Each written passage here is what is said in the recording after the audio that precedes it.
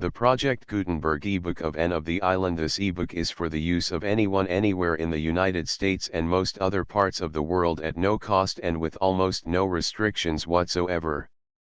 You may copy it, give it away or reuse it under the terms of the Project Gutenberg license included with this ebook or online at www.gutenberg.org. If you are not located in the United States, you will have to check the laws of the country where you are located before using this ebook. Title: Anne of the Island. Author: L. M. Montgomery. Release date: March 8, 2006. Ebook number 51. Most recently updated: June 27, 2022. Language: English. Credits: Charles Keller and David Widger. Start of the Project Gutenberg ebook Anne of the Island. Anne of the Island by Lucy Maud Montgomery. All precious things discovered late to those that seek them issue forth, for love in sequel works with fate, and draws the veil from hidden worth. Tennyson.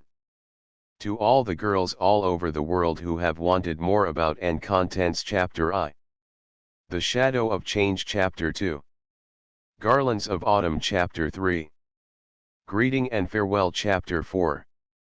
April's Lady. Chapter V. Letters from Home. Chapter 6. In the Park. Chapter 7. Home Again. Chapter 8. Anne's First Proposal. Chapter 9. An Unwelcome Lover and a Welcome Friend. Chapter X. Patty's Place. Chapter 11. The Round of Life. Chapter 12. Averil's Atonement. Chapter 13.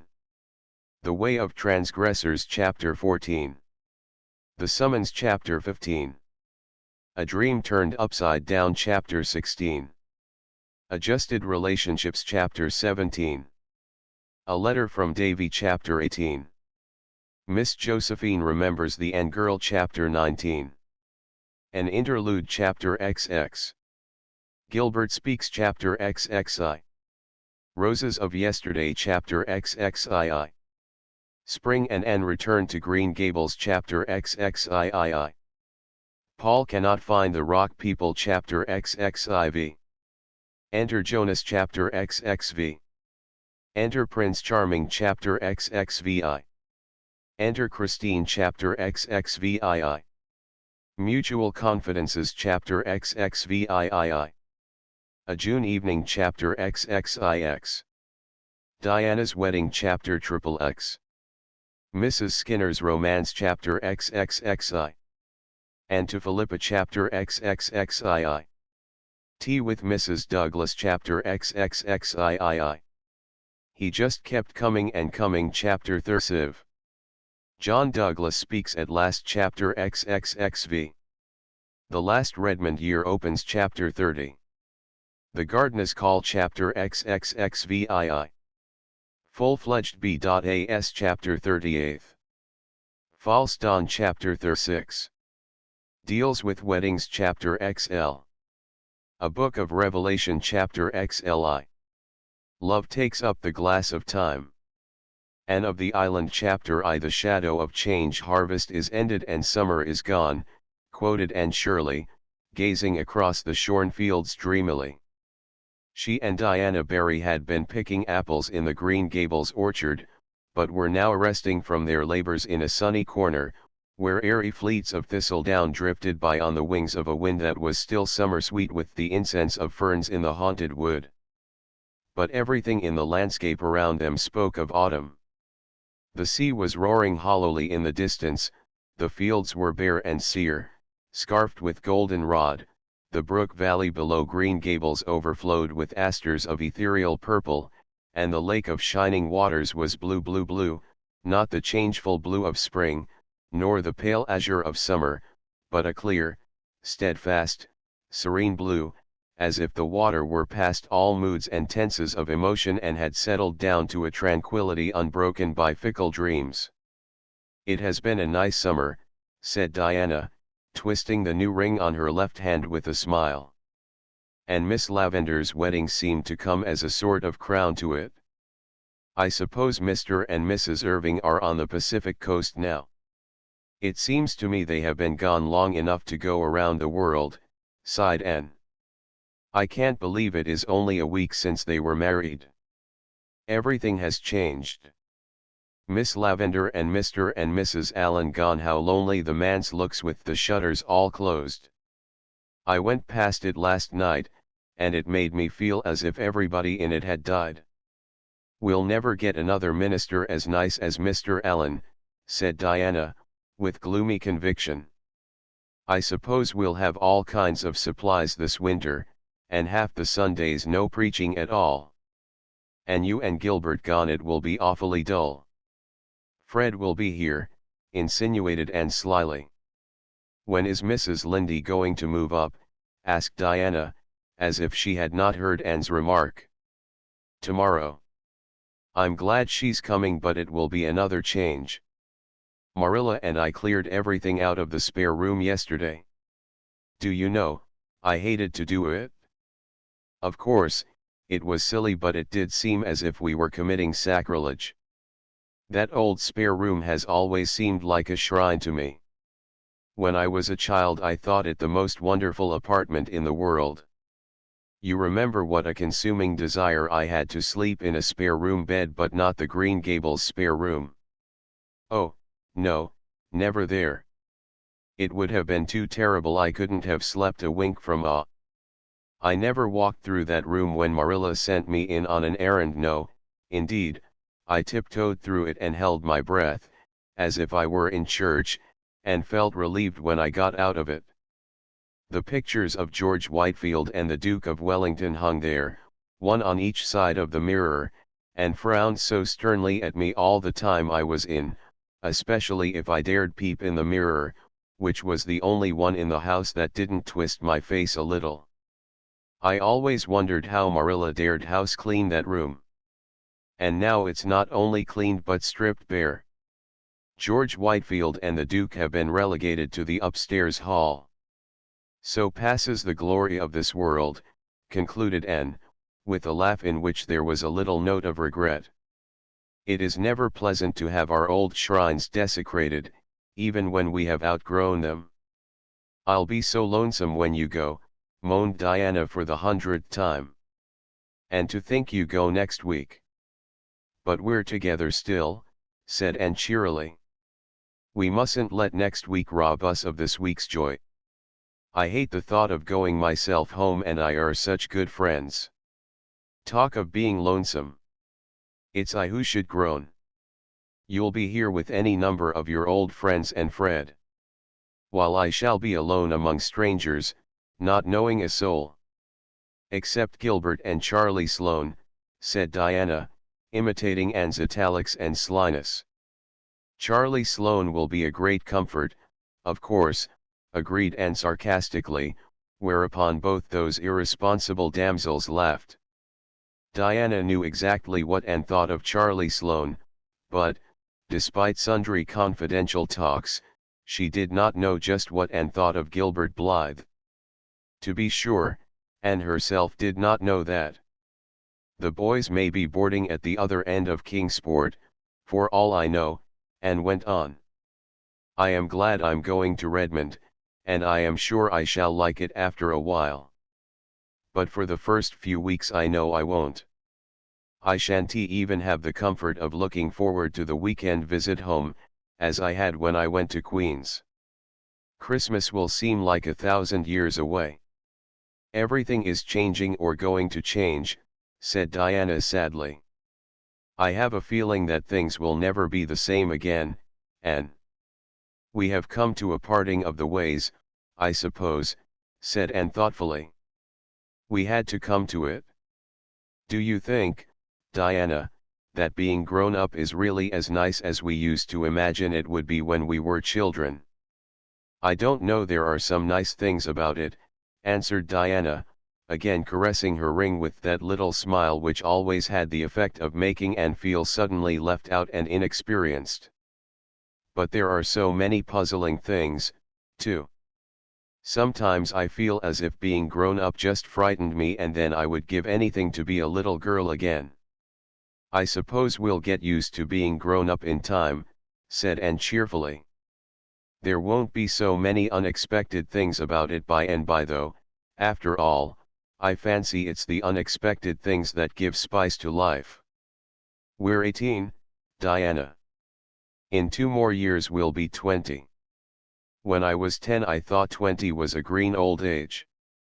In no time you'll be a staid, middle-aged matron, and I shall be nice, old maid Aunt Anne, coming to visit you on vacations. You'll always keep a corner for me, won't you, darling? Not the spare room, of course old maids can't aspire to spare rooms, and I shall be as humble as Uriah Heep, and quite content with a little over the porch or off the parlor cubby hole. What nonsense you do talk, Anne, laughed Diana. You'll marry somebody splendid and handsome and rich, and no spare room in Avonlea will be half gorgeous enough for you, and you'll turn up your nose at all the friends of your youth. That would be a pity. My nose is quite nice, but I fear turning it up would spoil it, said Anne, patting that shapely organ. I haven't so many good features that I could afford to spoil those I have, so, even if I should marry the king of the Cannibal Islands, I promise you I won't turn up my nose at you, Diana. With another gay laugh the girls separated, Diana to return to Orchard Slope, and to walk to the post office. She found a letter awaiting her there, and when Gilbert Blythe overtook her on the bridge over the lake of shining waters she was sparkling with the excitement of it. Priscilla Grant is going to Redmond, too, she exclaimed. Isn't that splendid? I hoped she would, but she didn't think her father would consent. He has, however, and we're to board together. I feel that I can face an army with banners or all the professors of Redmond in one fell phalanx with a chum like Priscilla by my side. I think we'll like Kingsport, said Gilbert. It's a nice old burg, they tell me, and has the finest natural park in the world. I've heard that the scenery in it is magnificent. I wonder if it can be any more beautiful than this, murmured Anne, looking around her with the loving, enraptured eyes of those to whom home must always be the loveliest spot in the world, no matter what fairer lands may lie under alien stars. They were leaning on the bridge of the old pond, drinking deep of the enchantment of the dusk, just at the spot where Anne had climbed from her sinking dory on the day Elaine floated down to Camelot. The fine, empurpling dye of sunset still stained the western skies, but the moon was rising and the water lay like a great, silver dream in her light.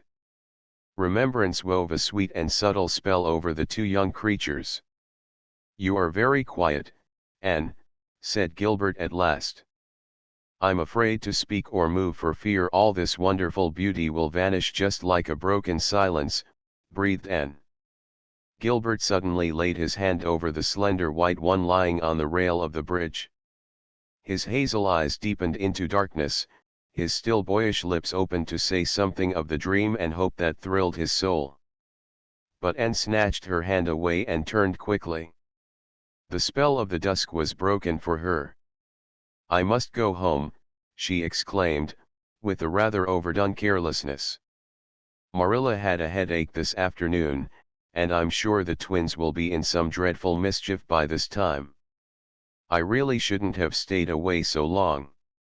She chattered ceaselessly and inconsequently until they reached the Green Gables lane. Poor Gilbert hardly had a chance to get a word in edgewise. Anne felt rather relieved when they parted. There had been a new, secret self-consciousness in her heart with regard to Gilbert, ever since that fleeting moment of revelation in the garden of Echo Lodge. Something alien had intruded into the old, perfect, school-day comradeship, something that threatened to mar it. I never felt glad to see Gilbert go before, she thought, half resentfully, half sorrowfully, as she walked alone up the lane. Our friendship will be spoiled if he goes on with this nonsense. It mustn't be spoiled, I won't let it. Oh, why can't boys be just sensible? Anne had an uneasy doubt that it was not strictly sensible that she should still feel on her hand the warm pressure of Gilbert's, as distinctly as she had felt it for the swift second his had rested there, and still less sensible that the sensation was far from being an unpleasant one, very different from that which had attended a similar demonstration on Charlie Sloane's part, when she had been sitting out a dance with him at a White Sands party 3 nights before, and shivered over the disagreeable recollection. But all problems connected with infatuated swains vanished from her mind when she entered the homely, unsentimental atmosphere of the Green Gables kitchen, where an 8-year-old boy was crying grievously on the sofa. "What is the matter, Davy?" asked Anne, taking him up in her arms. "Where are Marilla and Dora?" "Marilla's putting Dora to bed," sobbed Davy, "and I'm crying 'cause Dora fell down the outside cellar steps, heels over head, and scraped all the skin off her nose, and oh, well, don't cry about it, dear. Of course, you are sorry for her, but crying won't help her any. She'll be all right tomorrow." "Crying never helps anyone, Davy boy, and I ain't crying 'cause Dora fell down cellar," said Davy, cutting short Anne's well-meant preachment with increasing bitterness. "I'm crying, 'cause I wasn't there to see her fall. I'm always missing some fun or other, seems to me. Oh, Davy."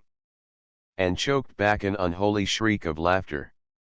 "Would you call it fun to see poor little Dora fall down the steps and get hurt?" "She wasn't much hurt," said Davy, defiantly.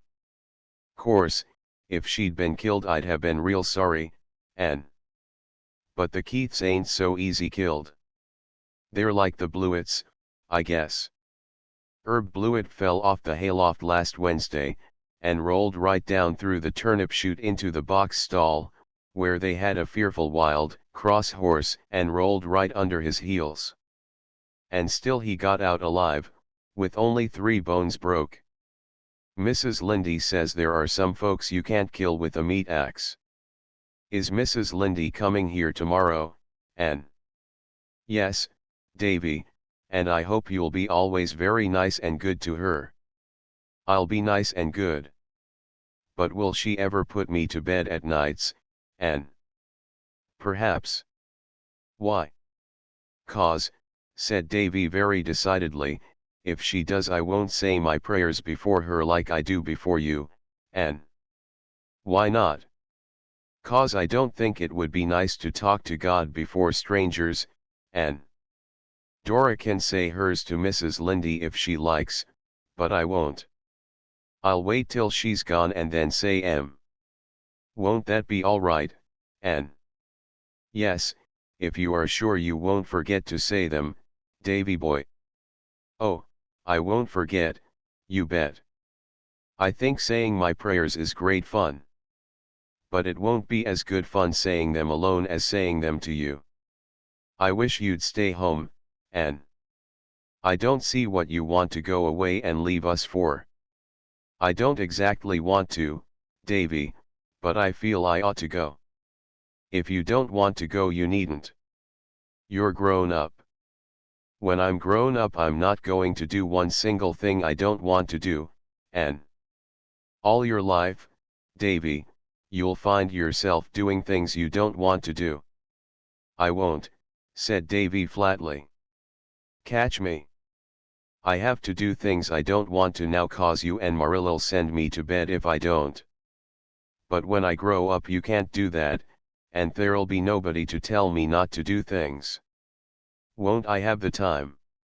Say, Anne, Milty Boulter says his mother says you're going to college to see if you can catch a man. Are you, Anne? I want to know." For a second Anne burned with resentment. Then she laughed, reminding herself that Mrs. Boulter's crude vulgarity of thought and speech could not harm her. "No, Davy, I'm not. I'm going to study and grow and learn about many things." "What things?" "Shoes and ships and sealing wax and cabbages and kings," quoted Anne. "But if you did want to catch a man how would you go about it?" "I want to know," persisted Davy, for whom the subject evidently possessed a certain fascination. "You'd better ask Mrs. Boulter," said Anne thoughtlessly. I think it's likely she knows more about the process than I do. I will, the next time I see her, said Davy gravely. Davy. If you do, cried Anne, realizing her mistake. But you just told me to, protested Davy aggrieved. It's time you went to bed, decreed Anne, by way of getting out of the scrape. After Davy had gone to bed and wandered down to Victoria Island and sat there alone, curtained with fine spun, moonlit gloom, while the water laughed around her in a duet of brook and wind. Anne had always loved that brook. Many a dream had she spun over its sparkling water in days gone by. She forgot lovelorn youths, and the cayenne speeches of malicious neighbors, and all the problems of her girlish existence. In imagination she sailed over storied seas that wash the distant shining shores of fairy lands forlorn, where lost Atlantis and Elysium lie, with the evening star for pilot, to the land of heart's desire. And she was richer in those dreams than in realities, for things seen pass away, but the things that are unseen are eternal. Chapter 2 Garlands of Autumn. The following week sped swiftly, crowded with innumerable last things, as Anne called them. Goodbye calls had to be made and received, being pleasant or otherwise, according to whether callers and called upon were heartily in sympathy with Anne's hopes, or thought she was too much puffed up over going to college and that it was their duty to take her down a peg or two. The AVIS gave a farewell party in honor of Anne and Gilbert one evening at the home of Josie Pye, choosing that place, partly because Mr. Pye's house was large and convenient, partly because it was strongly suspected that the Pye girls would have nothing to do with the affair if their offer of the house for the party was not accepted. It was a very pleasant little time, for the Pye girls were gracious, and said and did nothing to mar the harmony of the occasion, which was not according to their wont. Josie was unusually amiable, so much so that she even remarked condescendingly to Anne, "Your new dress is rather becoming to you, Anne. Really, you look almost pretty in it." "How kind of you to say so," responded Anne, with dancing eyes. Her sense of humor was developing, and the speeches that would have hurt her at 14 were becoming merely food for amusement now. Josie suspected that Anne was laughing at her behind those wicked eyes, but she contented herself with whispering to Gertie, as they went downstairs, that Anne surely would put on more airs than ever now that she was going to college, you'd see. All the old crowd was there, full of mirth and zest and youthful light-heartedness. Diana Barry, rosy and dimpled, shadowed by the faithful Fred, Jane Andrews, neat and sensible and plain, Ruby Gillis, looking her handsomest and brightest in a cream silk blouse, with red geraniums in her golden hair, Gilbert Blythe and Charlie Sloane, both trying to keep as near the elusive Anne as possible, Carrie Sloane, looking pale and melancholy because, so it was reported, her father would not allow Oliver Kimball to come near the place, Moody Spurgeon Macpherson, whose round face and objectionable ears were as round and objectionable as ever, and Billy Andrews, who sat in a corner all the evening, chuckled when anyone spoke to him, and watched Anne Shirley with a grin of pleasure on his broad, freckled countenance. Anne had known beforehand of the party, but she had not known that she and Gilbert were, as the founders of the society, to be presented with a very complimentary address and tokens of respect, in her case a volume of Shakespeare's plays, in Gilbert's a fountain pen. She was so taken by surprise and pleased by the nice things said in the address, read in Moody Spurgeon's most solemn and ministerial tones, that the tears quite drowned the sparkle of her big grey eyes. She had worked hard and faithfully for the AVIS, and it warmed the cockles of her heart that the members appreciated her efforts so sincerely. And they were all so nice and friendly and jolly. Even the Pye girls had their merits, at that moment, and loved all the world. She enjoyed the evening tremendously, but the end of it rather spoiled all. Gilbert again made the mistake of saying something sentimental to her as they ate their supper on the moonlit veranda, and Anne, to punish him, was gracious to Charlie Sloane and allowed the latter to walk home with her. She found, however, that revenge hurts nobody quite so much as the one who tries to inflict it. Gilbert walked airily off with Ruby Gillis, and Anne could hear them laughing and talking gaily as they loitered along in the still, crisp autumn air. They were evidently having the best of good times, while she was horribly bored by Charlie Sloane, who talked unbrokenly on, and never, even by accident, said one thing that was worth listening to. Anne gave an occasional absent yes or no, and thought how beautiful Ruby had looked that night, how very goggly Charlie's eyes were in the moonlight, worse even than by daylight, and that the world, somehow, wasn't quite such a nice place as she had believed it to be earlier in the evening. "I'm just tired out, that is what is the matter with me," she said, when she thankfully found herself alone in her own room. And she honestly believed it was. But a certain little gush of joy, as from some secret, unknown spring, bubbled up in her heart the next evening, when she saw Gilbert striding down through the haunted wood and crossing the old log bridge with that firm, quick step of his. So Gilbert was not going to spend this last evening with Ruby Gillis after all. "You look tired, Anne," he said. "I am tired, and, worse than that, I'm disgruntled. I'm tired because I've been packing my trunk and sewing all day. But I'm disgruntled because 6 women have been here to say goodbye to me, and every one of the 6 managed to say something that seemed to take the color right out of life and leave it as gray and dismal and cheerless as a November morning." "Spiteful old cats," was Gilbert's elegant comment. "Oh, no, they weren't," said Anne seriously. "That is just the trouble. If they had been spiteful cats I wouldn't have minded them. But they are all nice, kind, motherly souls, who like me and whom I like, and that is why what they said, or hinted, had such undue weight with me. They let me see they thought I was crazy going to Redmond and trying to take a BA, and ever since I've been wondering if I am." Mrs. Peter Sloane sighed and said she hoped my strength would hold out till I got through, and at once I saw myself a hopeless victim of nervous prostration at the end of my 3rd year. Mrs. Eben Wright said it must cost an awful lot to put in 4 years at Redmond, and I felt all over me that it was unpardonable of me to squander Marilla's money and my own on such a folly.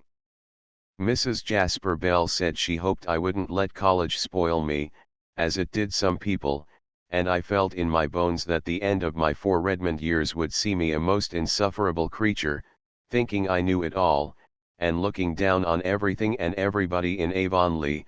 Mrs. Elisha Wright said she understood that Redmond girls, especially those who belonged to Kingsport, were dreadful dressy and stuck up, and she guessed I wouldn't feel much at home among them, and I saw myself, a snubbed, dowdy, humiliated country girl, shuffling through Redmond's classic halls in copper-toned boots. Anne ended with a laugh and a sigh commingled. With her sensitive nature all disapproval had weight, even the disapproval of those for whose opinions she had scant respect. For the time being life was savorless, and ambition had gone out like a snuffed candle. "You surely don't care for what they said," protested Gilbert. "You know exactly how narrow their outlook on life is, excellent creatures though they are. To do anything they have never done is anathema maranatha. You are the first Avonlea girl who has ever gone to college, and you know that all pioneers are considered to be afflicted with moonstruck madness." "Oh, I know. But feeling is so different from knowing. My common sense tells me all you can say, but there are times when common sense has no power over me. Common nonsense takes possession of my soul. Really, after Mrs. Elisha went away I hardly had the heart to finish packing." "You're just tired, Anne. Come, forget it all and take a walk with me, a ramble back through the woods beyond the marsh. There should be something there I want to show you." "Should be? Don't you know if it is there?" "No, I only know it should be," From something I saw there in spring. Come on. We'll pretend we are two children again and we'll go the way of the wind. They started gaily off. Anne, remembering the unpleasantness of the preceding evening, was very nice to Gilbert, and Gilbert, who was learning wisdom, took care to be nothing save the schoolboy comrade again. Mrs. Lindy and Marilla watched them from the kitchen window. "That'll be a match some day," Mrs. Lindy said approvingly. Marilla winced slightly. In her heart she hoped it would, but it went against her grain to hear the matter spoken of in Mrs. Lindy's gossipy matter-of-fact way. "They're only children yet," she said shortly. Mrs. Lindy laughed good-naturedly. "Anne is 18, I was married when I was that age. We old folks, Marilla, are too much given to thinking children never grow up, that's what. Anne is a young woman and Gilbert's a man, and he worships the ground she walks on, as anyone can see. He's a fine fellow, and Anne can't do better. I hope she won't get any romantic nonsense into her head at Redmond. I don't approve of them co-educational places and never did, that's what. I don't believe," concluded Mrs. Lindy solemnly, "that the students at such colleges ever do much else than flirt." "They must study a little," said Marilla, with a smile. "Precious little," sniffed Mrs. Rachel. "However, I think Anne will. She never was flirtatious. But she doesn't appreciate Gilbert at his full value, that's what. Oh, I know girls. Charlie Sloane is wild about her, too, but I'd never advise her to marry a Sloane. The Sloanes are good, honest, respectable people, of course. But when all's said and done, they're Sloanes." Marilla nodded. To an outsider, the statement that Sloanes were Sloanes might not be very illuminating, but she understood. Every village has such a family, good, honest, respectable people they may be, but Sloanes they are and must ever remain, though they speak with the tongues of men and angels. Gilbert and Anne, happily unconscious that their future was thus being settled by Mrs. Rachel, were sauntering through the shadows of the haunted wood. Beyond, the harvest hills were basking in an amber sunset radiance, under a pale, aerial sky of rose and blue. The distant spruce groves were burnished bronze, and their long shadows barred the upland meadows. But around them a little wind sang among the fir tassels, and in it there was the note of autumn. "This wood really is haunted now by old memories," said Anne, stooping to gather a spray of ferns, bleached to waxen whiteness by frost. "It seems to me that the little girls Diana and I used to be play here still, and sit by the Dryad's bubble in the twilights, trysting with the ghosts. Do you know, I can never go up this path in the dusk without feeling a bit of the old fright and shiver? There was one especially horrifying phantom which we created, the ghost of the murdered child that crept up behind you and laid cold fingers on yours. I confess that, to this day, I cannot help fancying its little, furtive footsteps behind me when I come here after nightfall. I'm not afraid of the White Lady or the Headless Man or the skeletons, but I wish I had never imagined that baby's ghost into existence." How angry Marilla and Mrs. Barry were over that affair, concluded Anne, with reminiscent laughter. The woods around the head of the marsh were full of purple vistas, threaded with gossamers. Past a dour plantation of gnarled spruces and a maple-fringed, sun-warm valley they found the something Gilbert was looking for. "Ah, here it is," he said with satisfaction. "An apple tree and away back here," exclaimed Anne delightedly. "Yes, a veritable apple-bearing apple tree, too, here in the very midst of pines and beeches, a mile away from any orchard. I was here one day last spring and found it, all white with blossom. So I resolved I'd come again in the fall and see if it had been apples. See, it's loaded. They look good, Too tawny as russets but with a dusky red cheek. Most wild seedlings are green and uninviting. I suppose it sprang years ago from some chance-sown seed, said Anne dreamily. And how it has grown and flourished and held its own here all alone among aliens, the brave determined thing. Here's a fallen tree with a cushion of moss. Sit down, and it will serve for a woodland throne. I'll climb for some apples. They all grow high, the tree had to reach up to the sunlight. The apples proved to be delicious. Under the tawny skin was a white flesh, faintly veined with red, and, besides their own proper apple taste, they had a certain wild, delightful tang no orchard-grown apple ever possessed. The fatal apple of Eden couldn't have had a rarer flavor, commented Anne. But it's time we were going home. See, it was twilight 3 minutes ago and now it's moonlight. What a pity we couldn't have caught the moment of transformation. But such moments never are caught, I suppose. Let's go back around the marsh and home by way of Lover's Lane. Do you feel as disgruntled now as when you started out, Anne? Not I. Those apples have been as manna to a hungry soul. I feel that I shall love Redmond and have a splendid 4 years there. And after those 4 years what? Oh, there's another bend in the road at their end, answered Anne lightly. I've no idea what may be around it. I don't want to have. It's nicer not to know. Lover's Lane was a dear place that night, still and mysteriously dim in the pale radiance of the moonlight. They loitered through it in a pleasant chummy silence, neither caring to talk. If Gilbert were always as he has been this evening, how nice and simple everything would be, reflected Anne.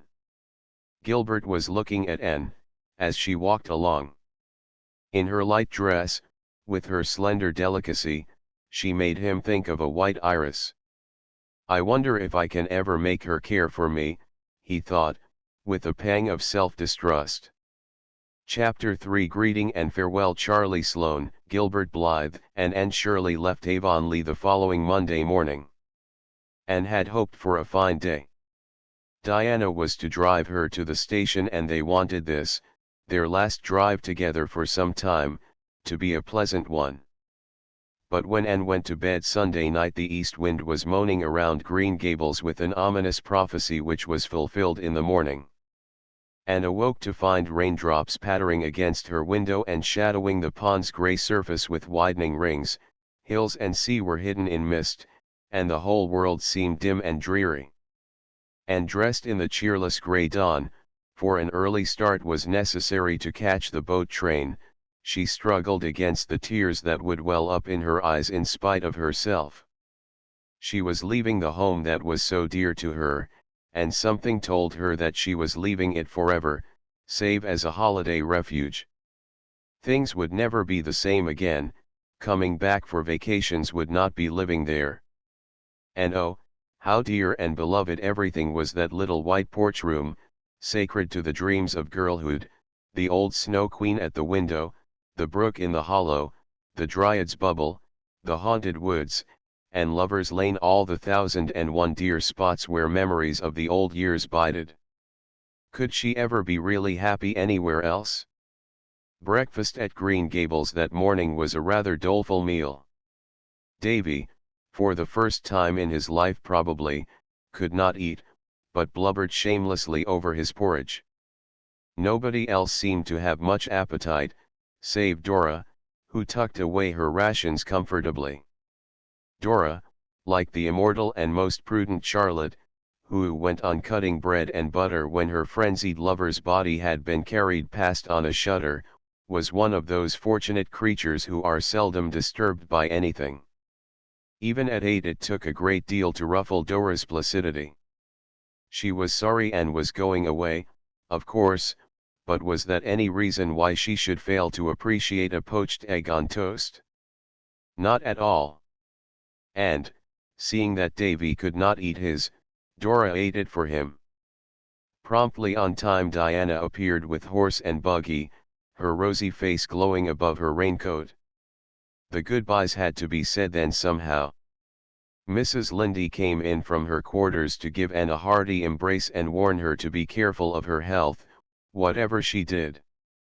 Marilla, brusque and tearless, pecked Anne's cheek and said she supposed they'd hear from her when she got settled. A casual observer might have concluded that Anne's going mattered very little to her unless said observer had happened to get a good look in her eyes. Dora kissed Anne primly and squeezed out 2 decorous little tears, but Davy, who had been crying on the back porch step ever since they rose from the table, refused to say goodbye at all. When he saw Anne coming towards him he sprang to his feet, bolted up the back stairs, and hid in a clothes closet, out of which he would not come. His muffled howls were the last sounds Anne heard as she left Green Gables. It rained heavily all the way to Bright River, to which station they had to go, since the branch line train from Carmody did not connect with the boat train. Charlie and Gilbert were on the station platform when they reached it, and the train was whistling. Anne had just time to get her ticket and trunk check, say a hurried farewell to Diana, and hasten on board. She wished she were going back with Diana to Avonlea. She knew she was going to die of homesickness. And oh, if only that dismal rain would stop pouring down as if the whole world were weeping over summer vanished and joys departed. Even Gilbert's presence brought her no comfort, for Charlie Sloane was there too, and Sloanishness could be tolerated only in fine weather. It was absolutely insufferable in rain. But when the boat steamed out of Charlottetown harbor things took a turn for the better. The rain ceased and the sun began to burst out goldenly now and again between the rents in the clouds, burnishing the grey seas with copper-hued radiance, and lighting up the mists that curtained the island's red shores with gleams of gold foretokening a fine day after all. Besides, Charlie Sloane promptly became so seasick that he had to go below, and Anne and Gilbert were left alone on deck. I am very glad that all the Sloanes get seasick as soon as they go on water, thought Anne mercilessly. I am sure I couldn't take my farewell look at the old sod with Charlie standing there pretending to look sentimentally at it, too. Well, we're off, remarked Gilbert unsentimentally. Yes, I feel like Byron's Childe Harold, only it isn't really my native shore that I'm watching, said Anne, winking her grey eyes vigorously. Nova Scotia is that, I suppose.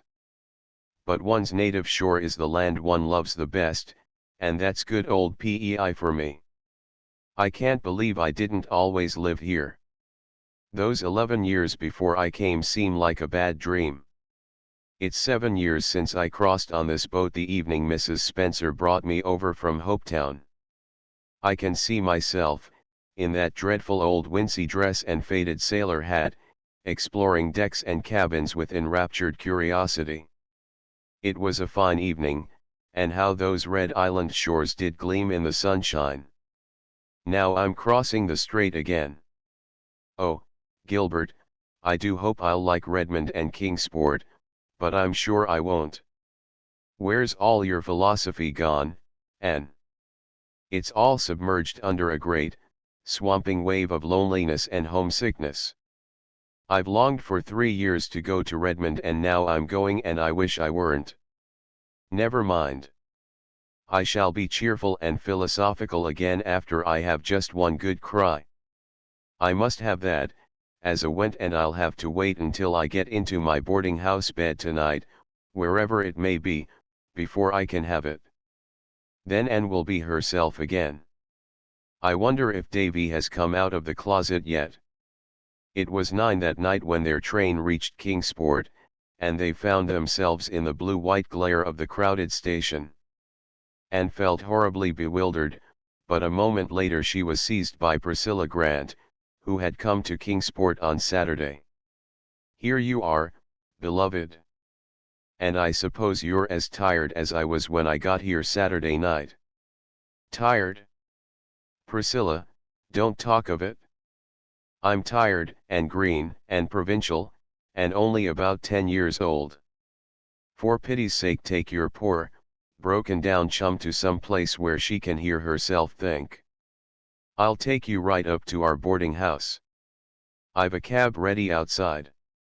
It's such a blessing you're here, Prissy. If you weren't, I think I should just sit down on my suitcase, here and now, and weep bitter tears. What a comfort one familiar face is in a howling wilderness of strangers. Is that Gilbert Blythe over there, Anne? How he has grown up this past year. He was only a schoolboy when I taught in Carmody. And of course that's Charlie Sloane. He hasn't changed, couldn't. He looked just like that when he was born, and he'll look like that when he's 80. This way, dear. We'll be home in 20 minutes. Home, groaned Anne. You mean we'll be in some horrible boarding house, in a still more horrible hall bedroom, looking out on a dingy backyard. It isn't a horrible boarding house, Anne girl. Here's our cab. Hop in, the driver will get your trunk. Oh, yes, the boarding house, it's really a very nice place of its kind, as you'll admit tomorrow morning when a good night's sleep has turned your blues rosy pink. It's a big, old-fashioned, grey stone house on St. John Street, just a nice little constitutional from Redmond. It used to be the residence of great folk, but fashion has deserted St. John Street and its houses only dream now of better days. They're so big that people living in them have to take boarders just to fill up.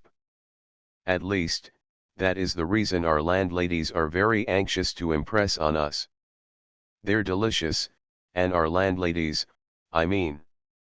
How many are there? 2. Miss Hannah Harvey and Miss Ada Harvey.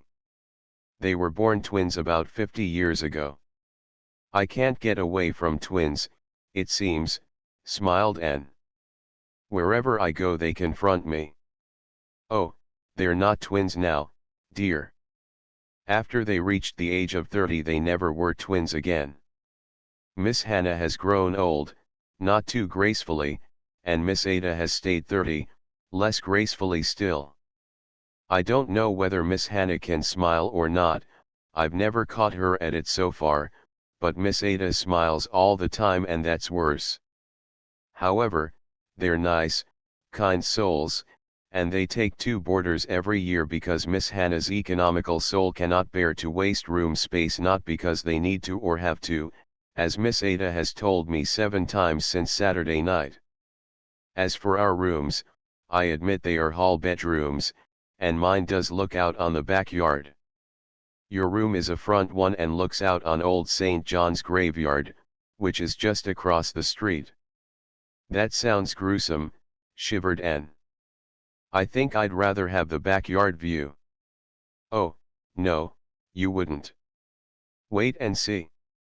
Old St. John's is a darling place. It's been a graveyard so long that it ceased to be one and has become one of the sights of Kingsport. I was all through it yesterday for a pleasure exertion. There's a big stone wall and a row of enormous trees all around it, and rows of trees all through it, and the queerest old tombstones, with the queerest and quaintest inscriptions. You'll go there to study, and see if you don't. Of course, nobody is ever buried there now. But a few years ago they put up a beautiful monument to the memory of Nova Scotian soldiers who fell in the Crimean War. It is just opposite the entrance gates and there's scope for imagination in it, as you used to say. Here's your trunk at last and the boys coming to say good night.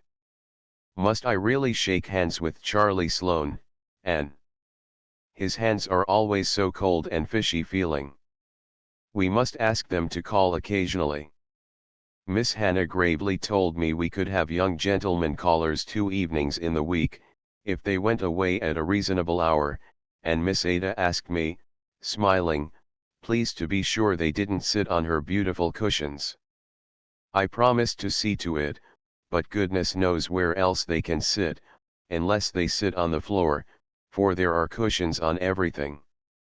Miss Ada even has an elaborate Battenberg one on top of the piano. Anne was laughing by this time. Priscilla's gay chatter had the intended effect of cheering her up. Homesickness vanished for the time being, and did not even return in full force when she finally found herself alone in her little bedroom. She went to her window and looked out. The street below was dim and quiet. Across it the moon was shining above the trees in Old St. John's, just behind the great dark head of the lion on the monument. And wondered if it could have been only that morning that she had left Green Gables. She had the sense of a long passage of time which one day of change and travel gives. I suppose that very moon is looking down on Green Gables now, she mused. But I won't think about it that way. Homesickness lies. I'm not even going to have my good cry. I'll put that off to a more convenient season, and just now I'll go calmly and sensibly to bed and to sleep. Chapter 4 April's Lady Kingsport is a quaint old town, here king back to early colonial days, and wrapped in its ancient atmosphere, as some fine old dame in garments fashioned like those of her youth. Here and there it sprouts out into modernity, but at heart it is still unspoiled. It is full of curious relics, and haloed by the romance of many legends of the past. Once it was a mere frontier station on the fringe of the wilderness, and those were the days when Indians kept life from being monotonous to the settlers. Then it grew to be a bone of contention between the British and the French, being occupied now by the one and now by the other, emerging from each occupation with some fresh scar of battling nations branded on it. It has in its park a Martello Tower, autographed all over by tourists, a dismantled old French fort on the hills beyond the town, and several antiquated cannon in its public squares. It has other historic spots also, which may be hunted out by the curious, and none is more quaint and delightful than Old St. John's Cemetery at the very core of the town, with streets of quiet, old-time houses on two sides, and busy, bustling, modern thoroughfares on the others. Every citizen of Kingsport feels a thrill of possessive pride in Old St. John's, for, if he be of any pretensions at all, he has an ancestor buried there, with a queer, crooked slab at his head, or else sprawling protectively over the grave, on which all the main facts of his history are recorded. For the most part no great art or skill was lavished on those old tombstones. The larger number are of roughly chiseled brown or gray native stone, and only in a few cases is there any attempt at ornamentation. Some are adorned with skull and cross bones, and this grisly decoration is frequently coupled with a cherub's head. Many are prostrate and in ruins. Into almost all times tooth has been gnawing, until some inscriptions have been completely effaced, and others can only be deciphered with difficulty. The graveyard is very full and very bowery, for it is surrounded and intersected by rows of elms and willows, beneath whose shade the sleepers must lie very dreamlessly, forever crooned to by the winds and leaves over them, and quite undisturbed by the clamor of traffic just beyond. And took the first of many rambles in Old St. John's the next afternoon. She and Priscilla had gone to Redmond in the forenoon and registered as students, after which there was nothing more to do that day.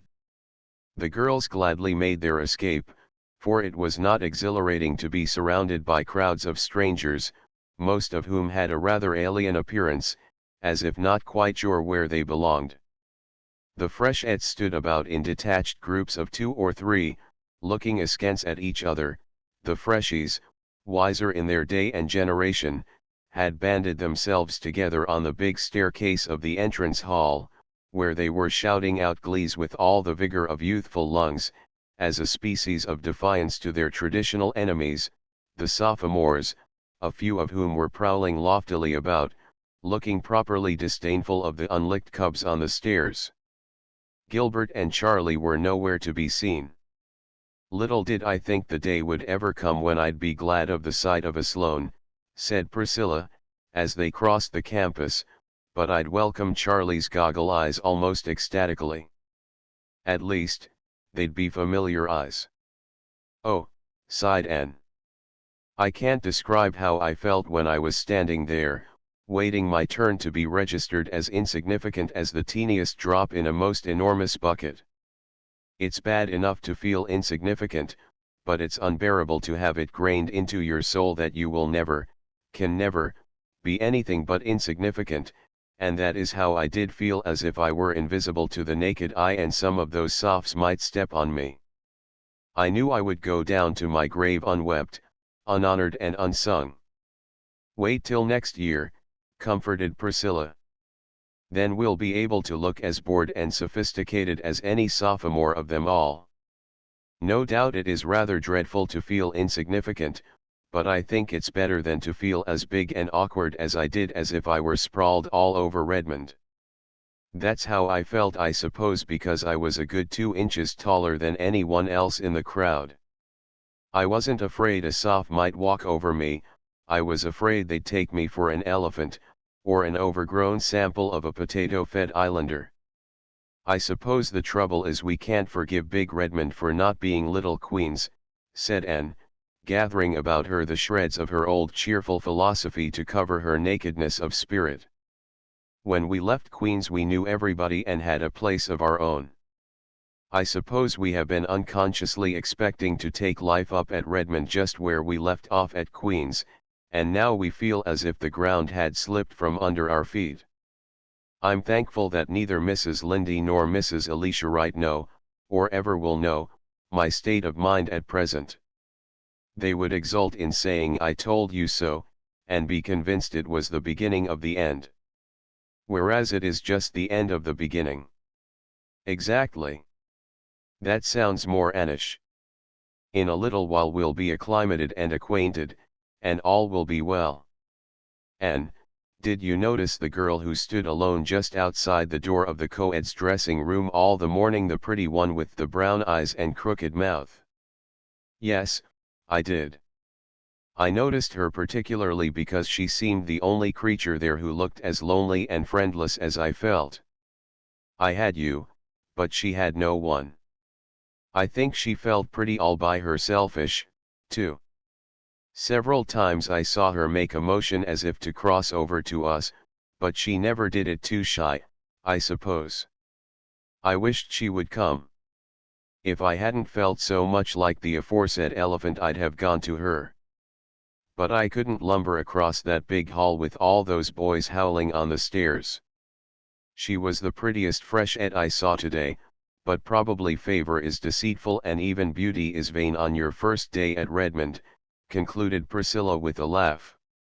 I'm going across to Old St. John's after lunch, said Anne.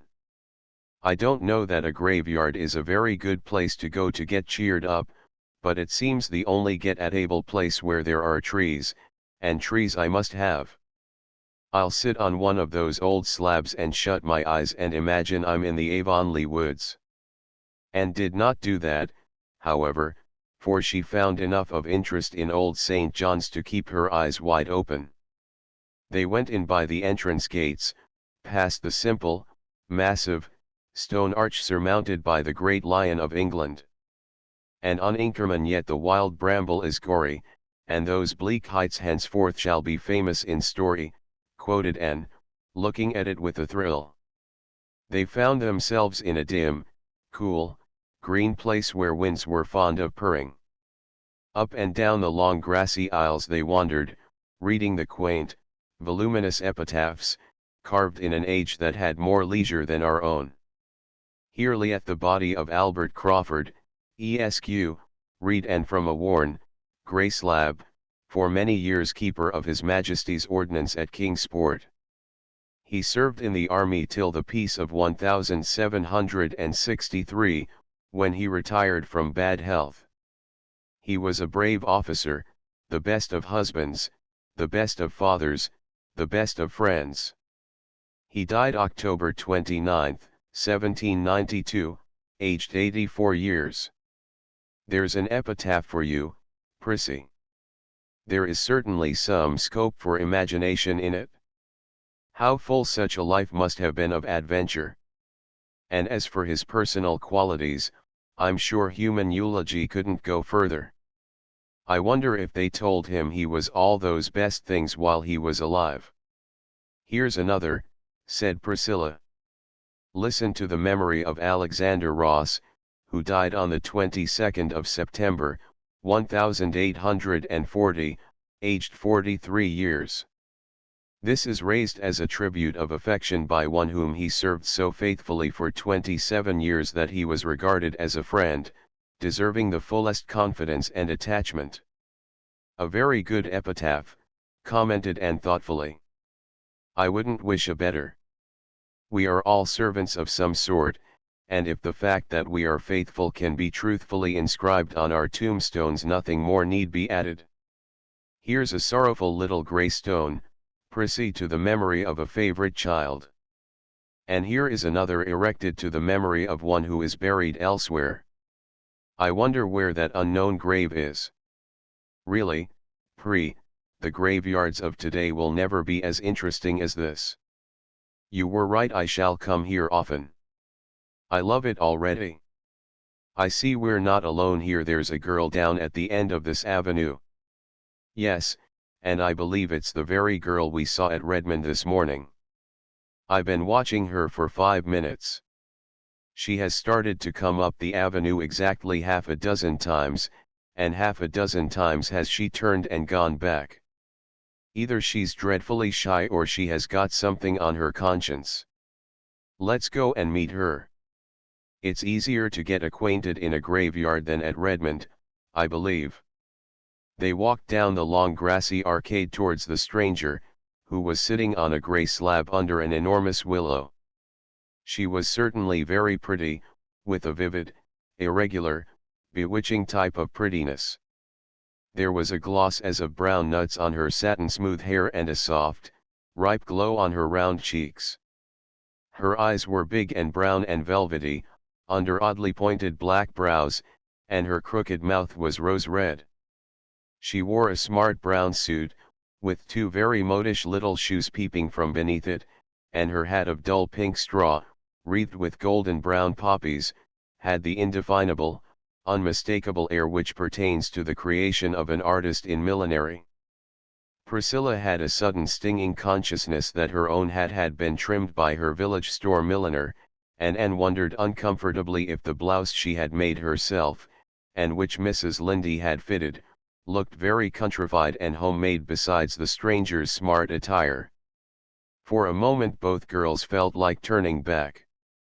But they had already stopped and turned towards the grey slab.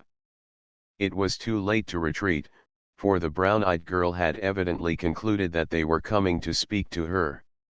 Instantly she sprang up and came forward with outstretched hand and a gay, friendly smile in which there seemed not a shadow of either shyness or burdened conscience.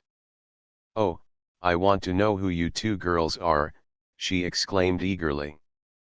"I've been dying to know. I saw you at Redmond this morning. Say, wasn't it awful there? For the time I wished I had stayed home and got married." Anne and Priscilla both broke into unconstrained laughter at this unexpected conclusion. The brown-eyed girl laughed, too. "I really did. I could have, you know.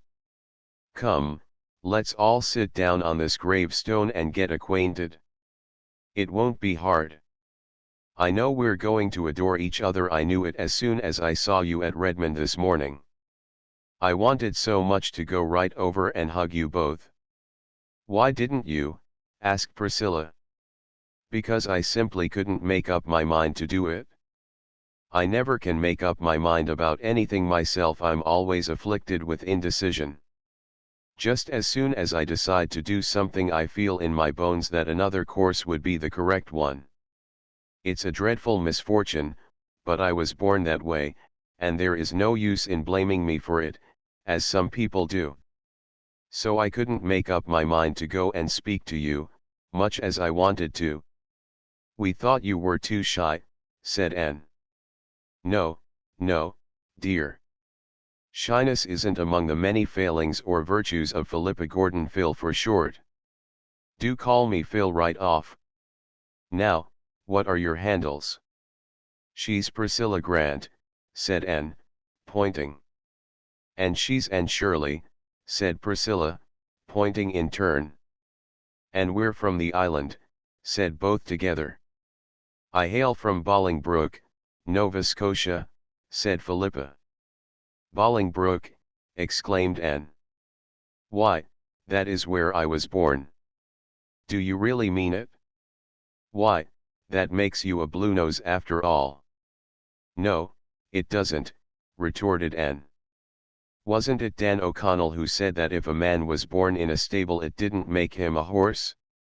I'm island to the core. Well, I'm glad you were born in Bolingbroke anyway. It makes us kind of neighbors, doesn't it? And I like that, because when I tell you secrets it won't be as if I were telling them to a stranger. I have to tell them. I can't keep secrets, it's no use to try. That's my worst failing, that, and indecision, as aforesaid. Would you believe it, it took me half an hour to decide which hat to wear when I was coming here, to a graveyard. At first I inclined to my brown one with the feather, but as soon as I put it on I thought this pink one with the floppy brim would be more becoming. When I got it pinned in place I liked the brown one better. At last I put them close together on the bed, shut my eyes, and jabbed with the hat pin. The pin speared the pink one, so I put it on. It is becoming, isn't it? Tell me, what do you think of my looks? At this naive demand, made in a perfectly serious tone, Priscilla laughed again. But Anne said, impulsively squeezing Philippa's hand, we thought this morning that you were the prettiest girl we saw at Redmond. Philippa's crooked mouth flashed into a bewitching, crooked smile over very white little teeth. I thought that myself, was her next astounding statement, but I wanted someone else's opinion to bolster mine up. I can't decide even on my own appearance. Just as soon as I've decided that I'm pretty I begin to feel miserably that I'm not. Besides, have a horrible old great-aunt who is always saying to me, with a mournful sigh, you were such a pretty baby. It's strange how children change when they grow up. I adore aunts, but I detest great-aunts. Please tell me quite often that I am pretty, if you don't mind. I feel so much more comfortable when I can believe I'm pretty. And I'll be just as obliging to you if you want me to. I can be, with a clear conscience. Thanks, laughed Anne, but Priscilla and I are so firmly convinced of our own good looks that we don't need any assurance about them, so you needn't trouble. Oh, you're laughing at me. I know you think I'm abominably vain, but I'm not. There really isn't one spark of vanity in me. And I'm never a bit grudging about paying compliments to other girls when they deserve them.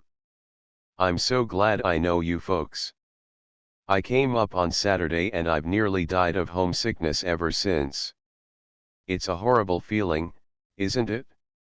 In Bolingbroke I'm an important personage, and in Kingsport I'm just nobody. There were times when I could feel my soul turning a delicate blue. Where do you hang out? 38 St. John's Street. Better and better. Why, I'm just around the corner on Wallace Street. I don't like my boarding house, though. It's bleak and lonesome, and my room looks out on such an unholy backyard. It's the ugliest place in the world. As for cats, well, surely all the Kingsport cats can't congregate there at night, but half of them must.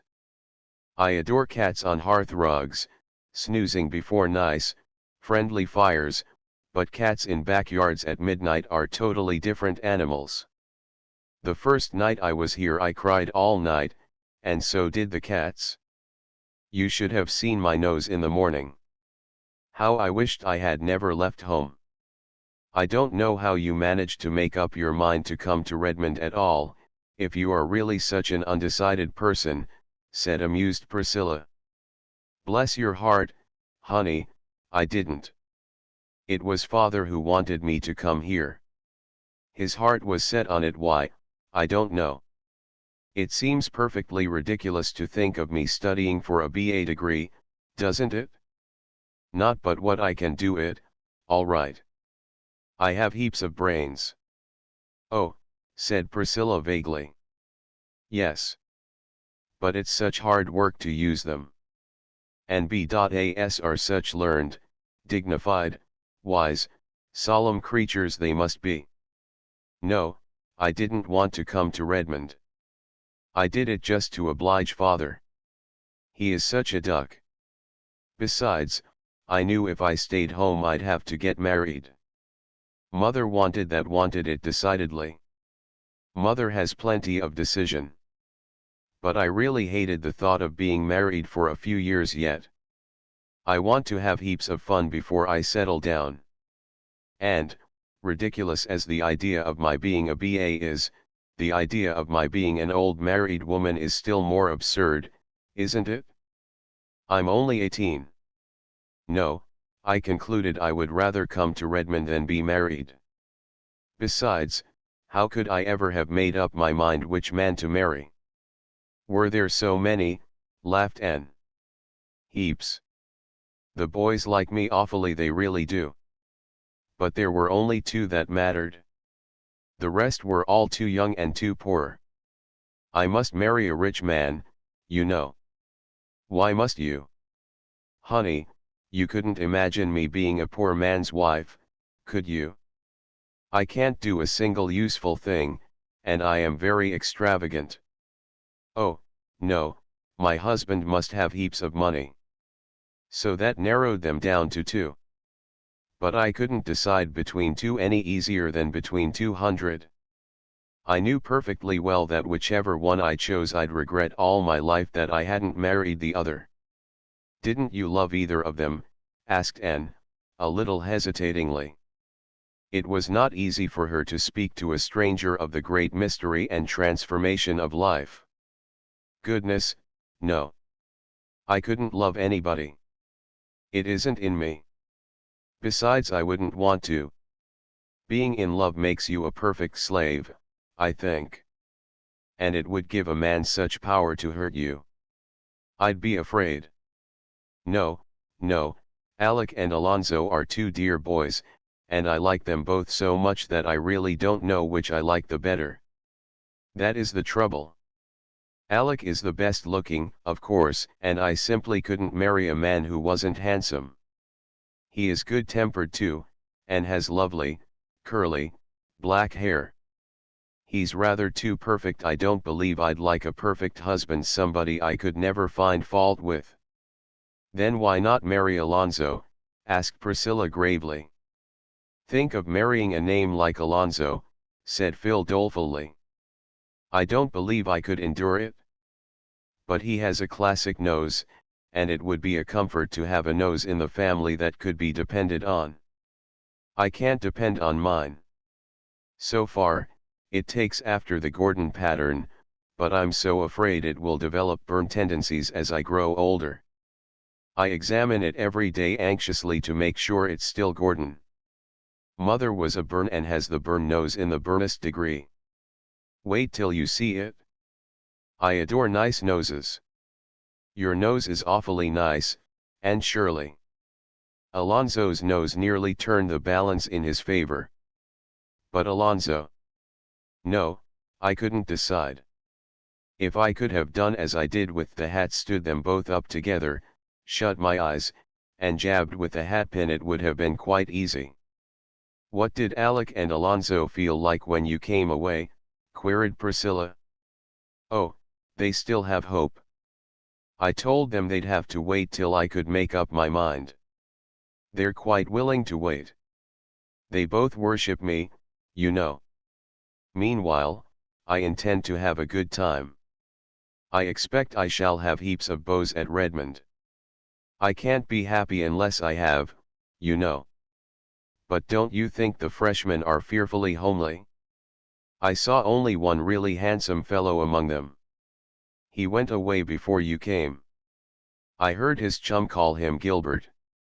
His chum had eyes that stuck out that far. But you're not going yet, girls. Don't go yet. I think we must, said Anne, rather coldly. It's getting late, and I've some work to do. But you'll both come to see me, won't you? Asked Philippa, getting up and putting an arm around each. And let me come to see you. I want to be chummy with you. I've taken such a fancy to you both. And I haven't quite disgusted you with my frivolity, have I?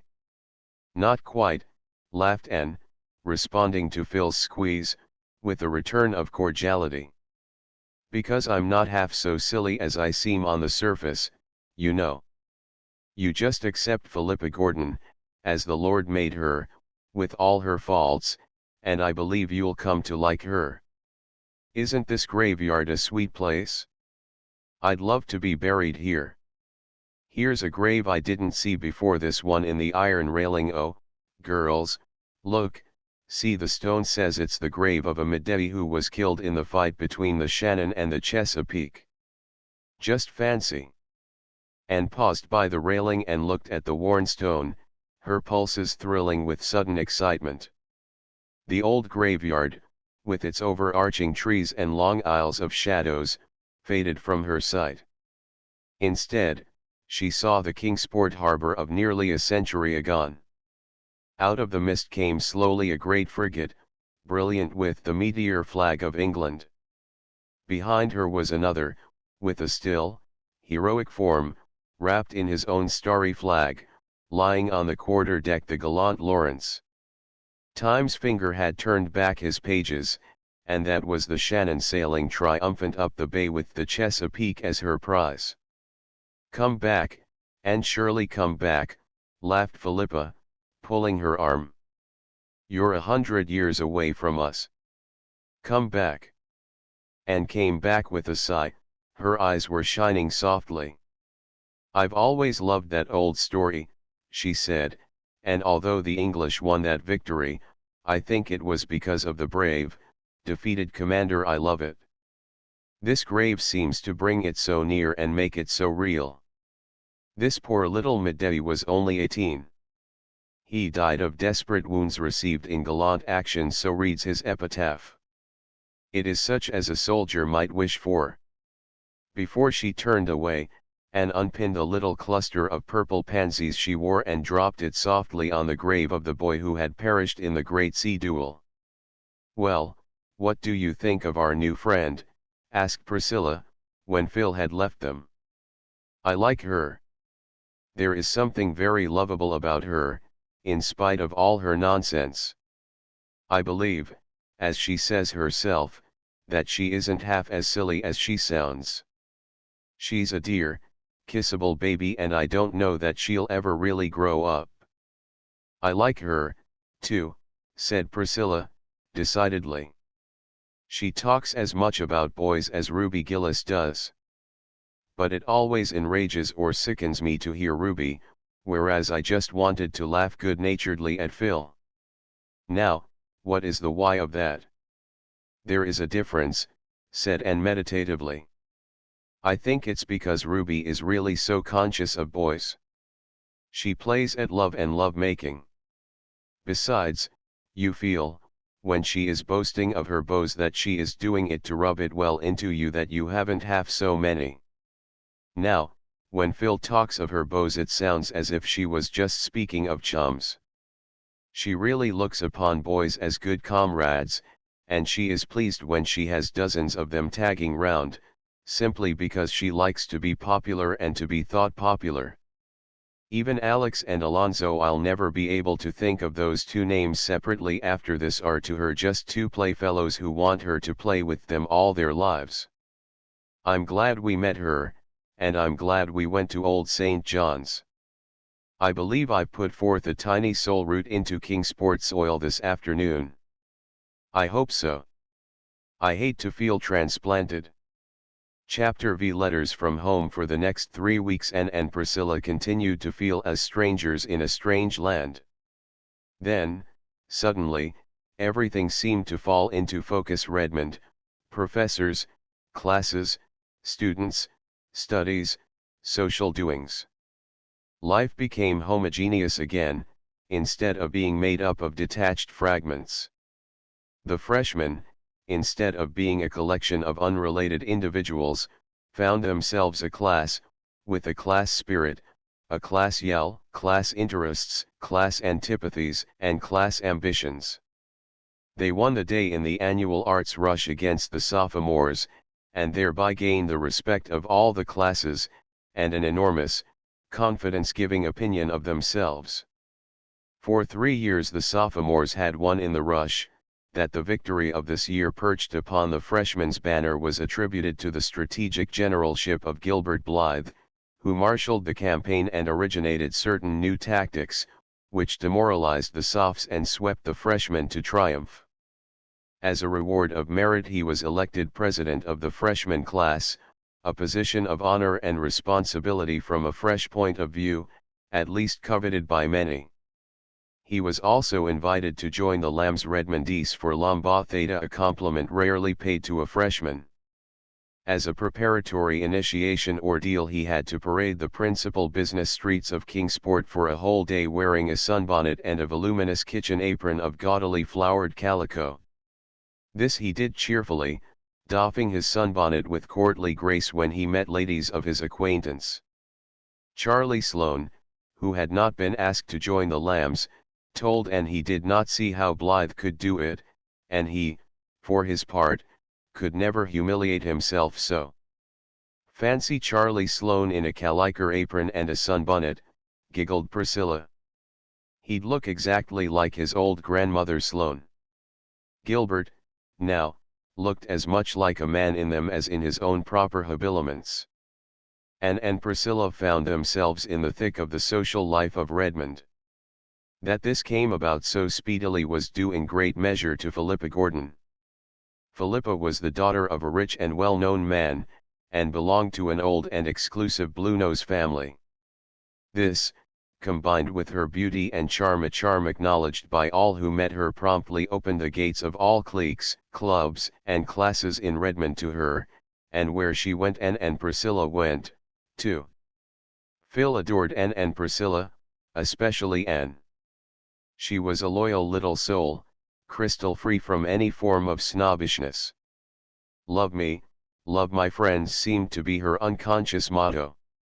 Without effort, she took them with her into her ever-widening circle of acquaintanceship, and the two Avonlea girls found their social pathway at Redmond made very easy and pleasant for them, to the envy and wonderment of the other freshettes, who, lacking Philippa's sponsorship, were doomed to remain rather on the fringe of things during their first college year.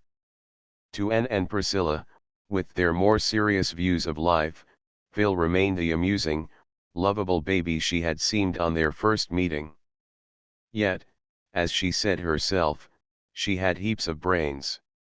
When or where she found time to study was a mystery, for she seemed always in demand for some kind of fun, and her home evenings were crowded with callers. She had all the beaux that heart could desire, for 9/10 of the freshmen and a big fraction of all the other classes were rivals for her smiles. She was naively delighted over this, and gleefully recounted each new conquest to Anne and Priscilla, with comments that might have made the unlucky lovers' ears burn fiercely. "Alec and Alonzo don't seem to have any serious rival yet," remarked Anne, teasingly.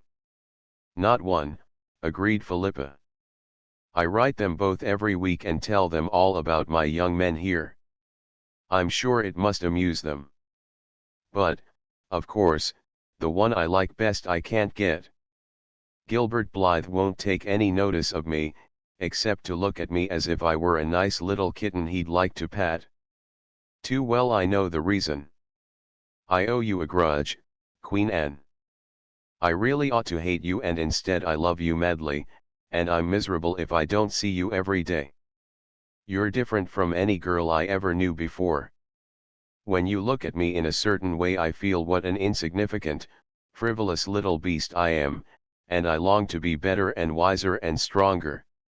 And then I make good resolutions, but the first nice-looking manny who comes my way knocks them all out of my head. Isn't college life magnificent? It's so funny to think I hated it that first day. But if I hadn't I might never got really acquainted with you.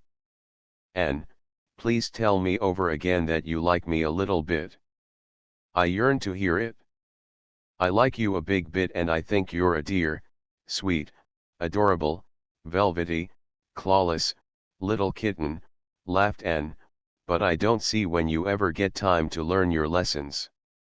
Phil must have found time for she held her own in every class of her year. Even the grumpy old professor of mathematics, who detested co-eds, and had bitterly opposed their admission to Redmond, couldn't floor her. She led the freshettes everywhere, except in English, where Anne Shirley left her far behind.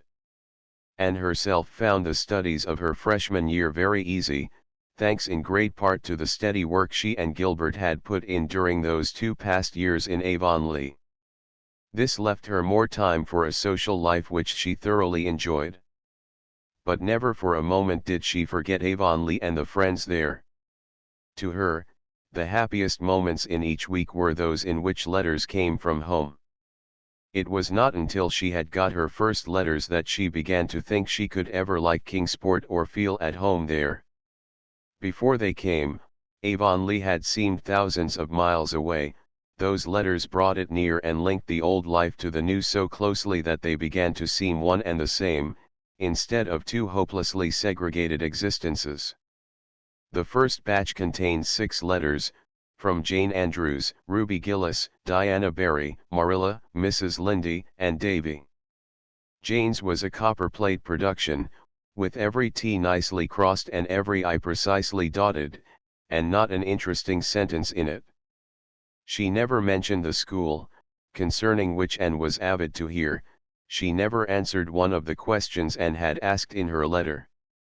But she told Anne how many yards of lace she had recently crocheted, and the kind of weather they were having in Avonlea, and how she intended to have her new dress made, and the way she felt when her head ached.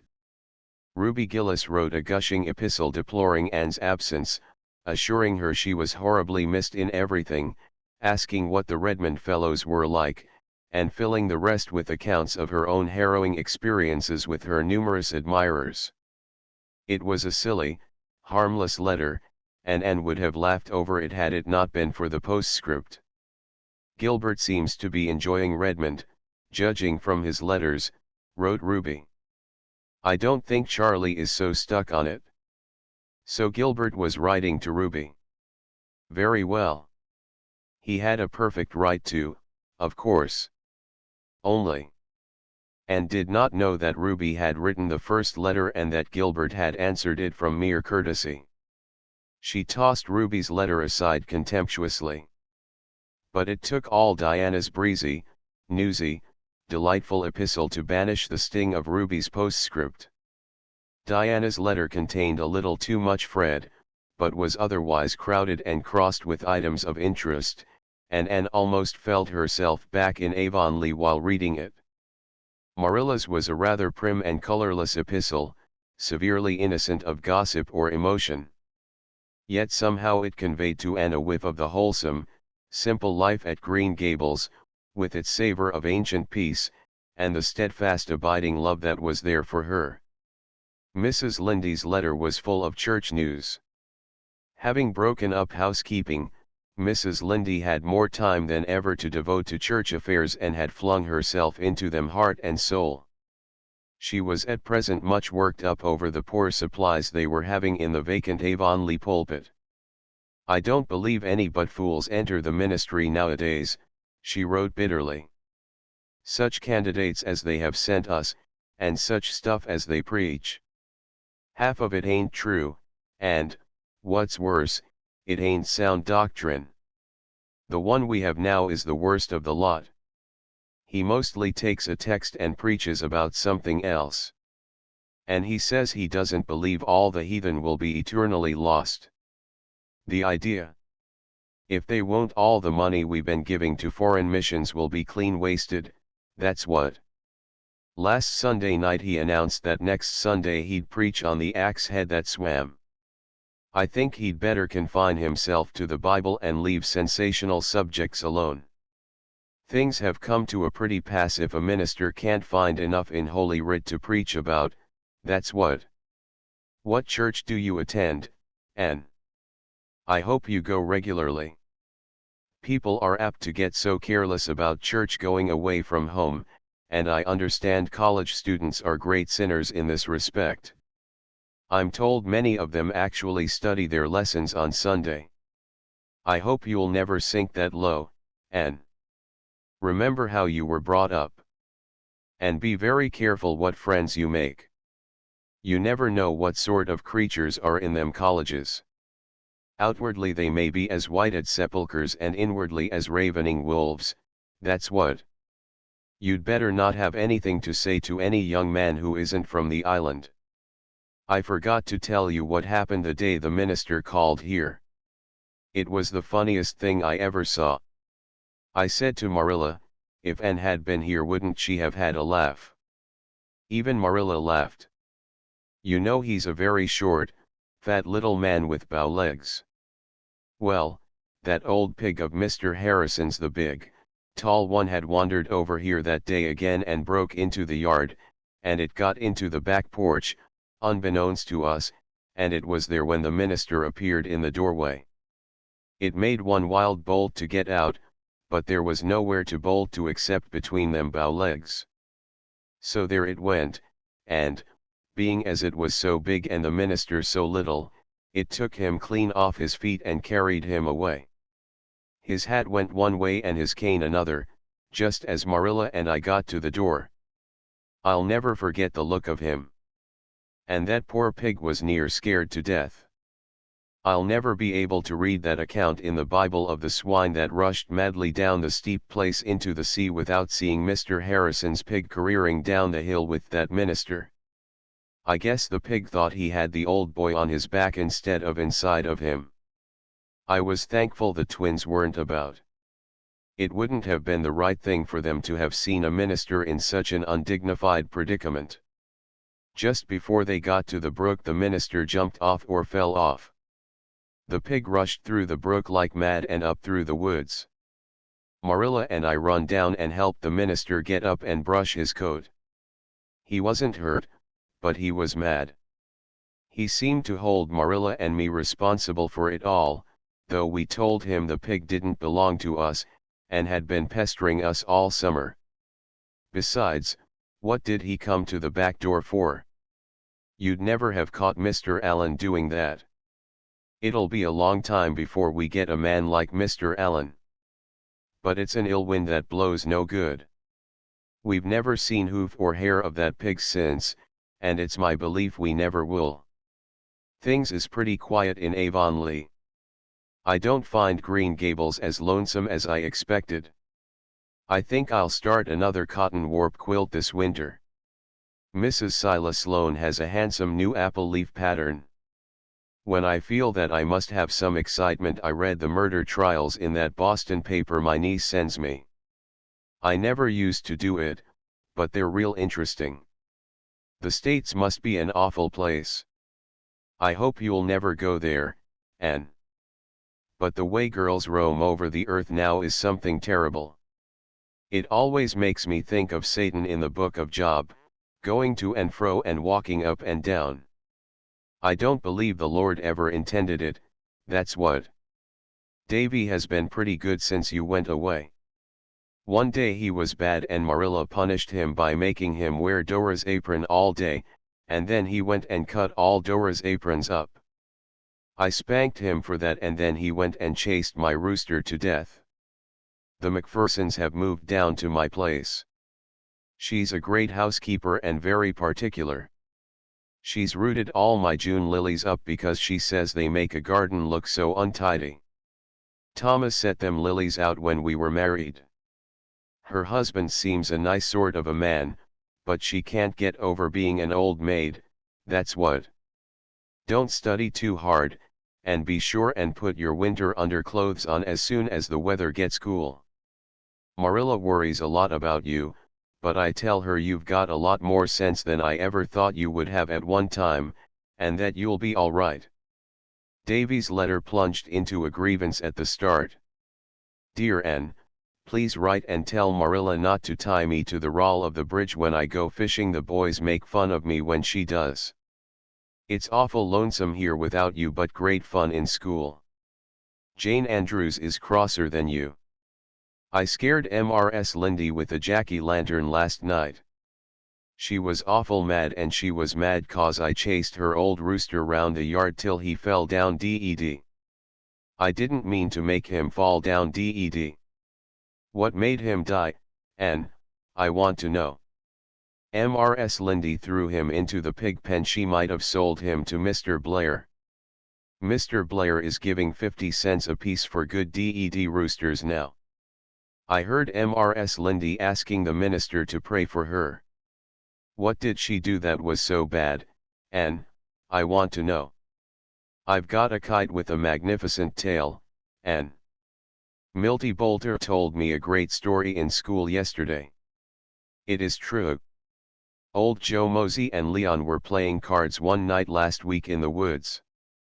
The cards were on a stump, and a big black man bigger than the trees come along and grabbed the cards and the stump and disappeared with a noise like thunder. I'll bet they were scared. Milty says the black man was the old Harry. Was he, and, I want to know. Mr. Kimball over at Spencervale is very sick and will have to go to the hospital. Please excuse me while I ask Marilla if that's spelled right. Marilla says it's the asylum he has to go to, not the other place. He thinks he has a snake inside of him. What's it like to have a snake inside of you, Anne? I want to know. Mrs. Lawrence Bell is sick too. Mrs. Lindy says that all that is the matter with her is that she thinks too much about her insides. I wonder, said Anne, as she folded up her letters, what Mrs. Lindy would think of Philippa. Chapter 6 In the park. What are you going to do with yourselves today, girls? Asked Philippa, popping into Anne's room one Saturday afternoon. We are going for a walk in the park, answered Anne. I ought to stay in and finish my blouse. But I couldn't sew on a day like this. There's something in the air that gets into my blood and makes a sort of glory in my soul. My fingers would twitch and I'd sew a crooked seam. So it's ho for the park and the pines. Does we include anyone but yourself and Priscilla? Yes, it includes Gilbert and Charlie, and we'll be very glad if it will include you, also. But, said Philippa dolefully, if I go I'll have to be Gooseberry, and that will be a new experience for Philippa Gordon. Well, new experiences are broadening. Come along, and you'll be able to sympathize with all poor souls who have to play Gooseberry often. But where are all the victims? Oh, I was tired of them all and simply couldn't be bothered with any of them today.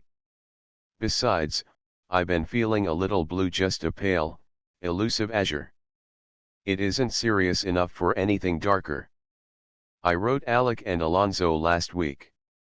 I put the letters into envelopes and addressed them, but I didn't seal them up. That evening something funny happened. That is, Alec would think it funny, but Alonzo wouldn't be likely to. I was in a hurry, so I snatched Alec's letter as I thought out of the envelope and scribbled down a postscript. Then I mailed both letters. I got Alonzo's reply this morning. Girls, I had put that postscript to his letter and he was furious. Of course he'll get over it and I don't care if he doesn't, but it spoiled my day. So I thought I'd come to you darlings to get cheered up. After the football season opens I won't have any spare Saturday afternoons. I adore football. I've got the most gorgeous cap and sweater striped in Redmond colors to wear to the games. To be sure, a little way off I'll look like a walking barber's pole. Do you know that Gilbert of yours has been elected captain of the freshman football team? Yes, he told us so last evening, said Priscilla, seeing that outraged Anne would not answer. He and Charlie were down. We knew they were coming, so we painstakingly put out of sight or out of reach all Miss Ada's cushions. That very elaborate one with the raised embroidery I dropped on the floor in the corner behind the chair it was on. I thought it would be safe there. But would you believe it? Charlie Sloane made for that chair, noticed the cushion behind it, solemnly fished it up, and sat on it the whole evening. Such a wreck of a cushion as it was. Poor Miss Ada asked me today, still smiling, but oh, so reproachfully, why I had allowed it to be sat upon. I told her I hadn't, that it was a matter of predestination coupled with inveterate Sloanishness, and I wasn't a match for both combined. Miss Ada's cushions are really getting on my nerves, said Anne. She finished 2 new ones last week, stuffed and embroidered within an inch of their lives. There being absolutely no other cushionless place to put them, she stood them up against the wall on the stair landing. They topple over half the time, and if we come up or down the stairs in the dark we fall over them. Last Sunday, when Dr. Davis prayed for all those exposed to the perils of the sea, I added in thought, and for all those who live in houses where cushions are loved not wisely but too well. There. We're ready, and I see the boys coming through Old St. John's. Do you cast in your lot with us, Phil? I'll go, if I can walk with Priscilla and Charlie. That will be a bearable degree of gooseberry. That Gilbert of yours is a darling, Anne, but why does he go around so much with goggle eyes? Anne stiffened. She had no great liking for Charlie Sloane, but he was of Avonlea, so no outsider had any business to laugh at him. Charlie and Gilbert have always been friends, she said coldly. Charlie is a nice boy. He's not to blame for his eyes. Don't tell me that. He is. He must have done something dreadful in a previous existence to be punished with such eyes. Pri and I are going to have such sport with him this afternoon. We'll make fun of him to his face and he'll never know it. Doubtless, the abandoned peas, as Anne called them, did carry out their amiable intentions.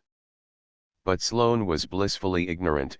He thought he was quite a fine fellow to be walking with 2 such co-eds, especially Philippa Gordon, the class beauty and belle. It must surely impress Anne. She would see that some people appreciated him at his real value. Gilbert and Anne loitered a little behind the others, enjoying the calm, still beauty of the autumn afternoon under the pines of the park, on the road that climbed and twisted round the harbor shore. The silence here is like a prayer, isn't it? Said Anne, her face upturned to the shining sky. How I love the pines! They seem to strike their roots deep into the romance of all the ages. It is so comforting to creep away now and then for a good talk with them. I always feel so happy out here. And so in mountain solitudes o'ertaken as by some spell divine, their cares drop from them like the needles shaken from out the gusty pine, quoted Gilbert. They make our little ambitions seem rather petty, don't they, Anne? I think, if ever any great sorrow came to me, I would come to the pines for comfort, said Anne dreamily. I hope no great sorrow ever will come to you, Anne, said Gilbert, who could not connect the idea of sorrow with the vivid, joyous creature beside him, unwitting that those who can soar to the highest heights can also plunge to the deepest depths, and that the natures which enjoy most keenly are those which also suffer most sharply. But there must sometime, mused Anne. Life seems like a cup of glory held to my lips just now. But there must be some bitterness in it, there is in every cup. I shall taste mine some day. Well, I hope I shall be strong and brave to meet it. And I hope it won't be through my own fault that it will come. Do you remember what Dr. Davis said last Sunday evening, that the sorrows God sent us brought comfort and strength with them, while the sorrows we brought on ourselves, through folly or wickedness, were by far the hardest to bear? But we mustn't talk of sorrow on an afternoon like this. It's meant for the sheer joy of living, isn't it? If I had my way I'd shut everything out of your life but happiness and pleasure, Anne, said Gilbert in the tone that meant danger ahead. Then you would be very unwise, rejoined Anne hastily. I'm sure no life can be properly developed and rounded out without some trial and sorrow, though I suppose it is only when we are pretty comfortable that we admit it. Come, the others have got to the pavilion and are beckoning to us. They all sat down in the little pavilion to watch an autumn sunset of deep red fire and pallid gold. To their left lay Kingsport, its roofs and spires dim in their shroud of violet smoke. To their right lay the harbour, taking on tints of rose and copper as it stretched out into the sunset. Before them the water shimmered, satin smooth and silver grey, and beyond, clean-shaven William's Island loomed out of the mist, guarding the town like a sturdy bulldog. Its lighthouse beacon flared through the mist like a baleful star, and was answered by another in the far horizon. "Did you ever see such a strong-looking place?" asked Philippa. "I don't want William's Island especially, but I'm sure I couldn't get it if I did. Look at that sentry on the summit of the fort, right beside the flag. Doesn't he look as if he had stepped out of a romance?" "Speaking of romance," said Priscilla, "we've been looking for heather, but, of course, we couldn't find any. It's too late in the season, I suppose." "Heather," exclaimed Anne. "Heather doesn't grow in America, does it?" "There are just 2 patches of it in the whole continent," said Phil, "one right here in the park, and one somewhere else in Nova Scotia, I forget where. The famous Highland Regiment, the Black Watch, camped here one year, and, when the men shook out the straw of their beds in the spring, some seeds of heather took root." "Oh, how delightful," said enchanted Anne. "Let's go home around by Spofford Avenue," suggested Gilbert. "We can see all the handsome houses where the wealthy nobles dwell. Spofford Avenue is the finest residential street in Kingsport. Nobody can build on it unless he's a millionaire." "Oh, do," said Philosophy. "There's a perfectly killing little place I want to show you, and it wasn't built by a millionaire. It's the first place after you leave the park, and must have grown while Spofford Avenue was still a country road. It did grow, it wasn't built. I don't care for the houses on the avenue. They're too brand new and plate glassy. But this little spot is a dream, and its name, but wait till you see it." They saw it as they walked up the pine-fringed hill from the park. Just on the crest, where Spofford Avenue petered out into a plain road, was a little white frame house with groups of pines on either side of it, stretching their arms protectingly over its low roof. It was covered with red and gold vines, through which its green shuttered windows peeped. Before it was a tiny garden, surrounded by a low stone wall. October though it was, the garden was still very sweet with dear, old-fashioned, unworldly flowers and shrubs: sweet may, southernwood, lemon verbena, alyssum, petunias, marigolds and chrysanthemums. A tiny brick wall, in herringbone pattern, led from the gate to the front porch. The whole place might have been transplanted from some remote country village, yet there was something about it that made its nearest neighbor, the big lawn-encircled palace of a tobacco king, look exceedingly crude and showy and ill-bred by contrast. As Phil said, it was the difference between being born and being made. "It's the dearest place I ever saw," said Anne delightedly. "It gives me one of my old, delightful funny aches. It's dearer and quainter than even Miss Lavender's stone house. It's the name I want you to notice especially," said Philosophy. "Look in white letters, around the archway over the gate. Patty's Place. Isn't that killing? Especially on this avenue of Pinehursts and Elmwolds and Cedarcrofts. Patty's Place, if you please. I adore it." "Have you any idea who Patty is?" asked Priscilla. "Patty Spofford is the name of the old lady who owns it, I've discovered. She lives there with her niece, and they've lived there for hundreds of years, more or less, maybe a little less, and exaggeration is merely a flight of poetic fancy. I understand that wealthy folk have tried to buy the lot time and again it's really worth a small fortune now, you know, but Patty won't sell upon any consideration. And there's an apple orchard behind the house in place of a backyard. You'll see it when we get a little past a real apple orchard on Spofford Avenue. I'm going to dream about Patty's place tonight, said Anne. Why, I feel as if I belong to it. I wonder if, by any chance, we'll ever see the inside of it. It isn't likely, said Priscilla. Anne smiled mysteriously. No, it isn't likely. But I believe it will happen. I have a queer, creepy, crawly feeling, you can call it a presentiment, if you like, that Patty's place and I are going to be better acquainted yet. Chapter 7. Home again. Those first 3 weeks at Redmond had seemed long, but the rest of the term flew by on wings of wind. Before they realized it, the Redmond students found themselves in the grind of Christmas examinations, emerging therefrom more or less triumphantly. The honor of leading in the freshman classes fluctuated between Anne, Gilbert, and Philippa. Priscilla did very well, Charlie Sloane scraped through respectably, and comported himself as complacently as if he had led in everything. I can't really believe that this time tomorrow I'll be in Green Gables, said Anne on the night before departure. But I shall be. And you, Phil, will be in Bolingbroke with Alec and Alonzo. I'm longing to see them, admitted Phil, between the chocolate she was nibbling. They really are such dear boys, you know. There's to be no end of dances and drives and general jamborees. I shall never forgive you, Queen Anne, for not coming home with me for the holidays. Never means 3 days with you, Phil. It was dear of you to ask me and I'd love to go to Bolingbroke someday. But I can't go this year, I must go home. You don't know how my heart longs for it.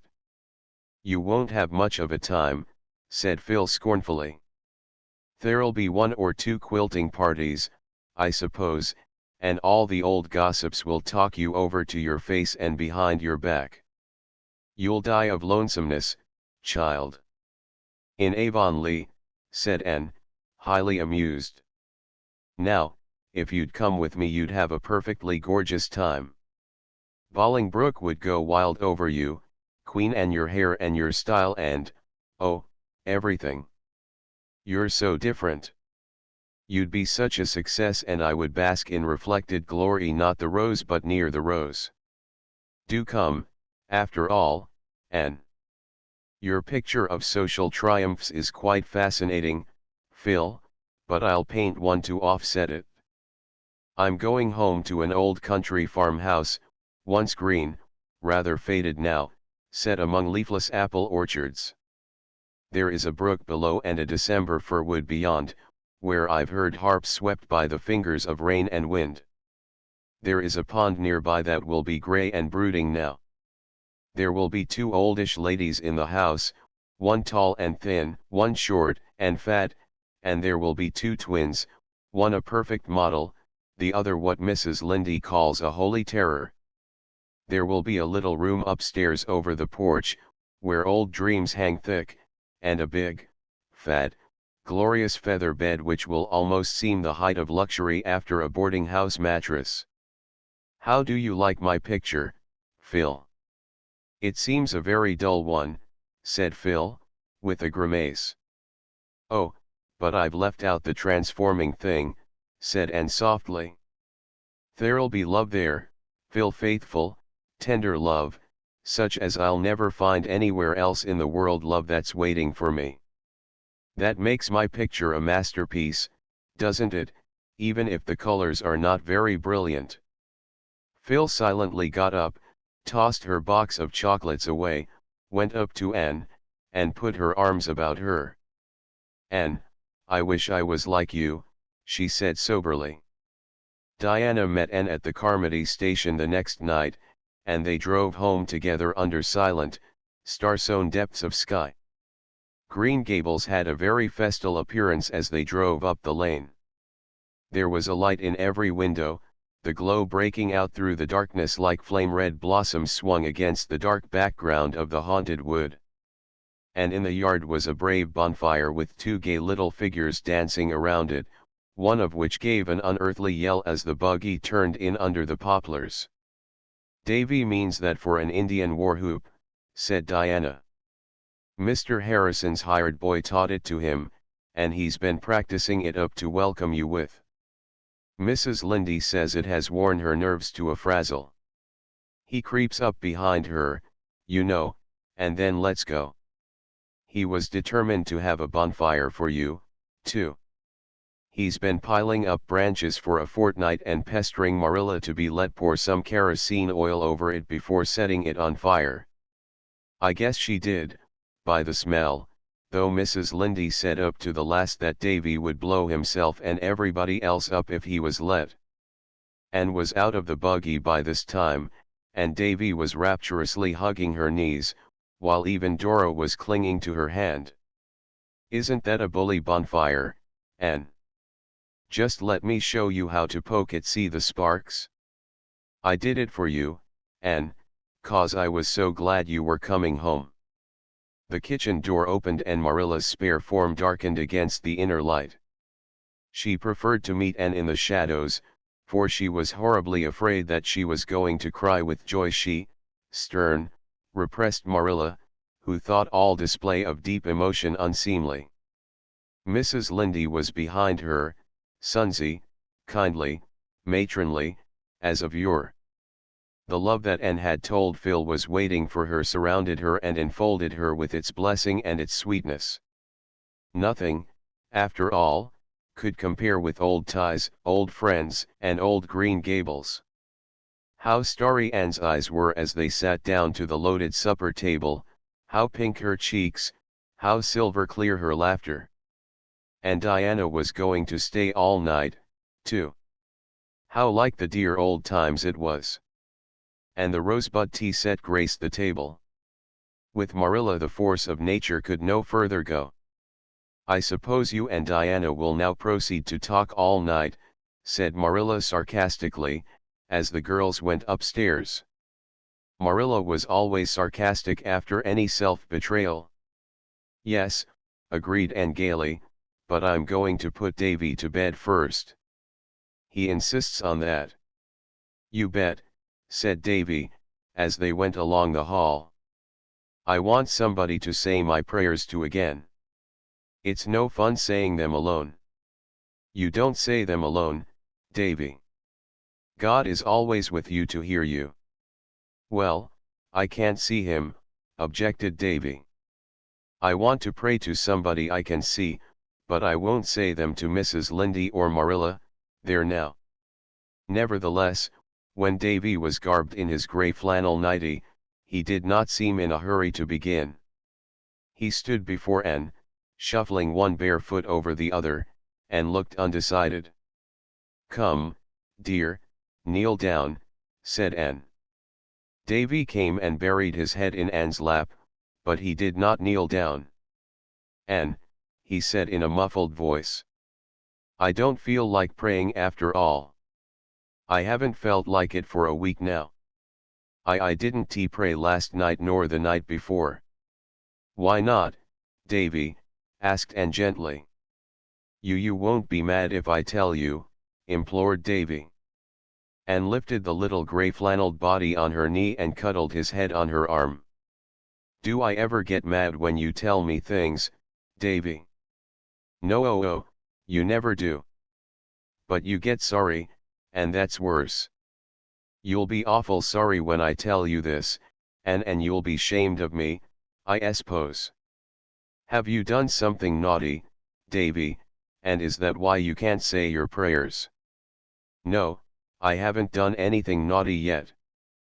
But I want to do it." "What is it, Davy?" I want to say a bad word," Anne blurted out Davy, with a desperate effort. "I heard Mr. Harrison's hired boy say it one day last week, and ever since I've been wanting to say it all the time even when I'm saying my prayers." "Say it then, Davy." Davy lifted his flushed face in amazement. But, Anne, it's an awful bad word. Say it. Davy gave her another incredulous look, then in a low voice he said the dreadful word. The next minute his face was burrowing against her. Oh, Anne, I'll never say it again, never. I'll never want to say it again. I knew it was bad, but I didn't suppose it was so I didn't suppose it was like that. No, I don't think you'll ever want to say it again, Davy, or think it, either. And I wouldn't go about much with Mr. Harrison's hired boy if I were you. He can make bully war whoops, said Davy a little regretfully. But you don't want your mind filled with bad words, do you, Davy? Words that will poison it and drive out all that is good and manly. No, said Davy, allied with introspection. Then don't go with those people who use them. And now do you feel as if you could say your prayers, Davy? Oh, yes, said Davy, eagerly wriggling down on his knees, I can say them now all right. I ain't scared now to say if I should die before I wake, like I was when I was wanting to say that word. Probably Anne and Diana did empty out their souls to each other that night, but no record of their confidences has been preserved. They both looked as fresh and bright-eyed at breakfast as only youth can look after unlawful hours of revelry and confession. There had been no snow up to this time, but as Diana crossed the old log bridge on her homeward way, the white flakes were beginning to flutter down over the fields and woods, russet and gray in their dreamless sleep. Soon the far-away slopes and hills were dim and wraith-like through their gauzy scarfing, as if pale autumn had flung a misty bridal veil over her hair and was waiting for her wintry bridegroom. So they had a white Christmas after all, and a very pleasant day it was. In the forenoon letters and gifts came from Miss Lavendar and Paul, and opened them in the cheerful Green Gables kitchen, which was filled with what Davy, sniffing in ecstasy, called pretty smells. Miss Lavendar and Mr. Irving are settled in their new home now, reported Anne. I am sure Miss Lavendar is perfectly happy. I know it by the general tone of her letter, but there's a note from Charlotta the Fourth. She doesn't like Boston at all, and she is fearfully homesick. Miss Lavendar wants me to go through to Echo Lodge some day while I'm home and light a fire to air it, and see that the cushions aren't getting moldy. I think I'll get Diana to go over with me next week, and we can spend the evening with Theodora Dix. I want to see Theodora. By the way, is Ludovic Speed still going to see her? They say so, said Marilla, and he's likely to continue it. Folks have given up expecting that courtship will ever arrive anywhere. I'd hurry him up a bit, if I was Theodora, that's what, said Mrs. Lynde. And there is not the slightest doubt but that she would. There was also a characteristic scrawl from Philippa, full of Alec and Alonzo, what they said and what they did, and how they looked when they saw her. But I can't make up my mind yet which to marry, wrote Philosophy. I do wish you had come with me to decide for me. Someone will have to. When I saw Alec my heart gave a great thump and I thought, he might be the right one. And then, when Alonzo came, thump went my heart again. So that's no guide, though it should be, according to all the novels I've ever read. Now, Anne, your heart wouldn't thump for anybody but the genuine Prince Charming, would it? There must be something radically wrong with mine. But I'm having a perfectly gorgeous time. How I wish you were here. It's snowing today, and I'm rapturous. I was so afraid we'd have a green Christmas and I loathe them.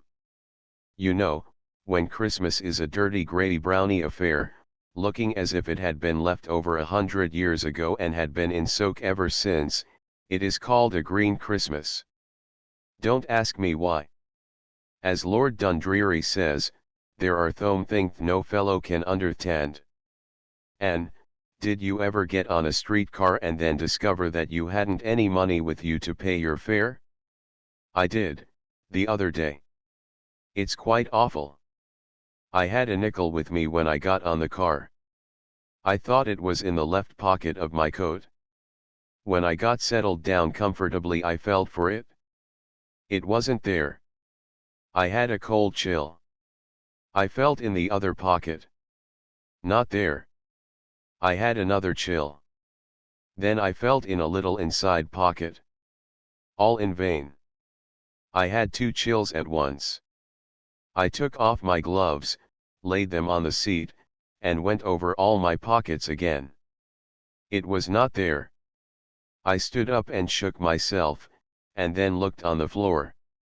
The car was full of people, who were going home from the opera, and they all stared at me, but I was past caring for a little thing like that.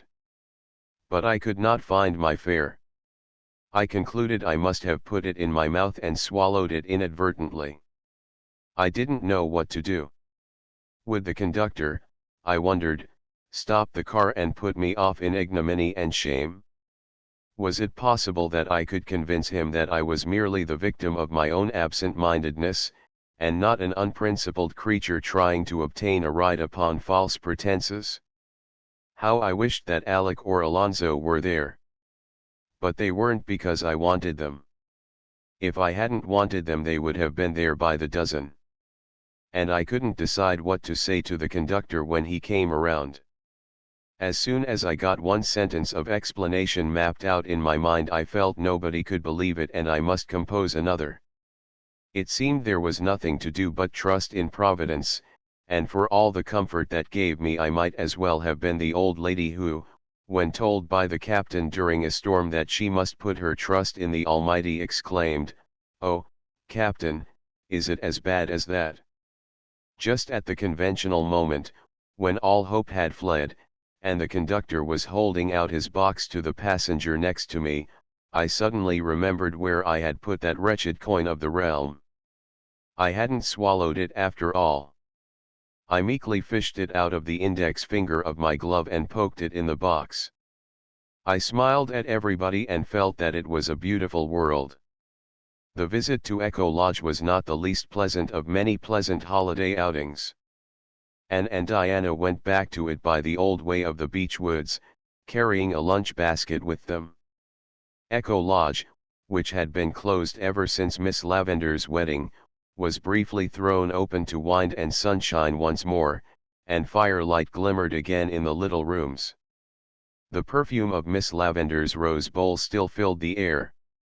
It was hardly possible to believe that Miss Lavender would not come tripping in presently, with her brown eyes a-star with welcome, and that Charlotta the Fourth, blue of bow and white of smile, would not pop through the door. Paul, too, seemed hovering around, with his fairy fancies. "It really makes me feel a little bit like a ghost revisiting the old-time glimpses of the moon," laughed Anne. "Let's go out and see if the echoes are at home. Bring the old horn. It is still behind the kitchen door." The echoes were at home, over the White River, as silver clear and multitudinous as ever, and when they had ceased to answer the girls locked up Echo Lodge again and went away in the perfect half-hour that follows the rose and saffron of a winter sunset. Chapter 8. Anne's first proposal. The old year did not slip away in a green twilight, with a pinky yellow sunset. Instead, it went out with a wild, white bluster and blow. It was one of the nights when the storm wind hurtles over the frozen meadows and black hollows, and moans around the eaves like a lost creature, and drives the snow sharply against the shaking panes. Just the sort of night people like to cuddle down between their blankets and count their mercies, said Anne to Jane Andrews, who had come up to spend the afternoon and stay all night. But when they were cuddled between their blankets, in Anne's little porch room, it was not her mercies of which Jane was thinking. "Anne," she said very solemnly, "I want to tell you something."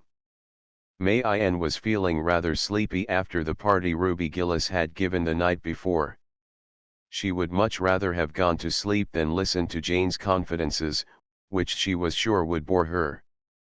She had no prophetic inkling of what was coming. Probably Jane was engaged, too, rumor averred that Ruby Gillis was engaged to the Spencervale schoolteacher, about whom all the girls were said to be quite wild. "I'll soon be the only fancy-free maiden of our old quartet," thought Anne, drowsily. Aloud she said, "Of course." "Anne," said Jane, still more solemnly, "what do you think of my brother Billy?" Anne gasped over this unexpected question, and floundered helplessly in her thoughts. Goodness, what did she think of Billy Andrews? She had never thought anything about him. Round-faced, stupid, perpetually smiling, good-natured Billy Andrews. Did anybody ever think about Billy Andrews? I don't understand, Jane," she stammered. "What do you mean exactly?" "Do you like Billy?" asked Jane bluntly. Why yes, I like him, of course," gasped Anne, wondering if she were telling the literal truth. Certainly she did not dislike Billy. But could the indifferent tolerance with which she regarded him, when he happened to be in her range of vision, be considered positive enough for liking? What was Jane trying to elucidate? "Would you like him for a husband?" asked Jane calmly. A husband? Anne had been sitting up in bed, the better to wrestle with the problem of her exact opinion of Billy Andrews. Now she fell flatly back on her pillows, the very breath gone out of her. "Whose husband?" "Yours, of course," answered Jane. "Billy wants to marry you. He's always been crazy about you, and now father has given him the upper farm in his own name, and there's nothing to prevent him from getting married.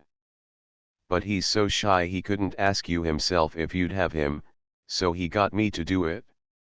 I'd rather not have, but he gave me no peace till I said I would, if I got a good chance. What do you think about it, Anne? Was it a dream? Was it one of those nightmare things in which you find yourself engaged or married to someone you hate or don't know, without the slightest idea how it ever came about?" No, she, Anne Shirley, was lying there, wide awake, in her own bed, and Jane Andrews was beside her, calmly proposing for her brother Billy.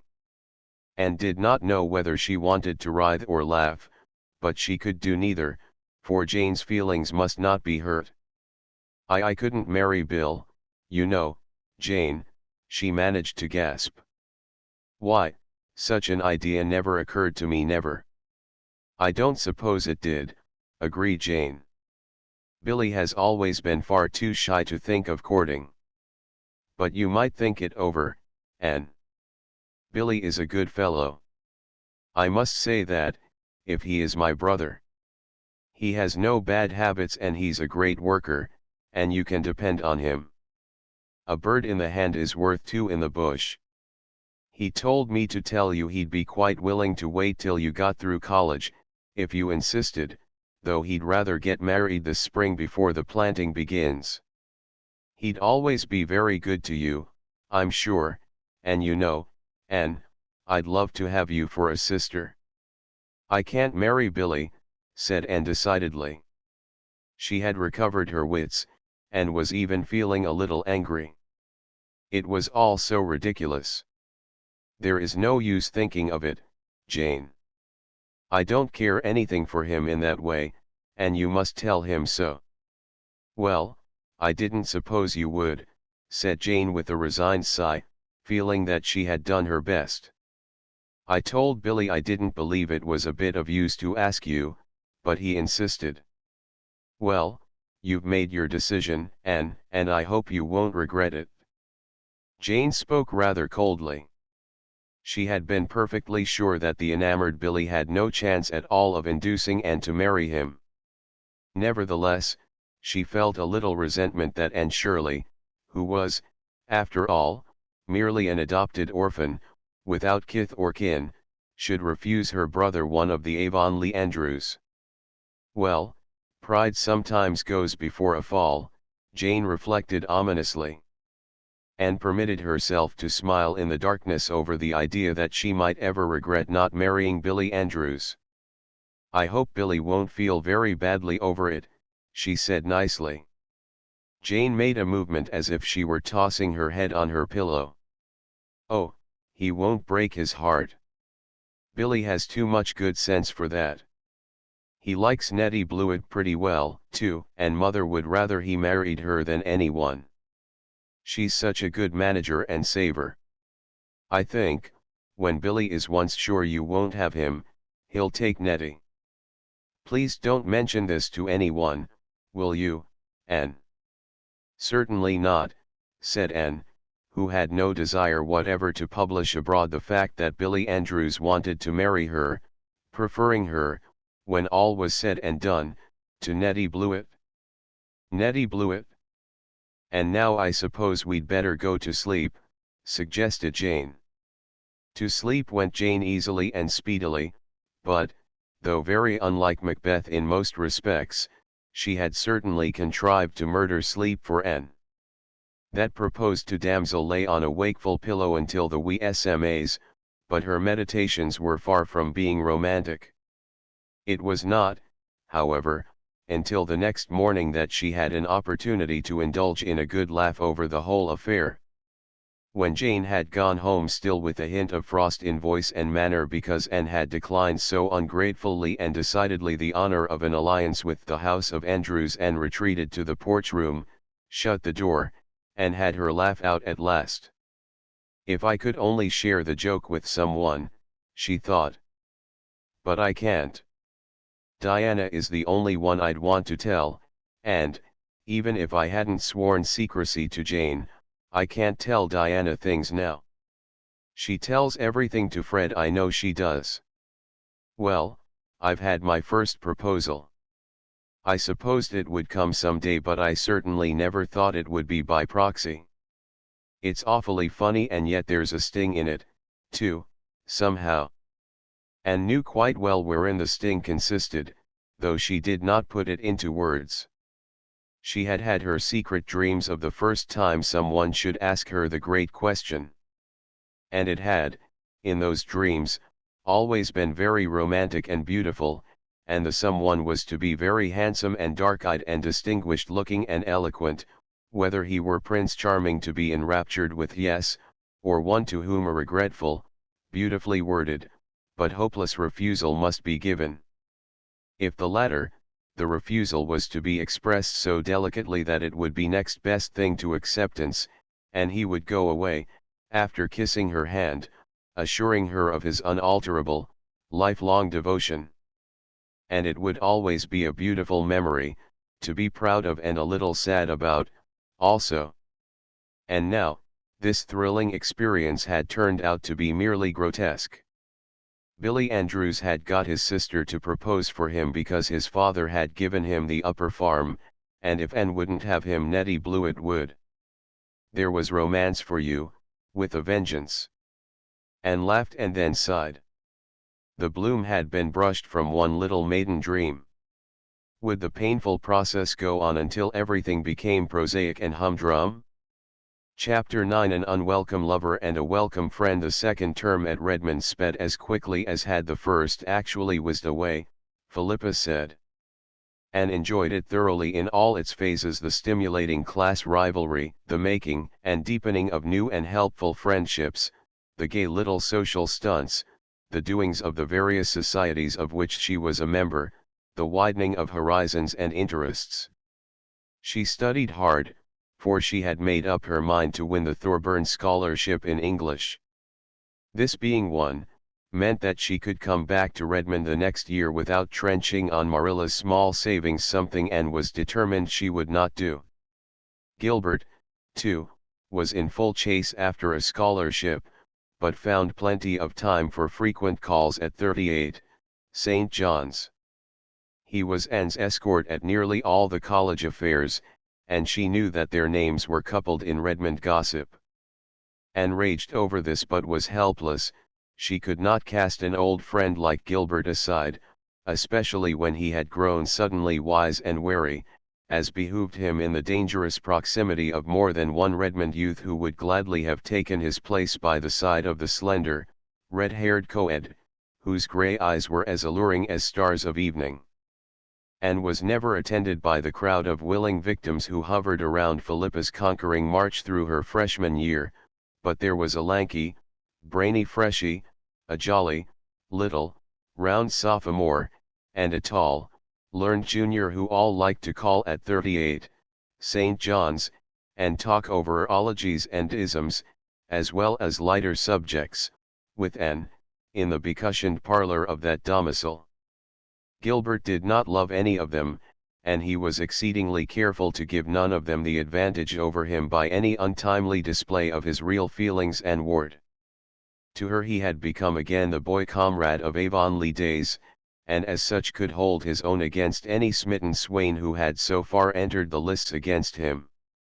As a companion, Anne honestly acknowledged nobody could be so satisfactory as Gilbert. She was very glad, so she told herself, that he had evidently dropped all nonsensical ideas, though she spent considerable time secretly wondering why. Only one disagreeable incident marred that winter. Charlie Sloane, sitting bolt upright on Miss Ada's most dearly beloved cushion, asked Anne one night if she would promise to become Mrs. Charlie Sloane some day. Coming after Billy Andrews' proxy effort, this was not quite the shock to Anne's romantic sensibilities that it would otherwise have been, but it was certainly another heart-rending disillusion. She was angry, too, for she felt that she had never given Charlie the slightest encouragement to suppose such a thing possible. But what could you expect of a Sloane, as Mrs. Rachel Lynde would ask scornfully. Charlie's whole attitude, tone, air, words, fairly reeked with Sloanishness. He was conferring a great honor, no doubt whatever about that. And when Anne, utterly insensible to the honor, refused him, as delicately and considerately as she could, for even a Sloane had feelings which ought not to be unduly lacerated, Sloanishness still further betrayed itself. Charlie certainly did not take his dismissal as Anne's imaginary rejected suitors did. Instead, he became angry, and showed it. He said 2 or 3 quite nasty things. Anne's temper flashed up mutinously, and she retorted with a cutting little speech whose keenness pierced even Charlie's protective Sloanishness and reached the quick. He caught up his hat and flung himself out of the house with a very red face, and rushed upstairs, falling twice over Miss Ada's cushions on the way, and threw herself on her bed, in tears of humiliation and rage. Had she actually stooped to quarrel with a Sloane? Was it possible anything Charlie Sloane could say had power to make her angry? Oh, this was degradation, indeed worse even than being the rival of Nettie Blewett. I wish I need never see the horrible creature again, she sobbed vindictively into her pillows. She could not avoid seeing him again, but the outraged Charlie took care that it should not be at very close quarters. Miss Ada's cushions were henceforth safe from his depredations, and when he met Anne on the street, or in Redmond's halls, his bow was icy in the extreme. Relations between these two old schoolmates continued to be thus strained for nearly a year. Then Charlie transferred his blighted affections to a round, rosy, snub-nosed, blue-eyed, little sophomore who appreciated them as they deserved, whereupon he forgave Anne and condescended to be civil to her again, in a patronizing manner intended to show her just what she had lost. One day Anne scurried excitedly into Priscilla's room. "Read that?" she cried, tossing Priscilla a letter. "It's from Stella, and she's coming to Redmond next year, and what do you think of her idea? I think it's a perfectly splendid one, if we can only carry it out. Do you suppose we can, Pri? I'll be better able to tell you when I find out what it is," said Priscilla, casting aside a Greek lexicon and taking up Stella's letter. Stella Maynard had been one of their chums at Queen's Academy and had been teaching school ever since. "But I'm going to give it up, Anne dear," she wrote, "and go to college next year. As I took the 3rd year at Queen's, I can enter the sophomore year. I'm tired of teaching in a backcountry school. Someday I'm going to write a treatise on the trials of a country schoolmarm. It will be a harrowing bit of realism. It seems to be the prevailing impression that we live in clover, and have nothing to do but draw our quarter's salary. My treatise shall tell the truth about us. Why, if a week should pass without someone telling me that I am doing easy work for big pay, I would conclude that I might as well order my ascension robe immediately and to onct. Well, you get your money easy, some ratepayer will tell me, condescendingly. All you have to do is to sit there and hear lessons. I used to argue the matter at first, but I'm wiser now. Facts are stubborn things, but as someone has wisely said, not half so stubborn as fallacies. So I only smile loftily now in eloquent silence. Why, I have 9 grades in my school and I have to teach a little of everything, from investigating the interiors of earthworms to the study of the solar system. My youngest pupil is 4, his mother sends him to school to get him out of the way, and my oldest 20, it suddenly struck him that it would be easier to go to school and get an education than follow the plow any longer. In the wild effort to cram all sorts of research into 6 hours a day, I don't wonder if the children feel like the little boy who was taken to see the biograph. I have to look for what's coming next before I know what went last, he complained. I feel like that myself. And the letters I get, and Tommy's mother writes me that Tommy is not coming on in arithmetic as fast as she would like. He is only in simple reduction yet, and Johnny Johnson is in fractions, and Johnny isn't half as smart as her Tommy, and she can't understand it. And Susie's father wants to know why Susie can't write a letter without misspelling half the words, and Dick's aunt wants me to change his seat, because that bad brown boy he is sitting with is teaching him to say naughty words. As to the financial part, but I'll not begin on that. Those whom the gods wish to destroy they first make country schoolmarms. There, I feel better, after that growl. After all, I've enjoyed these past 2 years. But I'm coming to Redmond. And now, Anne, I've a little plan. You know how I loathe boarding. I've boarded for 4 years and I'm so tired of it. I don't feel like enduring 3 years more of it. Now, why can't you and Priscilla and I club together, rent a little house somewhere in Kingsport, and board ourselves? It would be cheaper than any other way. Of course, we would have to have a housekeeper, and I have one ready on the spot. You've heard me speak of Aunt Jamesina? She's the sweetest aunt that ever lived, in spite of her name. She can't help that. She was called Jamesina because her father, whose name was James, was drowned at sea a month before she was born. I always call her Aunt Jimsy. Well, her only daughter has recently married and gone to the foreign mission field. Aunt Jamesina is left alone in a great big house, and she is horribly lonesome. She will come to Kingsport and keep house for us if we want her, and I know you'll both love her. The more I think of the plan, the more I like it. We could have such good, independent times. Now, if you and Priscilla agree to it, wouldn't it be a good idea for you, who are on the spot, to look around and see if you can find a suitable house this spring? That would be better than leaving it till the fall.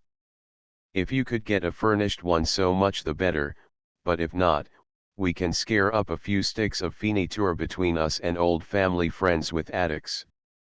Anyhow, decide as soon as you can and write me, so that Aunt Jamesina will know what plans to make for next year. I think it's a good idea, said Priscilla.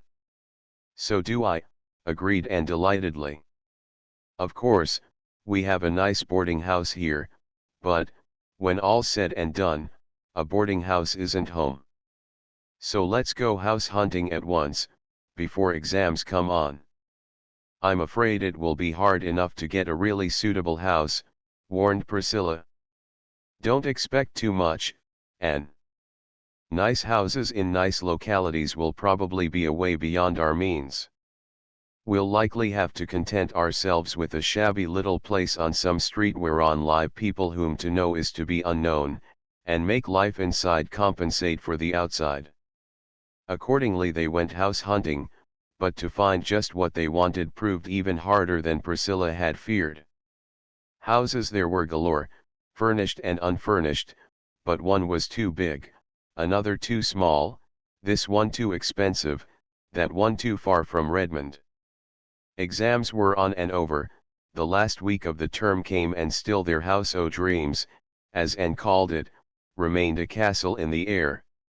We shall have to give up and wait till the fall, I suppose, said Priscilla wearily, as they rambled through the park on one of April's darling days of breeze and blue, when the harbor was creaming and shimmering beneath the pearl-hued mists floating over it. We may find some shack to shelter us then, and if not, boarding houses we shall have always with us.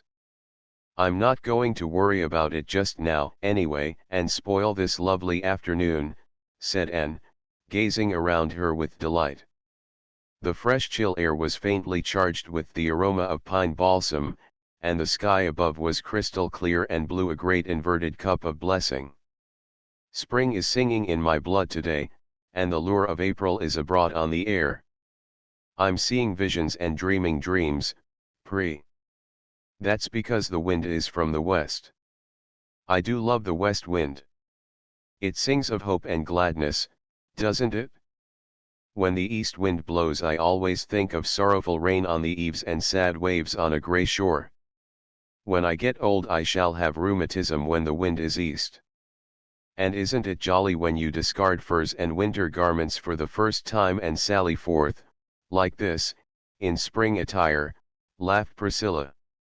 Don't you feel as if you had been made over new? Everything is new in the spring, said Anne. Springs themselves are always so new, too. No spring is ever just like any other spring. It always has something of its own to be its own peculiar sweetness. See how green the grass is around that little pond, and how the willow buds are bursting. And exams are over and gone, the time of convocation will come soon next Wednesday. This day next week we'll be home. I'm glad, said Anne dreamily. There are so many things I want to do. I want to sit on the back porch steps and feel the breeze blowing down over Mr. Harrison's fields. I want to hunt ferns in the haunted wood and gather violets in Violet Vale. Do you remember the day of our golden picnic, Priscilla? I want to hear the frogs singing and the poplars whispering. But I've learned to love Kingsport, too, and I'm glad I'm coming back next fall. If I hadn't won the Thorburn I don't believe I could have. I couldn't take any of Marilla's little hoard. If we could only find a house, sighed Priscilla. Look over there at Kingsport, and houses everywhere, and not one for us. Stop it, Pri. The best is yet to be. Like the old Roman, we'll find a house or build one. On a day like this there's no such word as fail in my bright lexicon. They lingered in the park until sunset, living in the amazing miracle and glory and wonder of the springtide, and they went home as usual, by way of Spofford Avenue, that they might have the delight of looking at Patty's Place. I feel as if something mysterious were going to happen right away by the pricking of my thumbs, said Anne, as they went up the slope. It's a nice storybookish feeling. Why? Priscilla Grant, look over there and tell me if it's true, or am I seeing things? Priscilla looked. Anne's thumbs and eyes had not deceived her. Over the arched gateway of Patty's Place dangled a little, modest sign. It said to let, furnished. Inquire within. Priscilla, said Anne, in a whisper, do you suppose it's possible that we could rent Patty's Place? No, I don't, averred Priscilla. It would be too good to be true. Fairy tales don't happen nowadays. I won't hope, Anne. The disappointment would be too awful to bear. They're sure to want more for it than we can afford. Remember, it's on Spofford Avenue. We must find out anyhow, said Anne resolutely. It's too late to call this evening, but we'll come tomorrow. Oh, Pri, if we can get this darling spot. I've always felt that my fortunes were linked with Patty's Place, ever since I saw it first.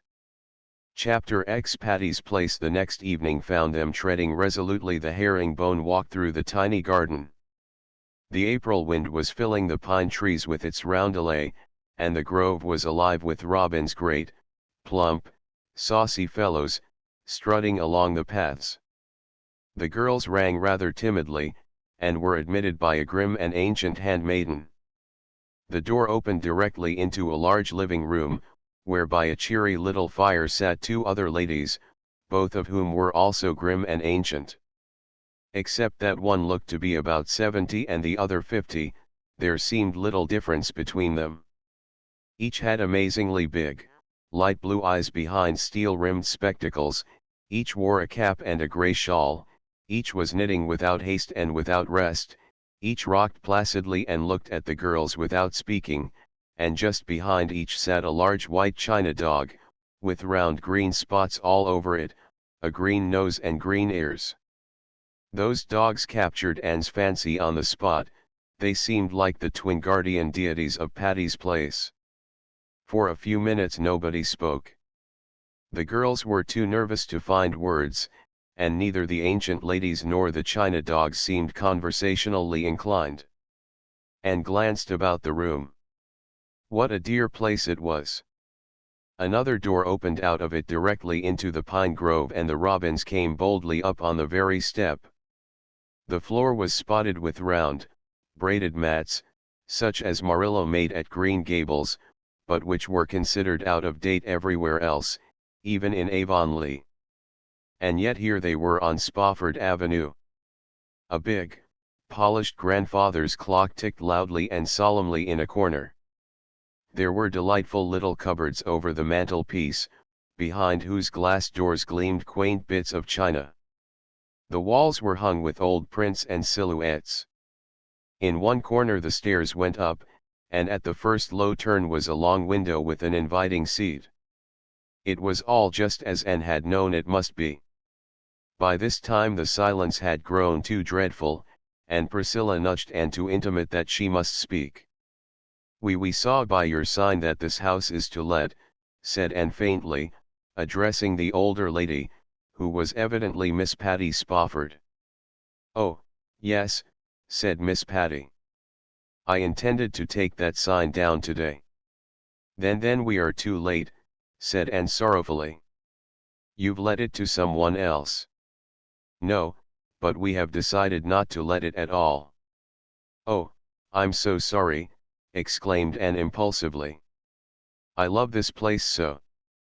I did hope we could have got it." Then did Miss Patty lay down her knitting, take off her specs, rub them, put them on again, and for the first time look at Anne as at a human being. The other lady followed her example so perfectly that she might as well have been a reflection in a mirror. "You love it," said Miss Patty with emphasis. "Does that mean that you really love it? Or that you merely like the looks of it?"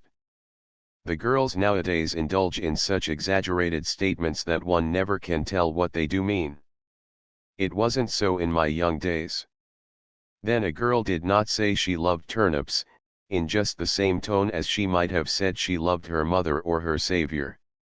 Anne's conscience bore her up. "I really do love it," she said gently. "I've loved it ever since I saw it last fall. My two college chums and I want to keep house next year instead of boarding, so we are looking for a little place to rent, and when I saw that this house was to let I was so happy." "If you love it, you can have it," said Miss Patty. "Maria and I decided today that we would not let it after all, because we did not like any of the people who have wanted it. We don't have to let it. We can afford to go to Europe even if we don't let it. It would help us out, but not for gold will I let my home pass into the possession of such people as have come here and looked at it. You are different. I believe you do love it and will be good to it. You can have it. If we can afford to pay what you ask for it, hesitated Anne. Miss Patty named the amount required. Anne and Priscilla looked at each other. Priscilla shook her head. I'm afraid we can't afford quite so much, said Anne, choking back her disappointment. You see, we are only college girls and we are poor. What were you thinking you could afford? Demanded Miss Patty, ceasing not to knit. Anne named her amount. Miss Patty nodded gravely. That will do. As I told you, it is not strictly necessary that we should let it at all. We are not rich, but we have enough to go to Europe on. I have never been in Europe in my life, and never expected or wanted to go. But my niece there, Maria Spofford, has taken a fancy to go. Now, you know a young person like Maria can't go globe-trotting alone. No, I suppose not, murmured Anne, seeing that Miss Patty was quite solemnly in earnest. Of course not. So I have to go along to look after her.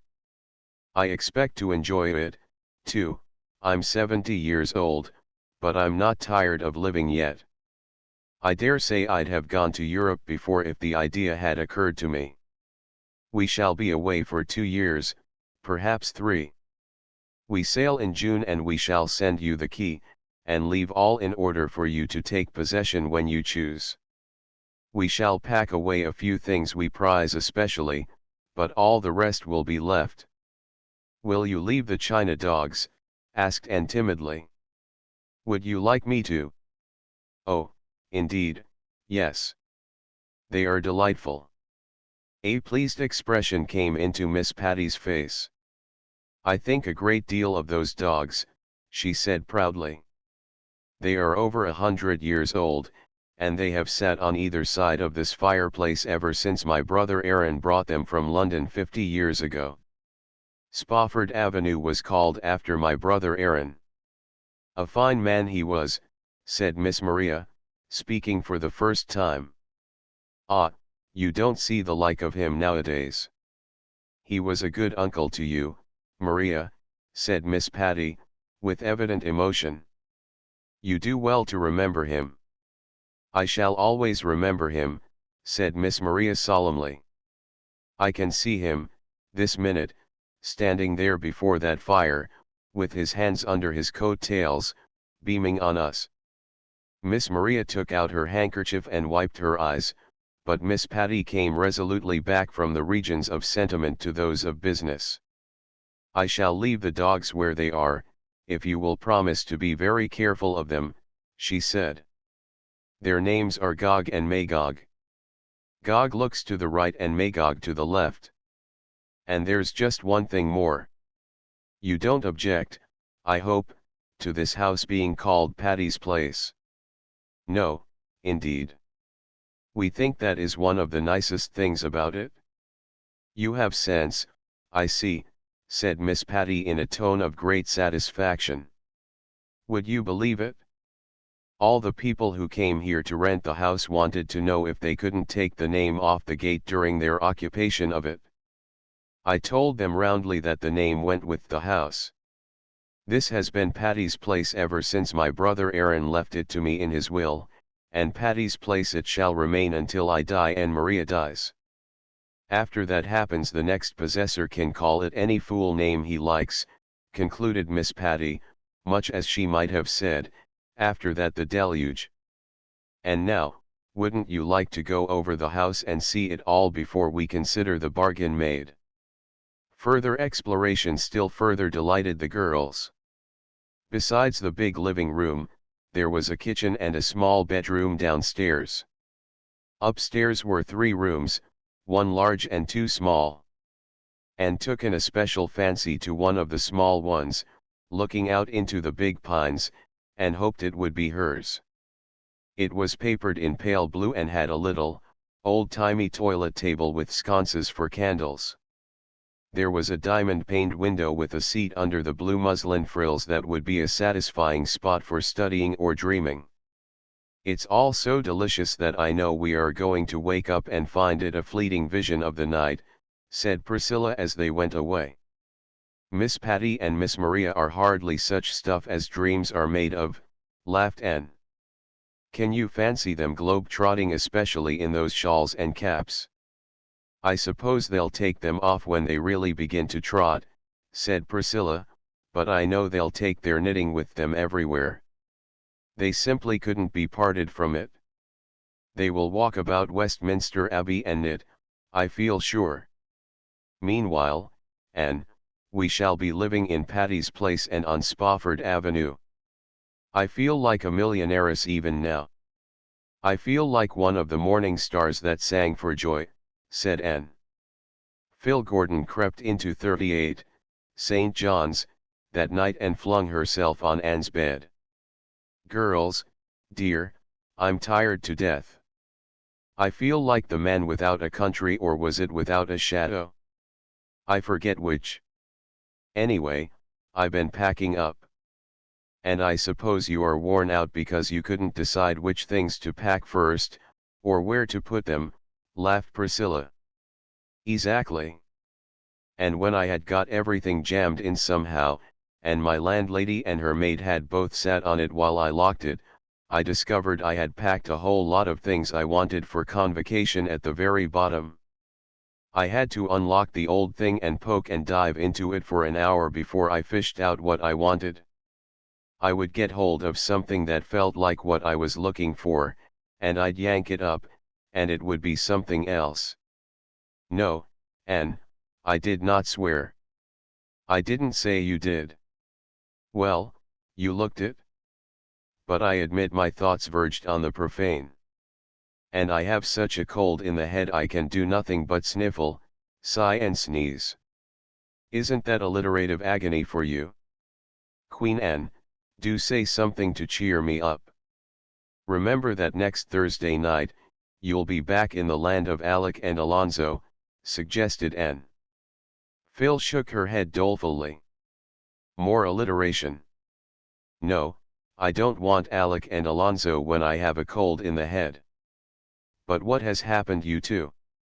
Now that I look at you closely, you seem all lighted up with an internal iridescence. Why, you're actually shining. What's up?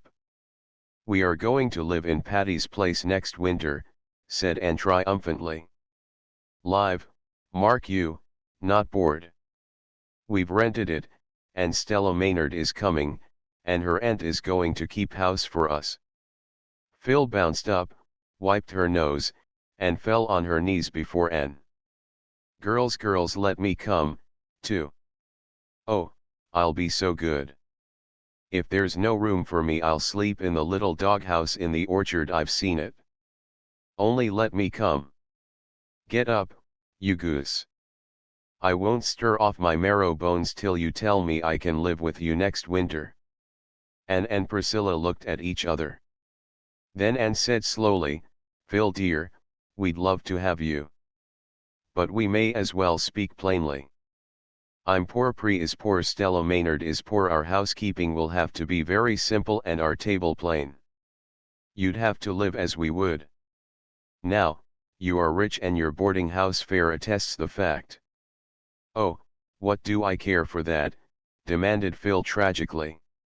Better a dinner of herbs where your chums are than a stalled ox in a lonely boarding house. Don't think I'm all stomach, girls. I'll be willing to live on bread and water with just a little jam if you'll let me come. And then, continued Anne, there will be a good deal of work to be done. Stella's aunt can't do it all. We all expect to have our chores to do. Now, you toil not, neither do I spin, finished Philippa. But I'll learn to do things. You'll only have to show me once. I can make my own bed to begin with. And remember that, though I can't cook, I can keep my temper. That's something. And I never growl about the weather. That's more. Oh, please, please. I never wanted anything so much in my life, and this floor is awfully hard. There's just one more thing, said Priscilla resolutely. You, Phil, as all Redmond knows, entertain callers almost every evening. Now, at Patty's place we can't do that. We have decided that we shall be at home to our friends on Friday evenings only. If you come with us you'll have to abide by that rule. Well, you don't think I'll mind that, do you? Why, I'm glad of it. I knew I should have had some such rule myself, but I hadn't enough decision to make it or stick to it. When I can shuffle off the responsibility on you it will be a real relief. If you won't let me cast in my lot with you I'll die of the disappointment, and then I'll come back and haunt you. I'll camp on the very doorstep of Patty's place and you won't be able to go out or come in without falling over my spook. Again Anne and Priscilla exchanged eloquent looks. Well, said Anne, of course we can't promise to take you until we've consulted with Stella, but I don't think she'll object, and, as far as we are concerned, you may come and glad welcome. If you get tired of our simple life you can leave us, and no questions asked, added Priscilla. Phil sprang up, hugged them both jubilantly, and went on her way rejoicing. I hope things will go right, said Priscilla soberly. We must make them go right, avowed Anne. I think Phil will fit into our happy little home very well. Oh, Phil's a dear to rattle round with and be chums. And, of course, the more there are of us the easier it will be on our slim purses. But how will she be to live with? You have to summer and winter with anyone before you know if she's livable or not. Oh, well, we'll all be put to the test, as far as that goes. And we must quit us like sensible folk, living and let live. Phil isn't selfish, though she's a little thoughtless, and I believe we will all get on beautifully in Patty's place. Chapter 11 The round of life. Anne was back in Avonlea with the luster of the Thorburn scholarship on her brow. People told her she hadn't changed much, in a tone which hinted they were surprised and a little disappointed she hadn't. Avonlea had not changed, either. At least, so it seemed at first. But as Anne sat in the Green Gables pew, on the first Sunday after her return, and looked over the congregation, she saw several little changes which, all coming home to her at once, made her realize that time did not quite stand still, even in Avonlea. A new minister was in the pulpit. In the pews more than one familiar face was missing forever. Old Uncle Abe, his prophesying over and done with, Mrs. Peter Sloane, who had sighed, it was to be hoped, for the last time, Timothy Cotton, who, as Mrs. Rachel Lindy said, had actually managed to die at last after practicing at it for 20 years, and old Josiah Sloane, whom nobody knew in his coffin because he had his whiskers neatly trimmed, were all sleeping in the little graveyard behind the church. And Billy Andrews was married to Nettie Blewett. They appeared out that Sunday. When Billy, beaming with pride and happiness, showed his beplumed and besilked bride into the Harmon Andrews pew, and dropped her lids to hide her dancing eyes. She recalled the stormy winter night of the Christmas holidays when Jane had proposed for Billy. He certainly had not broken his heart over his rejection. And wondered if Jane had also proposed to Nettie for him, or if he had mustered enough spunk to ask the fateful question himself. All the Andrews family seemed to share in his pride and pleasure, from Mrs. Harmon in the pew to Jane in the choir. Jane had resigned from the Avonlea school and intended to go west in the fall. "Can't get a beau in Avonlea, that's what," said Mrs. Rachel Lindy scornfully. "Says she thinks she'll have better health out west. I never heard her health was poor before." "Jane is a nice girl," Anne had said loyally. "She never tried to attract attention, as some did." "Oh, she never chased the boys, if that's what you mean," said Mrs. Rachel. But she'd like to be married, just as much as anybody, that's what. What else would take her out west to some forsaken place whose only recommendation is that men are plenty and women scarce? Don't you tell me. But it was not at Jane, and gazed that day in dismay and surprise. It was at Ruby Gillis, who sat beside her in the choir. What had happened to Ruby?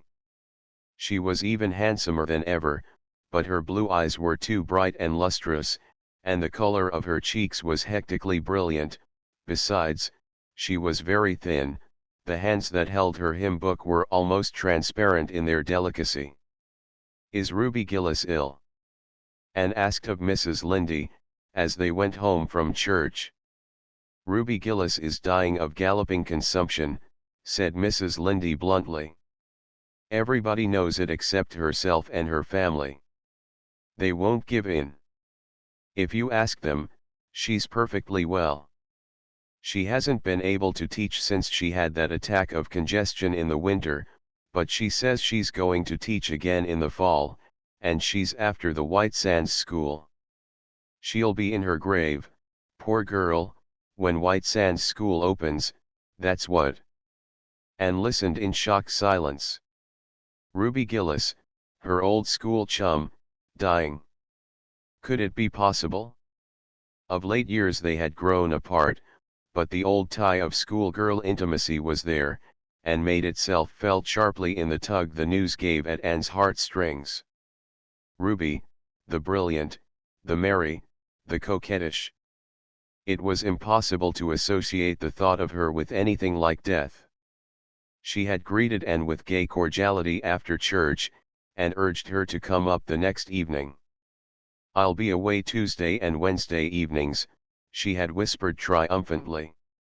"There's a concert at Carmody and a party at White Sands. Herb Spencer's going to take me. He's my latest. Be sure to come up tomorrow. I'm dying for a good talk with you. I want to hear all about your doings at Redmond." Anne knew that Ruby meant that she wanted to tell Anne all about her own recent flirtations, but she promised to go, and Diana offered to go with her.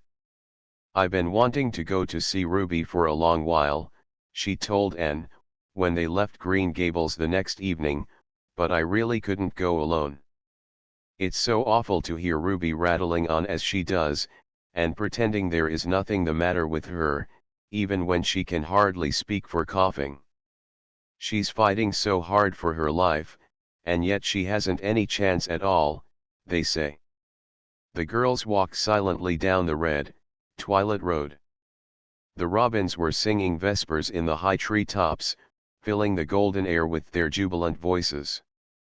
The silver fluting of the frogs came from marshes and ponds, over fields where seeds were beginning to stir with life and thrill to the sunshine and rain that had drifted over them.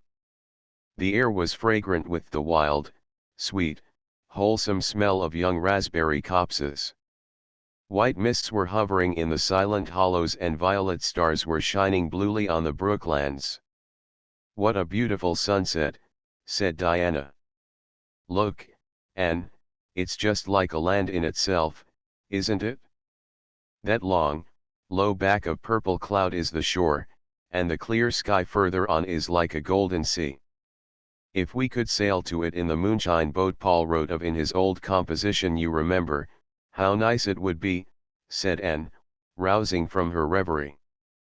"Do you think we could find all our yesterdays there, Diana, all our old springs and blossoms? The beds of flowers that Paul saw there are the roses that have bloomed for us in the past." "Don't," said Diana. "You make me feel as if we were old women with everything in life behind us. I think I've almost felt as if we were since I heard about poor Ruby," said Anne. "If it is true that she is dying, any other sad thing might be true, too. You don't mind calling in at Alicia Wright's for a moment, do you?" asked Diana. "Mother asked me to leave this little dish of jelly for Aunt Atossa." "Who is Aunt Atossa?" "Oh, haven't you heard? She's Mrs. Sampson Coates of Spencervale, Mrs. Alicia Wright's aunt. She's father's aunt, too. Her husband died last winter and she was left very poor and lonely, so the Wrights took her to live with them. Mother thought we ought to take her, but father put his foot down. Live with Aunt Atossa he would not. Is she so terrible? Asked Anne absently. You'll probably see what she's like before we can get away, said Diana significantly. Father says she has a face like a hatchet, it cuts the air. But her tongue is sharper still. Late as it was, Aunt Atossa was cutting potato sets in the right kitchen. She wore a faded old wrapper, and her gray hair was decidedly untidy.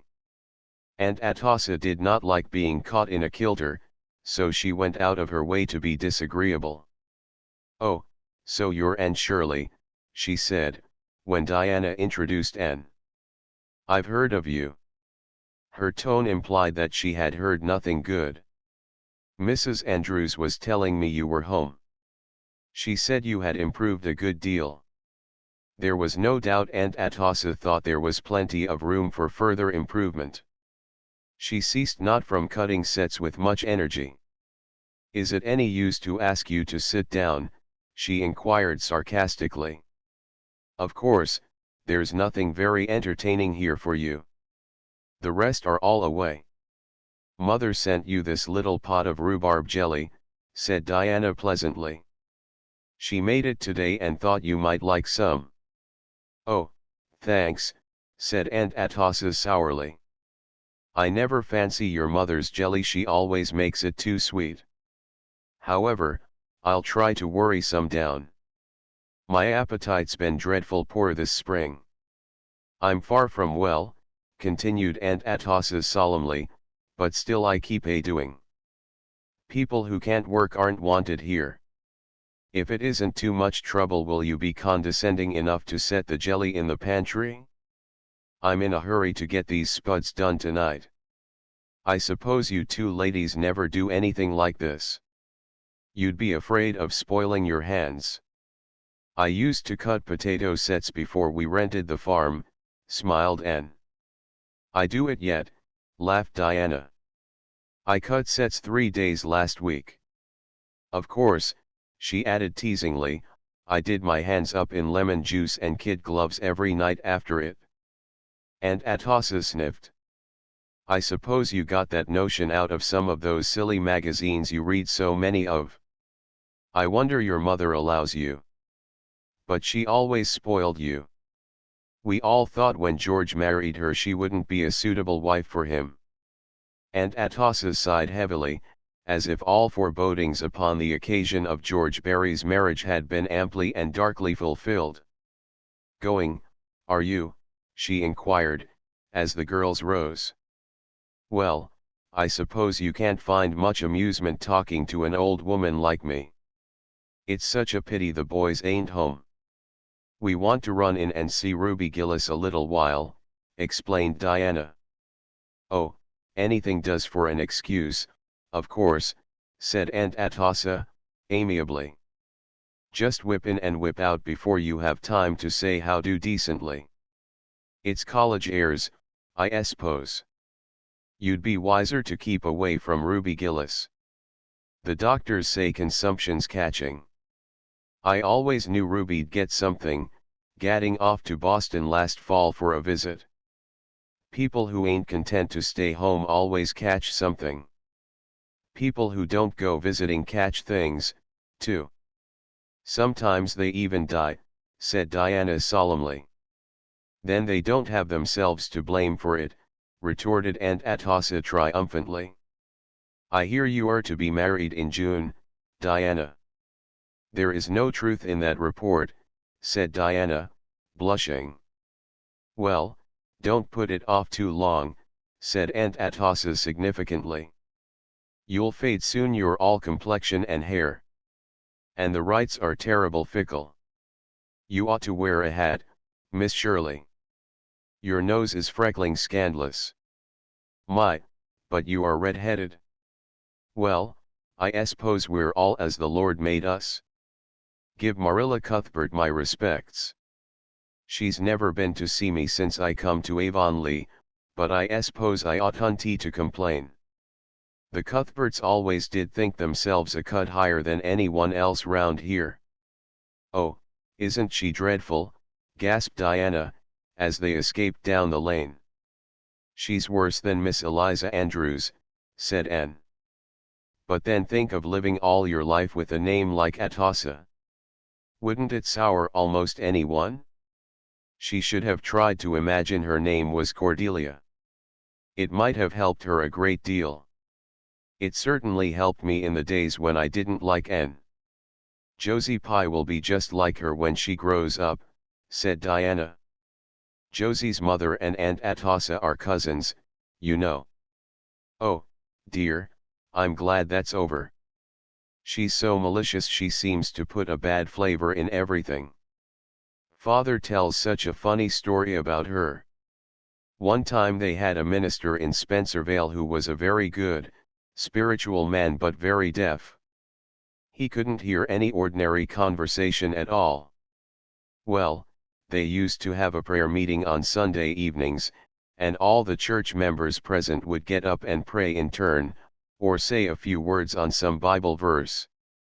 But one evening Aunt Atossa bounced up. She didn't either pray or preach. Instead, she lit into everybody else in the church and gave them a fearful raking down, calling them right out by name and telling them how they all had behaved, and casting up all the quarrels and scandals of the past 10 years. Finally she wound up by saying that she was disgusted with Spencervale Church and she never meant to darken its door again, and she hoped a fearful judgment would come upon it. Then she sat down out of breath, and the minister, who hadn't heard a word she said, immediately remarked, in a very devout voice, "Amen. The Lord grant our dear sister's prayer. You ought to hear Father tell the story." "Speaking of stories, Diana," remarked Anne, in a significant, confidential tone, "do you know that lately I have been wondering if I could write a story that would be good enough to be published?" "Why, of course you could," said Diana, after she had grasped the amazing suggestion. "You used to write perfectly thrilling stories years ago in our old story club." "Well, I hardly meant one of that kind of stories," smiled Anne. "I've been thinking about it a little of late, but I'm almost afraid to try, for, if I should fail, it would be too humiliating. I heard Priscilla say once that all Mrs. Morgan's first stories were rejected. But I'm sure yours wouldn't be, Anne, for it's likely editors have more sense nowadays. Margaret Burton, one of the junior girls at Redmond, wrote a story last winter and it was published in the Canadian Woman. I really do think I could write one at least as good." "And will you have it published in the Canadian Woman?" "I might try one of the bigger magazines first. It all depends on what kind of a story I write." "What is it to be about?" "I don't know yet. I want to get hold of a good plot. I believe this is very necessary from an editor's point of view. The only thing I've settled on is the heroine's name. It is to be Averill Lester. Rather pretty, don't you think? Don't mention this to anyone, Diana. I haven't told anybody but you and Mr. Harrison. He wasn't very encouraging. He said there was far too much trash written nowadays as it was, and he'd expected something better of me, after a year at college." "What does Mr. Harrison know about it?" demanded Diana scornfully. "They found the Gillis home gay with lights and callers. Leonard Kimball, of Spencervale, and Morgan Bell, of Carmody, were glaring at each other across the parlor. Several merry girls had dropped in. Ruby was dressed in white and her eyes and cheeks were very brilliant. She laughed and chattered incessantly, and after the other girls had gone she took Anne upstairs to display her new summer dresses. I've a blue silk to make up yet, but it's a little heavy for summer wear. I think I'll leave it until the fall. I'm going to teach in White Sands, you know. How do you like my hat?" That one you had on in church yesterday was real dinky. But I like something brighter for myself. Did you notice those two ridiculous boys downstairs? They've both come determined to sit each other out. I don't care a single bit about either of them, you know. Herb Spencer is the one I like. Sometimes I really do think he's Mr. Right. At Christmas I thought the Spencervale schoolmaster was that. But I found out something about him that turned me against him. He nearly went insane when I turned him down. I wish those two boys hadn't come tonight. I wanted to have a nice good talk with you, and tell you such heaps of things. You and I were always good chums, weren't we? Ruby slipped her arm about Anne's waist with a shallow little laugh. But just for a moment their eyes met, and, behind all the luster of Ruby's, Anne saw something that made her heart ache. "Come up often, won't you, Anne?" whispered Ruby. "Come alone, I want you." "Are you feeling quite well, Ruby?" "Me? Why, I'm perfectly well. I never felt better in my life. Of course, that congestion last winter pulled me down a little. But just see my color. I don't look much like an invalid, I'm sure." Ruby's voice was almost sharp. She pulled her arm away from Anne, as if in resentment, and ran downstairs, where she was gayer than ever, apparently so much absorbed in bantering her two swains that Diana and Anne felt rather out of it and soon went away. Chapter 12 Averil's Atonement. What are you dreaming of, Anne? The two girls were loitering one evening in a fairy hollow of the brook. Ferns nodded in it, and little grasses were green, and wild pears hung finely scented, white curtains around it. Anne roused herself from her reverie with a happy sigh. "I was thinking out my story, Diana." "Oh, have you really begun it?" cried Diana, all alight with eager interest in a moment. "Yes, I have only a few pages written, but I have it all pretty well thought out. I've had such a time to get a suitable plot. None of the plots that suggested themselves suited a girl named Averil. Couldn't you have changed her name?" "No, the thing was impossible. I tried to, but I couldn't do it, any more than I could change yours. Averil was so real to me that no matter what other name I tried to give her, I just thought of her as Averil behind it all. But finally I got a plot that matched her. Then came the excitement of choosing names for all my characters. You have no idea how fascinating that is. I've lain awake for hours thinking over those names. The hero's name is Perceval Dalrymple." "Have you named all the characters?" asked Diana wistfully. "If you hadn't, I was going to ask you to let me name one, just some unimportant person. I'd feel as if I had a share in the story then." "You may name the little hired boy who lived with the Leicesters," conceded Anne. "He is not very important, but he is the only one left unnamed." "Call him Raymond Fitzosborne," suggested Diana, who had a store of such names laid away in her memory, relics of the old Story Club, which she and Anne and Jane Andrews and Ruby Gillis had had in their school days. Anne shook her head doubtfully.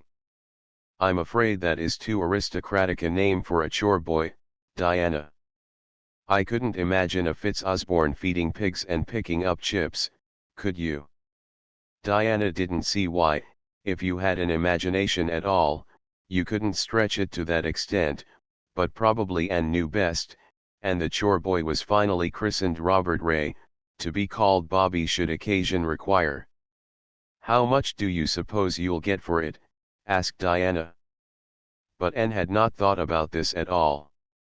She was in pursuit of fame, not filthy lucre, and her literary dreams were as yet untainted by mercenary considerations. "You'll let me read it, won't you?" pleaded Diana. "When it is finished I'll read it to you and Mr. Harrison, and I shall want you to criticize it severely. No one else shall see it until it is published. How are you going to end it, happily or unhappily? I'm not sure. I'd like it to end unhappily, because that would be so much more romantic. But I understand editors have a prejudice against sad endings. I heard Professor Hamilton say once that nobody but a genius should try to write an unhappy ending. And, concluded Anne modestly, I'm anything but a genius. Oh, I like happy endings best. You'd better let him marry her, said Diana, who, especially since her engagement to Fred, thought this was how every story should end. But you like to cry over stories. Oh, yes, in the middle of them. But I like everything to come right at last. I must have one pathetic scene in it, said Anne thoughtfully. I might let Robert Ray be injured in an accident and have a death scene. No, you mustn't kill Bobby off, declared Diana, laughing. He belongs to me and I want him to live and flourish. Kill somebody else if you have to. For the next fortnight Anne writhed or revelled, according to mood, in her literary pursuits. Now she would be jubilant over a brilliant idea, now despairing because some contrary character would not behave properly. Diana could not understand this. Make them do as you want them to, she said. I can't, mourned Anne. Averill is such an unmanageable heroine. She will do and say things I never meant her to. Then that spoils everything that went before and I have to write it all over again. Finally, however, the story was finished, and Anne read it to Diana in the seclusion of the porch gable. She had achieved her pathetic scene without sacrificing Robert Ray, and she kept a watchful eye on Diana as she read it. Diana rose to the occasion and cried properly, but, when the end came, she looked a little disappointed. Why did you kill Maurice Lennox? She asked reproachfully. He was the villain, protested Anne. He had to be punished. I like him best of them all, said unreasonable Diana. Well, he's dead, and he'll have to stay dead, said Anne, rather resentfully. If I had let him live he'd have gone on persecuting Averill and Perceval. Yes, unless you had reformed him. That wouldn't have been romantic, and, besides, it would have made the story too long. Well, anyway, it's a perfectly elegant story and will make you famous, of that I'm sure. Have you got a title for it? Oh, I decided on the title long ago. I call it Averill's Atonement. Doesn't that sound nice and alliterative? Now, Diana, tell me candidly, do you see any faults in my story? Well, hesitated Diana, that part where Averill makes the cake doesn't seem to me quite romantic enough to match the rest. It's just what anybody might do. Heroines shouldn't do cooking, I think. Why, that is where the humor comes in, and it's one of the best parts of the whole story, said Anne. And it may be stated that in this she was quite right. Diana prudently refrained from any further criticism, but Mr. Harrison was much harder to please. First he told her there was entirely too much description in the story. Cut out all those flowery passages, he said unfeelingly. Anne had an uncomfortable conviction that Mr. Harrison was right, and she forced herself to expunge most of her beloved descriptions, though it took 3 rewritings before the story could be pruned down to please the fastidious Mr. Harrison. I've left out all the descriptions but the sunset, she said at last. I simply couldn't let it go. It was the best of them all. It hasn't anything to do with the story, said Mr. Harrison, and you shouldn't have laid the scene among rich city people. What do you know of them?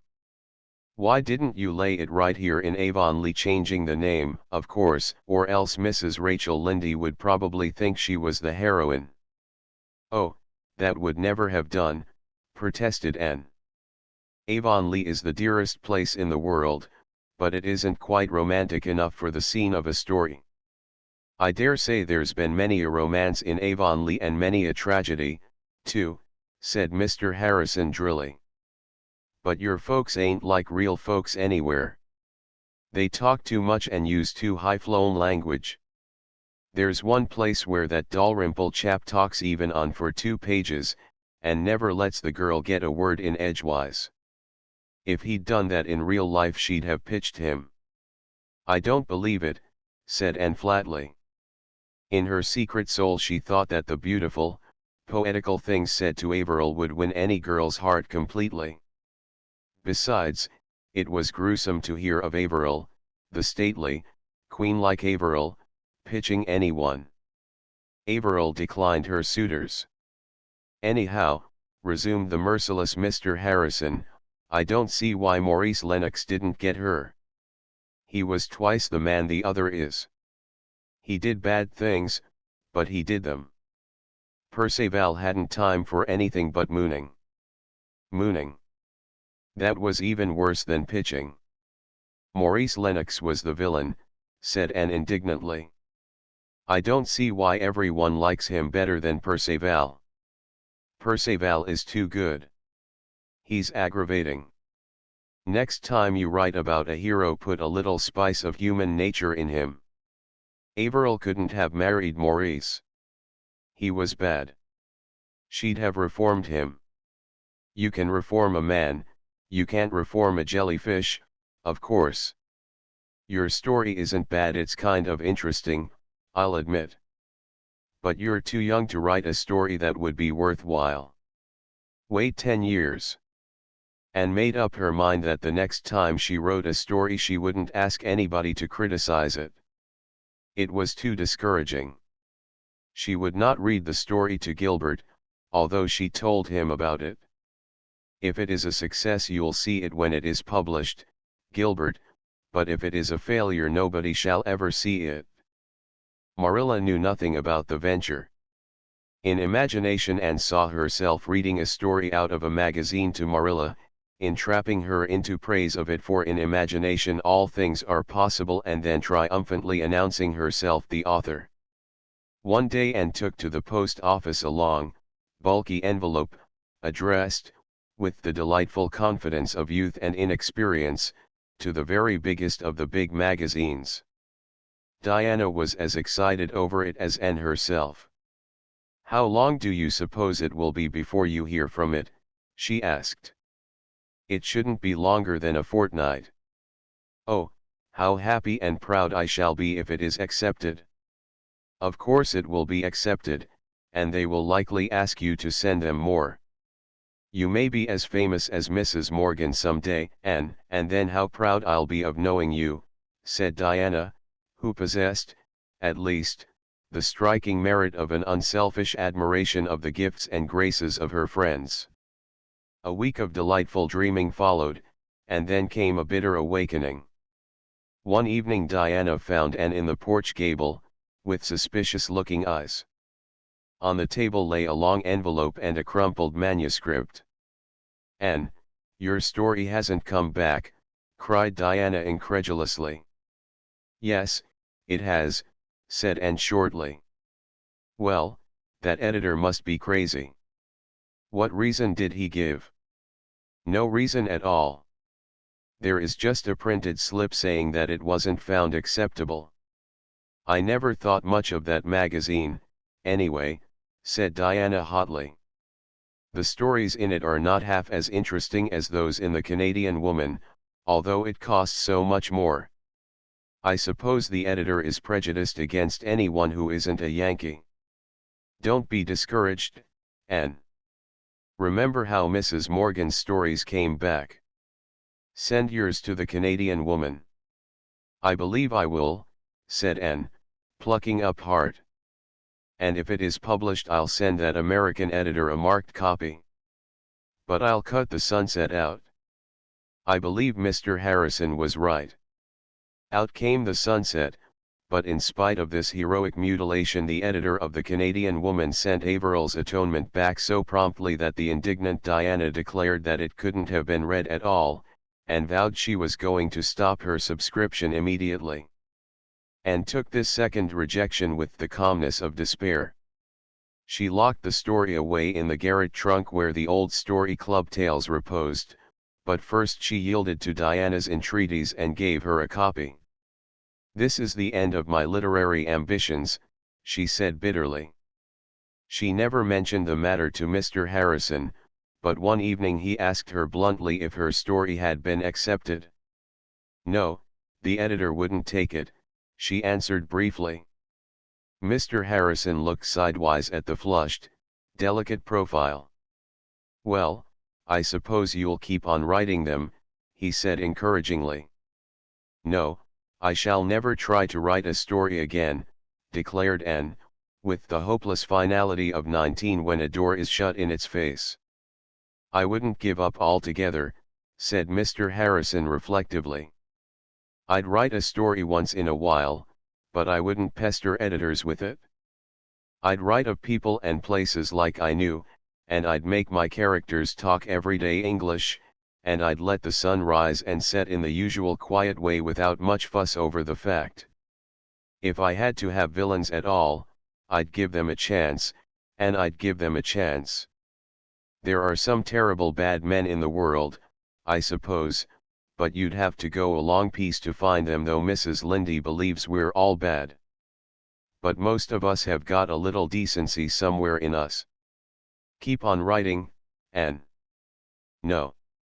It was very foolish of me to attempt it. When I'm through Redmond I'll stick to teaching. I can teach. I can't write stories." "It'll be time for you to be getting a husband when you're through Redmond," said Mr. Harrison. "I don't believe in putting marrying off too long like I did." And got up and marched home. There were times when Mr. Harrison was really intolerable. Pitching, mooning, and getting a husband. Ow. Chapter 13 The Way of Transgressors. Davy and Dora were ready for Sunday school. They were going alone, which did not often happen, for Mrs. Lindy always attended Sunday school. But Mrs. Lindy had twisted her ankle and was lame, so she was staying home this morning. The twins were also to represent the family at church, for Anne had gone away the evening before to spend Sunday with friends in Carmody, and Marilla had one of her headaches. Davy came downstairs slowly. Dora was waiting in the hall for him, having been made ready by Mrs. Lindy. Davy had attended to his own preparations. He had a cent in his pocket for the Sunday school collection, and a 5-cent piece for the church collection. He carried his Bible in one hand and his Sunday school quarterly in the other. He knew his lesson and his golden text and his catechism question perfectly. Had he not studied them perforce in Mrs. Lindy's kitchen, all last Sunday afternoon? Davy, therefore, should have been in a placid frame of mind. As a matter of fact, despite text and catechism, he was inwardly as a ravening wolf. Mrs. Lindy limped out of her kitchen as he joined Dora. "Are you clean?" she demanded severely. "Yes, all of me, that shows," Davy answered with a defiant scowl. Mrs. Rachel sighed. She had her suspicions about Davy's neck and ears. But she knew that if she attempted to make a personal examination, Davy would likely take to his heels and she could not pursue him today. "Well, be sure you behave yourselves," she warned them. "Don't walk in the dust. Don't stop in the porch to talk to the other children. Don't squirm or wriggle in your places. Don't forget the golden text. Don't lose your collection or forget to put it in. Don't whisper at prayer time, and don't forget to pay attention to the sermon." Davy deigned no response. He marched away down the lane, followed by the meek Dora. But his soul seethed within. Davy had suffered, or thought he had suffered, many things at the hands and tongue of Mrs. Rachel Lindy since she had come to Green Gables, for Mrs. Lindy could not live with anybody, whether they were 9 or 90, without trying to bring them up properly. and it was only the preceding afternoon that she had interfered to influence Marilla against allowing Davy to go fishing with the Timothy Cottons. Davy was still boiling over this. As soon as he was out of the lane, Davy stopped and twisted his countenance into such an unearthly and terrific contortion that Dora, although she knew his gifts in that respect, was honestly alarmed lest he should never in the world be able to get it straightened out again. "Darn her," exploded Davy. "Oh, Davy, don't swear," gasped Dora in dismay. "Darn isn't swearing, not real swearing." "And I don't care if it is," retorted Davy recklessly. "Well, if you must say dreadful words, don't say them on Sunday," pleaded Dora. Davy was as yet far from repentance, but in his secret soul he felt that, perhaps, he had gone a little too far. "I'm going to invent a swear word of my own," he declared. "God will punish you if you do," said Dora solemnly. "Then I think God is a mean old scamp," retorted Davy. "Doesn't he know a fellow must have some way of expressing his feelings?" "Davy," said Dora. She expected that Davy would be struck down dead on the spot. But nothing happened. "Anyway, I ain't going to stand any more of Mrs. Lindy's bossing," spluttered Davy. "And Marilla may have the right to boss me, but she hasn't. I'm going to do every single thing she told me not to do. You watch me." In grim, deliberate silence, while Dora watched him with the fascination of horror, Davy stepped off the green grass of the roadside, ankle deep into the fine dust which 4 weeks of rainless weather had made on the road, and marched along in it, shuffling his feet viciously until he was enveloped in a hazy cloud. "That's the beginning," he announced triumphantly. "And I'm going to stop in the porch and talk as long as there's anybody there to talk to. I'm going to squirm and wriggle and whisper, and I'm going to say I don't know the golden text. And I'm going to throw away both of my collections right now." And Davy hurled cent and nickel over Mr. Barry's fence with fierce delight. "Satan made you do that," said Dora reproachfully. "He didn't," cried Davy indignantly. "I just thought it out for myself. And I've thought of something else. I'm not going to Sunday school or church at all. I'm going up to play with the Cottons. They told me yesterday they weren't going to Sunday school today, 'cause their mother was away and there was nobody to make them. Come along, Dora, we'll have a great time." "I don't want to go," protested Dora. "You've got to," said Davy. "If you don't come, I'll tell Marilla that Frank Bell kissed you in school last Monday." "I couldn't help it." "I didn't know he was going to," cried Dora, blushing scarlet. "Well, you didn't slap him or seem a bit cross," retorted Davy. "I'll tell her that, too, if you don't come. We'll take the short cut up this field." "I'm afraid of those cows," protested poor Dora, seeing a prospect of escape. "The very idea of your being scared of those cows," scoffed Davy. "Why, they're both younger than you." "They're bigger," said Dora. "They won't hurt you. Come along, now. This is great. When I grow up I ain't going to bother going to church at all. I believe I can get to heaven by myself." "You'll go to the other place if you break the Sabbath day," said unhappy Dora, following him sorely against her will. But Davy was not scared yet. Hell was very far off, and the delights of a fishing expedition with the Cottons were very near. He wished Dora had more spunk.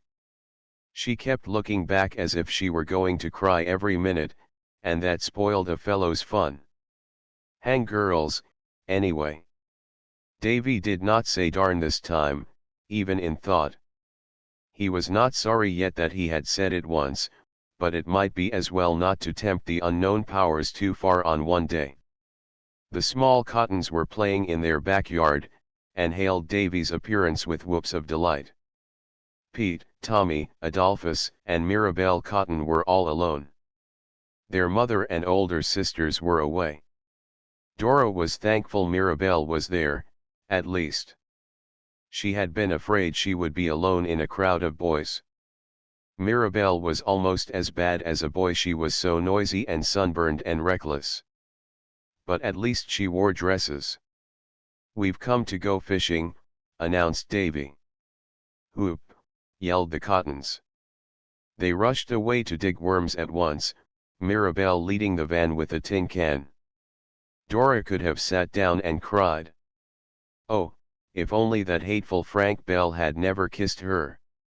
Then she could have defied Davy, and gone to her beloved Sunday school. They dared not, of course, go fishing on the pond, where they would be seen by people going to church. They had to resort to the brook in the woods behind the Cotton house. But it was full of trout, and they had a glorious time that morning, at least the Cottons certainly had, and Davy seemed to have it. Not being entirely bereft of prudence, he had discarded boots and stockings and borrowed Tommy Cotton's overalls. Thus Accoutred, bog, and marsh and undergrowth had no terrors for him. Dora was frankly and manifestly miserable. She followed the others in their peregrinations from pool to pool, clasping her Bible and quarterly tightly and thinking with bitterness of soul of her beloved class where she should be sitting that very moment, before a teacher she adored. Instead, here she was roaming the woods with those half-wild Cottons, trying to keep her boots clean and her pretty white dress free from rents and stains. Mirabelle had offered the loan of an apron, but Dora had scornfully refused.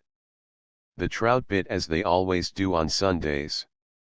In an hour the transgressors had all the fish they wanted, so they returned to the house, much to Dora's relief.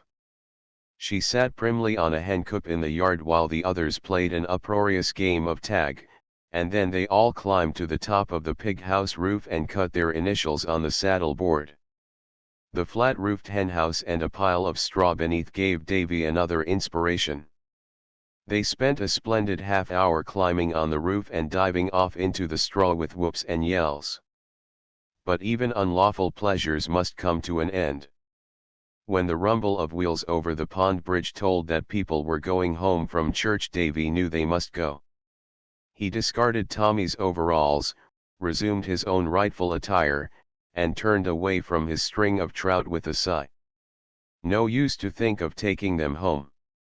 "Well, hadn't we a splendid time?" he demanded defiantly, as they went down the hill field. "I hadn't," said Dora flatly. "And I don't believe you had really either," she added, with a flash of insight that was not to be expected of her. "I had so," cried Davy, but in the voice of one who doth protest too much. "No wonder you hadn't, just sitting there like a mule." "I ain't going to associate with the Cottons," said Dora loftily. "The Cottons are all right," retorted Davy. "And they have far better times than we have.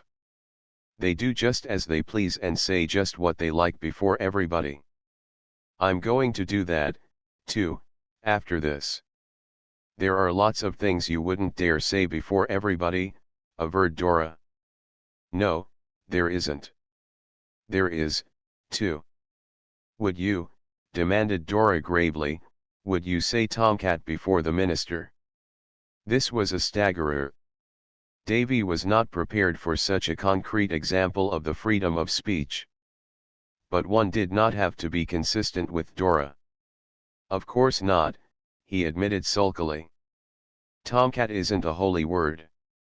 I wouldn't mention such an animal before a minister at all." "But if you had to," persisted Dora. "I'd call it a Thomas pussy," said Davy. "I think gentleman cat would be more polite," reflected Dora. "You thinking?" retorted Davy with withering scorn. Davy was not feeling comfortable, though he would have died before he admitted it to Dora. Now that the exhilaration of truant delights had died away, his conscience was beginning to give him salutary twinges.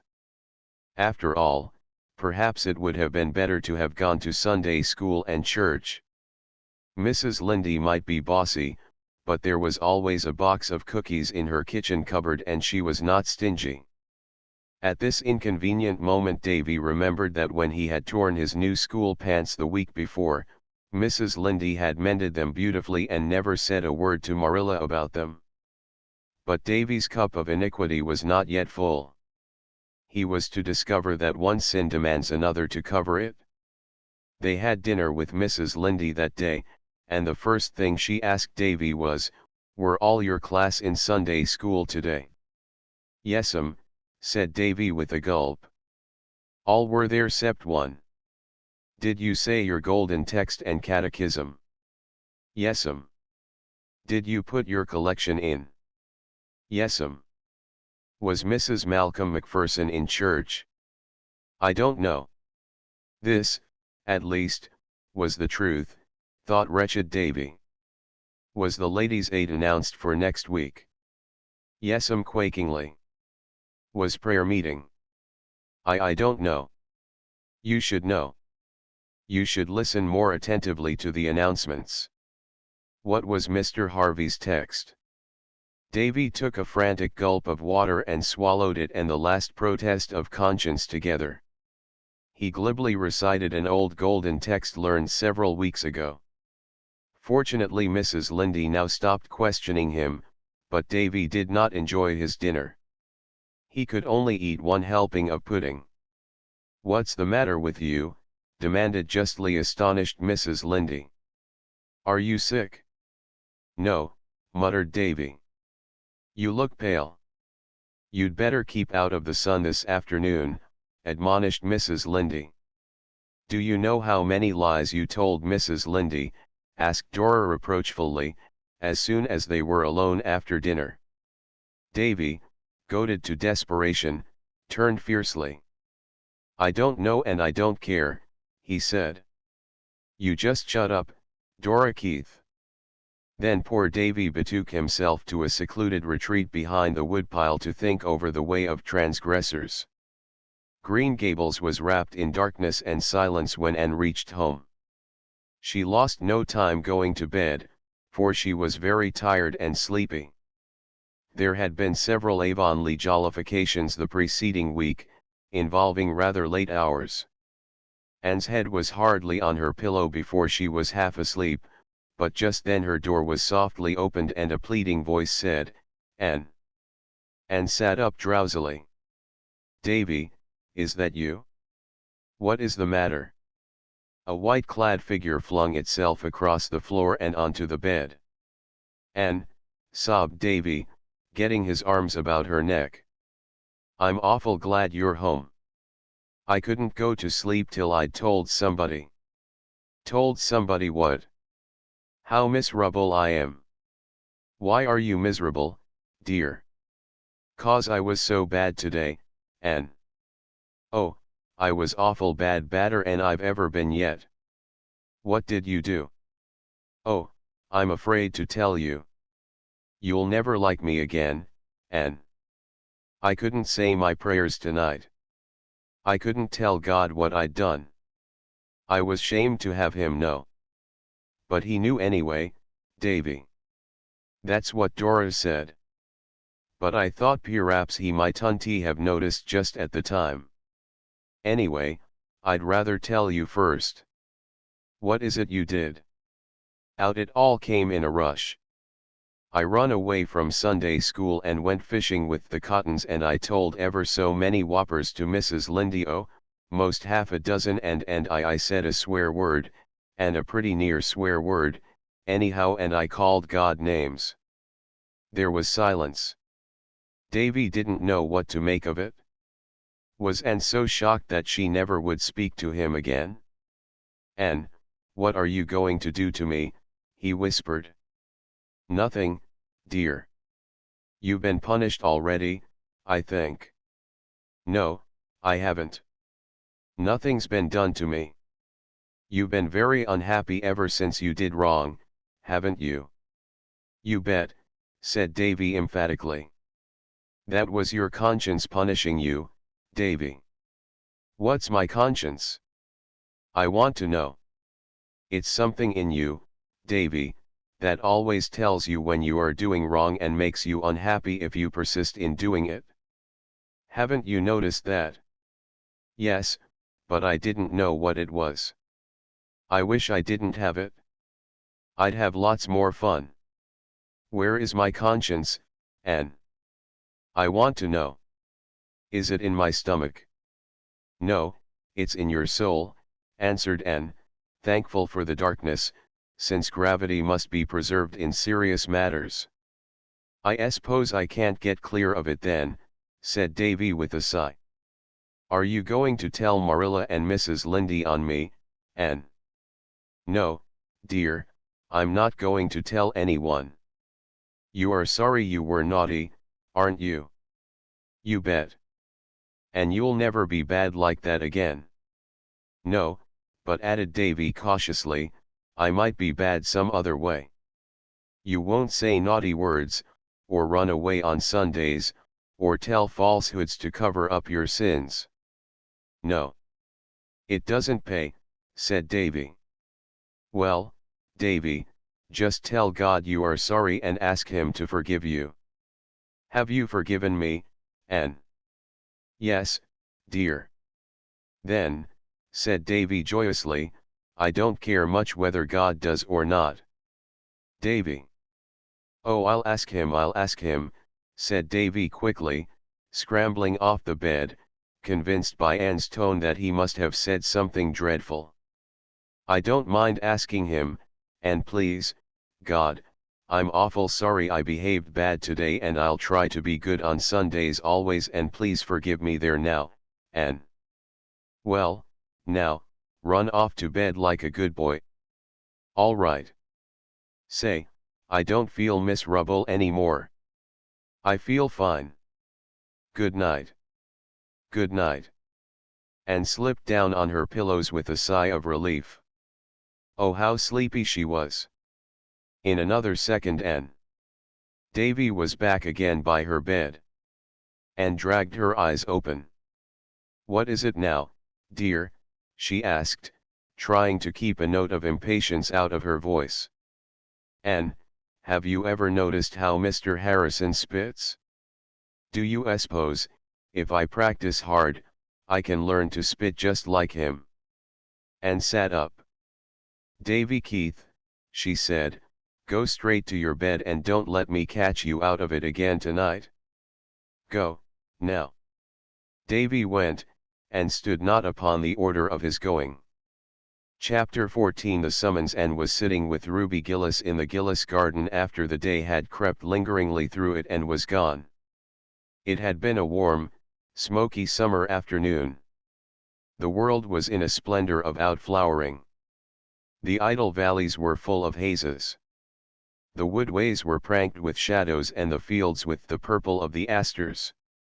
Anne had given up a moonlight drive to the White Sands beach that she might spend the evening with Ruby. She had so spent many evenings that summer, although she often wondered what good it did anyone, and sometimes went home deciding that she could not go again. Ruby grew paler as the summer waned. The White Sands school was given up. Her father thought it better that she shouldn't teach till New Year's, and the fancy work she loved oftener and oftener fell from hands grown too weary for it.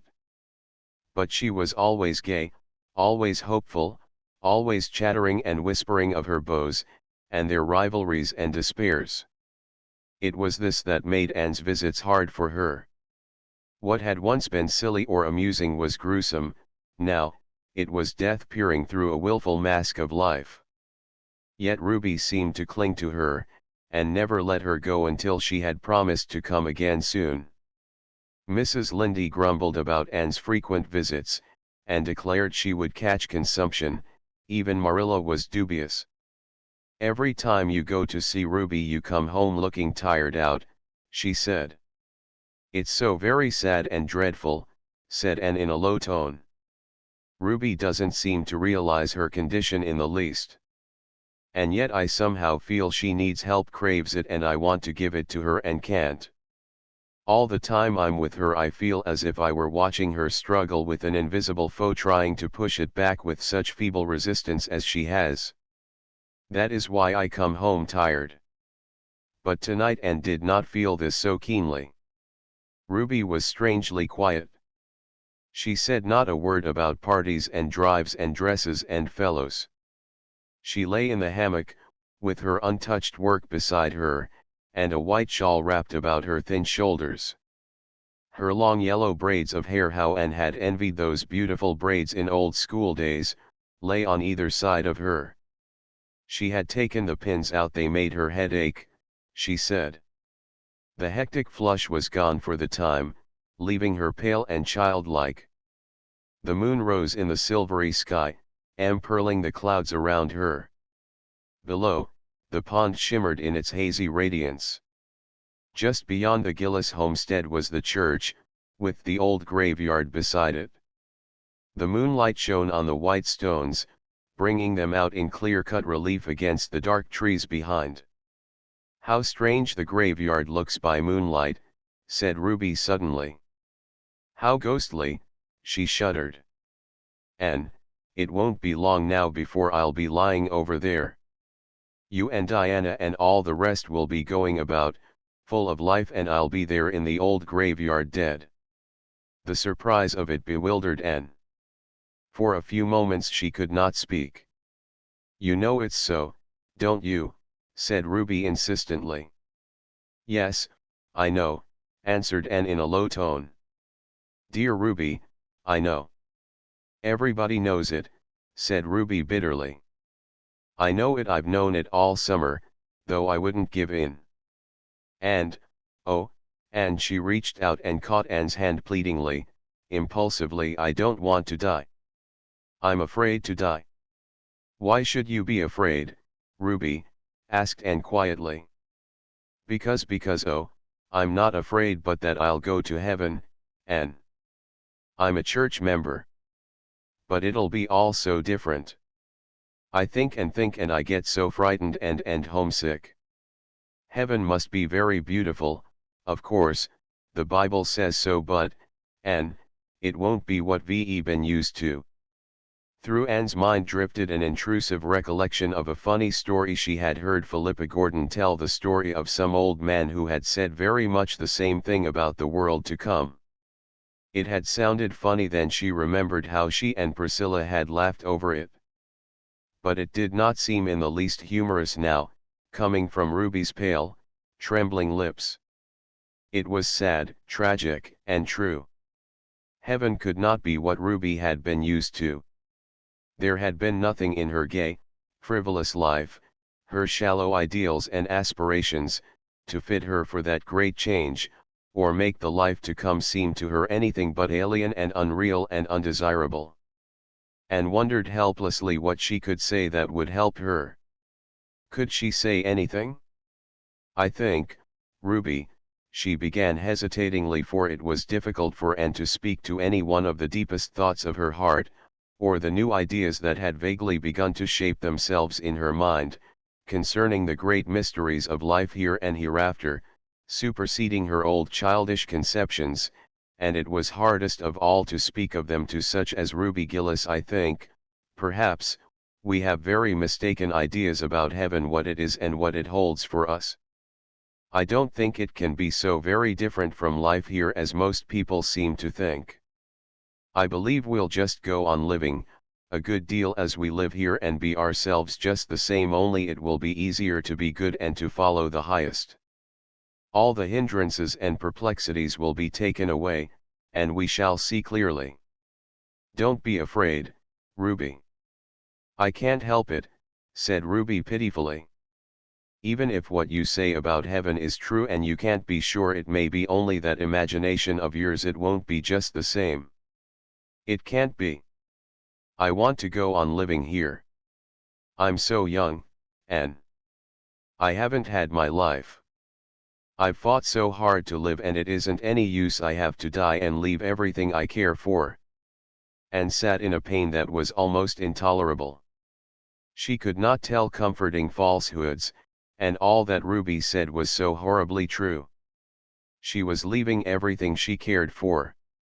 She had laid up her treasures on earth only, she had lived solely for the little things of life, the things that pass, forgetting the great things that go onward into eternity, bridging the gulf between the two lives and making of death a mere passing from one dwelling to the other, from twilight to unclouded day. God would take care of her there and believed she would learn, but now it was no wonder her soul clung, in blind helplessness, to the only things she knew and loved. Ruby raised herself on her arm and lifted up her bright, beautiful blue eyes to the moonlit skies. "I want to live," she said, in a trembling voice. "I want to live like other girls. I want to be married, and have little children. You know I always loved babies, and I couldn't say this to anyone but you. I know you understand. And then poor Herb, he loves me and I love him, and the others meant nothing to me, but he does, and if I could live I would be his wife and be so happy. Oh, Anne, it's hard." Ruby sank back on her pillows and sobbed convulsively. Anne pressed her hand in an agony of sympathy, silent sympathy, which perhaps helped Ruby more than broken, imperfect words could have done, for presently she grew calmer and her sobs ceased. "I'm glad I've told you this, Anne," she whispered. "It has helped me just to say it all out. I've wanted to all summer, every time you came. I wanted to talk it over with you, but I couldn't. It seemed as if it would make death so sure if I said I was going to die, or if anyone else said it or hinted it. I wouldn't say it, or even think it. In the daytime, when people were around me and everything was cheerful, it wasn't so hard to keep from thinking of it. But in the night, when I couldn't sleep, it was so dreadful, and I couldn't get away from it then. Death just came and stared me in the face, until I got so frightened I could have screamed. But you won't be frightened anymore, Ruby, will you? You'll be brave, and believe that all is going to be well with you. I'll try. I'll think over what you have said, and try to believe it. And you'll come up as often as you can, won't you, Anne?" "Yes, dear. It won't be very long now, Anne. I feel sure of that. And I'd rather have you than anyone else. I always liked you best of all the girls I went to school with. You were never jealous, or mean, like some of them were. Poor Em White was up to see me yesterday. You remember Em and I were such chums for 3 years when we went to school. And then we quarreled the time of the school concert. We've never spoken to each other since. Wasn't it silly? Anything like that seems silly now. But Em and I made up the old quarrel yesterday. She said she'd have spoken years ago, only she thought I wouldn't. And I never spoke to her because I was sure she wouldn't speak to me. Isn't it strange how people misunderstand each other, Anne? Most of the trouble in life comes from misunderstanding, I think," said Anne. "I must go now, Ruby. It's getting late and you shouldn't be out in the damp. You'll come up soon again." "Yes, very soon. And if there's anything I can do to help you, I'll be so glad." "I know. You have helped me already. Nothing seems quite so dreadful now. Good night, Anne." "Good night, dear." Anne walked home very slowly in the moonlight. The evening had changed something for her. Life held a different meaning, a deeper purpose. On the surface it would go on just the same, but the deeps had been stirred. It must not be with her as with poor butterfly Ruby.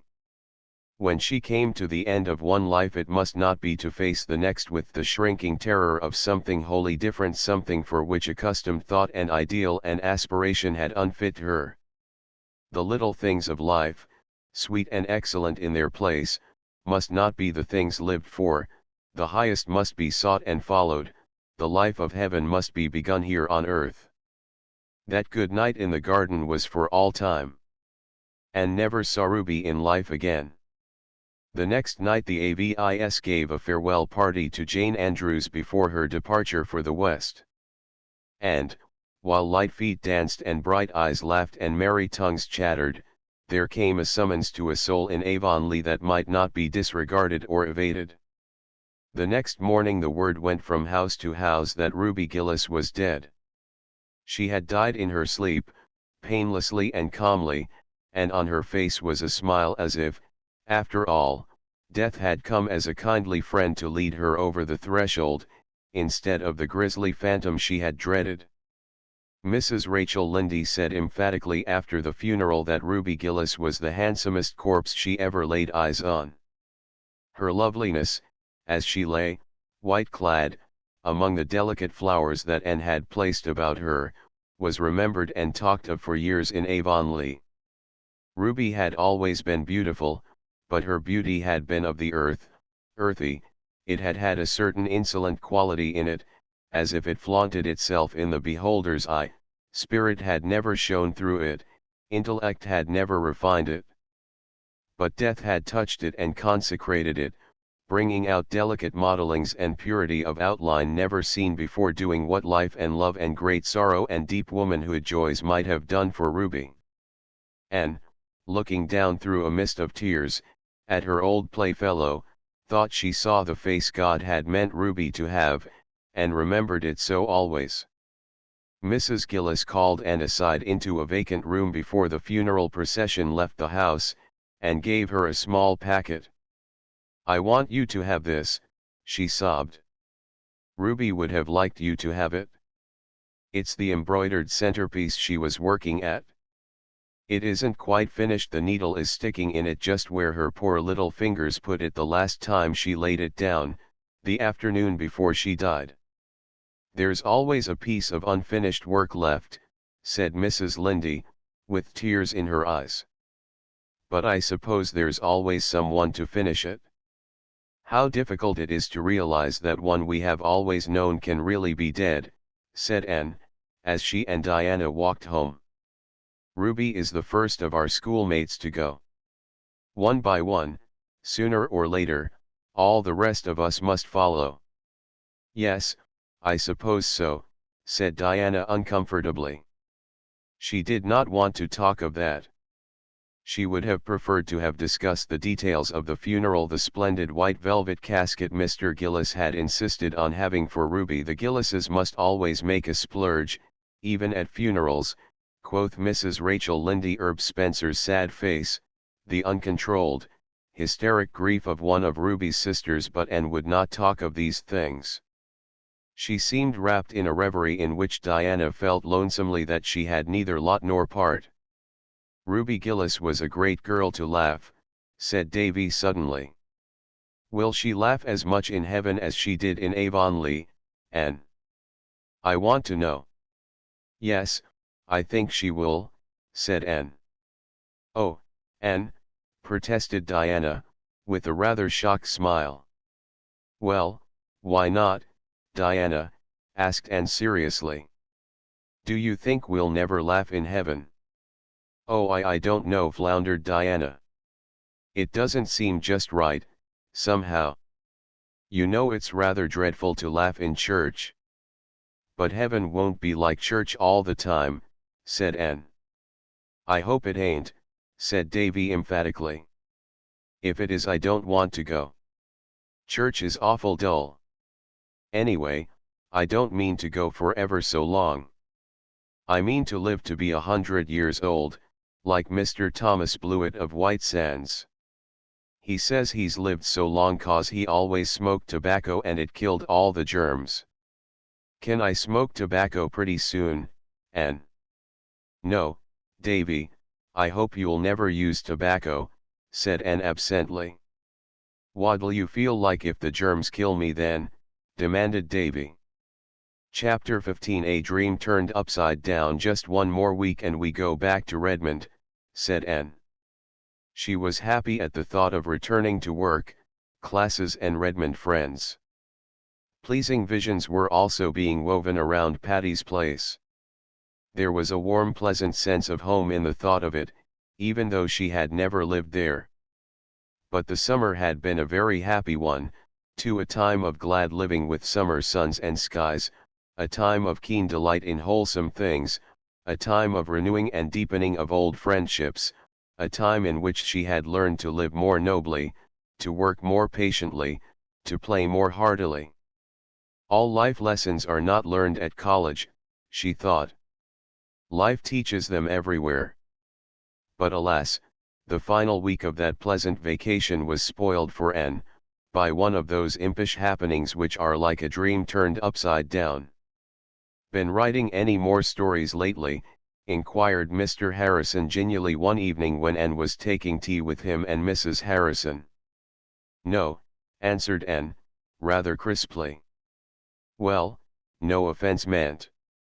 Mrs. Hiram Sloane told me the other day that a big envelope addressed to the Rawlings Reliable Baking Powder Company of Montreal had been dropped into the post office box a month ago, and she suspicioned that somebody was trying for the prize they'd offered for the best story that introduced the name of their baking powder. She said it wasn't addressed in your writing, but I thought maybe it was you." "Indeed, no. I saw the prize offer, but I'd never dream of competing for it. I think it would be perfectly disgraceful to write a story to advertise a baking powder. It would be almost as bad as Judson Parker's patent medicine fence." So spake Anne loftily, little dreaming of the valley of humiliation awaiting her. That very evening Diana popped into the porch gable, bright-eyed and rosy-cheeked, carrying a letter. "Oh, Anne, here's a letter for you. I was at the office, so I thought I'd bring it along. Do open it quick. If it is what I believe it is, I shall just be wild with delight." Anne, puzzled, opened the letter and glanced over the typewritten contents. "Miss Anne Shirley, Green Gables, Avonlea, P.E. Island. Dear Madam, we have much pleasure in informing you that your charming story Averil's Atonement has won the prize of $25 offered in our recent competition. We enclose the check herewith. We are arranging for the publication of the story in several prominent Canadian newspapers, and we also intend to have it printed in pamphlet form for distribution among our patrons. Thanking you for the interest you have shown in our enterprise, we remain, yours very truly, the Rawlings Reliable Baking Powder Co." "I don't understand," said Anne, blankly.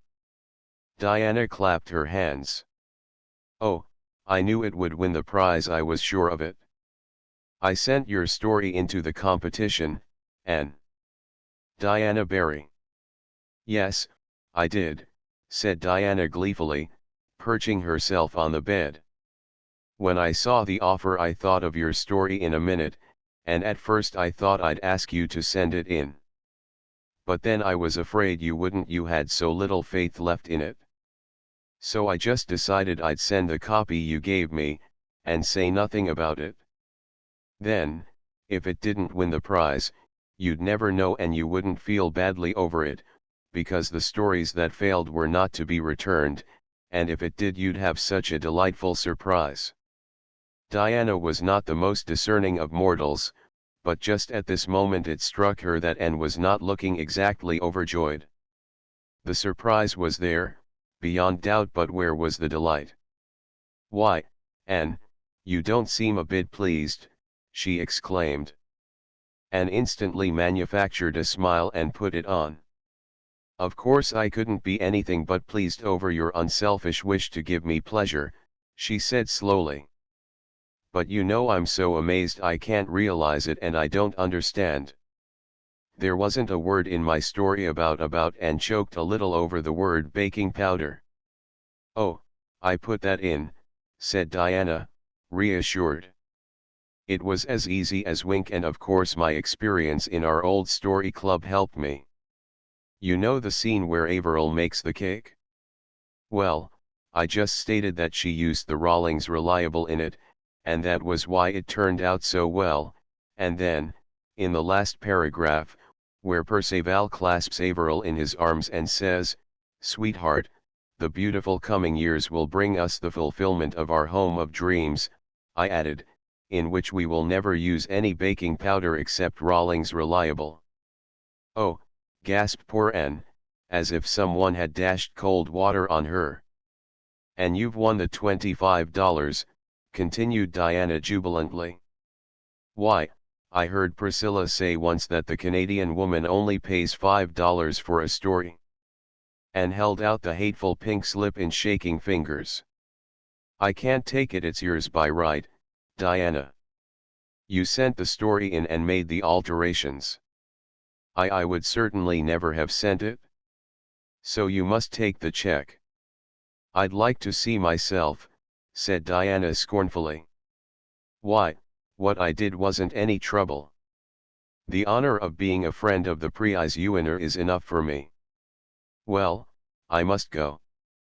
I should have gone straight home from the post office, for we have company. But I simply had to come and hear the news. I'm so glad for your sake, Anne. Anne suddenly bent forward, put her arms about Diana, and kissed her cheek. I think you are the sweetest and truest friend in the world, Diana, she said, with a little tremble in her voice, and I assure you I appreciate the motive of what you've done. Diana, pleased and embarrassed, got herself away, and poor Anne, after flinging the innocent check into her bureau drawer as if it were blood money, cast herself on her bed and wept tears of shame and outraged sensibility. Oh, she could never live this down, never. Gilbert arrived at dusk, brimming over with congratulations, for he had called at Orchard Slope and heard the news. But his congratulations died on his lips at sight of Anne's face. Why, Anne, what is the matter? I expected to find you radiant over winning Rawlings Reliable prize. Good for you. Oh, Gilbert, not you, implored Anne, in an et brute tone. I thought you would understand. Can't you see how awful it is? I must confess I can't. What is wrong? Everything, moaned Anne. I feel as if I were disgraced forever. What do you think a mother would feel like if she found her child tattooed over with a baking powder advertisement? I feel just the same. I loved my poor little story, and I wrote it out of the best that was in me. And it is sacrilege to have it degraded to the level of a baking powder advertisement. Don't you remember what Professor Hamilton used to tell us in the literature class at Queen's? He said we were never to write a word for a low or unworthy motive, but always to cling to the very highest ideals. What will he think when he hears I've written a story to advertise Rawlings Reliable? And, oh, when it gets out at Redmond. Think how I'll be teased and laughed at. That you won't, said Gilbert, wondering uneasily if it were that confounded Junior's opinion in particular over which Anne was worried. The Reds will think just as I thought, that you, being like 9 out of 10 of us, not overburdened with worldly wealth, had taken this way of earning an honest penny to help yourself through the year. I don't see that there's anything low or unworthy about that, or anything ridiculous either. One would rather write masterpieces of literature, no doubt, but meanwhile board and tuition fees have to be paid. This common sense, matter-of-fact view of the case cheered Anne a little. At least it removed her dread of being laughed at, though the deeper hurt of an outraged ideal remained. Chapter 16 Adjusted Relationships. It's the homiest spot I ever saw. It's homier than home, avowed Philippa Gordon, looking about her with delighted eyes. They were all assembled at twilight in the big living room at Patty's place. Anne and Priscilla, Phil and Stella, Aunt Jamesina, Rusty, Joseph, the Sarah cat, and Gog and Magog. The firelight shadows were dancing over the walls, the cats were purring, and a huge bowl of hothouse chrysanthemums, sent to Phil by one of the victims, shone through the golden gloom like creamy moons. It was 3 weeks since they had considered themselves settled, and already all believed the experiment would be a success. The first fortnight after their return had been a pleasantly exciting one. They had been busy setting up their household goods, organizing their little establishment, and adjusting different opinions. Anne was not over sorry to leave Avonlea when the time came to return to college. The last few days of her vacation had not been pleasant.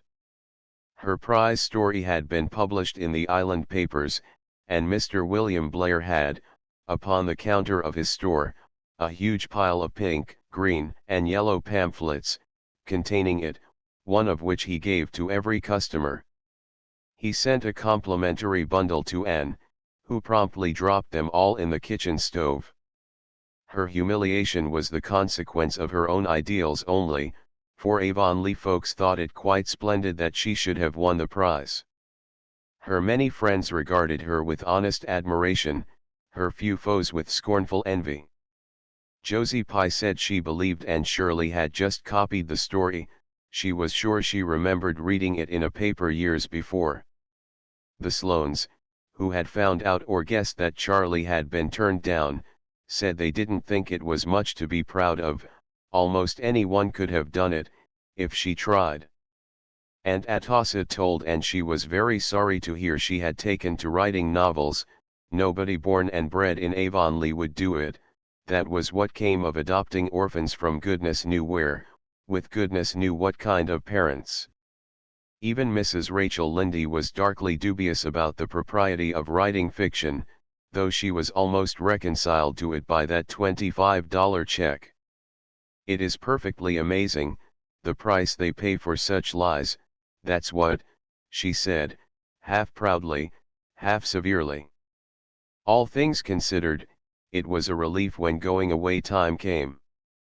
And it was very jolly to be back at Redmond, a wise, experienced soph with hosts of friends to greet on the merry opening day. Pre and Stella and Gilbert were there, Charlie Sloane, looking more important than ever a sophomore looked before, Phil, with the Alec and Alonzo question still unsettled, and Moody Spurgeon McPherson. Moody Spurgeon had been teaching school ever since leaving Queen's, but his mother had concluded it was high time he gave it up and turned his attention to learning how to be a minister. Poor Moody Spurgeon fell on hard luck at the very beginning of his college career. Half a dozen ruthless sophs, who were among his fellow boarders, swooped down upon him one night and shaved half of his head. In this guise the luckless Moody Spurgeon had to go about until his hair grew again. He told Anne bitterly that there were times when he had his doubts as to whether he was really called to be a minister. Aunt Jamesina did not come until the girls had Patty's place ready for her. Miss Patty had sent the key to Anne, with a letter in which she said Gog and Magog were packed in a box under the spare room bed, but might be taken out when wanted. In a postscript she added that she hoped the girls would be careful about putting up pictures. The living room had been newly papered 5 years before, and she and Miss Maria did not want any more holes made in that new paper than was absolutely necessary. For the rest she trusted everything to Anne. How those girls enjoyed putting their nest in order. As Phil said, it was almost as good as getting married. You had the fun of homemaking without the bother of a husband. All brought something with them to adorn or make comfortable the little house. Pre and Phil and Stella had knickknacks and pictures galore, which latter they proceeded to hang according to taste, in reckless disregard of Miss Patty's new paper. "We'll putty the holes up when we leave, dear, she'll never know," they said to protesting Anne. Diana had given Anne a pine needle cushion, and Miss Ada had given both her and Priscilla a fearfully and wonderfully embroidered one. Marilla had sent a big box of preserves, and darkly hinted at a hamper for Thanksgiving, and Mrs. Lynde gave Anne a patchwork quilt and loaned her 5 more. "You take them," she said authoritatively. "They might as well be in use as packed away in that trunk in the garret for moths to gnaw." No moths would ever have ventured near those quilts, for they reeked of mothballs to such an extent that they had to be hung in the orchard of Patty's Place a full fortnight before they could be endured indoors. Verily, Aristocratic Spofford Avenue had rarely beheld such a display. The gruff old millionaire who lived next door came over and wanted to buy the gorgeous red and yellow tulip pattern one which Mrs. Rachel had given Anne. He said his mother used to make quilts like that, and by Jove, he wanted one to remind him of her. Anne would not sell it, much to his disappointment, but she wrote all about it to Mrs. Lindy. That highly gratified lady sent word back that she had one just like it to spare, so the Tobacco King got his quilt after all, and insisted on having it spread on his bed, to the disgust of his fashionable wife. Mrs. Lindy's quilt served a very useful purpose that winter. Patty's Place, for all its many virtues, had its faults also. It was really a rather cold house, and when the frosty nights came the girls were very glad to snuggle down under Mrs. Lindy's quilts, and hoped that the loan of them might be accounted unto her for righteousness. Anne had the blue room she had coveted at sight. Priscilla and Stella had the large one. Phil was blissfully content with the little one over the kitchen, and Aunt Jamesina was to have the downstairs one off the living room. Rusty at first slept on the doorstep. Anne, walking home from Redmond a few days after her return, became aware that the people that she met surveyed her with a covert, indulgent smile. Anne wondered uneasily what was the matter with her. Was her hat crooked? Was her belt loose? Craning her head to investigate, Anne, for the first time, saw Rusty. Trotting along behind her, close to her heels, was quite the most forlorn specimen of the cat tribe she had ever beheld. The animal was well past kittenhood, lank, thin, disreputable looking. Pieces of both ears were lacking, one eye was temporarily out of repair, and one jowl ludicrously swollen. As for color, if a once black cat had been well and thoroughly singed, the result would have resembled the hue of this waif's thin, draggled, unsightly fur. Anne shooed, but the cat would not shoo. As long as she stood he sat back on his haunches and gazed at her reproachfully out of his one good eye. When she resumed her walk he followed. Anne resigned herself to his company until she reached the gate of Patty's Place, which she coldly shut in his face, fondly supposing she had seen the last of him. But when, 15 minutes later, Phil opened the door, there sat the rusty brown cat on the step. More, he promptly darted in and sprang upon Anne's lap with a half-pleading, half-triumphant meow. "Anne," said Stella severely, "do you own that animal?" "No, I do not," protested disgusted Anne. "The creature followed me home from somewhere. I couldn't get rid of him." "Ugh, get down. I like decent cats reasonably well, but I don't like beasties of your complexion." Pussy, however, refused to get down. He coolly curled up in Anne's lap and began to purr. "He has evidently adopted you," laughed Priscilla. "I won't be adopted," said Anne stubbornly. "The poor creature is starving," said Phil pityingly. "Why, his bones are almost coming through his skin." "Well, I'll give him a square meal and then he must return to whence he came," said Anne resolutely. The cat was fed and put out. In the morning he was still on the doorstep. On the doorstep he continued to sit, bolting in whenever the door was opened. No coolness of welcome had the least effect on him, of nobody save Anne did he take the least notice. Out of compassion the girls fed him, but when a week had passed they decided that something must be done. The cat's appearance had improved. His eye and cheek had resumed their normal appearance, he was not quite so thin, and he had been seen washing his face. "But for all that we can't keep him," said Stella. "Aunt Jimsy is coming next week and she will bring the Sarah cat with her. We can't keep two cats, and if we did this rusty coat would fight all the time with the Sarah cat. He's a fighter by nature. He had a pitched battle last evening with the Tobacco King's cat and routed him, horse, foot and artillery. We must get rid of him, agreed Anne, looking darkly at the subject of their discussion, who was purring on the hearth rug with an air of lamb-like meekness. But the question is how? How can 4 unprotected females get rid of a cat who won't be got rid of? We must chloroform him, said Phil briskly. That is the most humane way. Who of us knows anything about chloroforming a cat? Demanded Anne gloomily. I do, honey. It's one of my sadly few useful accomplishments. I've disposed of several at home. You take the cat in the morning and give him a good breakfast. Then you take an old burlap bag, there's one in the back porch, put the cat on it and turn over him a wooden box. Then take a 2-ounce bottle of chloroform, uncork it, and slip it under the edge of the box. Put a heavy weight on top of the box and leave it till evening. The cat will be dead, curled up peacefully as if he were asleep. No pain, no struggle.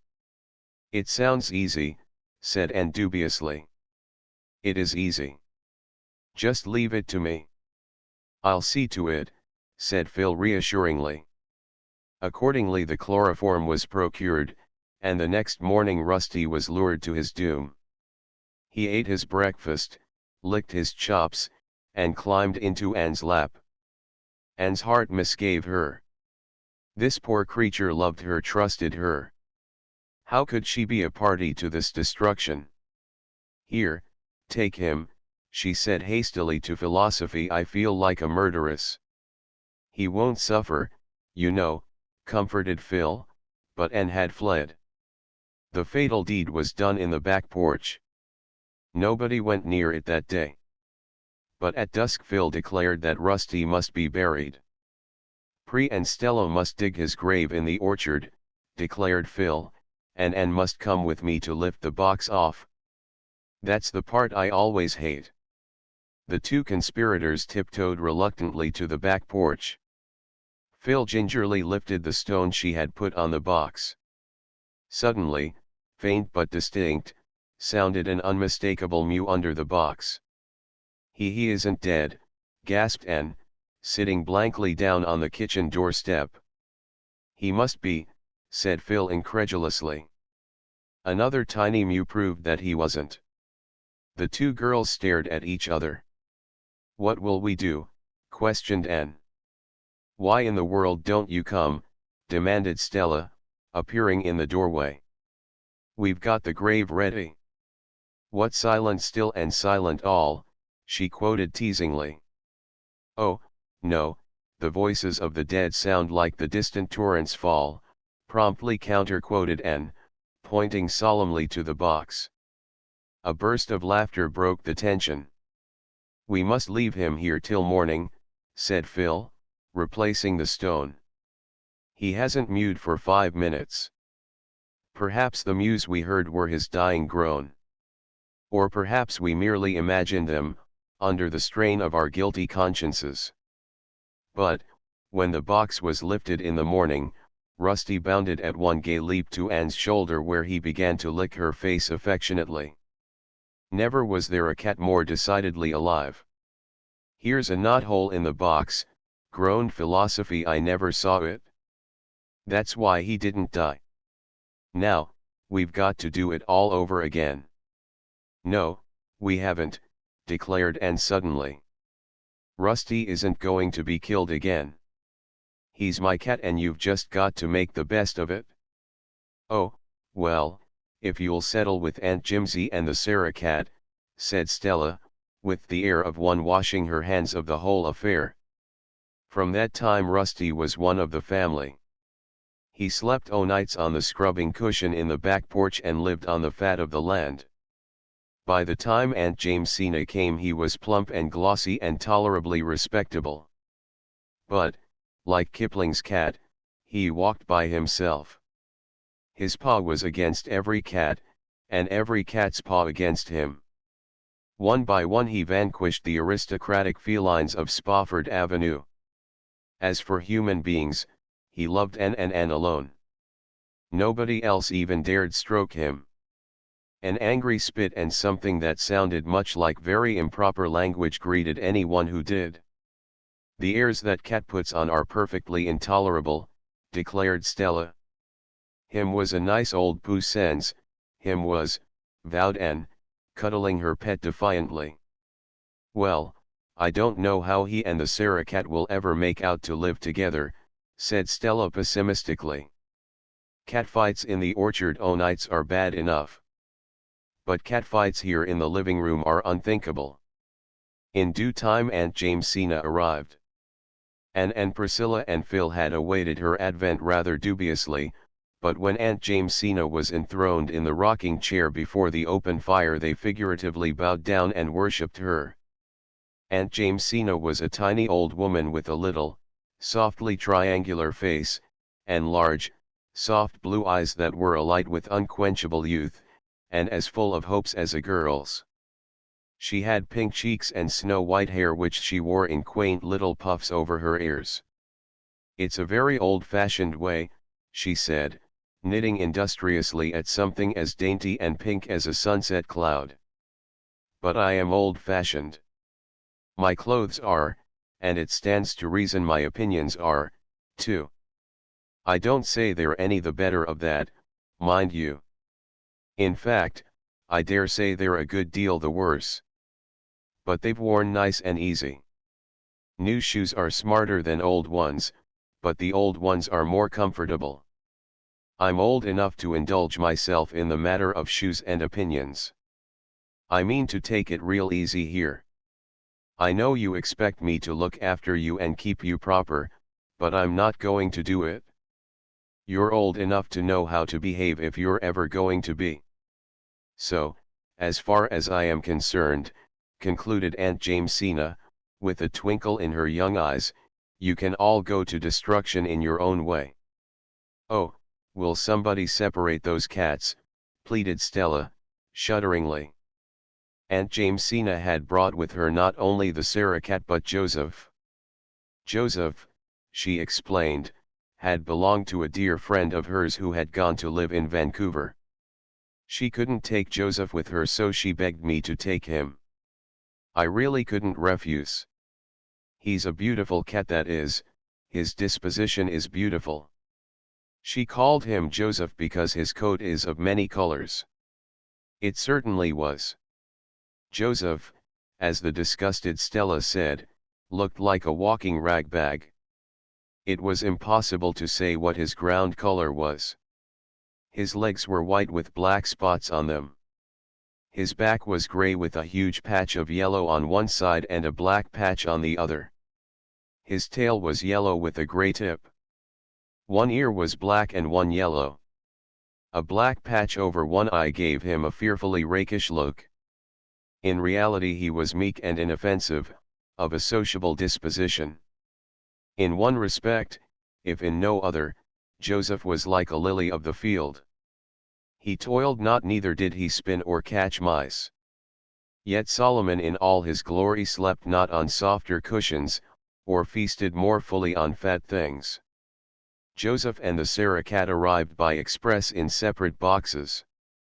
After they had been released and fed, Joseph selected the cushion and corner which appealed to him, and the Sarah cat gravely sat herself down before the fire and proceeded to wash her face. She was a large, sleek, gray and white cat, with an enormous dignity which was not at all impaired by any consciousness of her plebeian origin. She had been given to Aunt Jamesina by her washerwoman. Her name was Sarah, so my husband always called Puss the Sarah cat, explained Aunt Jamesina. She is 8 years old, and a remarkable mouser. Don't worry, Stella. The Sarah cat never fights and Joseph rarely. They'll have to fight here in self-defense, said Stella. At this juncture Rusty arrived on the scene. He bounded joyously halfway across the room before he saw the intruders. Then he stopped short, his tail expanded until it was as big as 3 tails. The fur on his back rose up in a defiant arch. Rusty lowered his head, uttered a fearful shriek of hatred and defiance, and launched himself at the Sarah cat.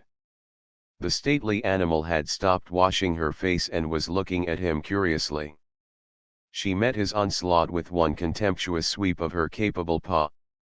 Rusty went rolling helplessly over on the rug. He picked himself up dazedly. What sort of a cat was this who had boxed his ears? He looked dubiously at the Sarah cat. Would he or would he not? The Sarah cat deliberately turned her back on him and resumed her toilet operations. Rusty decided that he would not. He never did. From that time on, the Sarah cat ruled the roost. Rusty never again interfered with her. But Joseph rashly sat up and yawned. Rusty, burning to avenge his disgrace, swooped down upon him. Joseph, pacific by nature, could fight upon occasion and fight well. The result was a series of drawn battles. Every day Rusty and Joseph fought at sight. Anne took Rusty's part and detested Joseph. Stella was in despair. But Aunt Jamesina only laughed. "Let them fight it out," she said tolerantly. "They'll make friends after a bit. Joseph needs some exercise, he was getting too fat. And Rusty has to learn he isn't the only cat in the world." Eventually Joseph and Rusty accepted the situation and from sworn enemies became sworn friends. They slept on the same cushion with their paws about each other, and gravely washed each other's faces. "We've all got used to each other," said Philosophy, "and I've learned how to wash dishes and sweep a floor." "But you needn't try to make us believe you can chloroform a cat," laughed Anne. "It was all the fault of the knothole," protested Philosophy. "It was a good thing the knothole was there," said Aunt Jamesina rather severely. "Kittens have to be drowned, I admit, or the world would be overrun. But no decent, grown-up cat should be done to death unless he sucks eggs." "You wouldn't have thought Rusty very decent if you'd seen him when he came here," said Stella. "He positively looked like the old Nick." "I don't believe old Nick can be so very ugly," said Aunt Jamesina reflectively. "He wouldn't do so much harm if he was. I always think of him as a rather handsome gentleman." Chapter 17 A letter from Davy. "It's beginning to snow, girls," said Phil, coming in one November evening, "and there are the loveliest little stars and crosses all over the garden walk. I never noticed before what exquisite things snowflakes really are. One has time to notice things like that in the simple life. Bless you all for permitting me to live it. It's really delightful to feel worried because butter has gone up 5 cents a pound." "Has it?" demanded Stella, who kept the household accounts. "It has, and here's your butter. I'm getting quite expert at marketing." "It's better fun than flirting," concluded Phil gravely. "Everything is going up scandalously," sighed Stella. "Never mind. Thank goodness air and salvation are still free," said Aunt Jamesina. "And so is laughter," added Anne. "There's no tax on it yet, and that is well, because you're all going to laugh presently. I'm going to read you Davy's letter. His spelling has improved immensely this past year, though he is not strong on apostrophes, and he certainly possesses the gift of writing an interesting letter. Listen and laugh, before we settle down to the evening's study grind. Dear Anne," ran Davy's letter, "I take my pen to tell you that we are all pretty well and hope this will find you the same. It's snowing some today and Marilla says the old woman in the sky is shaking her feather beds. Is the old woman in the sky God's wife, Anne? I want to know. Mrs. Lynde has been real sick, but she is better now. She fell down the cellar stairs last week. When she fell she grabbed hold of the shelf with all the milk pails and stew pans on it, and it gave way and went down with her and made a splendid crash. Marilla thought it was an earthquake at first. One of the stew pans was all dinged up and Mrs. Lynde strained her ribs. The doctor came and gave her medicine to rub on her ribs, but she didn't understand him and took it all inside instead. The doctor said it was a wonder it didn't kill her, but it didn't, and it cured her ribs, and Mrs. Lindy says doctors don't know much anyhow. But we can't fix up the stewpan. Marilla had to throw it out. Thanksgiving was last week. There was no school and we had a great dinner. I eat mince pie and roast turkey and fruit cake and donuts and cheese and jam and chocolate cake. Marilla said I'd die, but I didn't. Dora had earache after it, only it wasn't in her ears, it was in her stomach. I didn't have earache anywhere. Our new teacher is a man. He does things for jokes. Last week he made all us third-class boys write a composition on what kind of a wife we'd like to have and the girls on what kind of a husband. He laughed fit to kill when he read them. This was mine. I thought you'd like to see it. The kind of a wife I'd like to have. She must have good manners and get my meals on time and do what I tell her and always be very polite to me. She must be 15 years old. She must be good to the poor and keep her house tidy and be good-tempered and go to church regularly. She must be very handsome and have curly hair. If I get a wife that is just what I like, I'll be an awful good husband to her. I think a woman ought to be awful good to her husband. Some poor women haven't any husbands.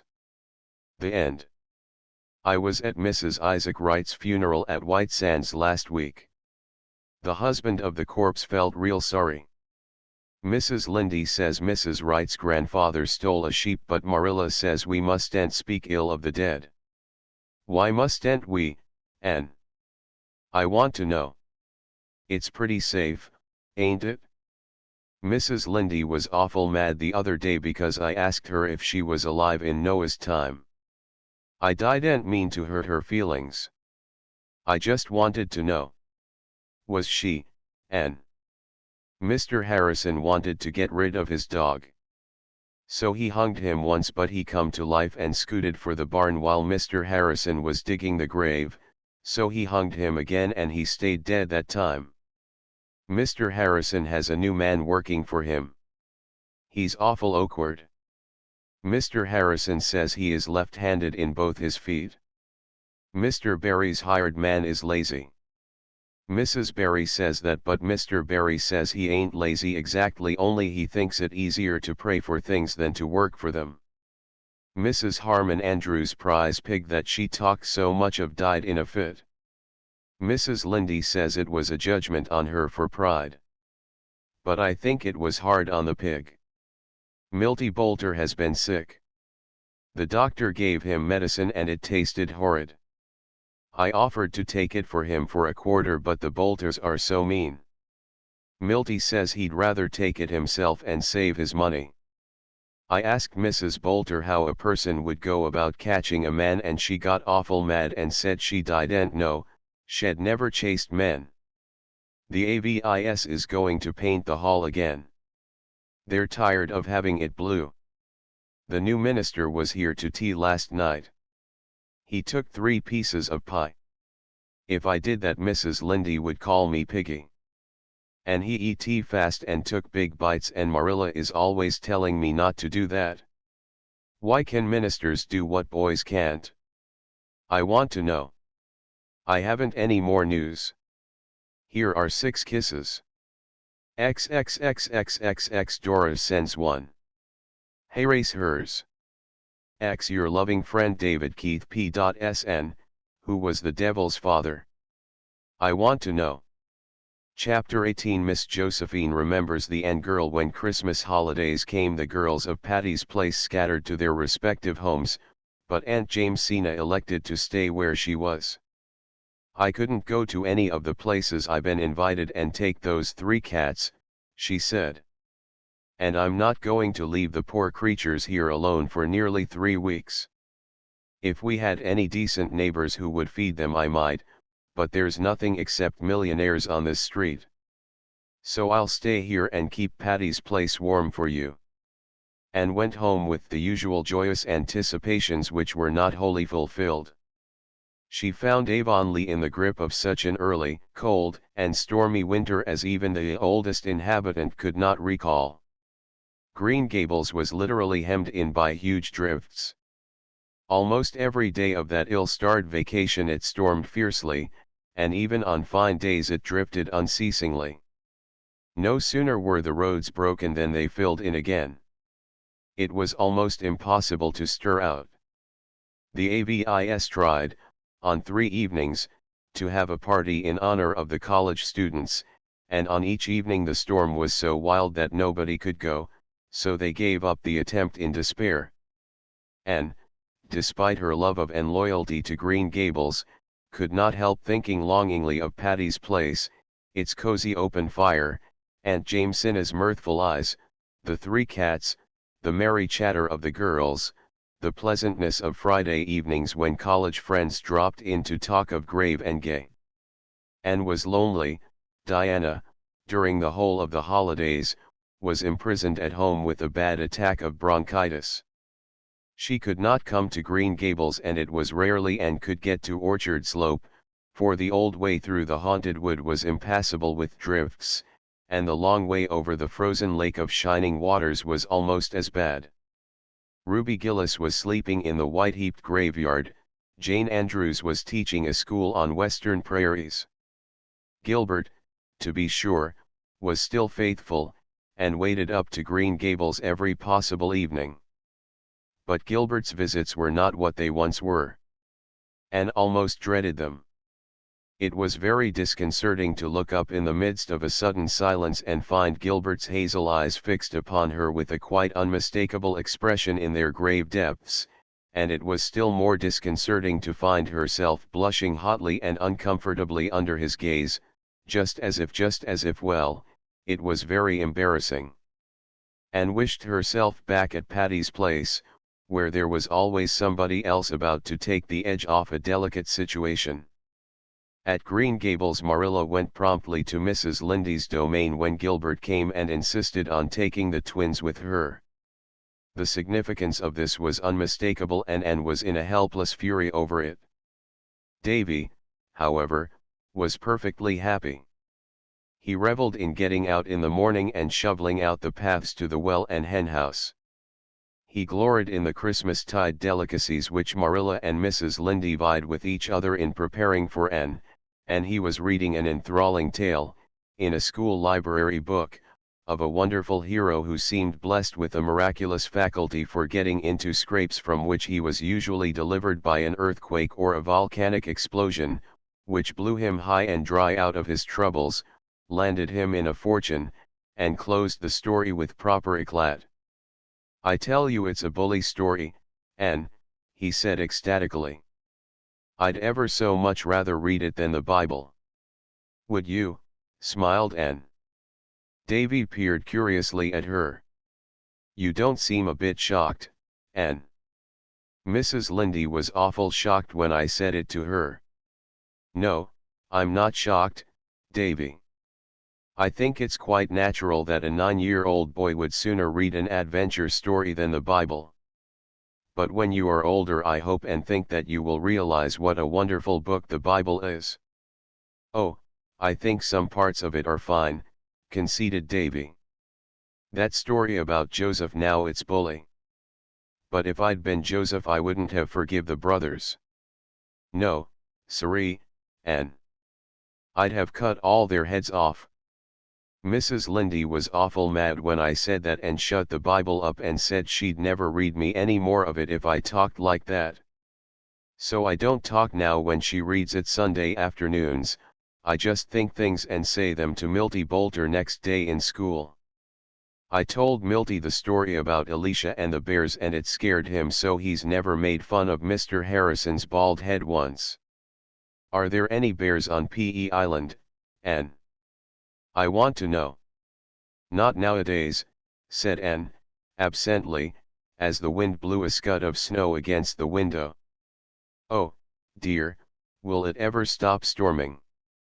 "God knows," said Davy airily, preparing to resume his reading. Anne was shocked this time. "Davy," she exclaimed reproachfully. "Mrs. Lindy says that," protested Davy.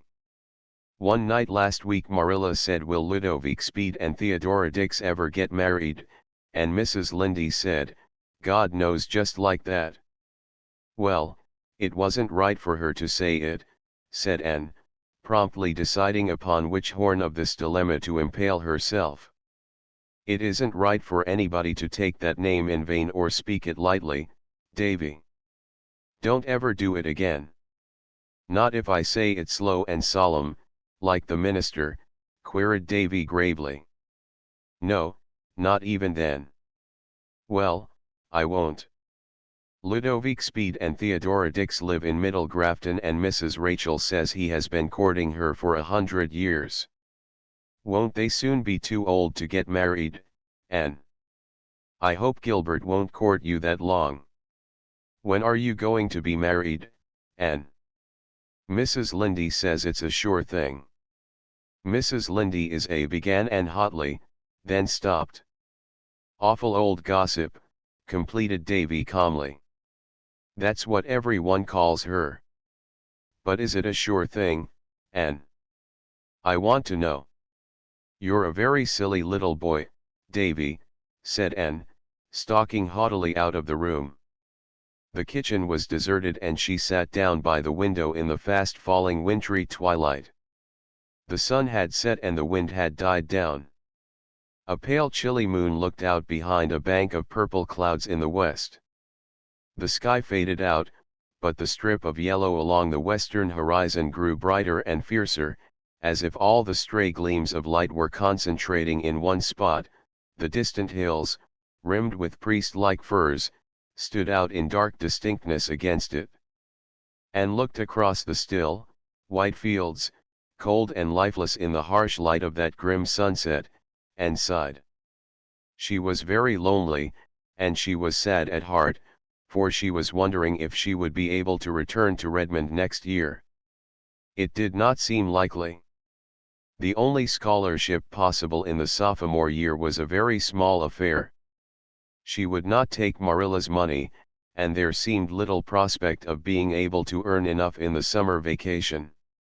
"I suppose I'll just have to drop out next year," she thought drearily, "and teach a district school again until I earn enough to finish my course. And by that time all my old class will have graduated and Patty's place will be out of the question. But there. I'm not going to be a coward. I'm thankful I can earn my way through if necessary." "Here's Mr. Harrison waiting up the lane," announced Davy, running out. "I hope he's brought the mail. It's 3 days since we got it. I want to see what them pesky Grits are doing. I'm a conservative, and I tell you, you have to keep your eye on them Grits." Mr. Harrison had brought the mail, and merry letters from Stella and Priscilla and Phil soon dissipated Anne's blues. Aunt Jamesina, too, had written, saying that she was keeping the hearth fire alight, and that the cats were all well, and the house plants doing fine. "The weather has been real cold," she wrote, "so I let the cat sleep in the house, Rusty and Joseph on the sofa in the living room, and the Sarah cat on the foot of my bed. It's real company to hear her purring when I wake up in the night and think of my poor daughter in the foreign field. If it was anywhere but in India I wouldn't worry, but they say the snakes out there are terrible. It takes all the Sarah cats' purring to drive away the thought of those snakes. I have enough faith for everything but the snakes. I can't think why Providence ever made them.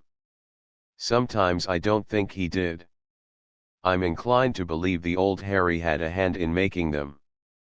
Anne had left a thin, typewritten communication till the last, thinking it unimportant.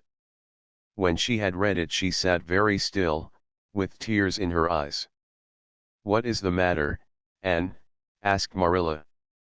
"Miss Josephine Barry is dead," said Anne, in a low tone. "So she has gone at last," said Marilla. "Well, she has been sick for over a year, and the Barrys have been expecting to hear of her death any time. It is well she is at rest, for she has suffered dreadfully, and she was always kind to you." She has been kind to the last, Marilla.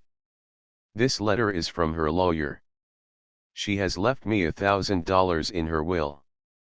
Gracious, ain't that an awful lot of money, exclaimed Davy. She's the woman you and Diana lit on when you jumped into the spare room bed, ain't she? Diana told me that story. Is that why she left you so much? Hush, Davy, said Anne gently. She slipped away to the porch gable with a full heart, leaving Marilla and Mrs. Lynde to talk over the news to their heart's content. Do you suppose Anne will ever get married now? Speculated Davy anxiously. When Dorcas Sloane got married last summer she said if she'd had enough money to live on she'd never have been bothered with a man, but even a widower with 8 children was better than living with a sister-in-law.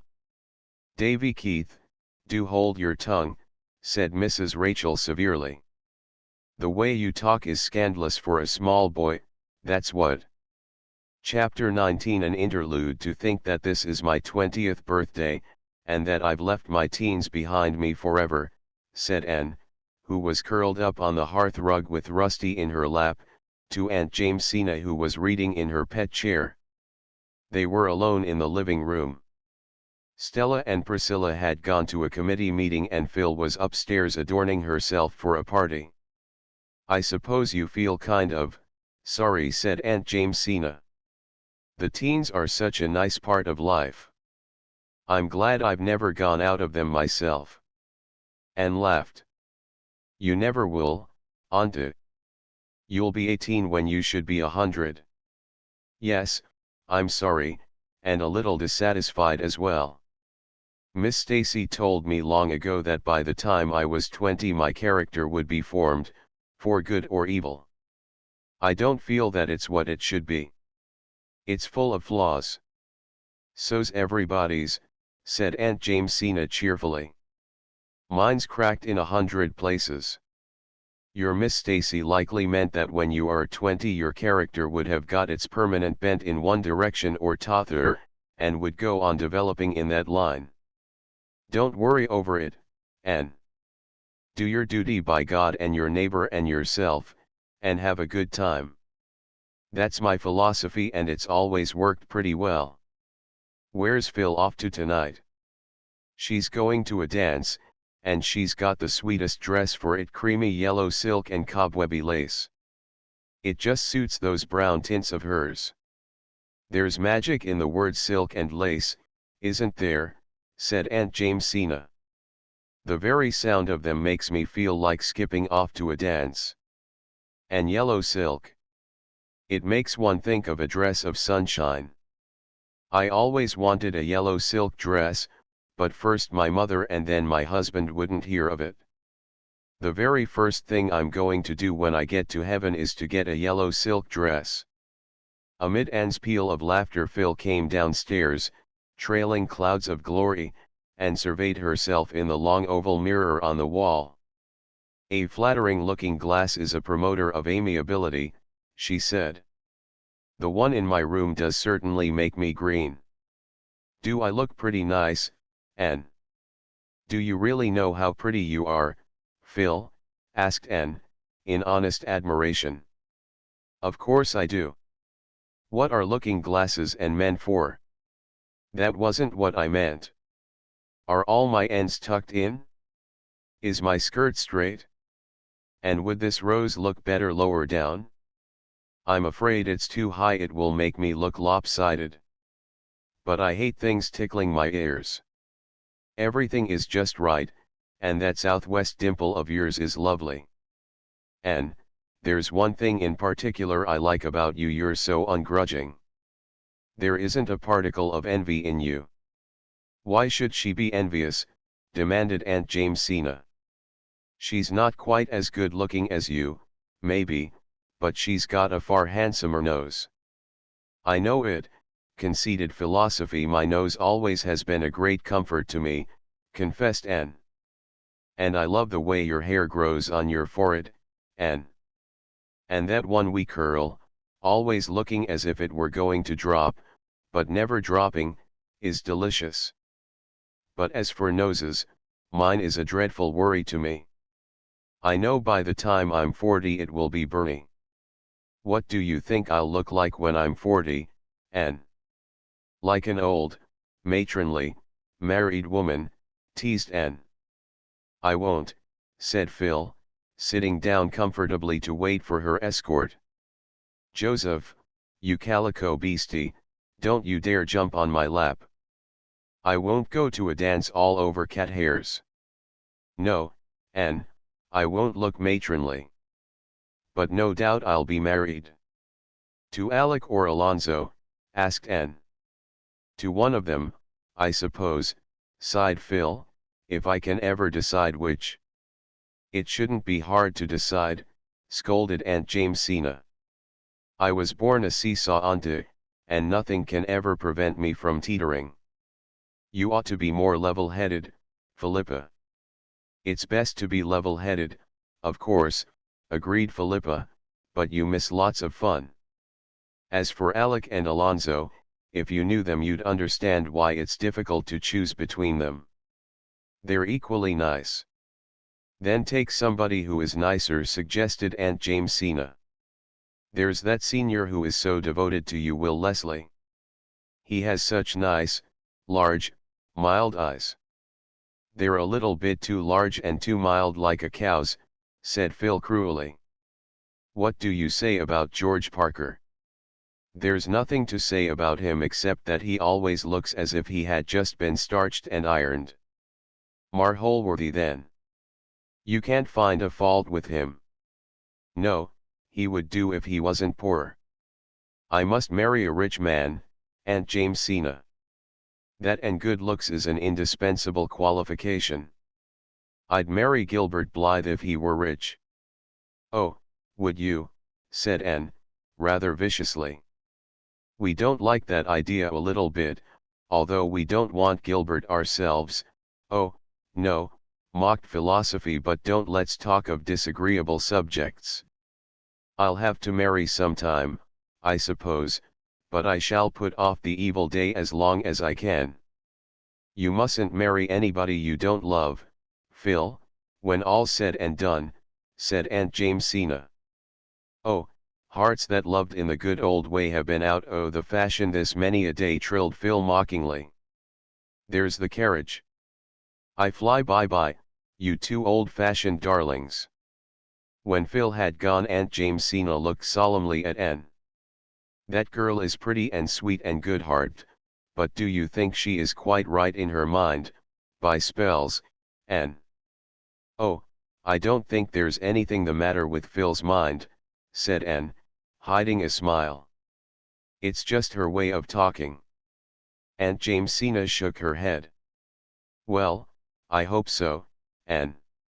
I do hope so, because I love her. But I can't understand her, she beats me. She isn't like any of the girls I ever knew, or any of the girls I was myself. How many girls were you, Aunt Jimsy? About half a dozen, my dear. Chapter XX Gilbert speaks. This has been a dull, prosy day, yawned Phil, stretching herself idly on the sofa, having previously dispossessed two exceedingly indignant cats. Anne looked up from Pickwick Papers. Now that spring examinations were over, she was treating herself to Dickens. It has been a prosy day for us, she said thoughtfully, but to some people it has been a wonderful day. Someone has been rapturously happy in it. Perhaps a great deed has been done somewhere today, or a great poem written, or a great man born. And some heart has been broken, Philosophy. Why did you spoil your pretty thought by tagging that last sentence on, honey, grumbled Philosophy. I don't like to think of broken hearts or anything unpleasant.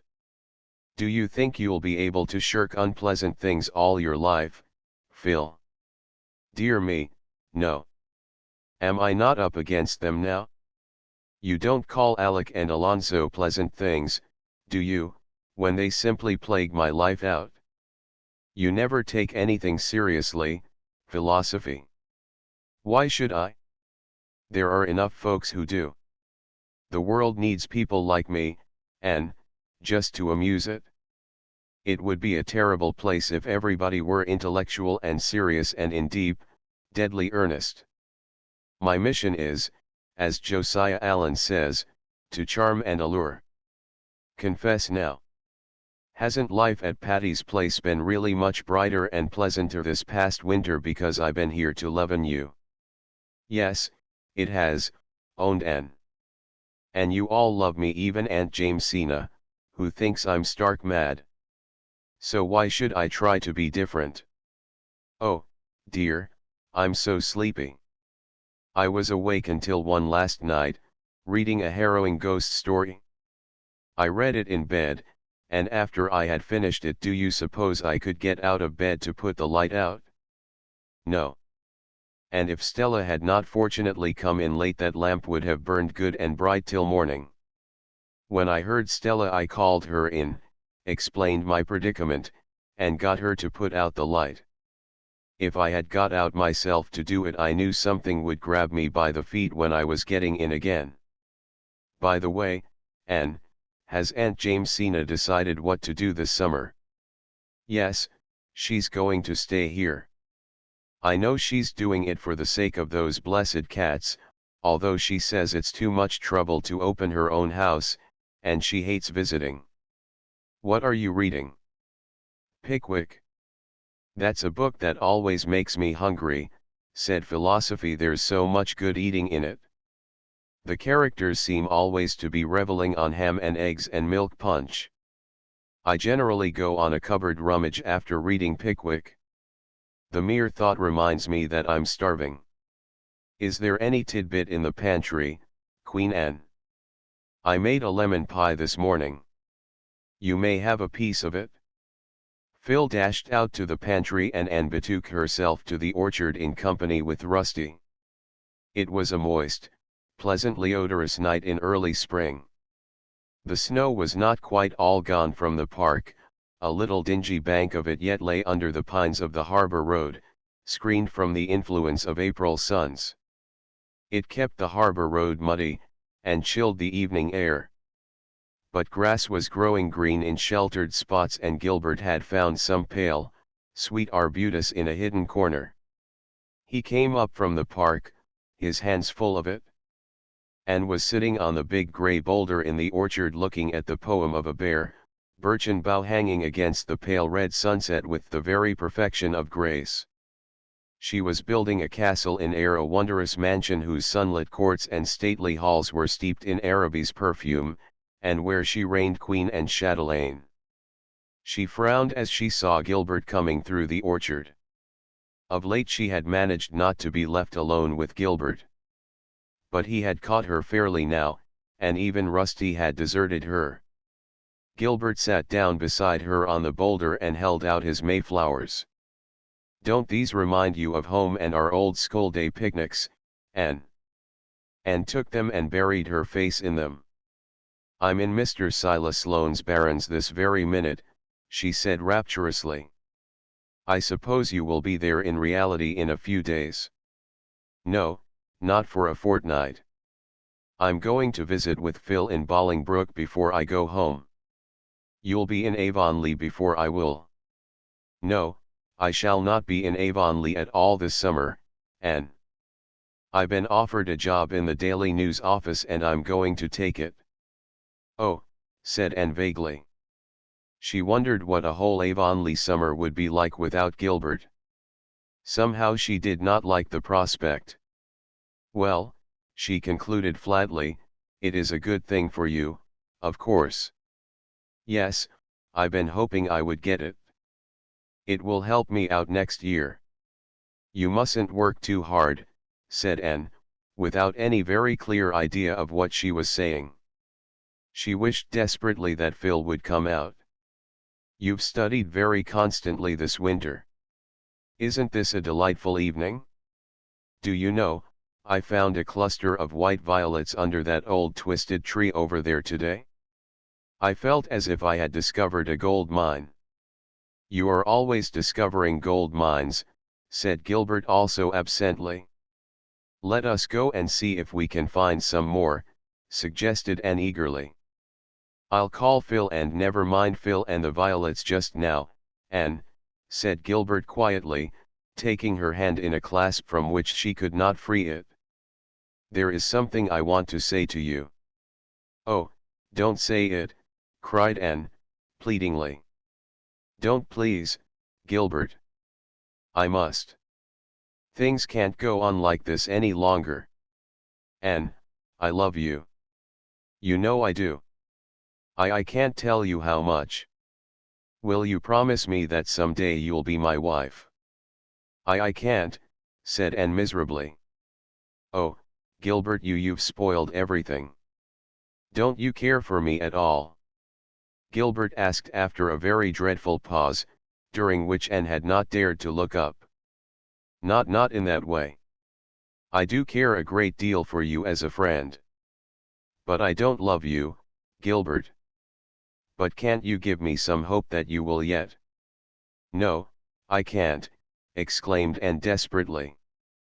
I never can love you in that way, Gilbert. You must never speak of this to me again. There was another pause so long and so dreadful that Anne was driven at last to look up. Gilbert's face was white to the lips. And his eyes but Anne shuddered and looked away. There was nothing romantic about this. Must proposals be either grotesque or horrible? Could she ever forget Gilbert's face? Is there anybody else? He asked at last in a low voice. No, said Anne eagerly. I don't care for anyone like that, and I like you better than anybody else in the world, Gilbert. And we must go on being friends, Gilbert. Gilbert gave a bitter little laugh. Friends. Your friendship can't satisfy me, Anne. I want your love and you tell me I can never have that.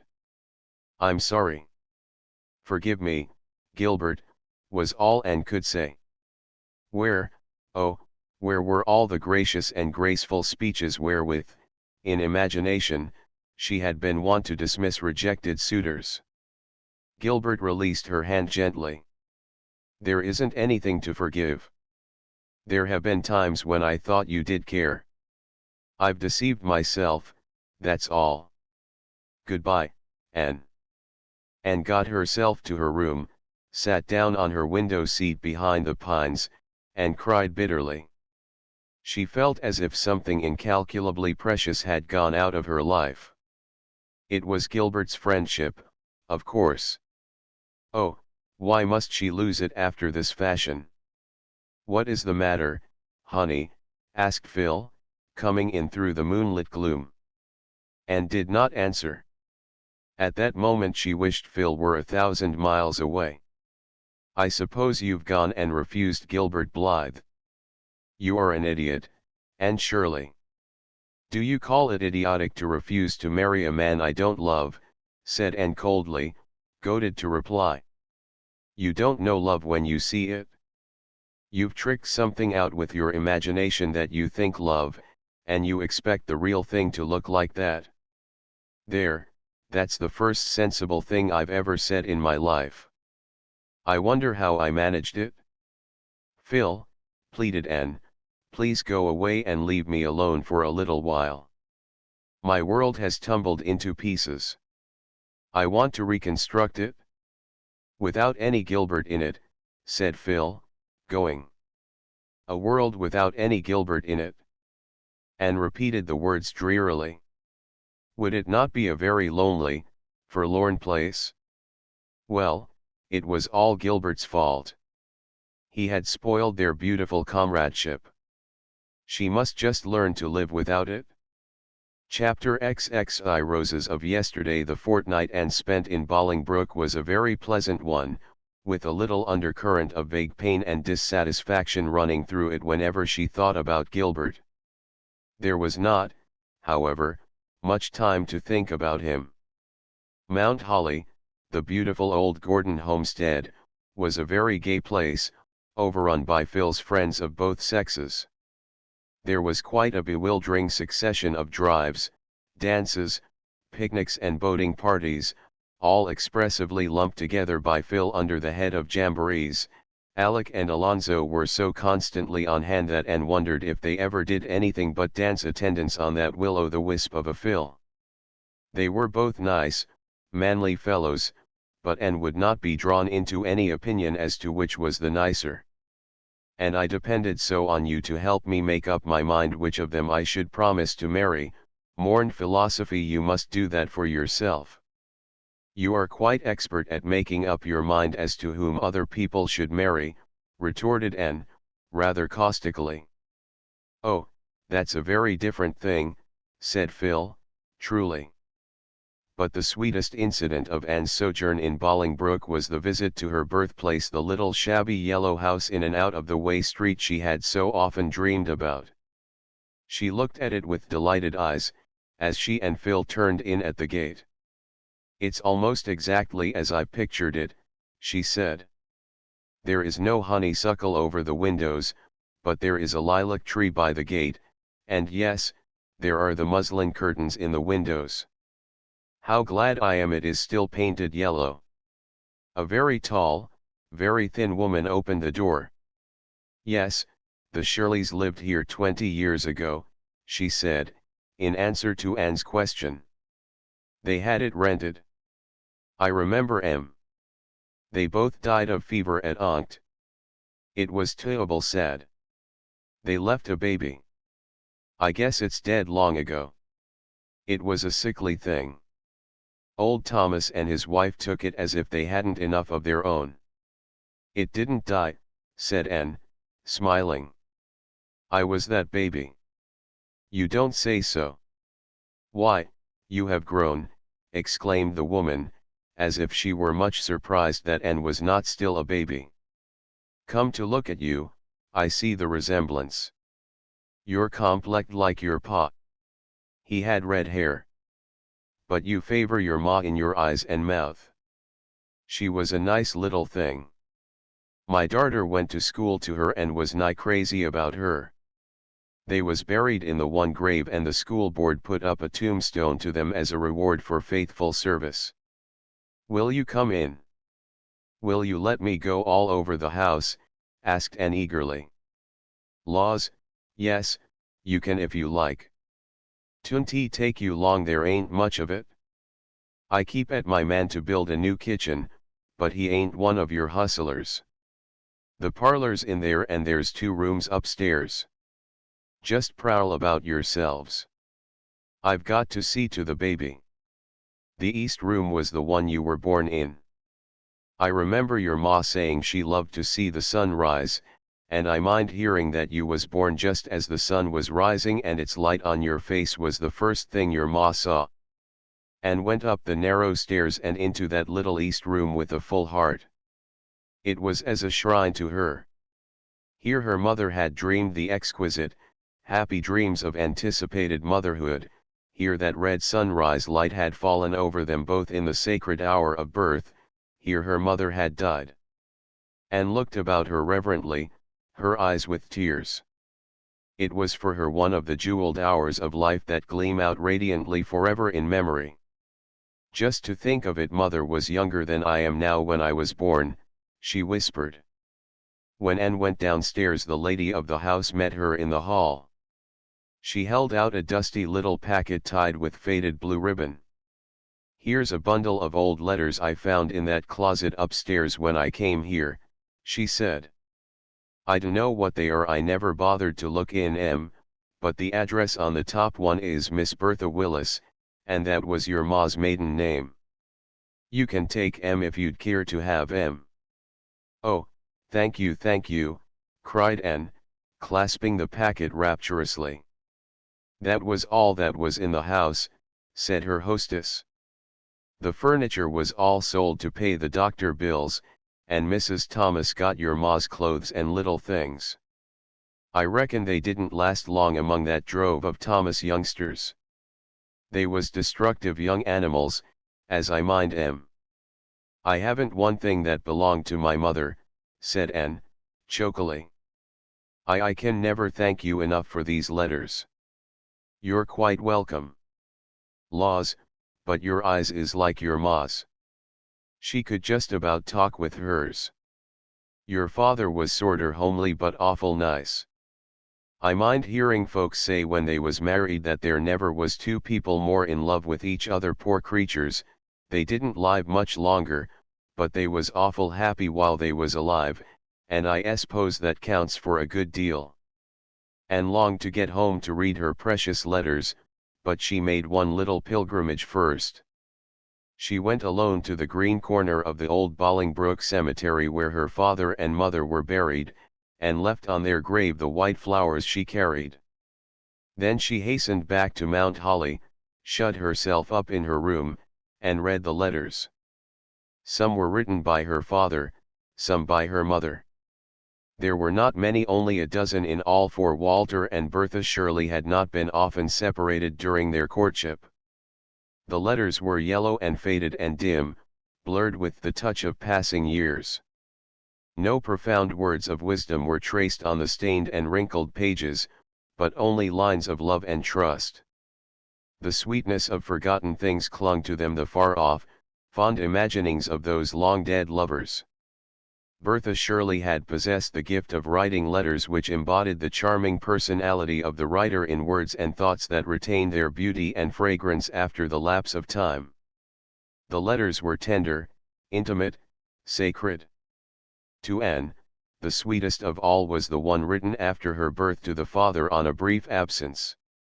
It was full of a proud young mother's accounts of baby, her cleverness, her brightness, her thousand sweetnesses. I love her best when she is asleep and better still when she is awake, Bertha Shirley had written in the postscript. Probably it was the last sentence she had ever penned. The end was very near for her. This has been the most beautiful day of my life, Anne said to Phil that night. I've found my father and mother. Those letters have made them real to me. I'm not an orphan any longer. I feel as if I had opened a book and found roses of yesterday, sweet and beloved, between its leaves. Chapter XXII Spring and Anne returned to Green Gables. The firelight shadows were dancing over the kitchen walls at Green Gables, for the spring evening was chilly. Through the open east window drifted in the subtly sweet voices of the night. Marilla was sitting by the fire, at least, in body. In spirit she was roaming olden ways, with feet grown young. Of late Marilla had thus spent many an hour, when she thought she should have been knitting for the twins. I suppose I'm growing old, she said. Yet Marilla had changed but little in the past 9 years, save to grow something thinner, and even more angular. There was a little more gray in the hair that was still twisted up in the same hard knot, with 2 hairpins, were they the same hairpins, still stuck through it. But her expression was very different. The something about the mouth which had hinted at a sense of humor had developed wonderfully. Her eyes were gentler and milder, her smile more frequent and tender. Marilla was thinking of her whole past life, her cramped but not unhappy childhood, the jealously hidden dreams and the blighted hopes of her girlhood, the long, gray, narrow, monotonous years of dull middle life that followed. And the coming of Anne, the vivid, imaginative, impetuous child with her heart of love, and her world of fancy, bringing with her color and warmth and radiance, until the wilderness of existence had blossomed like the rose. Marilla felt that out of her 60 years she had lived only the 9 that had followed the advent of Anne. And Anne would be home tomorrow night. The kitchen door opened. Marilla looked up expecting to see Mrs. Lynde. Anne stood before her, tall and starry-eyed, with her hands full of mayflowers and violets. "Anne Shirley," exclaimed Marilla. For once in her life she was surprised out of her reserve. She caught her girl in her arms and crushed her and her flowers against her heart, kissing the bright hair and sweet face warmly. "I never looked for you till tomorrow night. How did you get from Carmody?" "Walked, dearest of Marillas. Haven't I done it a score of times in the Queen's days? The mailman is to bring my trunk tomorrow. I just got homesick all at once, and came a day earlier. And oh, I've had such a lovely walk in the May twilight. I stopped by the Barrens and picked these Mayflowers. I came through Violet Vale, it's just a big bowlful of violets now, the dear, sky-tinted things. Smell them, Marilla, drink them in. Marilla sniffed obligingly, but she was more interested in Anne than in drinking violets. Sit down, child. You must be real tired. I'm going to get you some supper. There's a darling moonrise behind the hills tonight, Marilla, and oh, how the frogs sang me home from Carmody. I do love the music of the frogs. It seems bound up with all my happiest recollections of old spring evenings. And it always reminds me of the night I came here first. Do you remember it, Marilla? Well, yes, said Marilla with emphasis. I'm not likely to forget it ever. They used to sing so madly in the marsh and brook that year. I would listen to them at my window in the dusk, and wonder how they could seem so glad and so sad at the same time. Oh, but it's good to be home again. Redmond was splendid and Bolingbroke delightful, but Green Gables is home. Gilbert isn't coming home this summer, I hear, said Marilla. No, something in Anne's tone made Marilla glance at her sharply, but Anne was apparently absorbed in arranging her violets in a bowl. See, aren't they sweet, she went on hurriedly. The year is a book, isn't it, Marilla? Spring's pages are written in mayflowers and violets, summer's in roses, autumn's in red maple leaves, and winter in holly and evergreen. Did Gilbert do well in his examinations? Persisted Marilla. Excellently well. He led his class. But where are the twins and Mrs. Lynde? Rachel and Dora are over at Mr. Harrison's. Davy is down at Bolter's. I think I hear him coming now. Davy burst in, saw Anne, stopped, and then hurled himself upon her with a joyful yell.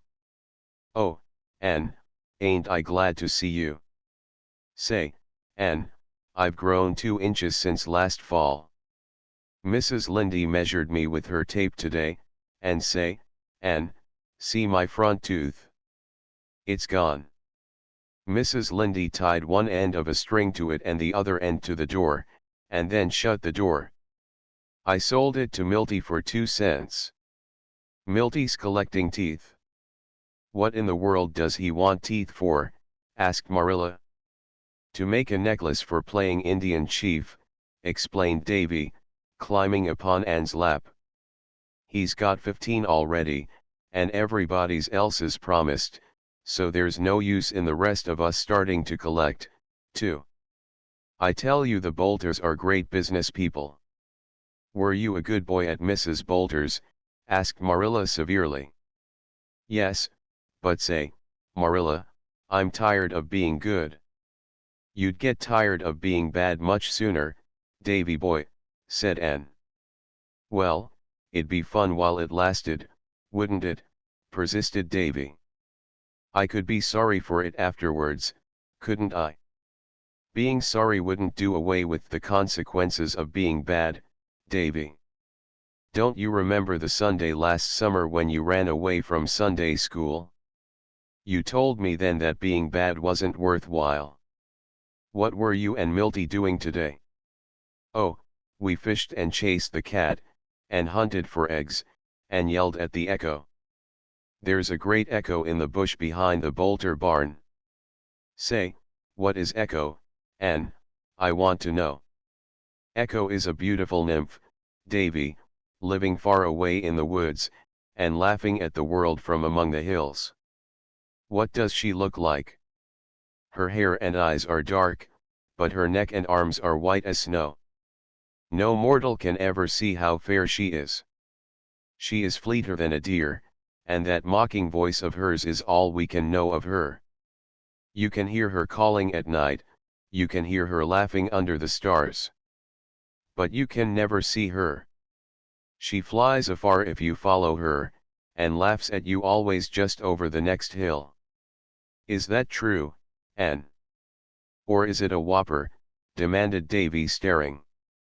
Davy, said Anne despairingly, haven't you sense enough to distinguish between a fairytale and a falsehood?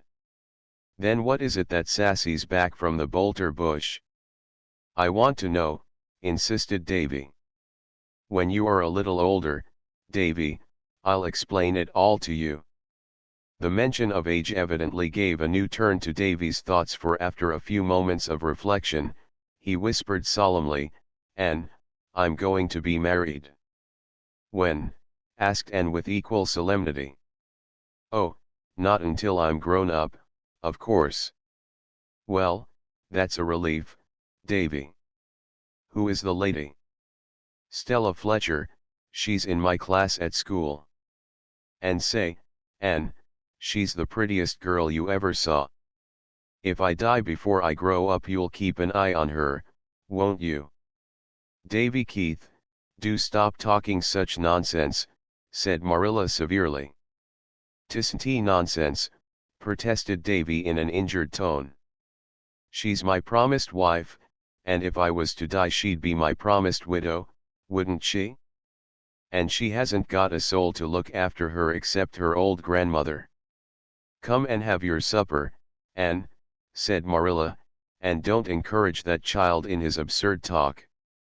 Chapter XXIII. Paul cannot find the rock people. Life was very pleasant in Avonlea that summer, although Anne, amid all her vacation joys, was haunted by a sense of something gone which should be there. She would not admit, even in her inmost reflections, that this was caused by Gilbert's absence. But when she had to walk home alone from prayer meetings and AVIS powwows, while Diana and Fred, and many other gay couples, loitered along the dusky, starlit country roads, there was a queer, lonely ache in her heart which she could not explain away. Gilbert did not even write to her, as she thought he might have done. She knew he wrote to Diana occasionally, but she would not inquire about him, and Diana, supposing that Anne heard from him, volunteered no information. Gilbert's mother, who was a gay, frank, light-hearted lady, but not overburdened with tact, had a very embarrassing habit of asking Anne, always in a painfully distinct voice and always in the presence of a crowd, if she had heard from Gilbert lately. Poor Anne could only blush horribly and murmur, not very lately, which was taken by all, Mrs. Blythe included, to be merely a maidenly evasion. Apart from this, Anne enjoyed her summer. Priscilla came for a merry visit in June, and, when she had gone, Mr. and Mrs. Irving, Paul, and Charlotta the Fourth came home for July and August. Echo Lodge was the scene of gaieties once more, and the echoes over the river were kept busy mimicking the laughter that rang in the old garden behind the spruces. Miss Lavendar had not changed, except to grow even sweeter and prettier. Paul adored her, and the companionship between them was beautiful to see. But I don't call her mother just by itself, he explained to Anne. You see, that name belongs just to my own little mother, and I can't give it to anyone else. You know, teacher. But I call her Mother Lavendar and I love her next best to father. I even love her a little better than you, teacher. Which is just as it ought to be, answered Anne. Paul was 13 now and very tall for his years. His face and eyes were as beautiful as ever, and his fancy was still like a prism, separating everything that fell upon it into rainbows. He and Anne had delightful rambles to wood and field and shore. Never were there two more thoroughly kindred spirits. Charlotta the Fourth had blossomed out into young ladyhood. She wore her hair now in an enormous pompadour and had discarded the blue ribbon bows of Auld Lang Syne, but her face was as freckled, her nose as snubbed, and her mouth and smiles as wide as ever. You don't think I talk with a Yankee accent, do you, Miss Shirley, ma'am? She demanded anxiously. I don't notice it, Charlotta. I'm real glad of that. They said I did at home, but I thought likely they just wanted to aggravate me. I don't want no Yankee accent. Not that I've a word to say against the Yankees, Miss Shirley, ma'am. They're real civilized. But give me old P.E. Island every time. Paul spent his first fortnight with his grandmother Irving in Avonlea. And was there to meet him when he came, and found him wild with eagerness to get to the shore. Nora and the Golden Lady and the twin sailors would be there. He could hardly wait to eat his supper. Could he not see Nora's elfin face peering around the point, watching for him wistfully? But it was a very sober Paul who came back from the shore in the twilight. "Didn't you find your rock people?" asked Anne. Paul shook his chestnut curls sorrowfully. "The twin sailors and the Golden Lady never came at all," he said. "Nora was there, but Nora is not the same, teacher. She is changed." "Oh, Paul, it is you who are changed," said Anne. "You have grown too old for the rock people. They like only children for playfellows. I am afraid the twin sailors will never again come to you in the pearly, enchanted boat with the sail of moonshine, and the Golden Lady will play no more for you on her golden harp. Even Nora will not meet you much longer.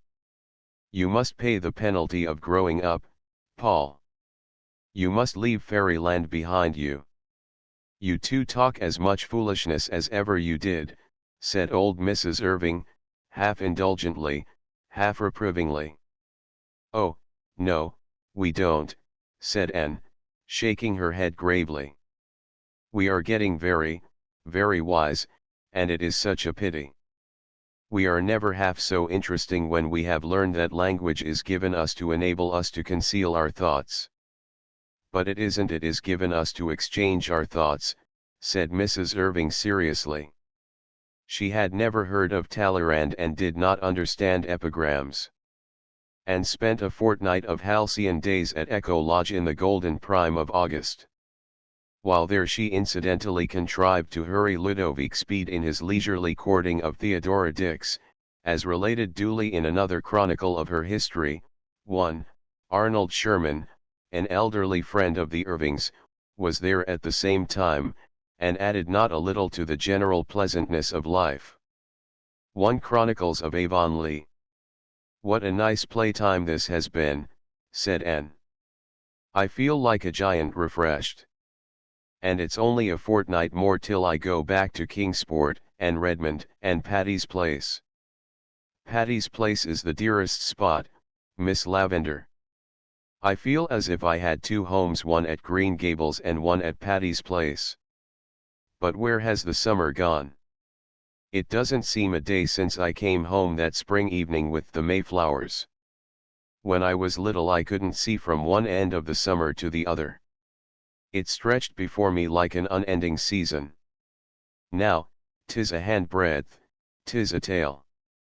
And, are you and Gilbert Blythe as good friends as you used to be?" asked Miss Lavender quietly. "I am just as much Gilbert's friend as ever I was, Miss Lavender." Miss Lavender shook her head. "I see something's gone wrong, Anne. I'm going to be impertinent and ask what. Have you quarreled?" "No, it's only that Gilbert wants more than friendship and I can't give him more." "Are you sure of that, Anne?" "Perfectly sure. I'm very, very sorry. I wonder why everybody seems to think I ought to marry Gilbert Blythe," said Anne petulantly. "Because you were made and meant for each other, and that is why. You needn't toss that young head of yours. It's a fact."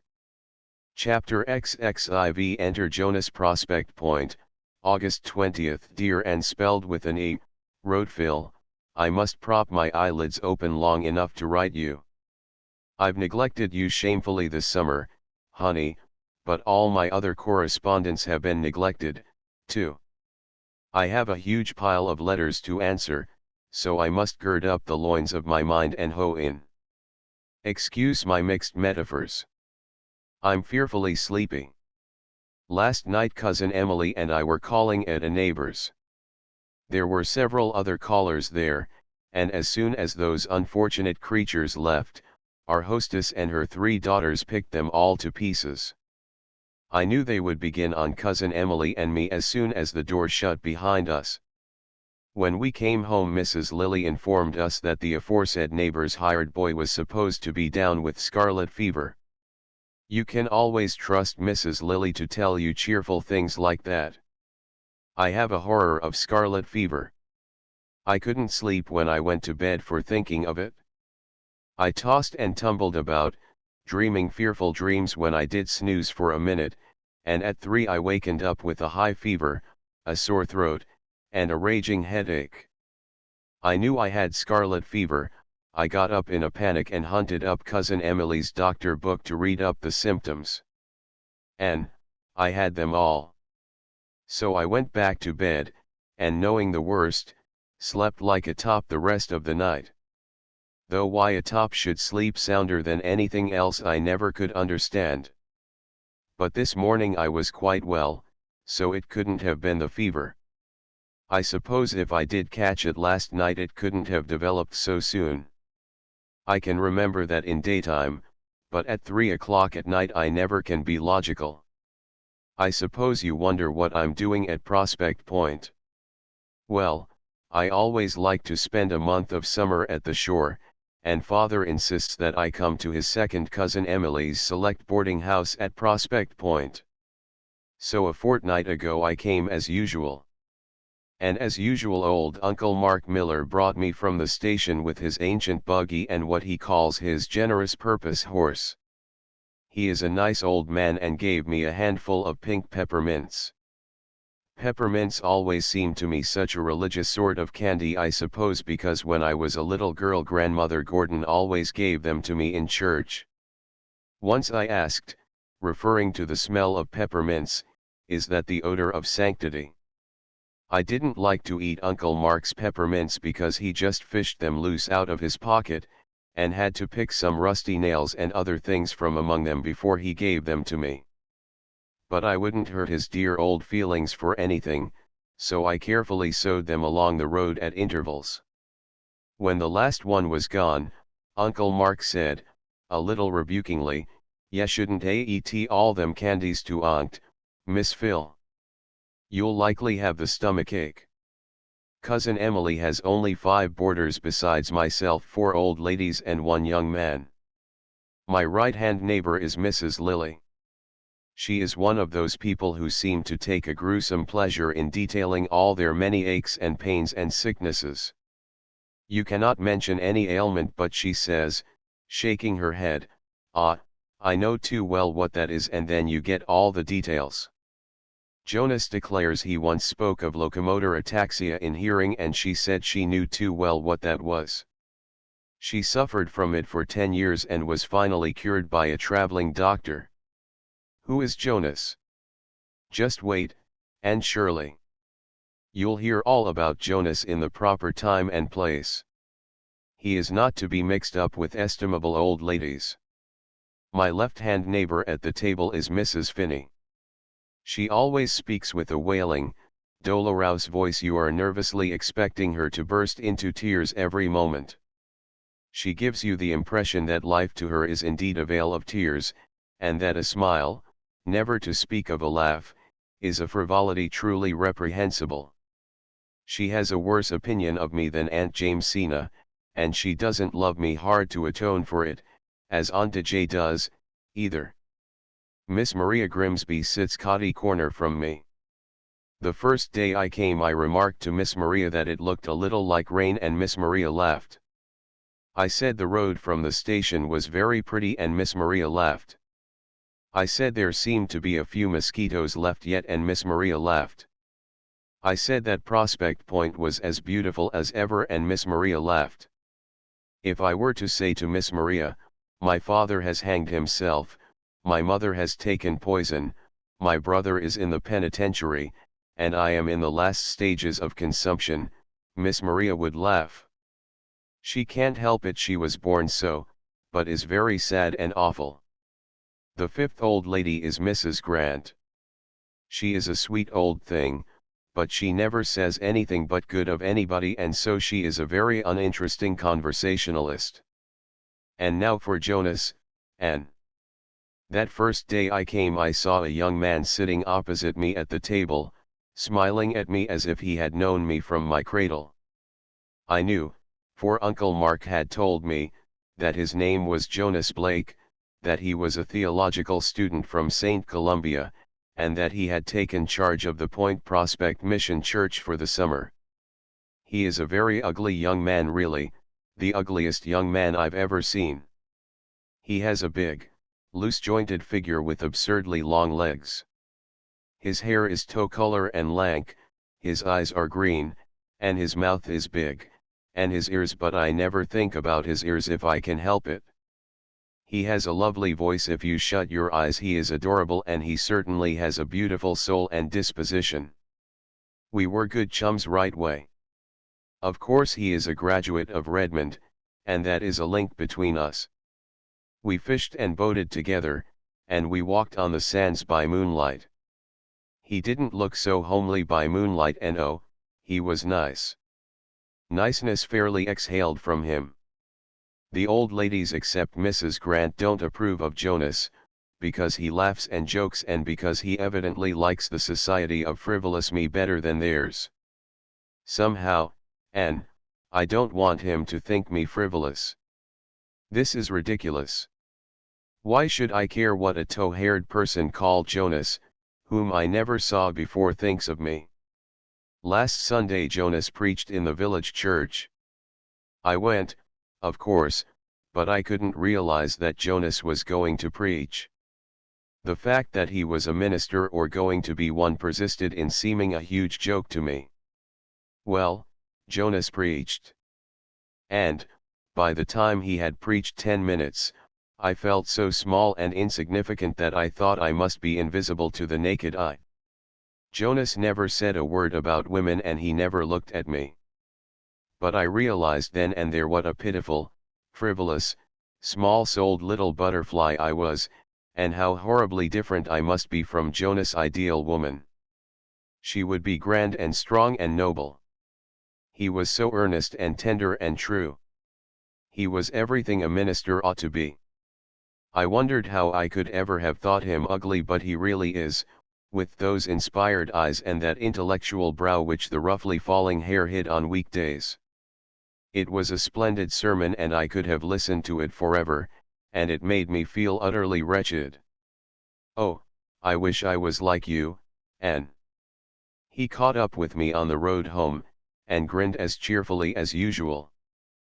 But his grin could never deceive me again. I had seen the real Jonas. I wondered if he could ever see the real Phil, whom nobody, not even you, Anne, has ever seen yet. Jonas, I said. I forgot to call him Mr. Blake. Wasn't it dreadful? But there are times when things like that don't matter. Jonas, you were born to be a minister. You couldn't be anything else. No, I couldn't, he said soberly. I tried to be something else for a long time. I didn't want to be a minister. But I came to see at last that it was the work given me to do, and God helping me, I shall try to do it. His voice was low and reverent. I thought that he would do his work and do it well and nobly, and happy the woman fitted by nature and training to help him do it. She would be no feather, blown about by every fickle wind of fancy. She would always know what hat to put on. Probably she would have only one. Ministers never have much money. But she wouldn't mind having one hat or none at all, because she would have Jonas. And surely, don't you dare to say or hint or think that I've fallen in love with Mr. Blake. Could I care for a lank, poor, ugly theologue named Jonas? As Uncle Mark says, it's impossible, and what's more, it's improbable. Good night, Phil. P.S. It is impossible, but I am horribly afraid it's true. I'm happy and wretched and scared. He can never care for me, I know. Do you think I could ever develop into a passable minister's wife, Anne? And would they expect me to lead in prayer? P.G. Chapter XXV Enter Prince Charming. I'm contrasting the claims of indoors and out, said Anne, looking from the window of Patty's place to the distant pines of the park. I've an afternoon to spend in sweet doing nothing, Aunt Jimsy. Shall I spend it here where there is a cozy fire, a plate full of delicious russets, 3 purring and harmonious cats, and 2 impeccable china dogs with green noses? Or shall I go to the park, where there is the lure of grey woods and of grey water lapping on the harbour rocks? If I was as young as you, I'd decide in favor of the park, said Aunt Jamesina, tickling Joseph's yellow ear with a knitting needle. I thought that you claimed to be as young as any of us, Auntie, teased Anne. Yes, in my soul. But I'll admit my legs aren't as young as yours. You go and get some fresh air, Anne. You look pale lately. I think I'll go to the park, said Anne restlessly. I don't feel like tame domestic joys today. I want to feel alone and free and wild. The park will be empty, for everyone will be at the football match. Why didn't you go to it? Nobody asked me, sir, she said. At least, nobody but that horrid little Dan Ranger. I wouldn't go anywhere with him, but rather than hurt his poor little tender feelings I said I wasn't going to the game at all. I don't mind. I'm not in the mood for football today somehow.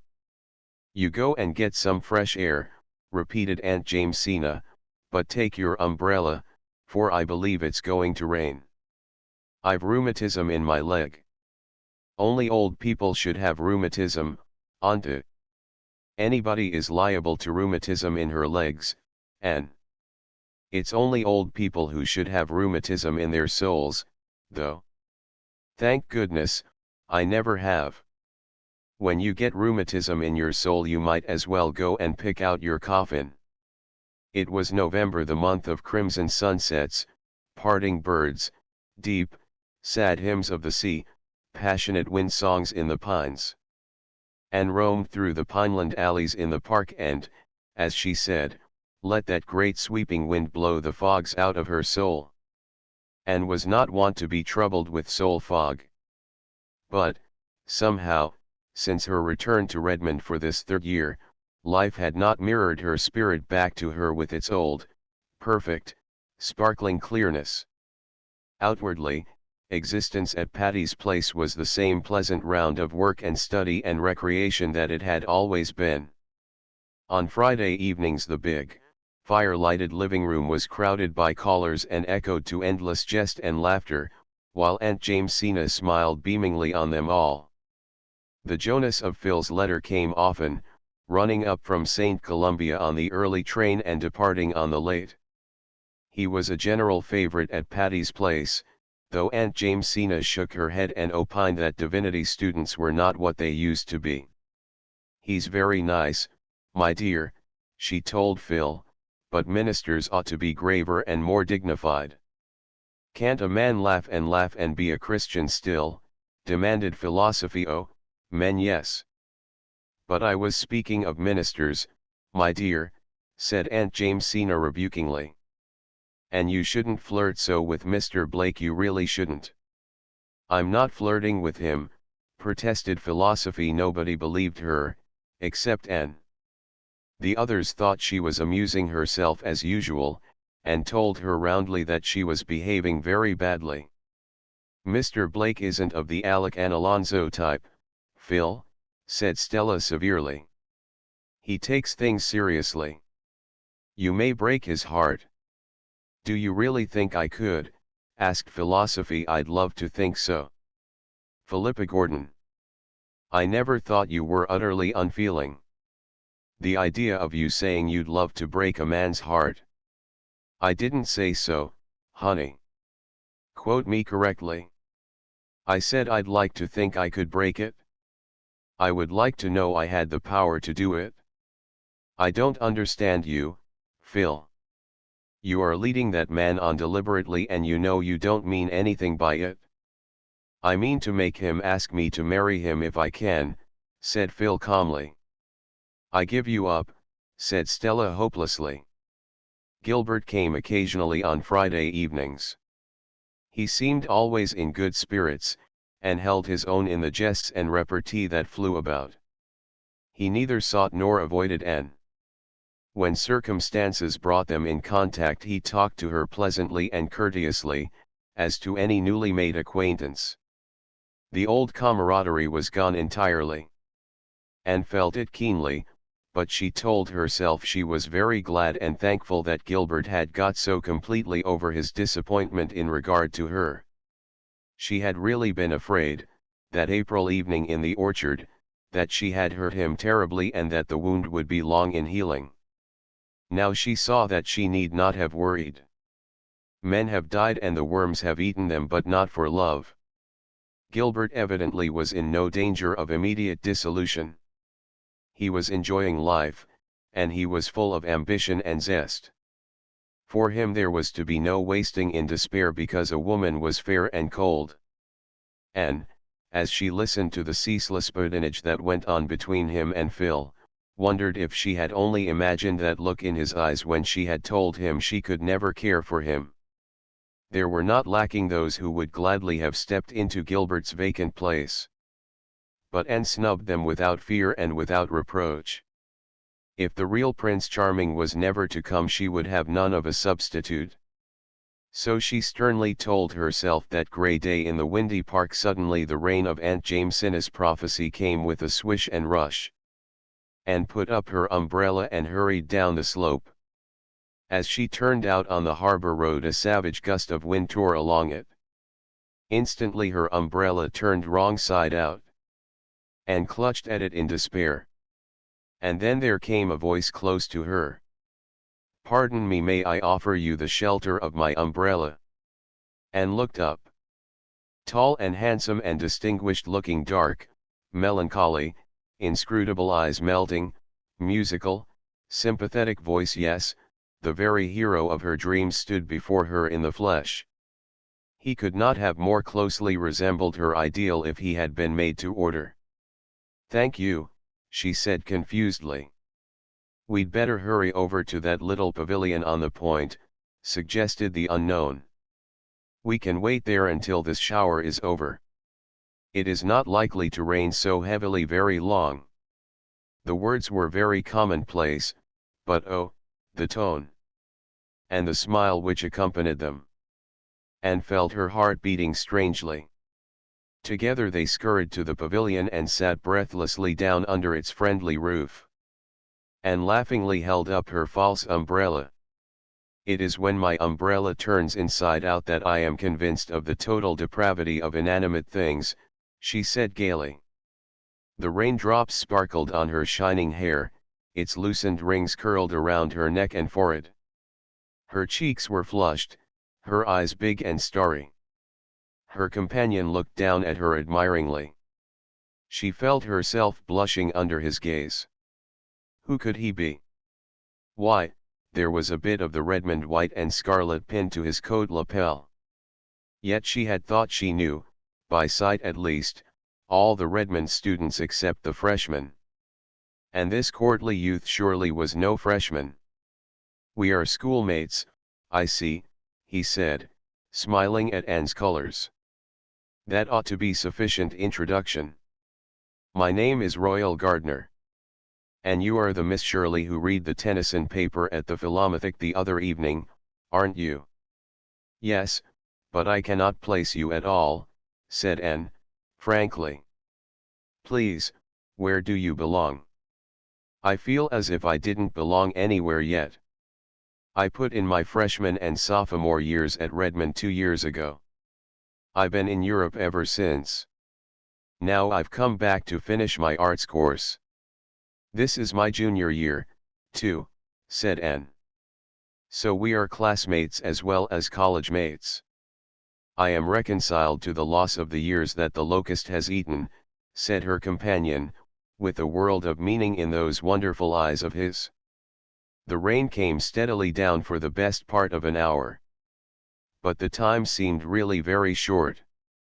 When the clouds parted and a burst of pale November sunshine fell athwart the harbor and the pines, Anne and her companion walked home together. By the time they had reached the gate of Patty's place he had asked permission to call, and had received it. Anne went in with cheeks of flame and her heart beating to her fingertips. Rusty, who climbed into her lap and tried to kiss her, found a very absent welcome. Anne, with her soul full of romantic thrills, had no attention to spare just then for a crop-eared pussy cat. That evening a parcel was left at Patty's place for Miss Shirley. It was a box containing a dozen magnificent roses. Phil pounced impertinently on the card that fell from it, read the name and the poetical quotation written on the back. "Royal Gardener," she exclaimed. "Why, Anne, I didn't know you were acquainted with Roy Gardner. I met him in the park this afternoon in the rain," explained Anne hurriedly. "My umbrella turned inside out and he came to my rescue with his." "Oh." Phil peered curiously at Anne.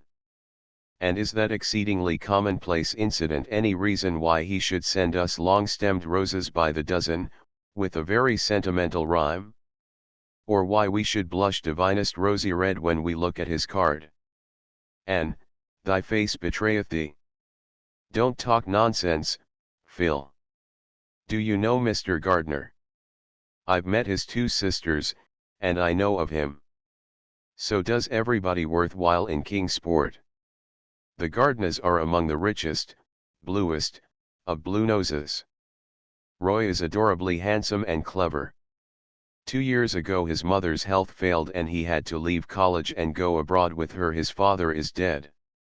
He must have been greatly disappointed to have to give up his class, but they say he was perfectly sweet about it. Fee fi fo fum, N. I smell romance. Almost do I envy you, but not quite. After all, Roy Gardner isn't Jonas." "You goose," said Anne loftily. But she lay long awake that night, nor did she wish for sleep. Her waking fancies were more alluring than any vision of dreamland. Had the real prince come at last? Recalling those glorious dark eyes which had gazed so deeply into her own, Anne was very strongly inclined to think he had. Chapter XXVI. Enter Christine. The girls at Patty's place were dressing for the reception which the juniors were giving for the seniors in February. Anne surveyed herself in the mirror of the blue room with girlish satisfaction. She had a particularly pretty gown on. Originally it had been only a simple little slip of cream silk with a chiffon overdress. But Phil had insisted on taking it home with her in the Christmas holidays and embroidering tiny rosebuds all over the chiffon. Phil's fingers were deft, and the result was a dress which was the envy of every Redmond girl. Even Allie Boone, whose frocks came from Paris, was wont to look with longing eyes on that rosebud concoction as Anne trailed up the main staircase at Redmond in it.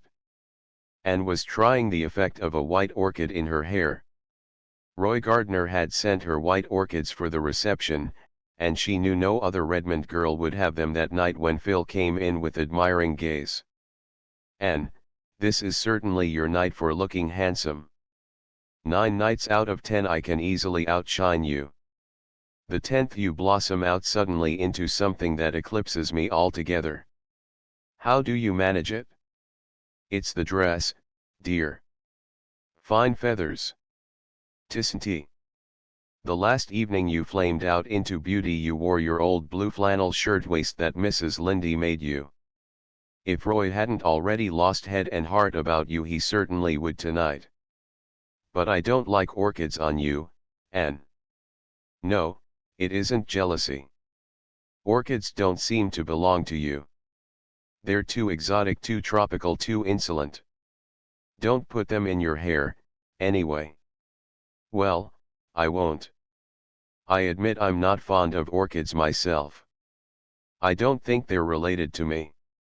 Roy doesn't often send them. He knows I like flowers I can live with. Orchids are only things you can visit with. Jonah sent me some dear pink rosebuds for the evening, but he isn't coming himself. He said he had to lead a prayer meeting in the slums. I don't believe he wanted to come. And, I'm horribly afraid Jonas doesn't really care anything about me. And I'm trying to decide whether I'll pine away and die, or go on and get my BA and be sensible and useful.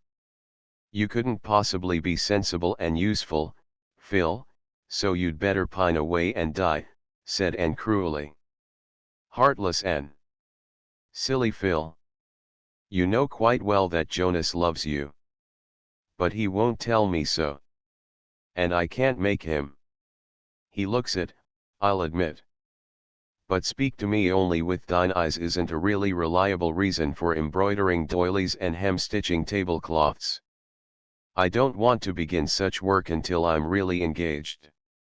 It would be tempting fate. Mr. Blake is afraid to ask you to marry him, Phil. He is poor and can't offer you a home such as you've always had.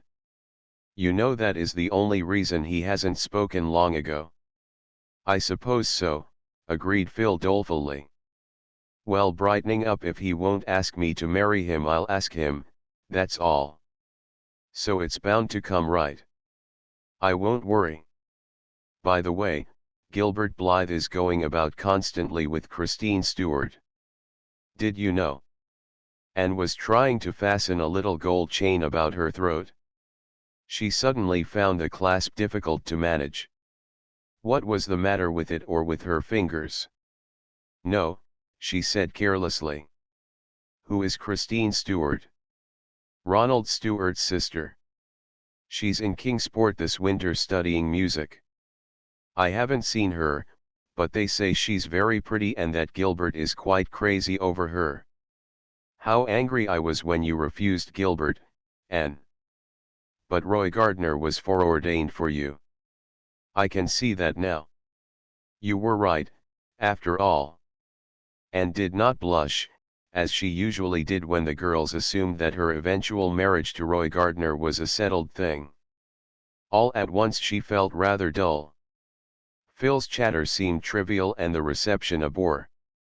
She boxed poor Rusty's ears.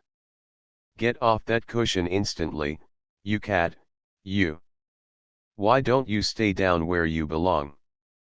Anne picked up her orchids and went downstairs, where Aunt Jamesina was presiding over a row of coats hung before the fire to warm. Roy Gardner was waiting for Anne and teasing the Sarah-cat while he waited. The Sarah-cat did not approve of him. She always turned her back on him. But everybody else at Patty's place liked him very much. Aunt Jamesina, carried away by his unfailing and deferential courtesy, and the pleading tones of his delightful voice, declared he was the nicest young man she ever knew, and that Anne was a very fortunate girl. Such remarks made Anne restive. Roy's wooing had certainly been as romantic as girlish heart could desire, but she wished Aunt Jamesina and the girls would not take things so for granted. When Roy murmured a poetical compliment as he helped her on with her coat, she did not blush and thrill as usual, and he found her rather silent in their brief walk to Redmond. He thought she looked a little pale when she came out of the co-ed's dressing room, but as they entered the reception room her color and sparkle suddenly returned to her. She turned to Roy with her gayest expression. He smiled back at her with what Phil called his deep, black, velvety smile. Yet she really did not see Roy at all. She was acutely conscious that Gilbert was standing under the palms just across the room talking to a girl who must be Christine Stewart. She was very handsome, in the stately style destined to become rather massive in middle life. A tall girl, with large dark blue eyes, ivory outlines, and a gloss of darkness on her smooth hair. She looks just as I've always wanted to look, thought Anne miserably. Rose-leaf complexion, starry violet eyes, raven hair, yes, she has them all. It's a wonder her name isn't Cordelia Fitzgerald into the bargain. But I don't believe her figure is as good as mine, and her nose certainly isn't. Anne felt a little comforted by this conclusion. Chapter XXVII. Mutual confidences. March came in that winter like the meekest and mildest of lambs, bringing days that were crisp and golden and tingling, each followed by a frosty pink twilight which gradually lost itself in an elfland of moonshine. Over the girls at Patty's Place was falling the shadow of April examinations. They were studying hard, even Phil had settled down to text and notebooks with a doggedness not to be expected of her. "I'm going to take the Johnson Scholarship in mathematics," she announced calmly. "I could take the one in Greek easily, but I'd rather take the mathematical one because I want to prove to Jonas that I'm really enormously clever." "Jonas likes you better for your big brown eyes and your crooked smile than for all the brains you carry under your curls," said Anne. "When I was a girl it wasn't considered ladylike to know anything about mathematics," said Aunt Jamesina. "But times have changed. I don't know that it's all for the better." "Can you cook, Phil?" "No, I never cooked anything in my life except a gingerbread and it was a failure, flat in the middle and hilly round the edges. You know the kind. But, Auntie, when I begin in good earnest to learn to cook, don't you think the brains that enable me to win a mathematical scholarship will also enable me to learn cooking just as well?" "Maybe," said Aunt Jamesina cautiously. "I am not decrying the higher education of women. My daughter is an M.A. She can cook, too. But I taught her to cook before I let a college professor teach her mathematics." In mid-March came a letter from Miss Patty Spofford, saying that she and Miss Maria had decided to remain abroad for another year. "So you may have Patty's Place next winter, too," she wrote. "Maria and I are going to run over Egypt. I want to see the Sphinx once before I die. Fancy those two dames running over Egypt. I wonder if they'll look up at the Sphinx and knit," laughed Priscilla. "I'm so glad we can keep Patty's Place for another year," said Stella. "I was afraid they'd come back. And then our jolly little nest here would be broken up and we poor callow nestlings thrown out on the cruel world of boarding houses again." "I'm off for a tramp in the park," announced Phil, tossing her book aside. "I think when I am 80 I'll be glad I went for a walk in the park tonight." "What do you mean?" asked Anne. "Come with me and I'll tell you, honey." They captured in their ramble all the mysteries and magics of a March evening.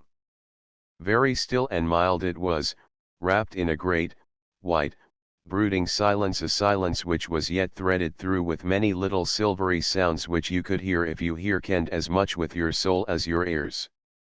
The girls wandered down a long pineland aisle that seemed to lead right out into the heart of a deep red, overflowing winter sunset. "I'd go home and write a poem this blessed minute if I only knew how," declared Phil, pausing in an open space where a rosy light was staining the green tips of the pines. "It's all so wonderful here, this great, white stillness, and those dark trees that always seem to be thinking." "The woods were God's first temples," quoted Anne softly. "One can't help feeling reverent and adoring in such a place. I always feel so near him when I walk among the pines." "Anne, I'm the happiest girl in the world," confessed Phil suddenly. "So Mr. Blake has asked you to marry him at last," said Anne calmly. "Yes. And I sneezed 3 times while he was asking me. Wasn't that horrid?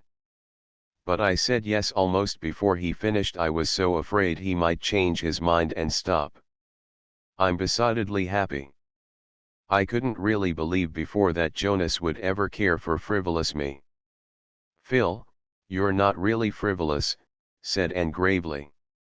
"Way down underneath that frivolous exterior of yours you've got a dear, loyal, womanly little soul. Why do you hide it so?" "I can't help it, Queen Anne. You are right, I'm not frivolous at heart. But there's a sort of frivolous skin over my soul and I can't take it off. As Mrs. Poyser says, I'd have to be hatched over again and hatched different before I could change it. But Jonas knows the real me and loves me, frivolity and all. And I love him. I never was so surprised in my life as I was when I found out I loved him. I'd never thought it possible to fall in love with an ugly man. Fancy me coming down to one solitary beau. And one named Jonas.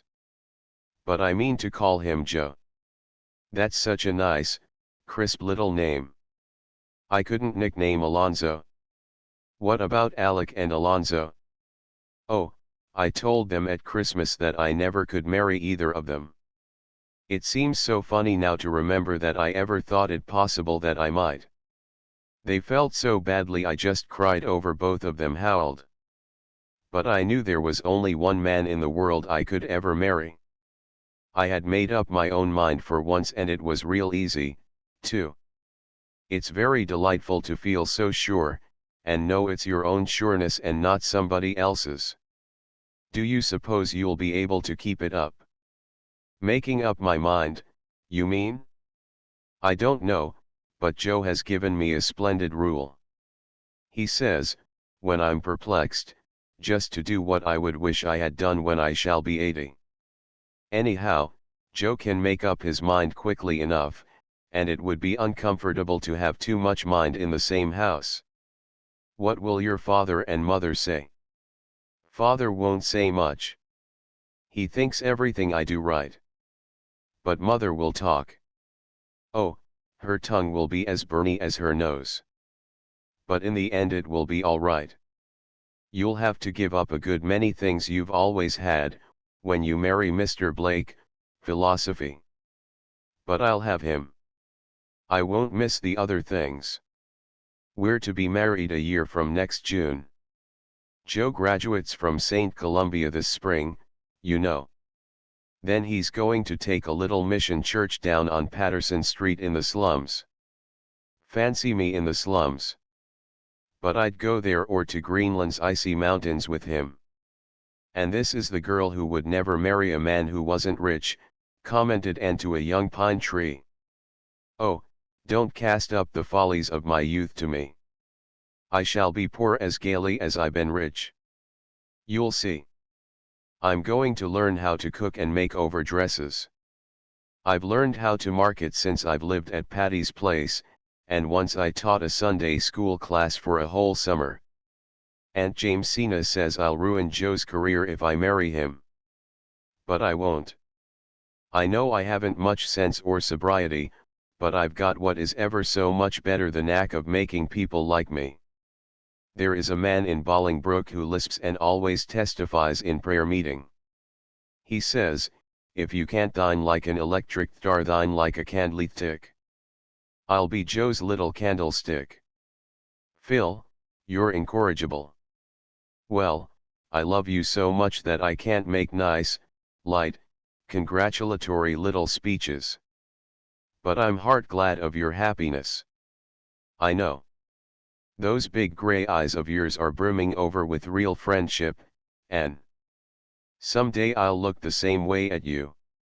You're going to marry Roy, aren't you, Anne? My dear Philippa, did you ever hear of the famous Betty Baxter, who refused a man before he'd axed her? I am not going to emulate that celebrated lady by either refusing or accepting anyone before he axes me. All Redmond knows that Roy is crazy about you, said Phil candidly. And you do love him, don't you, Anne? I suppose so, said Anne reluctantly. She felt that she ought to be blushing while making such a confession, but she was not.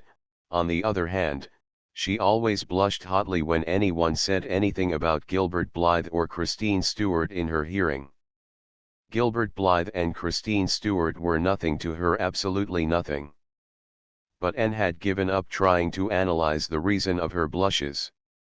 As for Roy, of course she was in love with him, madly so. How could she help it? Was he not her ideal? Who could resist those glorious dark eyes, and that pleading voice? Were not half the Redmond girls wildly envious? And what a charming sonnet he had sent her, with a box of violets, on her birthday. Anne knew every word of it by heart. It was very good stuff of its kind, too. Not exactly up to the level of Keats or Shakespeare even, and was not so deeply in love as to think that. but it was very tolerable magazine verse. And it was addressed to her, not to Laura or Beatrice or the Maid of Athens, but to her, and Shirley. To be told in rhythmical cadences that her eyes were stars of the morning, that her cheek had the flush it stole from the sunrise, that her lips were redder than the roses of paradise, was thrillingly romantic. Gilbert would never have dreamed of writing a sonnet to her eyebrows. But then, Gilbert could see a joke. She had once told Roy a funny story and he had not seen the point of it.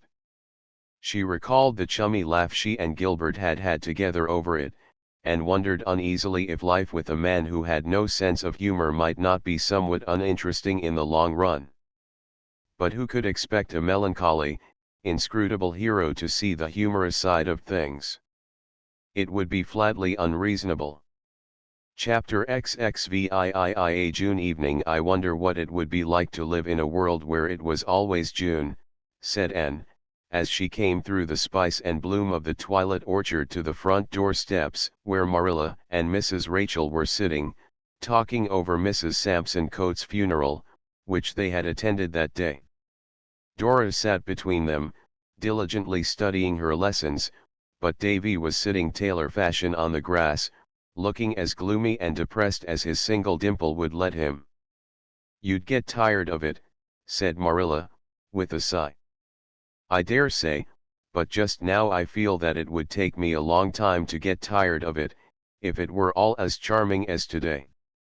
Everything loves June. Davy boy, why this melancholy November face in blossom time?" "I'm just sick and tired of living," said the youthful pessimist. "At 10 years? Dear me, how sad."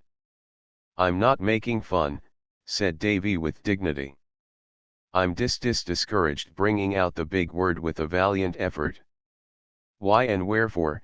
asked Anne, sitting down beside him. "'Cause the new teacher that come when Mr. Holmes got sick give me 10 sums to do for Monday. It'll take me all day tomorrow to do them. It isn't fair to have to work Saturdays. Milty Boulter said he wouldn't do them, but Marilla says I've got to. I don't like Miss Carson a bit." "Don't talk like that about your teacher, Davy Keith," said Mrs. Rachel severely. "Miss Carson is a very fine girl.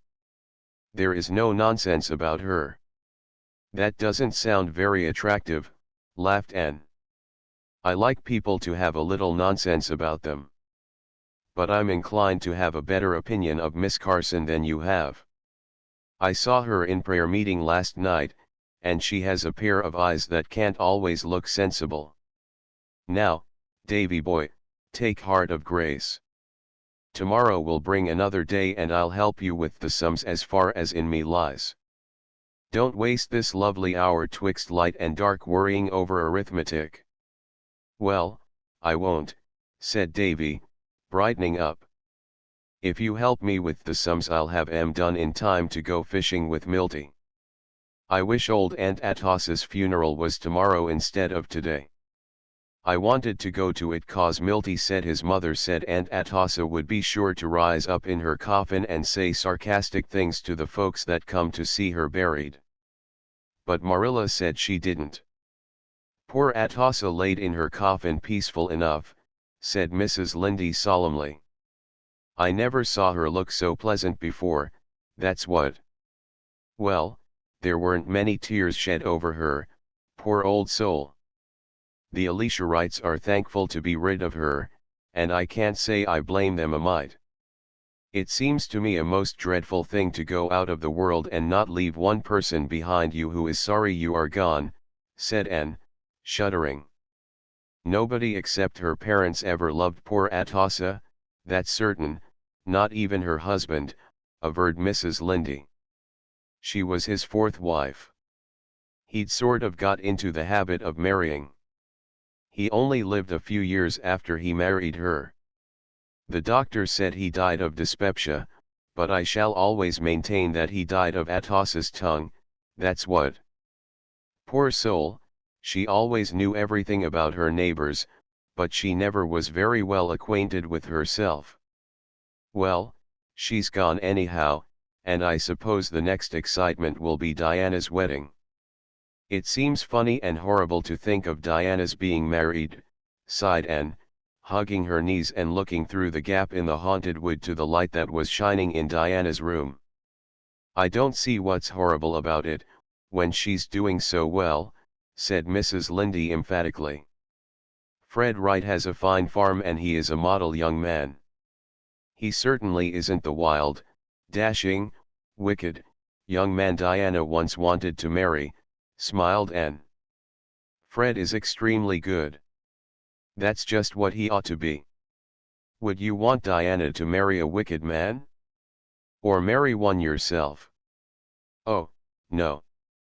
I wouldn't want to marry anybody who was wicked, but I think I'd like it if he could be wicked and wouldn't. Now, Fred is hopelessly good. You'll have more sense someday, I hope, said Marilla. Marilla spoke rather bitterly. She was grievously disappointed. She knew Anne had refused Gilbert Blythe. Avonlea gossip buzzed over the fact, which had leaked out, nobody knew how. Perhaps Charlie Sloane had guessed and told his guesses for truth. Perhaps Diana had betrayed it to Fred and Fred had been indiscreet. At all events it was known, Mrs. Blythe no longer asked Anne, in public or private, if she had heard lately from Gilbert, but passed her by with a frosty bow. Anne, who had always liked Gilbert's merry, young-hearted mother, was grieved in secret over this. Marilla said nothing, but Mrs. Lindy gave Anne many exasperated digs about it, until fresh gossip reached that worthy lady, through the medium of Moody Spurgeon Macpherson's mother, that Anne had another beau at college, who was rich and handsome and good all in one. After that Mrs. Rachel held her tongue, though she still wished in her inmost heart that Anne had accepted Gilbert. Riches were all very well, but even Mrs. Rachel, practical soul though she was, did not consider them the one essential. If Anne liked the handsome unknown better than Gilbert there was nothing more to be said, but Mrs. Rachel was dreadfully afraid that Anne was going to make the mistake of marrying for money.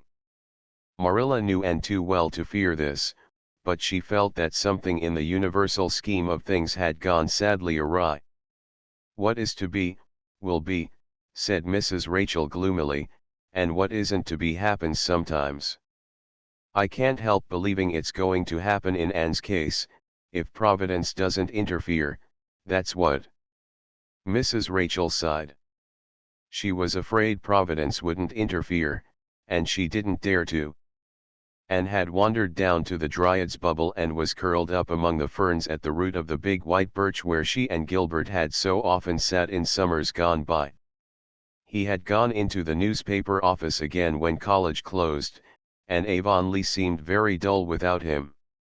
He never wrote to her, and Anne missed the letters that never came. To be sure, Roy wrote twice a week. His letters were exquisite compositions which would have read beautifully in a memoir or biography. Anne felt herself more deeply in love with him than ever when she read them, but her heart never gave the queer, quick, painful bound at sight of his letters which it had given one day when Mrs. Hiram Sloane had handed her out an envelope addressed in Gilbert's black, upright handwriting. Anne had hurried home to the east gable and opened it eagerly to find a typewritten copy of some college society report, only that and nothing more. Anne flung the harmless screed across her room and sat down to write an especially nice epistle to Roy. Diana was to be married in 5 more days. The grey house at Orchard Slope was in a turmoil of baking and brewing and boiling and stewing, for there was to be a big, old-timey wedding. Anne, of course, was to be bridesmaid, as had been arranged when they were 12 years old, and Gilbert was coming from Kingsport to be best man. Anne was enjoying the excitement of the various preparations, but under it all she carried a little heartache. She was, in a sense, losing her dear old chum. Diana's new home would be 2 miles from Green Gables, and the old constant companionship could never be theirs again. Anne looked up at Diana's light and thought how it had beaconed to her for many years, but soon it would shine through the summer twilights no more. Two big, painful tears welled up in her gray eyes. Oh, she thought, how horrible it is that people have to grow up and marry and change. Chapter XXIX Diana's wedding. After all, the only real roses are the pink ones, said Anne, as she tied white ribbon around Diana's bouquet in the westward-looking gable at Orchard Slope. They are the flowers of love and faith. Diana was standing nervously in the middle of the room, arrayed in her bridal white, her black curls frosted over with the film of her wedding veil. Anne had draped that veil, in accordance with the sentimental compact of years before. It's all pretty much as I used to imagine it long ago, when I wept over your inevitable marriage and our consequent parting, she laughed. You are the bride of my dreams, Diana, with the lovely misty veil, and I am your bridesmaid. But, alas, I haven't the puffed sleeves, though these short lace ones are even prettier. Neither is my heart wholly breaking, nor do I exactly hate Fred. We are not really parting, Anne, protested Diana. I'm not going far away. We'll love each other just as much as ever. We've always kept that oath of friendship we swore long ago, haven't we? Yes. We've kept it faithfully. We've had a beautiful friendship, Diana. We've never marred it by one quarrel or coolness or unkind word, and I hope it will always be so. But things can't be quite the same after this. You'll have other interests. I'll just be on the outside. But such is life, as Mrs. Rachel says. Mrs. Rachel has given you one of her beloved knitted quilts of the tobacco stripe pattern, and she says when I am married she'll give me one, too. The mean thing about your getting married is that I won't be able to be your bridesmaid, lamented Diana. I'm to be Phil's bridesmaid next June, when she marries Mr. Blake, and then I must stop, for you know the proverb, 3 times a bridesmaid, never a bride, said Anne, peeping through the window over the pink and snow of the blossoming orchard beneath. Here comes the minister, Diana. Oh, Anne, gasped Diana, suddenly turning very pale and beginning to tremble. Oh, Anne, I'm so nervous I can't go through with it, Anne, I know I'm going to faint. If you do I'll drag you down to the rainwater hogshead and drop you in, said Anne unsympathetically. Cheer up, dearest. Getting married can't be so very terrible when so many people survive the ceremony. See how cool and composed I am, and take courage. Wait till your turn comes, Miss Anne. Oh, Anne, I hear father coming upstairs. Give me my bouquet. Is my veil right? Am I very pale? You look just lovely. Darling, kiss me goodbye for the last time. Diana Barry will never kiss me again. Diana Wright will, though. There, mother's calling. Come. Following the simple, old-fashioned way in vogue then, Anne went down to the parlor on Gilbert's arm. They met at the top of the stairs for the first time since they had left Kingsport, for Gilbert had arrived only that day. Gilbert shook hands courteously. He was looking very well, though, as Anne instantly noted, rather thin. He was not pale, there was a flush on his cheek that had burned into it as Anne came along the hall towards him, in her soft, white dress with lilies of the valley in the shining masses of her hair. As they entered the crowded parlor together, a little murmur of admiration ran around the room. What a fine-looking pair they are, whispered the impressible Mrs. Rachel to Marilla. Fred ambled in alone, with a very red face, and then Diana swept in on her father's arm. She did not faint, and nothing untoward occurred to interrupt the ceremony. Feasting and merrymaking followed, then, as the evening waned, Fred and Diana drove away through the moonlight to their new home, and Gilbert walked with Anne to Green Gables. Something of their old comradeship had returned during the informal mirth of the evening. Oh, it was nice to be walking over that well-known road with Gilbert again. The night was so very still that one should have been able to hear the whisper of roses in blossom, the laughter of daisies, the piping of grasses, many sweet sounds, all tangled up together. The beauty of moonlight on familiar fields irradiated the world. "Can't we take a ramble up Lover's Lane before you go in?" asked Gilbert as they crossed the bridge over the lake of shining waters, in which the moon lay like a great, drowned blossom of gold. Anne assented readily. Lover's Lane was a veritable path in a fairyland that night, a shimmering, mysterious place, full of wizardry in the white-woven enchantment of moonlight. There had been a time when such a walk with Gilbert through Lover's Lane would have been far too dangerous. But Roy and Christine had made it very safe now. Anne found herself thinking a good deal about Christine as she chatted lightly to Gilbert. She had met her several times before leaving Kingsport, and had been charmingly sweet to her.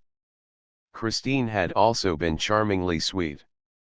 Indeed, they were a most cordial pair. But for all that, their acquaintance had not ripened into friendship. Evidently Christine was not a kindred spirit. "Are you going to be in Avonlea all summer?" asked Gilbert. "No. I'm going down east to Valley Road next week. Esther Haythorne wants me to teach for her through July and August. They have a summer term in that school, and Esther isn't feeling well. So I'm going to substitute for her. In one way I don't mind. Do you know, I'm beginning to feel a little bit like a stranger in Avonlea now. It makes me sorry, but it's true. It's quite appalling to see the number of children who have shot up into big boys and girls, really young men and women, these past 2 years. Half of my pupils are grown up. It makes me feel awfully old to see them in the places you and I and our mates used to fill." Anne laughed and sighed. She felt very old and mature and wise, which showed how young she was. She told herself that she longed greatly to go back to those dear merry days when life was seen through a rosy mist of hope and illusion, and possessed an indefinable something that had passed away forever. Where was it now, the glory and the dream? "So wags the world away," quoted Gilbert practically, and a trifle absently. And wondered if he were thinking of Christine. Oh, Avonlea was going to be so lonely now with Diana gone. Chapter XXX. Mrs. Skinner's romance. Anne stepped off the train at Valley Road station and looked about to see if anyone had come to meet her. She was to board with a certain Miss Janet Sweet, but she saw no one who answered in the least to her preconception of that lady, as formed from Esther's letter. The only person in sight was an elderly woman, sitting in a wagon with mail bags piled around her. 200 would have been a charitable guess at her weight. Her face was as round and red as a harvest moon and almost as featureless. She wore a tight, black, cashmere dress, made in the fashion of 10 years ago, a little dusty black straw hat trimmed with bows of yellow ribbon, and faded black lace mitts. "Here, you," she called, waving her whip at Anne. "Are you the new Valley Road schoolma'am?" "Yes." "Well, I thought so. Valley Road is noted for its good-looking schoolma'ams, just as Millersville is noted for its homely ones. Janet Sweet asked me this morning if I could bring you out. I said, sartin I kin, if she don't mind being scrunched up some. This rig of mine's kinder small for the mail bags, and I'm some heftier than Thomas. Just wait, miss, till I shift these bags a bit and I'll tuck you in somehow. It's only 2 miles to Janet's. Her next-door neighbor's hired boy is coming for your trunk tonight. My name is Skinner, Amelia Skinner."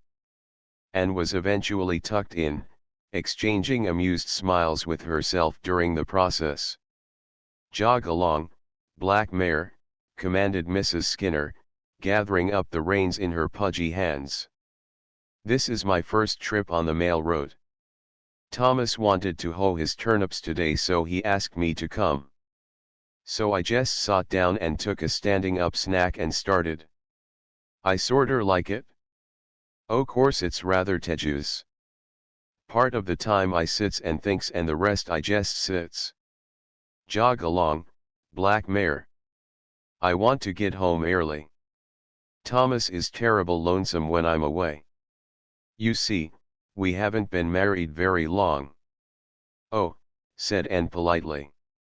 Just a month. Thomas courted me for quite a spell, though. It was real romantic. Anne tried to picture Mrs. Skinner on speaking terms with romance and failed. Oh, she said again. Yes. Why see, there was another man after me. Jog along, black mare. I'd been a widder so long folks had given up expecting me to marry again. But when my darter she's a schoolma'am like you went out west to teach I felt real lonesome and wasn't no wise sot against the idea. Bime by Thomas began to come up and so did the other feller William Obadiah Seaman, his name was. For a long time I couldn't make up my mind which of them to take, and they kept coming, and I kept worrying.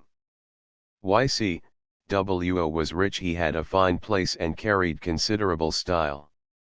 He was by far the best match. Jog along, black mare. Why didn't you marry him? Asked Anne. Well, why see, he didn't love me, answered Mrs. Skinner, solemnly. Anne opened her eyes widely and looked at Mrs. Skinner. But there was not a glint of humor on that lady's face. Evidently Mrs. Skinner saw nothing amusing in her own case. He'd been a widder man for 3 years, and his sister kept house for him. Then she got married and he just wanted someone to look after his house. It was worth looking after, too, mind you that. It's a handsome house. Jog along, black mare. As for Thomas, he was poor, and if his house didn't leak in dry weather it was about all that could be said for it, though it looks kind of picturesque. But, why see, I loved Thomas, and I didn't care 1 red cent for W.O. So I argued it out with myself. Sarah Crow, say I my first was a crow. You can marry your rich man if you like, but you won't be happy. Folks can't get along together in this world without a little bit of love. You'd just better tie up to Thomas, for he loves you and you love him and nothing else ain't going to do you. Jog along, black mare. So I told Thomas I'd take him. All the time I was getting ready I never dared drive past W.O.'s place for fear the sight of that fine house of his would put me in the swithers again. But now I never think of it at all, and I'm just that comfortable and happy with Thomas. Jog along, black mare. How did William Obadiah take it? Queried Anne. Oh, he rumpussed a bit. But he's going to see a skinny old maid in Millersville now, and I guess she'll take him fast enough. She'll make him a better wife than his first did. W.O. never wanted to marry her. He just asked her to marry him 'cause his father wanted him to, never dreaming but that she'd say no. But mind you, she said yes. There was a predicament for you. Jog along, black mare. She was a great housekeeper, but most awful mean. She wore the same bonnet for 18 years. Then she got a new one and W.O. met her on the road and didn't know her. Jog along, black mare. I feel that I'd a narrer escape. I might have married him and been most awful miserable, like my poor cousin, Jane and married a rich man she didn't care anything about, and she hasn't the life of a dog. She come to see me last week and says she, Sarah Skinner, I envy you. I'd rather live in a little hut on the side of the road with a man I was fond of than in my big house with the one I've got.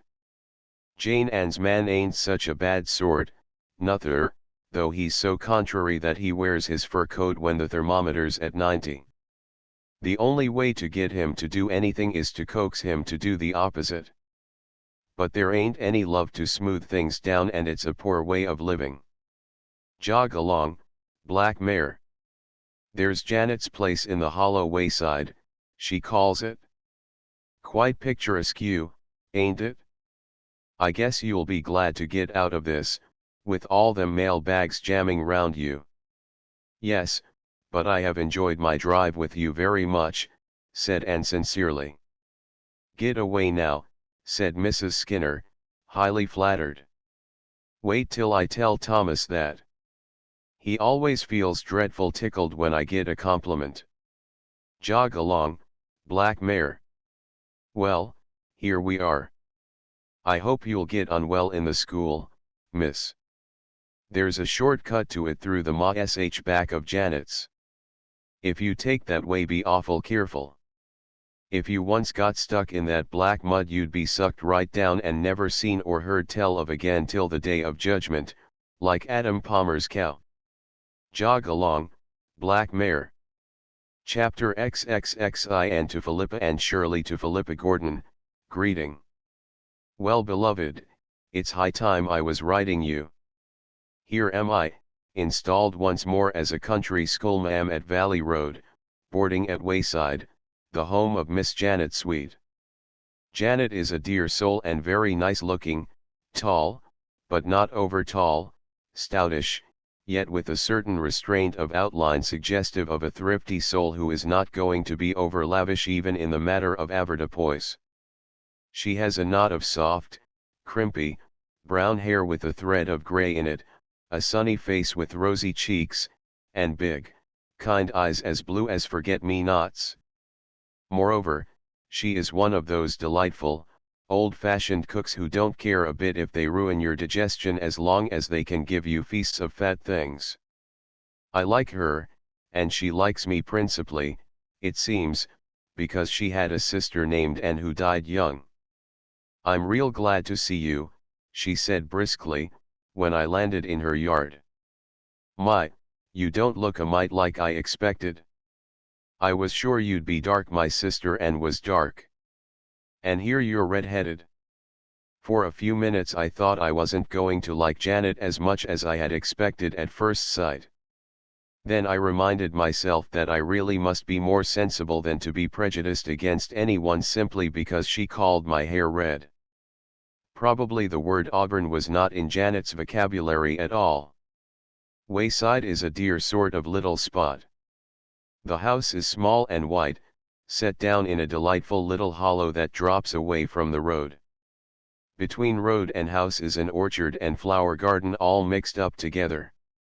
The front door walk is bordered with quahog clamshells, cowhawks, Janet calls them.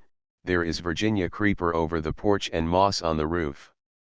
My room is a neat little spot off the parlor, just big enough for the bed and me. Over the head of my bed there is a picture of Robbie Burns standing at Highland Mary's grave, shadowed by an enormous weeping willow tree. Robbie's face is so lugubrious that it is no wonder I have bad dreams. Why, the first night I was here I dreamed I couldn't laugh. The parlor is tiny and neat. Its one window is so shaded by a huge willow that the room has a grotto-like effect of emerald gloom. There are wonderful tidies on the chairs, and gay mats on the floor, and books and cards carefully arranged on a round table, and vases of dried grass on the mantelpiece. Between the vases is a cheerful decoration of preserved coffin plates, 5 in all, pertaining respectively to Janet's father and mother, a brother, her sister Anne, and a hired man who died here once. If I go suddenly insane some of these days, know all men by these presents that those coffin plates have caused it. But it's all delightful and I said so. Janet loved me for it, just as she detested poor Esther because Esther had said so much shade was unhygienic and had objected to sleeping on a feather bed. Now, I glory in feather beds, and the more unhygienic and feathery they are the more I glory. Janet says it is such a comfort to see me eat. She had been so afraid I would be like Miss Haythorne, who wouldn't eat anything but fruit and hot water for breakfast and tried to make Janet give up frying things. Esther is really a dear girl, but she is rather given to fads. The trouble is that she hasn't enough imagination and has a tendency to indigestion. Janet told me I could have the use of the parlor when any young men called. I don't think there are many to call. I haven't seen a young man in Valley Road yet, except the next door hired boy Sam Tolliver, a very tall, lank, tow-haired youth. He came over one evening recently and sat for an hour on the garden fence, near the front porch where Janet and I were doing fancy work. The only remarks he volunteered in all that time were, "Hev a peppermint, miss. Do now fine thing for Carrar, peppermints, and, powerful lot o' jump grasses round here tonight." Yep. But there is a love affair going on here. It seems to be my fortune to be mixed up, more or less actively, with elderly love affairs. Mr. and Mrs. Irving always say that I brought about their marriage. Mrs. Stephen Clark of Carmody persists in being most grateful to me for a suggestion which somebody else would probably have made if I hadn't. I do really think, though, that Ludovic Speed would never have got any further along than placid courtship if I had not helped him and Theodora Dix out. In the present affair I am only a passive spectator. I've tried once to help things along and made an awful mess of it. So I shall not meddle again. I'll tell you all about it when we meet. Chapter XXXIIT. With Mrs. Douglas on the first Thursday night of Anne's sojourn in Valley Road, Janet asked her to go to prayer meeting. Janet blossomed out like a rose to attend that prayer meeting. She wore a pale blue, pansy-sprinkled muslin dress with more ruffles than one would ever have supposed economical Janet could be guilty of, and a white leghorn hat with pink roses and 3 ostrich feathers on it. Anne felt quite amazed. Later on, she found out Janet's motive in so arraying herself, a motive as old as Eden. Valley Road prayer meetings seemed to be essentially feminine. There were 32 women present, 2 half-grown boys, and 1 solitary man, beside the minister. Anne found herself studying this man. He was not handsome or young or graceful. He had remarkably long legs, so long that he had to keep them coiled up under his chair to dispose of them, and he was stoop-shouldered. His hands were big, his hair wanted barbering, and his mustache was unkempt. But Anne thought she liked his face. It was kind and honest and tender. There was something else in it, too, just what, Anne found it hard to define. She finally concluded that this man had suffered and been strong, and it had been made manifest in his face. There was a sort of patient, humorous endurance in his expression which indicated that he would go to the stake if need be, but would keep on looking pleasant until he really had to begin squirming. When prayer meeting was over, this man came up to Janet and said, "May I see you home, Janet?" Janet took his arm as primly and shyly as if she were no more than 16, having her first escort home, and told the girls at Patty's place later on. "Miss Shirley, permit me to introduce Mr. Douglas," she said stiffly. Mr. Douglas nodded and said, "I was looking at you in prayer meeting, miss, and thinking what a nice little girl you were."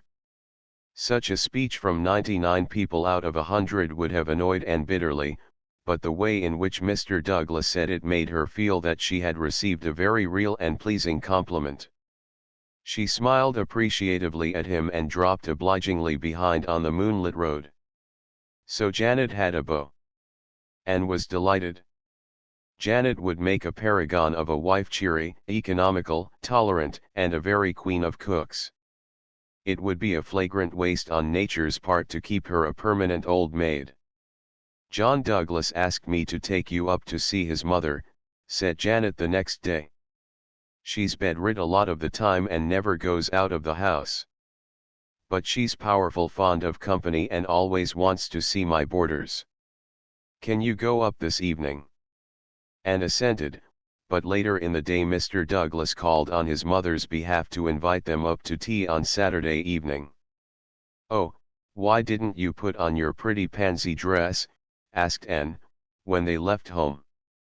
It was a hot day, and poor Janet, between her excitement and her heavy black cashmere dress, looked as if she were being broiled alive. Old Mrs. Douglas would think it terrible frivolous and unsuitable, I'm afraid. John likes that dress, though, she added wistfully. The old Douglas homestead was half a mile from Wayside, cresting a windy hill. The house itself was large and comfortable, old enough to be dignified, and girdled with maple groves and orchards. There were big, trim barns behind it, and everything bespoke prosperity. Whatever the patient endurance in Mr. Douglas' face had meant, it hadn't, so Anne reflected, meant debts and duns. John Douglas met them at the door and took them into the sitting room, where his mother was enthroned in an armchair. Anne had expected old Mrs. Douglas to be tall and thin, because Mr. Douglas was. Instead, she was a tiny scrap of a woman, with soft pink cheeks, mild blue eyes, and a mouth like a baby's. Dressed in a beautiful, fashionably made black silk dress, with a fluffy white shawl over her shoulders, and her snowy hair surmounted by a dainty lace cap, she might have posed as a grandmother doll.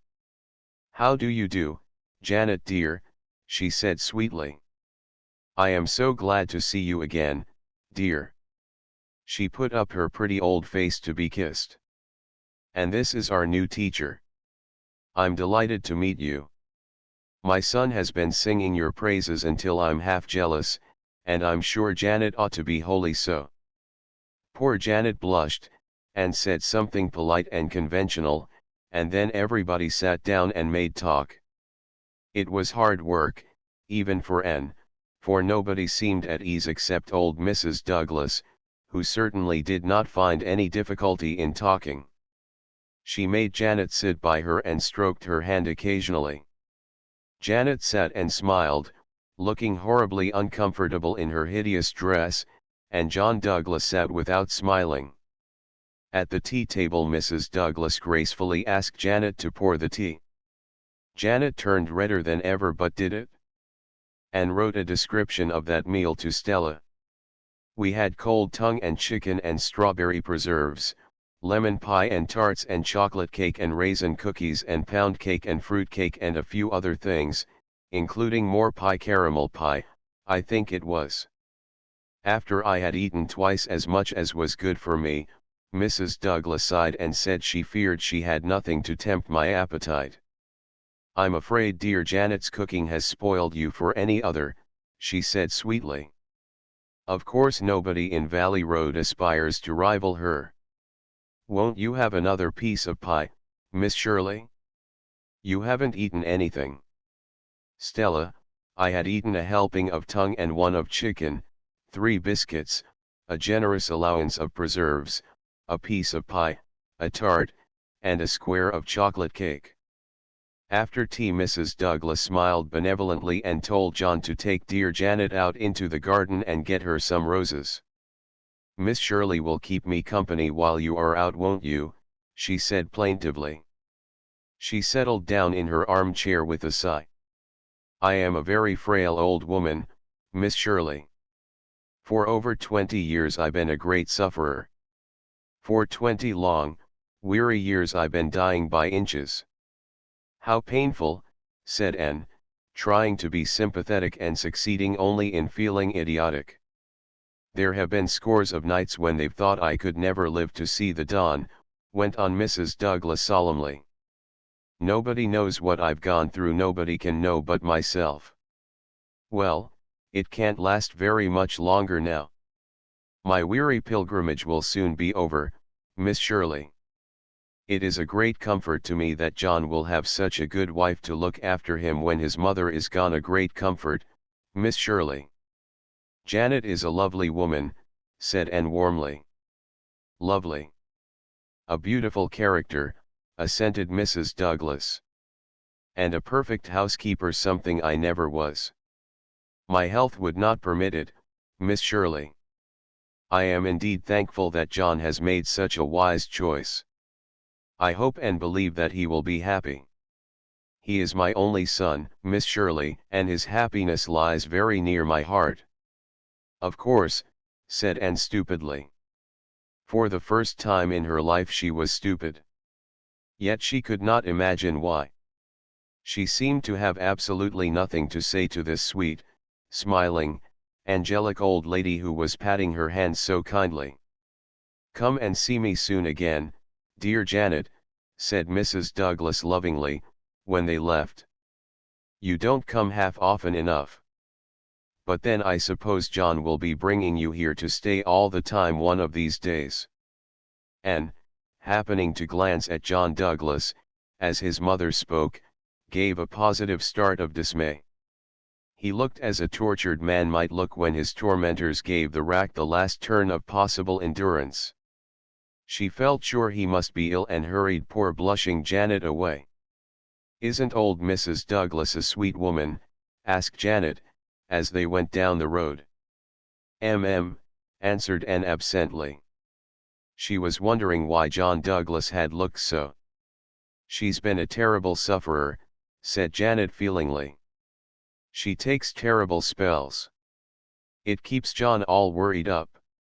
He's scared to leave home for fear his mother will take a spell and nobody there but the hired girl." Chapter XXXIII. He just kept coming and coming 3 days later and came home from school and found Janet crying.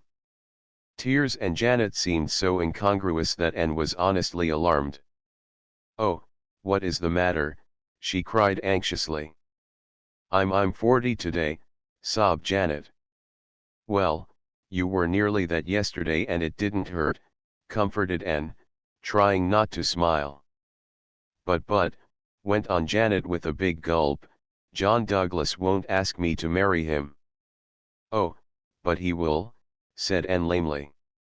"You must give him time, Janet, time," said Janet with indescribable scorn. "He has had 20 years. How much time does he want?" "Do you mean that John Douglas has been coming to see you for 20 years? "He has. And he has never so much as mentioned marriage to me. And I don't believe he ever will now. I've never said a word to a mortal about it, but it seems to me I've just got to talk it out with someone at last or go crazy. John Douglas begun to go with me 20 years ago, before mother died.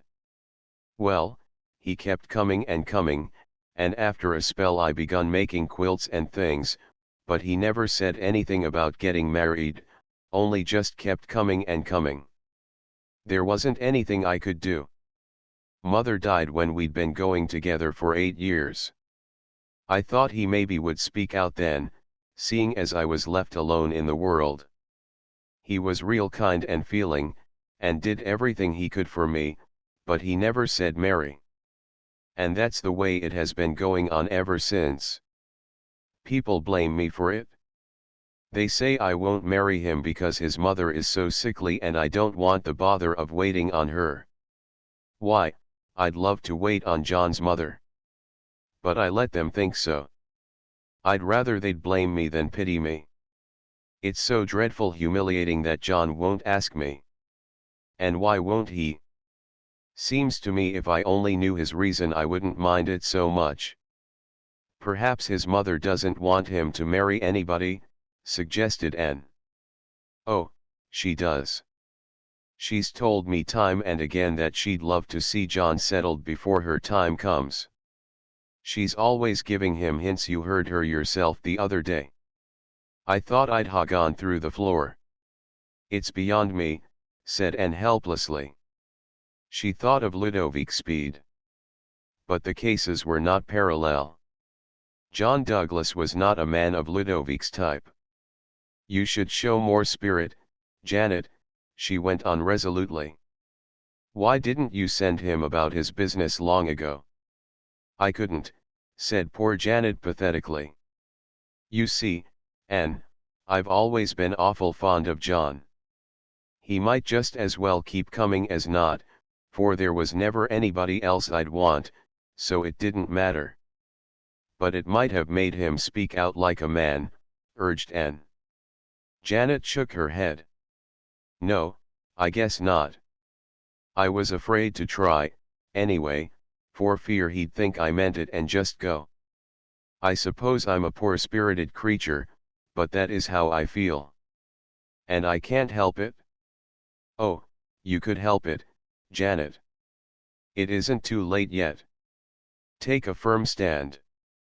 Let that man know you are not going to endure his shilly-shallying any longer.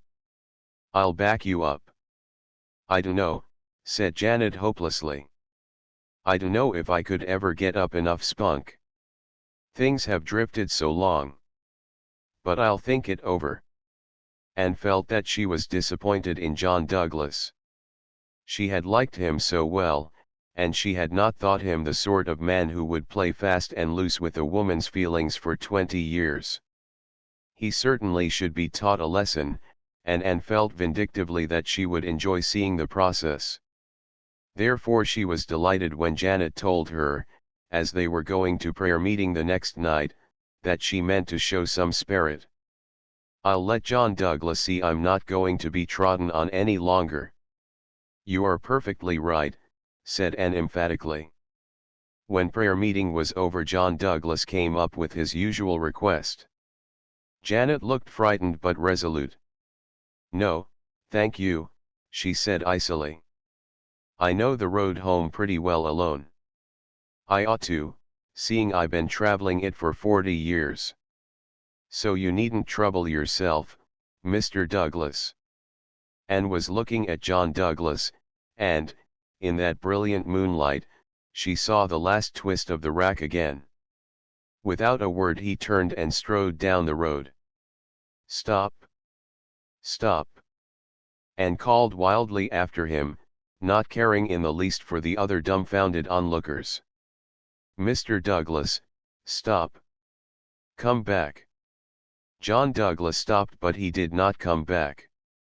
Anne flew down the road, caught his arm and fairly dragged him back to Janet. You must come back, she said imploringly. It's all a mistake, Mr. Douglas, all my fault. I made Janet do it. She didn't want to, but it's all right now, isn't it, Janet? Without a word Janet took his arm and walked away. Anne followed them meekly home and slipped in by the back door. Well, you are a nice person to back me up, said Janet sarcastically. I couldn't help it, Janet, said Anne repentantly. I just felt as if I had stood by and seen murder done. I had to run after him. Oh, I'm just as glad you did. When I saw John Douglas making off down that road, I just felt as if every little bit of joy and happiness that was left in my life was going with him.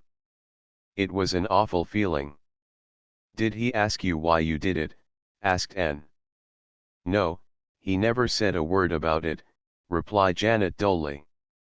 Chapter 30. John Douglas speaks at last, and was not without a feeble hope that something might come of it after all.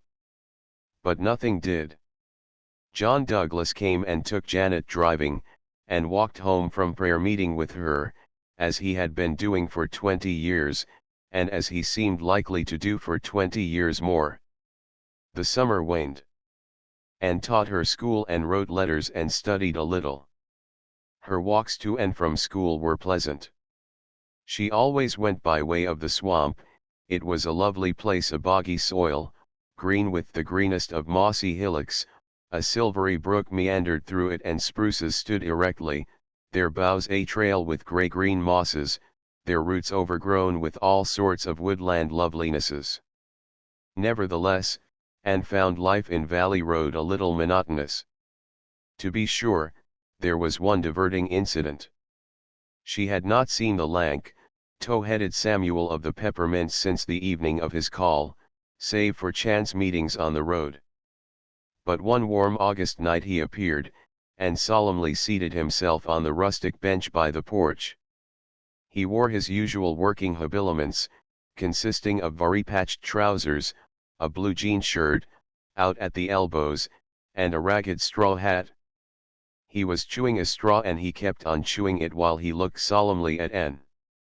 Anne laid her book aside with a sigh and took up her doily. Conversation with Sam was really out of the question. After a long silence, Sam suddenly spoke. "I'm leaving over there," he said abruptly, waving his straw in the direction of the neighboring house. "Oh, are you?" said Anne politely. "Yep. And where are you going now?" "Wall, I been thinking some of getting a place of my own. There's one that'd suit me over at Millersville. But if I rents it I'll want a woman." "I suppose so," said Anne vaguely. "Yep." There was another long silence. Finally Sam removed his straw again and said, "Will ya hev me?" "What?" gasped Anne. "Will ya hev me? Do you mean marry you?" queried poor Anne feebly. "Yep." "Why, I'm hardly acquainted with you," cried Anne indignantly. "But yet get acquainted with me after we was married," said Sam. Anne gathered up her poor dignity. "Certainly I won't marry you," she said haughtily. "Wall, ye might do worse," expostulated Sam. "I'm a good worker and I've got some money in the bank." "Don't speak of this to me again." "Whatever put such an idea into your head?" said Anne, her sense of humor getting the better of her wrath. It was such an absurd situation. "Ye're a likely looking girl and hev a right smart way o' stepping," said Sam. "I don't want no lazy woman. Think it over. I won't change my mind yet a while. Wall, I must be getting.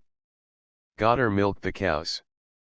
Anne's illusions concerning proposals had suffered so much of late years that there were few of them left. So she could laugh wholeheartedly over this one, not feeling any secret sting. She mimicked poor Sam to Janet that night, and both of them laughed immoderately over his plunge into sentiment. One afternoon, when Anne's sojourn in Valley Road was drawing to a close, Alec Ward came driving down to Wayside in hot haste for Janet. "They want you at the Douglas place quick," he said. "I really believe old Mrs. Douglas is going to die at last, after pretending to do it for 20 years. Janet ran to get her hat. Anne asked if Mrs. Douglas was worse than usual. "She's not half as bad," said Alec solemnly, "and that's what makes me think it's serious. Other times she'd be screaming and throwing herself all over the place.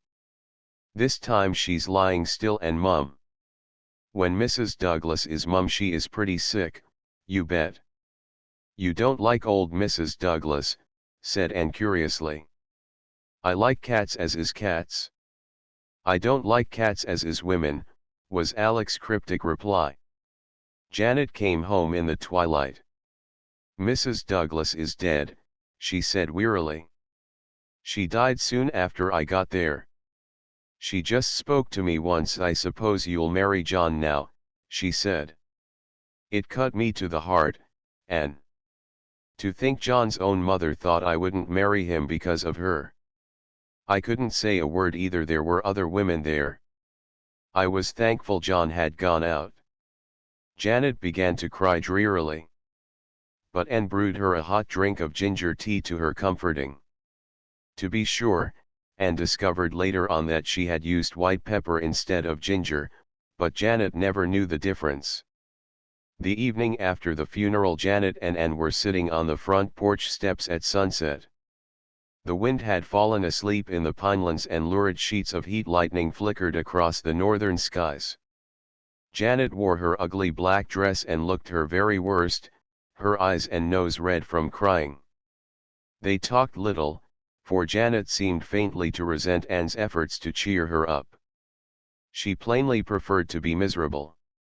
Suddenly the gate latch clicked and John Douglas strode into the garden. He walked towards them straight over the geranium bed. Janet stood up. So did Anne.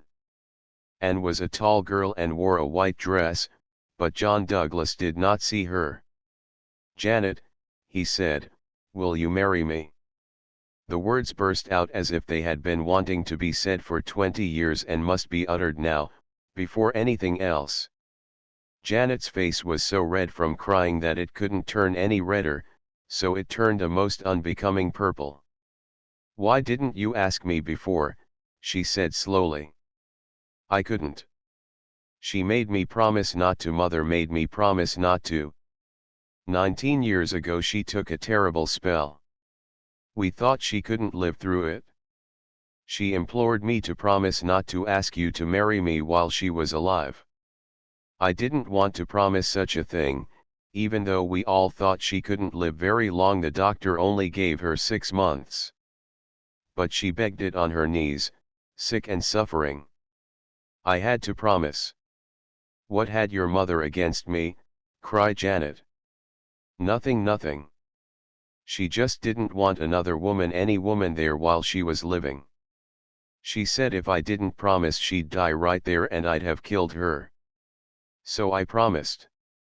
And she's held me to that promise ever since, though I've gone on my knees to her in my turn to beg her to let me off."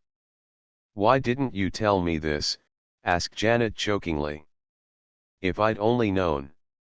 "Why didn't you just tell me?" "She made me promise I wouldn't tell a soul," said John hoarsely. "She swore me to it on the Bible, Janet. I'd never have done it if I'd dreamed it was to be for so long. Janet, you'll never know what I've suffered these 19 years. I know I've made you suffer, too, but you'll marry me for all, won't you, Janet? Oh, Janet, won't you? I've come as soon as I could to ask you." At this moment the stupefied Anne came to her senses and realized that she had no business to be there. She slipped away and did not see Janet until the next morning, when the latter told her the rest of the story. "That cruel, relentless, deceitful old woman," cried Anne. "Hush, she's dead," said Janet solemnly. "If she wasn't, but she is. So we mustn't speak evil of her. But I'm happy at last, Anne. And I wouldn't have minded waiting so long a bit if I'd only known why. When are you to be married?" "Next month. Of course it will be very quiet. I suppose people will talk terrible. They'll say I made enough haste to snap John up as soon as his poor mother was out of the way. John wanted to let them know the truth, but I said, 'No, John, after all she was your mother, and we'll keep the secret between us, and not cast any shadow on her memory. I don't mind what people say, now that I know the truth myself. It don't matter a mite. Let it all be buried with the dead,' says I to him. So I coaxed him round to agree with me. 'You're much more forgiving than I could ever be,' and said, rather crossly.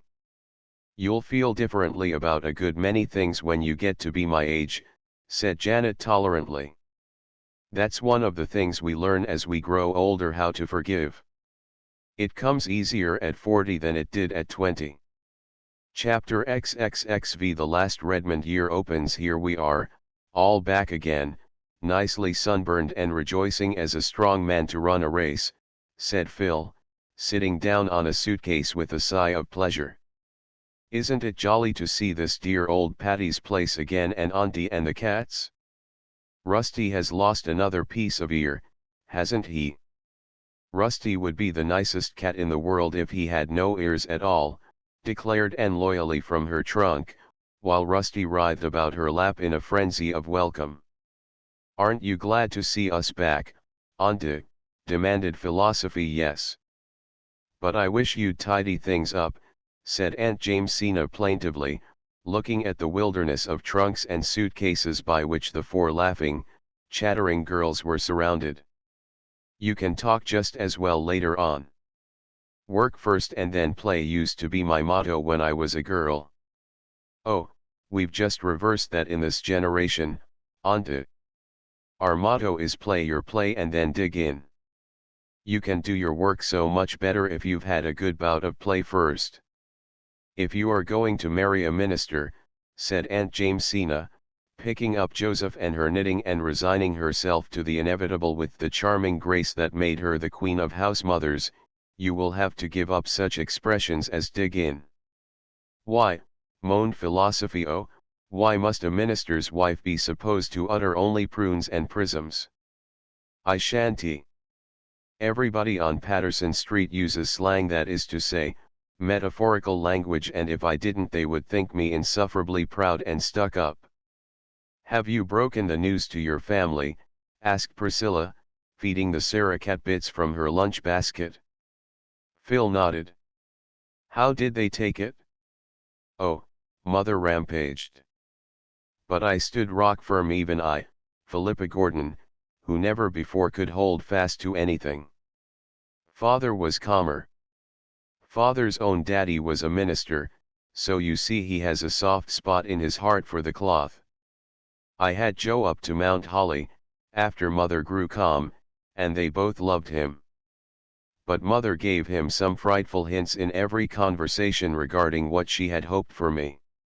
Oh, my vacation pathway hasn't been exactly strewn with roses, girls dear. But I've won out and I've got Joe. Nothing else matters. To you, said Aunt Jamesina darkly. Nor to Joe, either, retorted Philosophy, you keep on pitying him. Why, pray?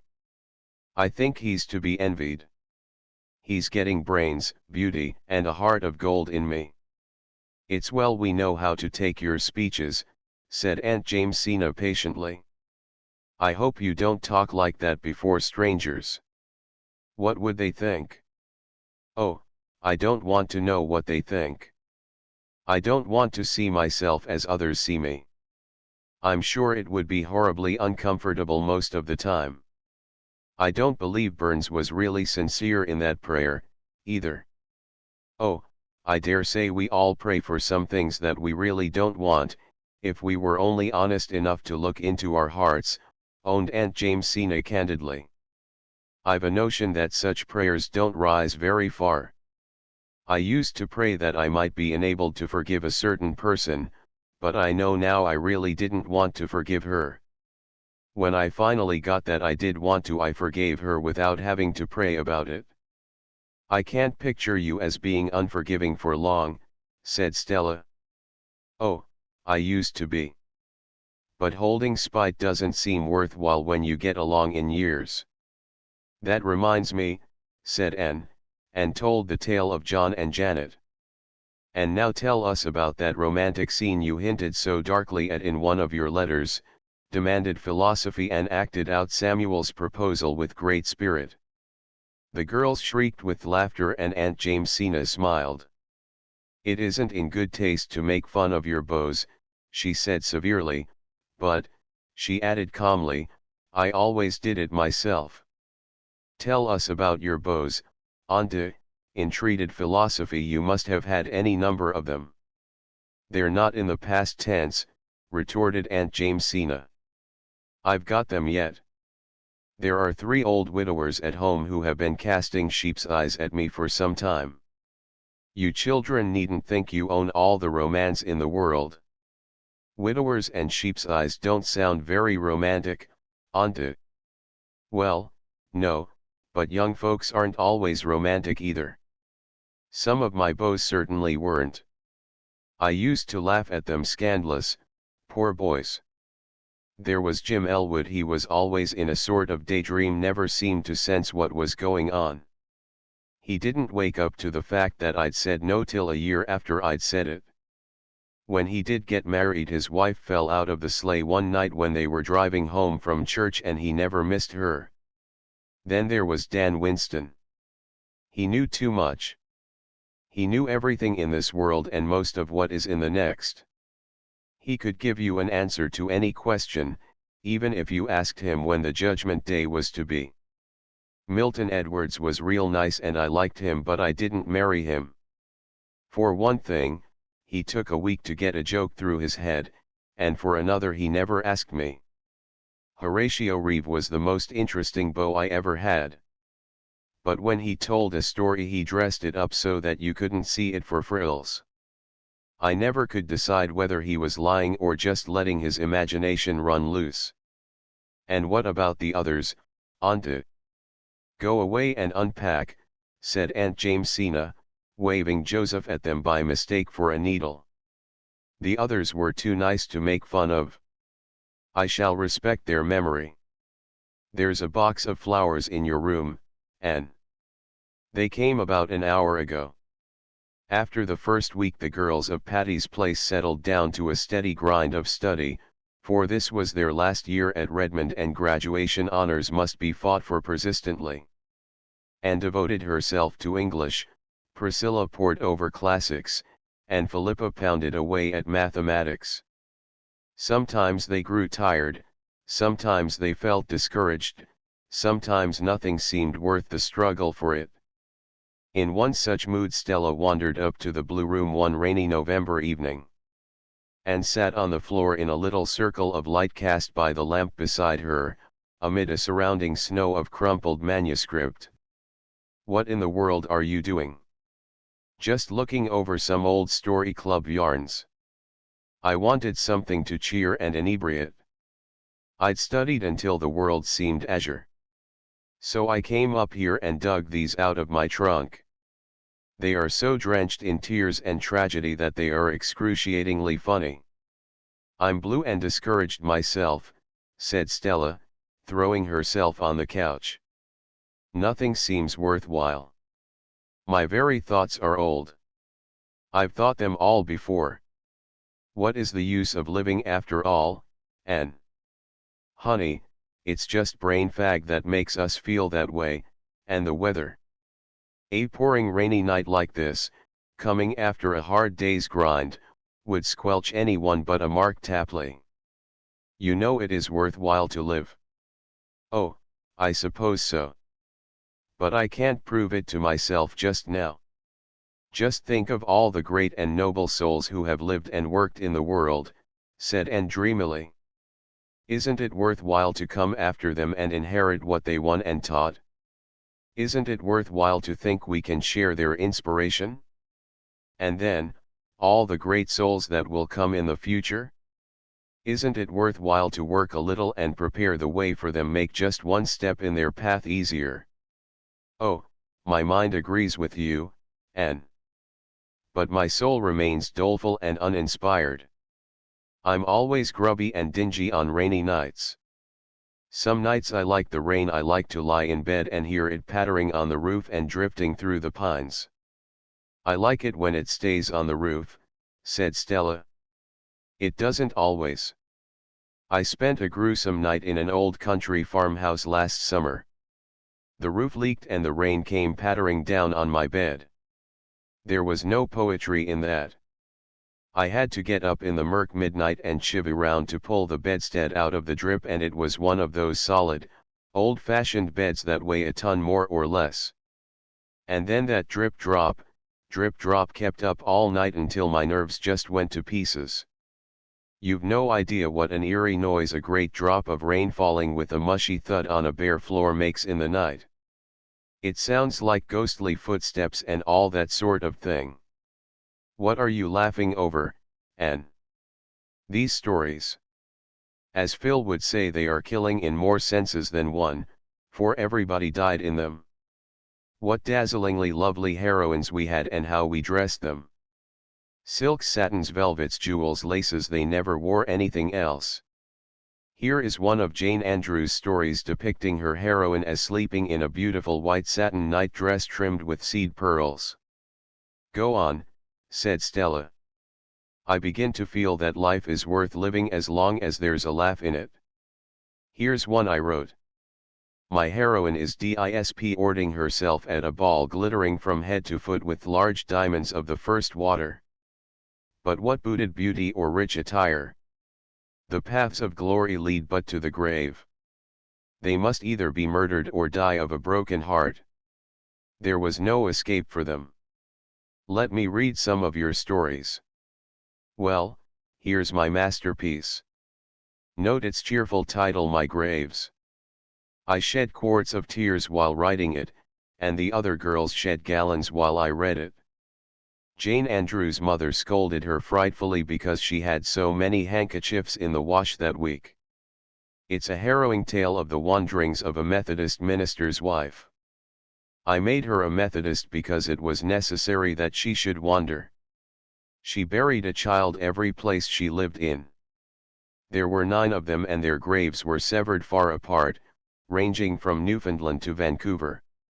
I described the children, pictured their several deathbeds, and detailed their tombstones and epitaphs. I had intended to bury the whole 9, but when I had disposed of 8 my invention of horrors gave out and I permitted the 9th to live as a hopeless cripple. While Stella read my graves, punctuating its tragic paragraphs with chuckles, and Rusty slept the sleep of a just cat who has been out all night curled up on a Jane Andrews tale of a beautiful maiden of 15 who went to nurse in a leper colony, of course dying of the loathsome disease finally, and glanced over the other manuscripts and recalled the old days at Avonlea School when the members of the Story Club, sitting under the spruce trees or down among the ferns by the brook, had written them. What fun they had had! How the sunshine and mirth of those olden summers returned as she read. Not all the glory that was Greece or the grandeur that was Rome could weave such wizardry as those funny, tearful tales of the Story Club. Among the manuscripts Anne found one written on sheets of wrapping paper. A wave of laughter filled her gray eyes as she recalled the time and place of its genesis. It was the sketch she had written the day she fell through the roof of the Cobb Duck House on the Tory Road. Anne glanced over it, then fell to reading it intently. It was a little dialogue between asters and sweet peas, wild canaries in the lilac bush, and the guardian spirit of the garden. After she had read it, she sat, staring into space, and when Stella had gone she smoothed out the crumpled manuscript. "I believe I will," she said resolutely. Chapter 30 The Gardener's Call. "Here is a letter with an Indian stamp for you, Aunt Jimsy," said Philosophy. "Here are 3 for Stella, and 2 for Pre, and a glorious fat one for me from Joe. There's nothing for you, Anne, except a circular." Nobody noticed Anne's flush as she took the thin letter Phil tossed her carelessly. But a few minutes later Phil looked up to see a transfigured Anne. "Honey, what good thing has happened?" "The youth's friend has accepted a little sketch I sent them a fortnight ago," said Anne, trying hard to speak as if she were accustomed to having sketches accepted every mail, but not quite succeeding. "And Shirley. How glorious! What was it? When is it to be published? Did they pay you for it?" "Yes, they've sent a check for $10, and the editor writes that he would like to see more of my work." "Dear man, he shall. It was an old sketch I found in my box. I rewrote it and sent it in, but I never really thought it could be accepted because it had no plot," said Anne, recalling the bitter experience of Averil's Atonement. "What are you going to do with that $10, Anne?" "Let's all go uptown and get drunk," suggested Philosophy. "I am going to squander it in a wild soulless revel of some sort," declared Anne gaily. "At all events it isn't tainted money like the check I got for that horrible reliable baking powder story. I spent it usefully for clothes and hated them every time I put them on." "Think of having a real live author at Patty's Place," said Priscilla. "It's a great responsibility," said Aunt Jamesina solemnly. "Indeed it is," agreed Pre with equal solemnity. "Authors are kittle cattle. You never know when or how they will break out. And may make copy of us." "I meant that the ability to write for the press was a great responsibility," said Aunt Jamesina severely, "and I hope Anne realizes it. My daughter used to write stories before she went to the foreign field, but now she has turned her attention to higher things. She used to say her motto was never write a line you would be ashamed to read at your own funeral. You'd better take that for yours, Anne, if you are going to embark in literature. Though, to be sure," added Aunt Jamesina perplexedly, "Elizabeth always used to laugh when she said it. She always laughed so much that I don't know how she ever came to decide on being a missionary." I'm thankful she did. I prayed that she might, but I wish she hadn't. Then Aunt Jamesina wondered why those giddy girls all left. Anne's eyes shone all that day, literary ambitions sprouted and budded in her brain, their exhilaration accompanied her to Jenny Cooper's walking party, and not even the sight of Gilbert and Christine, walking just ahead of her and Roy, could quite subdue the sparkle of her starry hopes. Nevertheless, she was not so rapt from things of earth as to be unable to notice that Christine's walk was decidedly ungraceful. But I suppose Gilbert looks only at her face. So like a man, thought Anne scornfully. Shall you be home Saturday afternoon? Asked Roy. Yes. My mother and sisters are coming to call on you, said Roy quietly. Something went over Anne which might be described as a thrill, but it was hardly a pleasant one. She had never met any of Roy's family. She realized the significance of his statement, and it had, somehow, an irrevocableness about it that chilled her. I shall be glad to see them, she said flatly, and then wondered if she really would be glad. She ought to be, of course. But would it not be something of an ordeal? Gossip had filtered to Anne regarding the light in which the Gardners viewed the infatuation of son and brother. Roy must have brought pressure to bear in the matter of this call. Anne knew she would be weighed in the balance. From the fact that they had consented to call she understood that, willingly or unwillingly, they regarded her as a possible member of their clan. I shall just be myself. I shall not try to make a good impression, thought Anne loftily. But she was wondering what dress she would better wear Saturday afternoon, and if the new style of high hair dressing would suit her better than the old, and the walking party was rather spoiled for her. By night she had decided that she would wear her brown chiffon on Saturday, but would do her hair low. Friday afternoon none of the girls had classes at Redmond. Stella took the opportunity to write a paper for the Philomathic Society, and was sitting at the table in the corner of the living room with an untidy litter of notes and manuscript on the floor around her. Stella always vowed she never could write anything unless she threw each sheet down as she completed it. Anne, in her flannel blouse and serge skirt, with her hair rather blown from her windy walk home, was sitting squarely in the middle of the floor, teasing the Sarah cat with a wishbone. Joseph and Rusty were both curled up in her lap. A warm plummy odor filled the whole house, for Priscilla was cooking in the kitchen. Presently she came in, and shrouded in a huge work apron, with a smudge of flour on her nose, to show Aunt Jamesina the chocolate cake she had just iced. At this auspicious moment the knocker sounded. Nobody paid any attention to it save Phil, who sprang up and opened it, expecting a boy with the hat she had bought that morning. On the doorstep stood Mrs. Gardner and her daughters. Anne scrambled to her feet somehow, emptying two indignant cats out of her lap as she did so, and mechanically shifting her wishbone from her right hand to her left. Priscilla, who would have had to cross the room to reach the kitchen door, lost her head, wildly plunged the chocolate cake under a cushion on the inglenook sofa, and dashed upstairs. Stella began feverishly gathering up her manuscript. Only Aunt Jamesina and Phil remained normal. Thanks to them, everybody was soon sitting at ease, even Anne. Priscilla came down, apronless and smudgeless. Stella reduced her corner to decency, and Phil saved the situation by a stream of ready small talk. Mrs. Gardner was tall and thin and handsome, exquisitely gowned, cordial with a cordiality that seemed a trifle forced. Aline Gardner was a younger edition of her mother, lacking the cordiality. She endeavored to be nice, but succeeded only in being haughty and patronizing. Dorothy Gardner was slim and jolly and rather tomboyish. Anne knew she was Roy's favorite sister and warmed to her. She would have looked very much like Roy if she had had dreamy dark eyes instead of roguish hazel ones.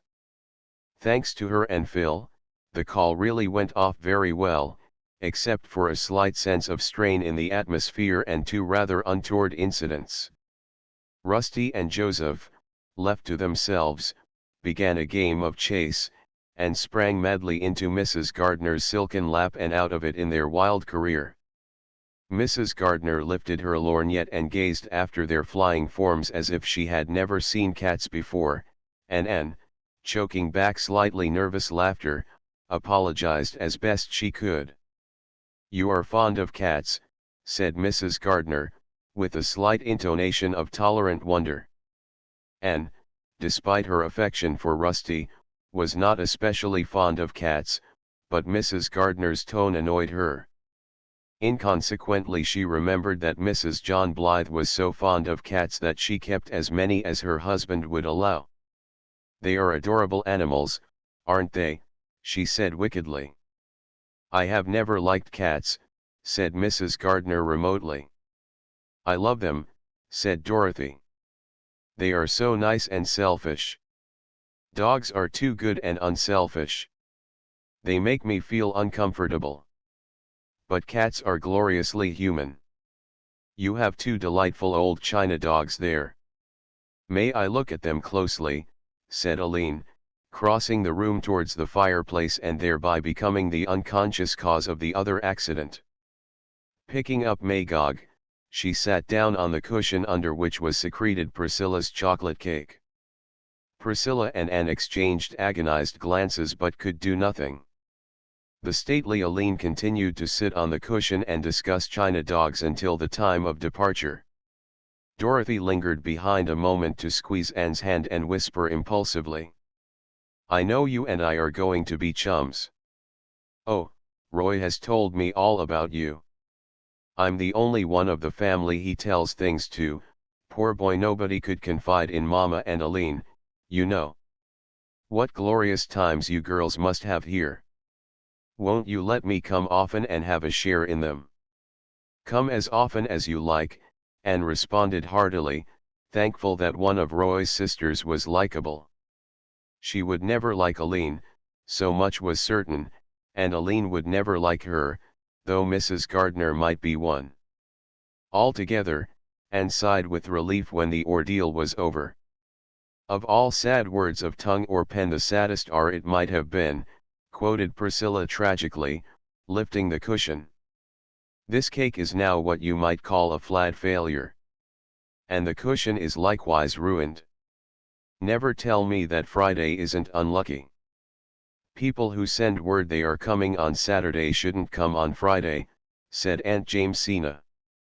"I fancy it was Roy's mistake," said Philosophy. "That boy isn't really responsible for what he says when he talks to Anne." "Where is Anne?" Anne had gone upstairs. She felt oddly like crying. But she made herself laugh instead. Rusty and Joseph had been too awful. And Dorothy was a dear. Chapter XXXVII Full-fledged B.A.S. "I wish I were dead, or that it were tomorrow night," groaned Philosophy. "If you live long enough both wishes will come true," said Anne calmly. "It's easy for you to be serene. You're at home in philosophy. I'm not, and when I think of that horrible paper tomorrow I quail. If I should fail in it, what would Joe say?" "You won't fail. How did you get on in Greek today?" "I don't know. Perhaps it was a good paper and perhaps it was bad enough to make Homer turn over in his grave. I've studied and mulled over notebooks until I'm incapable of forming an opinion of anything. How thankful little Phil will be when all this examinating is over." "Examinating? I never heard such a word." "Well, haven't I as good a right to make a word as anyone else?" demanded Philosophy. "Words aren't made, they grow," said Anne. "Never mind." I begin faintly to discern clear water ahead where no examination breakers loom. "Girls, can you realize that our Redmond life is almost over?" "I can't," said Anne, sorrowfully. "It seems just yesterday that Pri and I were alone in that crowd of freshmen at Redmond. And now we are seniors in our final examinations.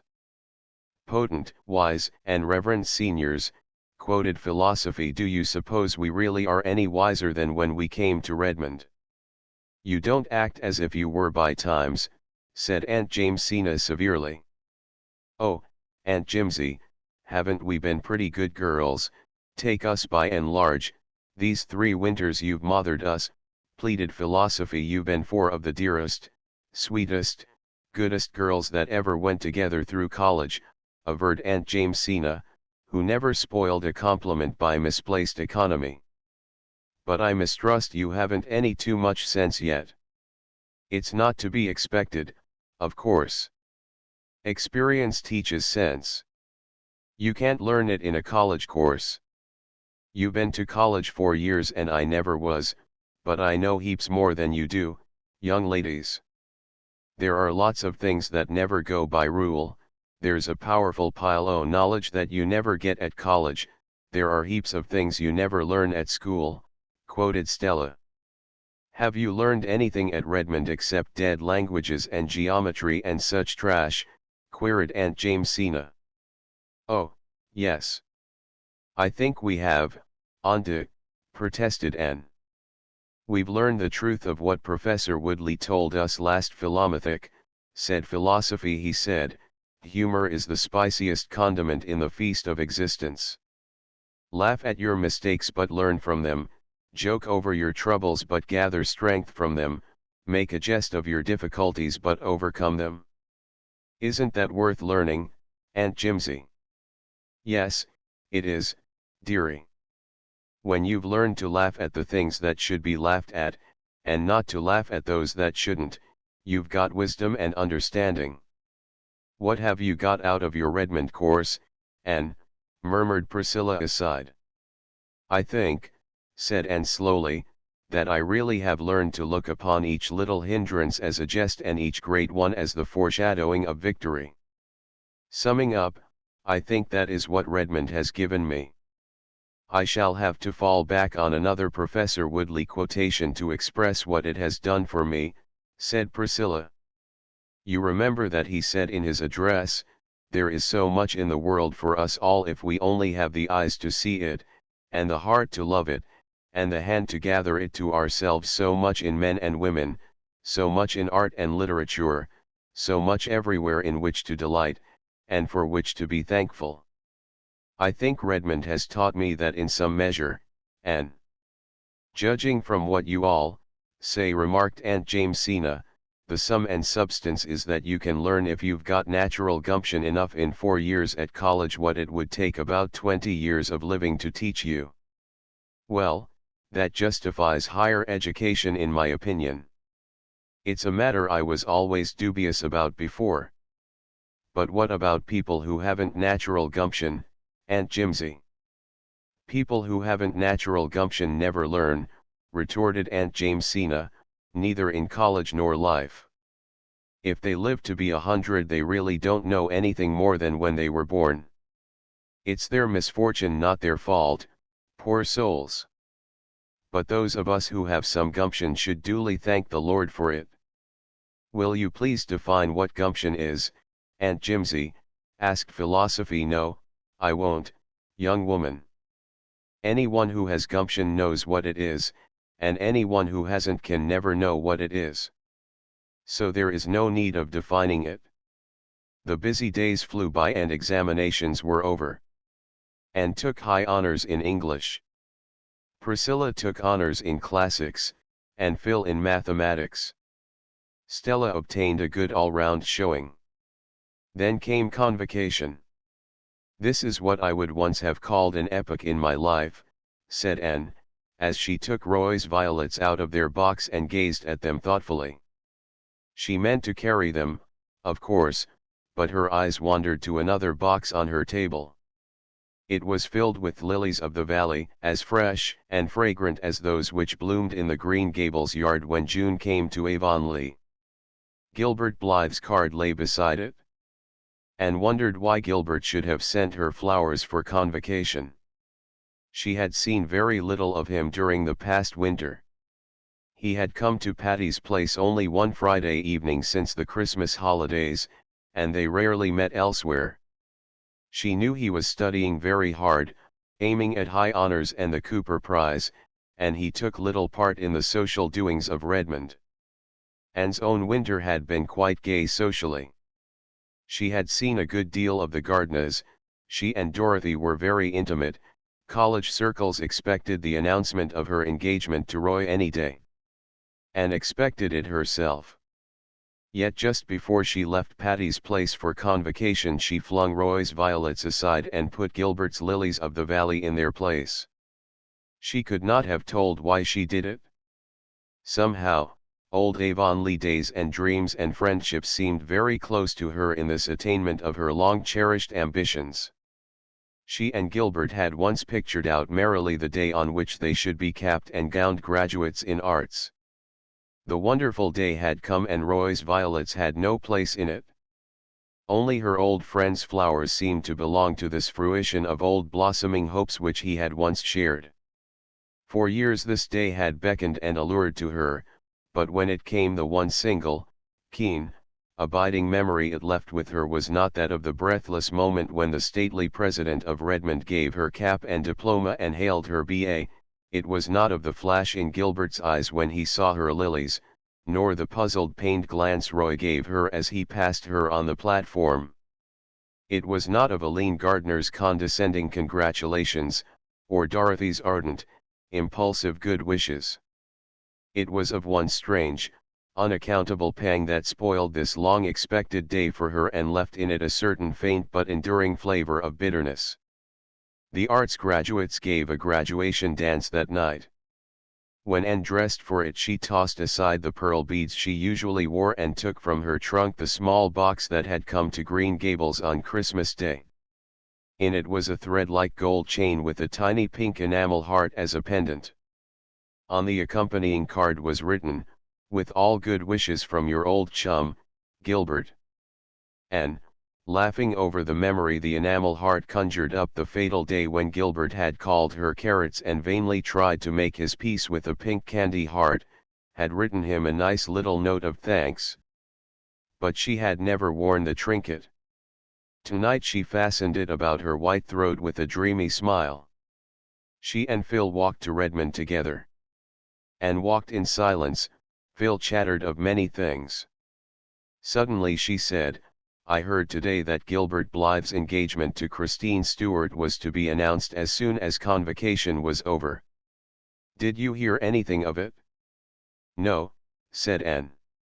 "I think it's true," said Phil lightly. Anne did not speak.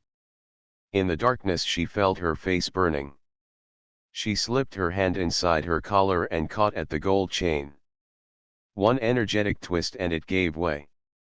Anne thrust the broken trinket into her pocket. Her hands were trembling and her eyes were smarting. But she was the gayest of all the gay revelers that night, and told Gilbert unregretfully that her card was full when he came to ask her for a dance.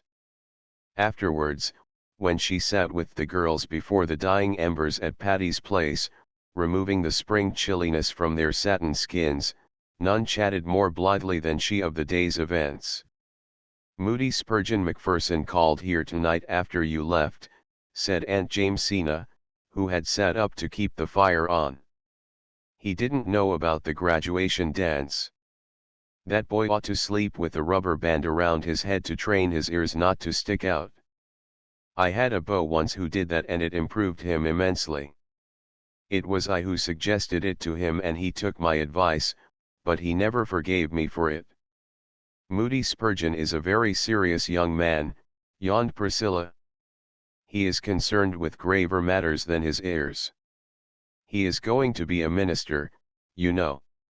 "Well, I suppose the Lord doesn't regard the ears of a man," said Aunt Jamesina gravely, dropping all further criticism of Moody Spurgeon. Aunt Jamesina had a proper respect for the cloth even in the case of an unfledged parson. Chapter 38 False Dawn. "Just imagine this night week I'll be in Avonlea." "Delightful thought," said Anne, bending over the box in which she was packing Mrs. Rachel Lindy's quilts. "But just imagine this night week I'll be gone forever from Patty's Place." "Horrible thought. I wonder if the ghost of all our laughter will echo through the maiden dreams of Miss Patty and Miss Maria, Speculated philosophy. Miss Patty and Miss Maria were coming home, after having trotted over most of the habitable globe. "We'll be back the second week in May," wrote Miss Patty. "I expect Patty's place will seem rather small after the Hall of the Kings at Karnak, but I never did like big places to live in. And I'll be glad enough to be home again." When you start traveling late in life, you're apt to do too much of it because you know you haven't much time left, and it's a thing that grows on you. I'm afraid Maria will never be contented again. "I shall leave here my fancies and dreams to bless the next comer," said Anne, looking around the blue room wistfully, her pretty blue room where she had spent 3 such happy years. She had knelt at its window to pray and had bent from it to watch the sunset behind the pines. She had heard the autumn raindrops beating against it and had welcomed the spring robins at its sill.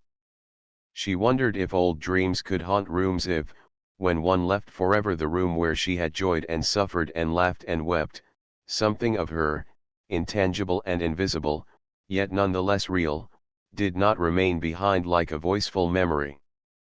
"I think," said Phil, "that a room where one dreams and grieves and rejoices and lives becomes inseparably connected with those processes and acquires a personality of its own. I am sure if I came into this room 50 years from now it would say, Anne, and to me, 'What nice times we've had here, honey. What chats and jokes and good chummy jamborees. Oh, dear me. I'm to marry Joe in June and I know I will be rapturously happy.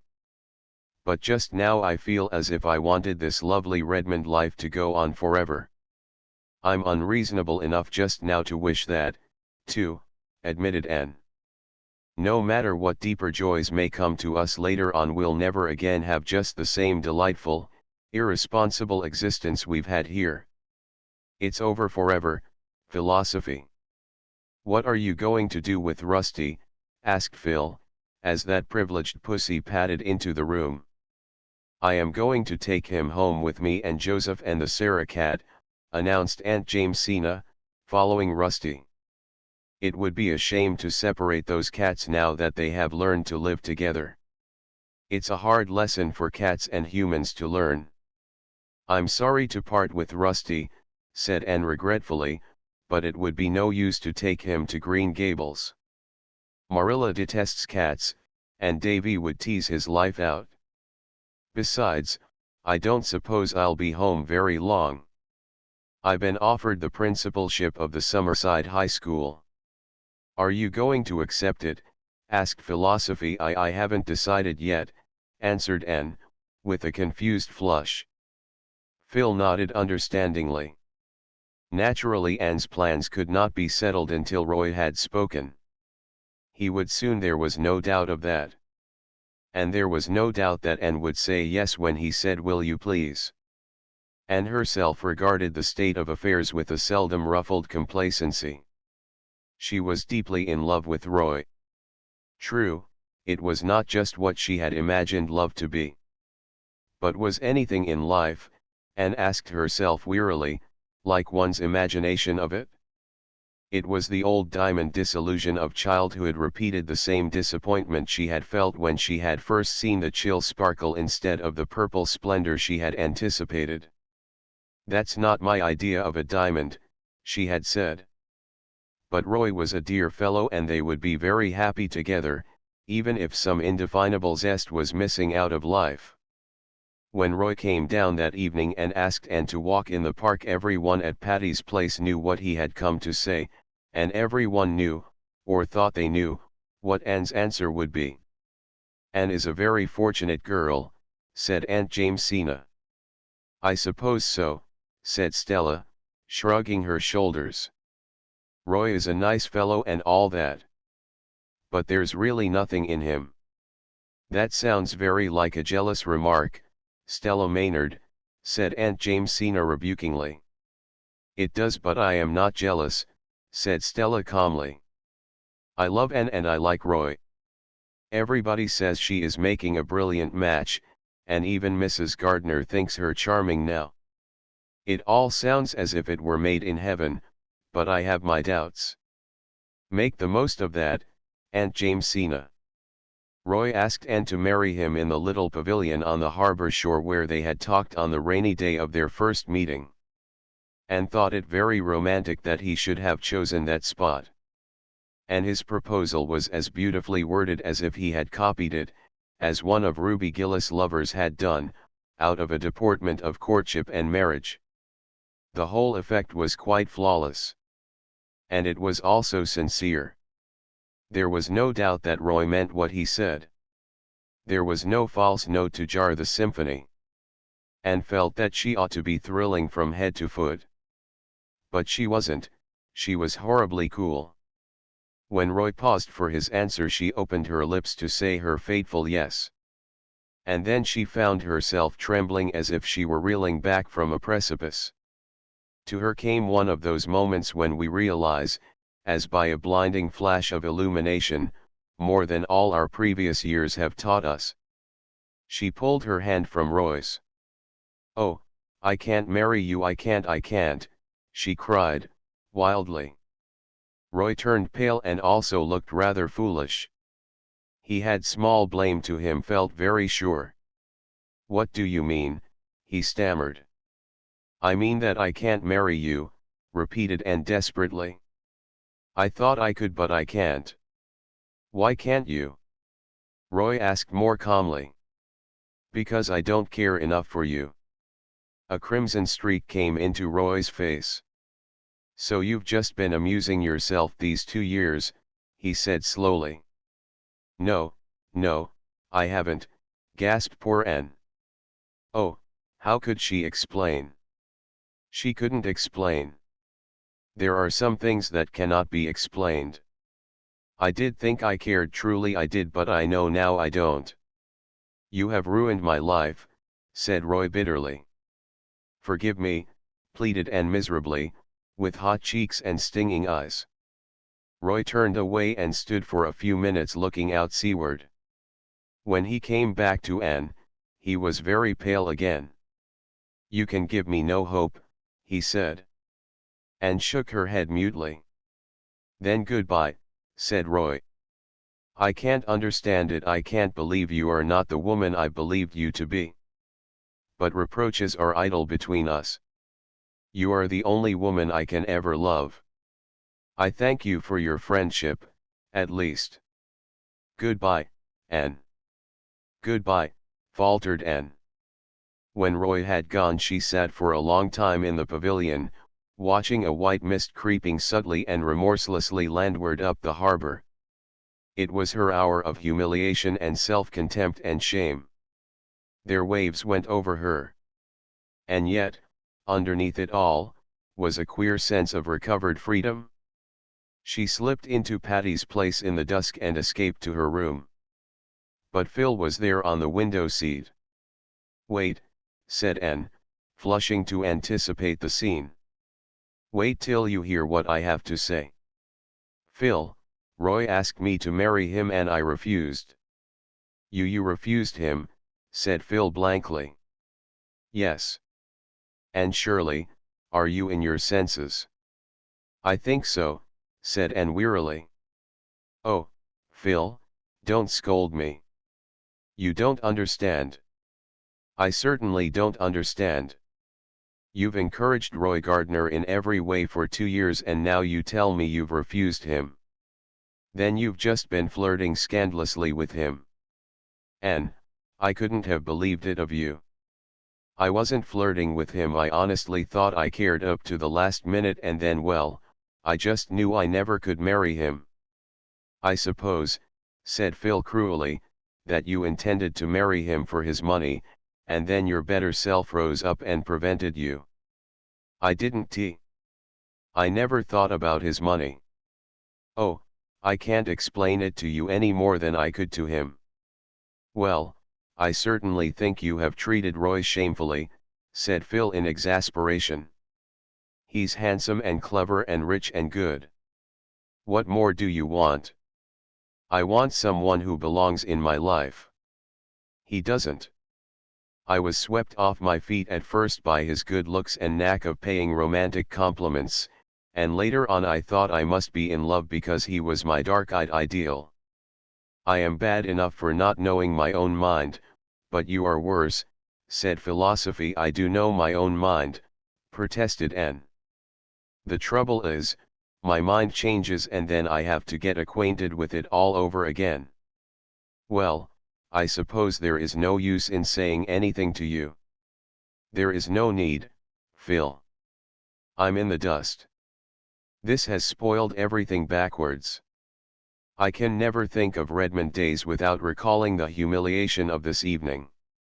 Roy despises me and you despise me and I despise myself. You poor darling, said Phil, melting. Just come here and let me comfort you. I've no right to scold you. I'd have married Alec or Alonzo if I hadn't met Joe. Oh, Anne, things are so mixed up in real life. They aren't clear-cut and trimmed off, as they are in novels. I hope that no one will ever again ask me to marry him as long as I live, sobbed poor Anne, devoutly believing that she meant it. Chapter 36 deals with weddings and felt that life partook of the nature of an anticlimax during the first few weeks after her return to Green Gables. She missed the merry comradeship of Patty's Place. She had dreamed some brilliant dreams during the past winter and now they lay in the dust around her.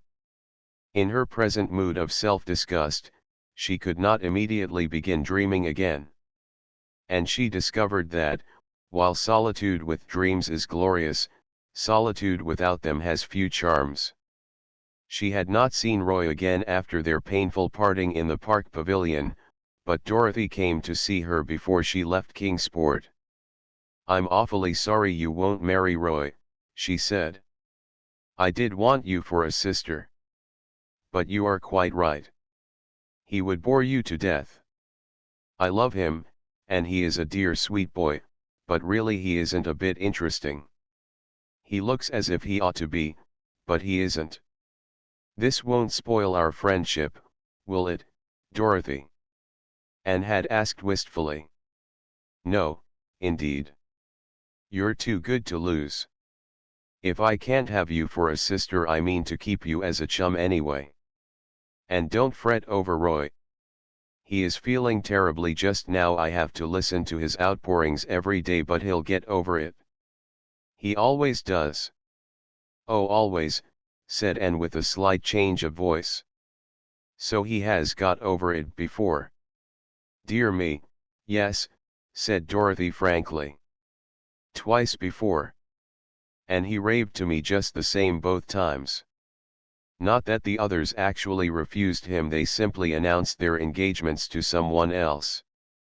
Of course, when he met you he vowed to me that he had never really loved before, that the previous affairs had been merely boyish fancies. But I don't think you need worry. Anne decided not to worry. Her feelings were a mixture of relief and resentment. Roy had certainly told her she was the only one he had ever loved. No doubt he believed it.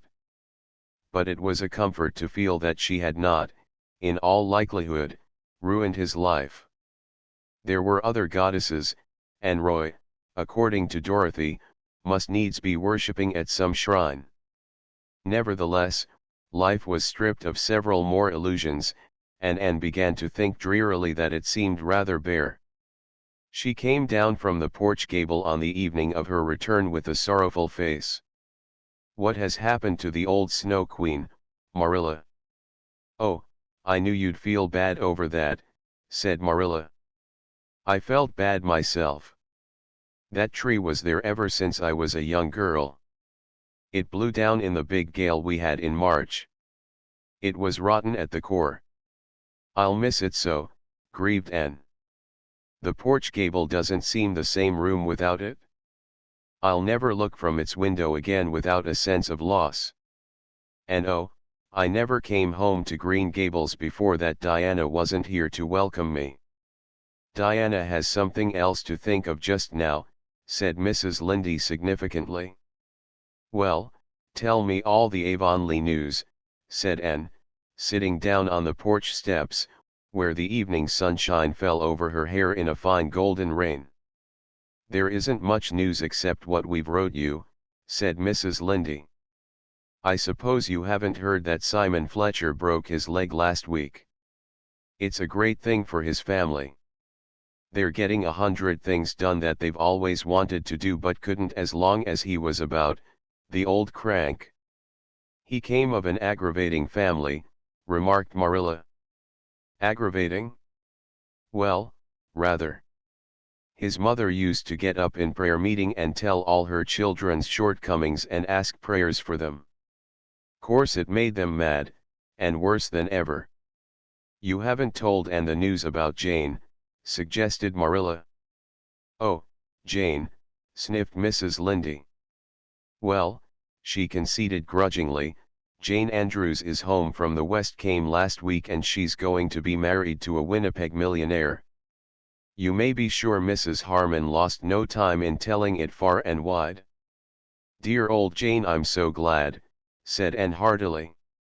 She deserves the good things of life. Oh, I ain't saying anything against Jane. She's a nice enough girl. But she isn't in the millionaire class, and you'll find there's not much to recommend that man but his money, that's what. Mrs. Harmon says he's an Englishman who has made money in mines, but I believe he'll turn out to be a Yankee. He certainly must have money, for he has just showered Jane with jewelry. Her engagement ring is a diamond cluster so big that it looks like a plaster on Jane's fat paw. Mrs. Lynde could not keep some bitterness out of her tone. Here was Jane Andrews, that plain little plodder, engaged to a millionaire, while Anne, it seemed, was not yet bespoken by anyone, rich or poor. And Mrs. Harmon Andrews did brag insufferably. What has Gilbert Blythe been doing to at college? Asked Marilla. I saw him when he came home last week, and he is so pale and thin I hardly knew him. He studied very hard last winter, said Anne. You know he took high honors in classics and the Cooper Prize.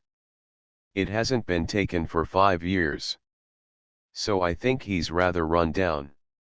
We're all a little tired. Anyhow, you're a BA and Jane Andrews isn't and never will be, said Mrs. Lynde, with gloomy satisfaction. A few evenings later Anne went down to see Jane, but the latter was away in Charlottetown getting sewing done, Mrs. Harmon informed Anne proudly. Of course an Avonlea dressmaker wouldn't do for Jane under the circumstances. I've heard something very nice about Jane, said Anne. Yes, Jane has done pretty well, even if she isn't a B.A, said Mrs. Harmon, with a slight toss of her head. Mr. Inglis is worth millions, and they're going to Europe on their wedding tour. When they come back they'll live in a perfect mansion of marble in Winnipeg. Jane has only one trouble: she can cook so well and her husband won't let her cook. He is so rich he hires his cooking done. They're going to keep a cook and 2 other maids and a coachman and a man of all work.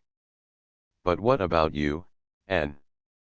I don't hear anything of your being married, after all your college going. Oh, laughed Anne, I am going to be an old maid. I really can't find anyone to suit me. It was rather wicked of her.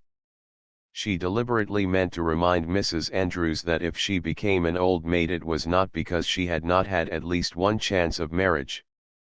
But Mrs. Harmon took swift revenge. Well, the over-particular girls generally get left, I notice. And what's this I hear about Gilbert Blythe being engaged to a Miss Stewart? Charlie Sloane tells me she is perfectly beautiful. Is it true? I don't know if it is true that he is engaged to Miss Stewart, replied Anne, with Spartan composure, but it is certainly true that she is very lovely. I once thought you and Gilbert would have made a match of it, said Mrs. Harmon. If you don't take care, Anne, all of your bows will slip through your fingers. Anne decided not to continue her duel with Mrs. Harmon. You could not fence with an antagonist who met rapier thrust with blow of battle axe. Since Jane is away, she said, rising haughtily, I don't think I can stay longer this morning. I'll come down when she comes home. Do, said Mrs. Harmon effusively. Jane isn't a bit proud. She just means to associate with her old friends the same as ever. She'll be real glad to see you. Jane's millionaire arrived the last of May and carried her off in a blaze of splendor. Mrs. Lindy was spitefully gratified to find that Mr. Inglis was every day of 40, and short and thin and grayish. Mrs. Lindy did not spare him in her enumeration of his shortcomings, you may be sure. It will take all his gold to gild a pill like him, that's what, said Mrs. Rachel solemnly. He looks kind and good-hearted, said Anne loyally, and I'm sure he thinks the world of Jane. Humph, said Mrs. Rachel. Phil Gordon was married the next week and Anne went over to Bolingbroke to be her bridesmaid. Phil made a dainty fairy of a bride, and the Reverend Joe was so radiant in his happiness that nobody thought him plain. We're going for a lover's saunter through the land of Evangeline, said Phil, and then we'll settle down on Patterson Street. Mother thinks it is terrible. She thinks Joe might at least take a church in a decent place. But the wilderness of the Patterson slums will blossom like the rose for me if Joe is there. Oh, Anne, I'm so happy my heart aches with it. Anne was always glad in the happiness of her friends, but it is sometimes a little lonely to be surrounded everywhere by a happiness that is not your own. And it was just the same when she went back to Avonlea. This time it was Diana who was bathed in the wonderful glory that comes to a woman when her firstborn is laid beside her. Anne looked at the white young mother with a certain awe that had never entered into her feelings for Diana before.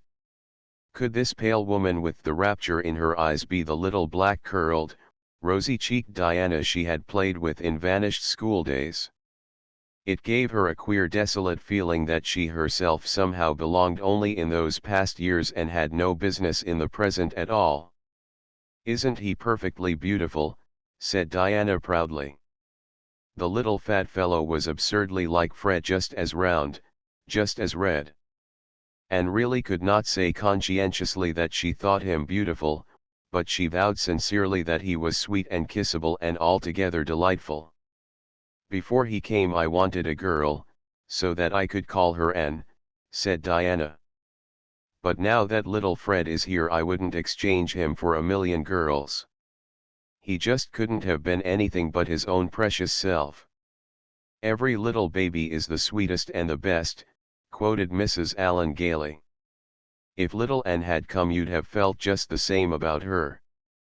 Mrs. Allen was visiting in Avonlea, for the first time since leaving it. She was as gay and sweet and sympathetic as ever. Her old girl friends had welcomed her back rapturously. The reigning minister's wife was an estimable lady, but she was not exactly a kindred spirit. "I can hardly wait till he gets old enough to talk," sighed Diana. "I just long to hear him say mother. And oh, I'm determined that his first memory of me shall be a nice one. The first memory I have of my mother is of her slapping me for something I had done. I am sure I deserved it, and mother was always a good mother and I love her dearly. But I do wish my first memory of her was nicer. I have just one memory of my mother and it is the sweetest of all my memories," said Mrs. Allen. "I was 5 years old, and I had been allowed to go to school one day with my 2 older sisters. When school came out my sisters went home in different groups, each supposing I was with the other. Instead I had run off with a little girl I had played with at recess. We went to her home, which was near the school, and began making mud pies. We were having a glorious time when my older sister arrived, breathless and angry. 'You naughty girl,' she cried, snatching my reluctant hand and dragging me along with her. 'Come home this minute.' 'Oh, you're going to catch it? Mother is awful cross. She is going to give you a good whipping.' I had never been whipped. Dread and terror filled my poor little heart. I have never been so miserable in my life as I was on that walk home. I had not meant to be naughty. Femi Cameron had asked me to go home with her and I had not known it was wrong to go. And now I was to be whipped for it? When we got home my sister dragged me into the kitchen where mother was sitting by the fire in the twilight. My poor wee legs were trembling so that I could hardly stand. And mother just took me up in her arms, without one word of rebuke or harshness, kissed me and held me close to her heart. I was so frightened you were lost, darling, she said tenderly. I could see the love shining in her eyes as she looked down on me. She never scolded or reproached me for what I had done, only told me I must never go away again without asking permission. She died very soon afterwards. That is the only memory I have of her. Isn't it a beautiful one? Anne felt lonelier than ever as she walked home, going by way of the birch path and Willowmere. She had not walked that way for many moons. It was a darkly purple bloomy night. The air was heavy with blossom fragrance, almost too heavy. The cloyed senses recoiled from it as from an overfull cup. The birches of the path had grown from the fairy saplings of old to big trees. Everything had changed. Anne felt that she would be glad when the summer was over and she was away at work again. Perhaps life would not seem so empty then. I've tried the world, it wears no more the coloring of romance it wore, sighed Anne, and was straightway much comforted by the romance in the idea of the world being denuded of romance. Chapter XLA Book of Revelation. The Irvings came back to Echo Lodge for the summer, and Anne spent a happy 3 weeks there in July. Miss Lavendar had not changed. Charlotta the Fourth was a very grown-up young lady now, but still adored Anne sincerely. When all said and done, Miss Shirley, ma'am, I haven't seen anyone in Boston that's equal to you, she said frankly. Paul was almost grown up, too. He was 16, his chestnut curls had given place to close-cropped brown locks, and he was more interested in football than fairies. But the bond between him and his old teacher still held. Kindred spirits alone do not change with changing years. It was a wet, bleak, cruel evening in July when Anne came back to Green Gables. One of the fierce summer storms which sometimes sweep over the Gulf was ravaging the sea. As Anne came in, the first raindrops dashed against the panes. "Was that Paul who brought you home?" asked Marilla. "Why didn't you make him stay all night? It's going to be a wild evening. He'll reach Echo Lodge before the rain gets very heavy, I think. Anyway, he wanted to go back tonight." "Well, I've had a splendid visit, but I'm glad to see you dear folks again. East, West, Hame's best. Davy, have you been growing again lately?" "I've growed a whole inch since you left," said Davy proudly. "I'm as tall as Milty Boulter now. Ain't I glad? He'll have to stop crowing about being bigger. Say, Anne, did you know that Gilbert Blythe is dying?" Anne stood quite silent and motionless, looking at Davy. Her face had gone so white that Marilla thought she was going to faint. "Davy, hold your tongue," said Mrs. Rachel angrily. "Anne, don't look like that, don't look like that. We didn't mean to tell you so suddenly." "Is it true?" asked Anne in a voice that was not hers. "Gilbert is very ill," said Mrs. Lynde gravely. "He took down with typhoid fever just after you left for Echo Lodge. Did you never hear of it?" "No," said that unknown voice. "It was a very bad case from the start. The doctor said he'd been terribly run down. They've a trained nurse and everything's been done. Don't look like that, Anne. While there's life there's hope. Mr. Harrison was here this evening and he said they had no hope of him," reiterated Davy. Marilla, looking old and worn and tired, got up and marched Davy grimly out of the kitchen. "Oh, don't look so, dear," said Mrs. Rachel, putting her kind old arms about the pallid girl. "I haven't given up hope, indeed I haven't. He's got the blithe constitution in his favor, that's what. And gently put Mrs. Lindy's arms away from her, walked blindly across the kitchen, through the hall, up the stairs to her old room. At its window she knelt down, staring out unseeingly. It was very dark. The rain was beating down over the shivering fields. The haunted woods was full of the groans of mighty trees wrung in the tempest, and the air throbbed with the thunderous crash of billows on the distant shore. And Gilbert was dying. There is a book of Revelation in every one's life, as there is in the Bible. Anne read hers that bitter night, as she kept her agonized vigil through the hours of storm and darkness. She loved Gilbert, had always loved him. She knew that now. She knew that she could no more cast him out of her life without agony than she could have cut off her right hand and cast it from her. And the knowledge had come too late even for the bitter solace of being with him at the last. If she had not been so blind, so foolish, she would have had the right to go to him now. But he would never know that she loved him. He would go away from this life thinking that she did not care. Oh, the black years of emptiness stretching before her. She could not live through them, she could not. She cowered down by her window and wished, for the first time in her gay young life, that she could die, too. If Gilbert went away from her, without one word or sign or message, she could not live. Nothing was of any value without him. She belonged to him and he to her. In her hour of supreme agony she had no doubt of that. He did not love Christine Stuart, never had loved Christine Stuart. Oh, what a fool she had been not to realize what the bond was that had held her to Gilbert, to think that the flattered fancy she had felt for Roy Gardner had been love. And now she must pay for her folly as for a crime. Mrs. Lindy and Marilla crept to her door before they went to bed, shook their heads doubtfully at each other over the silence, and went away.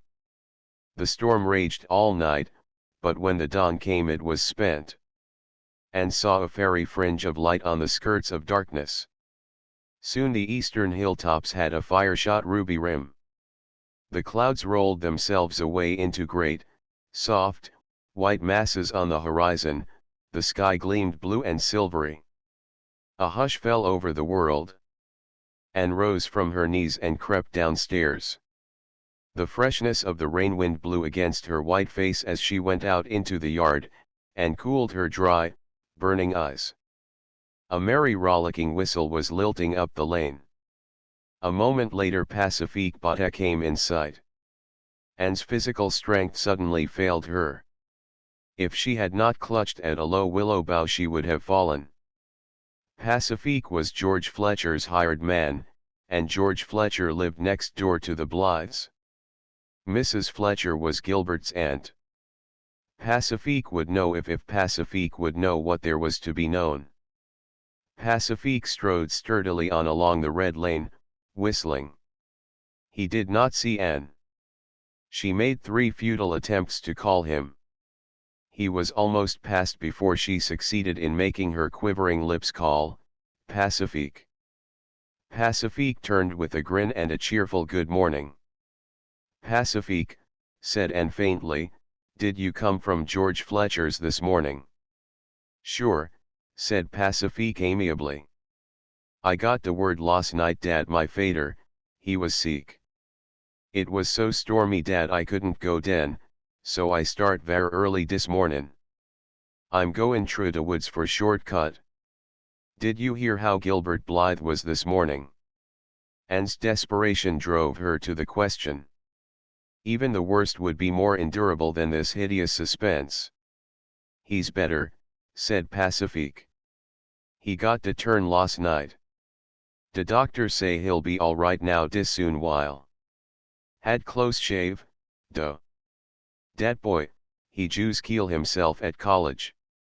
Well, I'm use hurry. De old man, he'll be in hurry to see me. Pacifique resumed his walk and his whistle. And gazed after him with eyes where joy was driving out the strained anguish of the night. He was a very lank, very ragged, very homely youth. But in her sight he was as beautiful as those who bring good tidings on the mountains. Never, as long as she lived, would Anne see Pacifique's brown, round, black-eyed face without a warm remembrance of the moment when he had given to her the oil of joy for mourning. Long after Pacifique's gay whistle had faded into the phantom of music and then into silence far up under the maples of Lover's Lane, and stood under the willows, tasting the poignant sweetness of life when some great dread has been removed from it. The morning was a cup filled with mist and glamour. In the corner near her was a rich surprise of new-blown, crystal-dewed roses. The trills and trickles of song from the birds in the big tree above her seemed in perfect accord with her mood. A sentence from a very old, very true, very wonderful book came to her lips: weeping may endure for a night, but joy cometh in the morning. Chapter XLI Love takes up the glass of time. I've come up to ask you to go for one of our old-time rambles through September woods and over hills where spices grow, this afternoon, said Gilbert, coming suddenly around the porch corner. Suppose we visit Hester Gray's garden. Anne, sitting on the stone step with her lap full of a pale, filmy, green stuff, looked up rather blankly. Oh, I wish I could, she said slowly, but I really can't, Gilbert. I'm going to Alice Penhallow's wedding this evening, you know. I've got to do something to this dress, and by the time it's finished I'll have to get ready. I'm so sorry. I'd love to go. Well, can you go tomorrow afternoon, then? Asked Gilbert, apparently not much disappointed. Yes, I think so. In that case I shall hie me home at once to do something I should otherwise have to do tomorrow. So Alice Penhallow is to be married tonight. 3 weddings for you in one summer, and Phil's, Alice's, and Jane's. I'll never forgive Jane for not inviting me to her wedding. You really can't blame her when you think of the tremendous Andrews connection who had to be invited. The house could hardly hold them all. I was only bidden by grace of being Jane's old chum, at least on Jane's part. I think Mrs. Harmon's motive for inviting me was to let me see Jane's surpassing gorgeousness. Is it true that she wore so many diamonds that you couldn't tell where the diamonds left off and Jane began? Anne laughed. She certainly wore a good many. What with all the diamonds and white satin and tulle and lace and roses and orange blossoms, prim little Jane was almost lost to sight. But she was very happy, and so was Mr. Inglis, and so was Mrs. Harmon. Is that the dress you're going to wear tonight? Asked Gilbert, looking down at the fluffs and frills. Yes. Isn't it pretty? And I shall wear starflowers in my hair. The haunted wood is full of them this summer. Gilbert had a sudden vision of Anne, arrayed in a frilly green gown, with the virginal curves of arms and throat slipping out of it, and white stars shining against the coils of her ruddy hair. The vision made him catch his breath. But he turned lightly away. Well, I'll be up tomorrow. Hope you'll have a nice time tonight. Anne looked after him as he strode away, and sighed. Gilbert was friendly, very friendly, far too friendly. He had come quite often to Green Gables after his recovery, and something of their old comradeship had returned. But Anne no longer found it satisfying. The rose of love made the blossom of friendship pale and scentless by contrast. And Anne had again begun to doubt if Gilbert now felt anything for her but friendship. In the common light of common day her radiant certainty of that rapt morning had faded. She was haunted by a miserable fear that her mistake could never be rectified. It was quite likely that it was Christine whom Gilbert loved after all. Perhaps he was even engaged to her. Anne tried to put all unsettling hopes out of her heart, and reconcile herself to a future where work and ambition must take the place of love. She could do good, if not noble, work as a teacher, and the success her little sketches were beginning to meet with in certain editorial sanctums augured well for her budding literary dreams. But Anne picked up her green dress and sighed again. When Gilbert came the next afternoon he found Anne waiting for him, fresh as the dawn and fair as a star, after all the gaiety of the preceding night. She wore a green dress, not the one she had worn to the wedding, but an old one which Gilbert had told her at a Redmond reception he liked especially. It was just the shade of green that brought out the rich tints of her hair, and the starry gray of her eyes and the iris-like delicacy of her skin. Gilbert, glancing at her sideways as they walked along a shadowy wood path, thought she had never looked so lovely. And, glancing sideways at Gilbert, now and then, thought how much older he looked since his illness. It was as if he had put boyhood behind him forever. The day was beautiful and the way was beautiful. Anne was almost sorry when they reached Hester Gray's garden, and sat down on the old bench. But it was beautiful there, too, as beautiful as it had been on the faraway day of the golden picnic, when Diana and Jane and Priscilla and she had found it. Then it had been lovely with narcissus and violets, now goldenrod had kindled its fairy torches in the corners and asters dotted it bluely. The call of the brook came up through the woods from the valley of birches with all its old allurement, the mellow air was full of the purr of the sea, beyond were fields rimmed by fences bleached silvery gray in the suns of many summers, and long hills scarfed with the shadows of autumnal clouds. With the blowing of the west wind old dreams returned. "I think," said Anne softly, "that the land where dreams come true is in the blue haze yonder, over that little valley." "Have you any unfulfilled dreams, Anne?" asked Gilbert. Something in his tone, something she had not heard since that miserable evening in the orchard at Patty's Place, made Anne's heart beat wildly. But she made answer lightly. "Of course. Everybody has. It wouldn't do for us to have all our dreams fulfilled. We would be as good as dead if we had nothing left to dream about. What a delicious aroma that low descending sun is extracting from the asters and ferns. I wish we could see perfumes as well as smell them.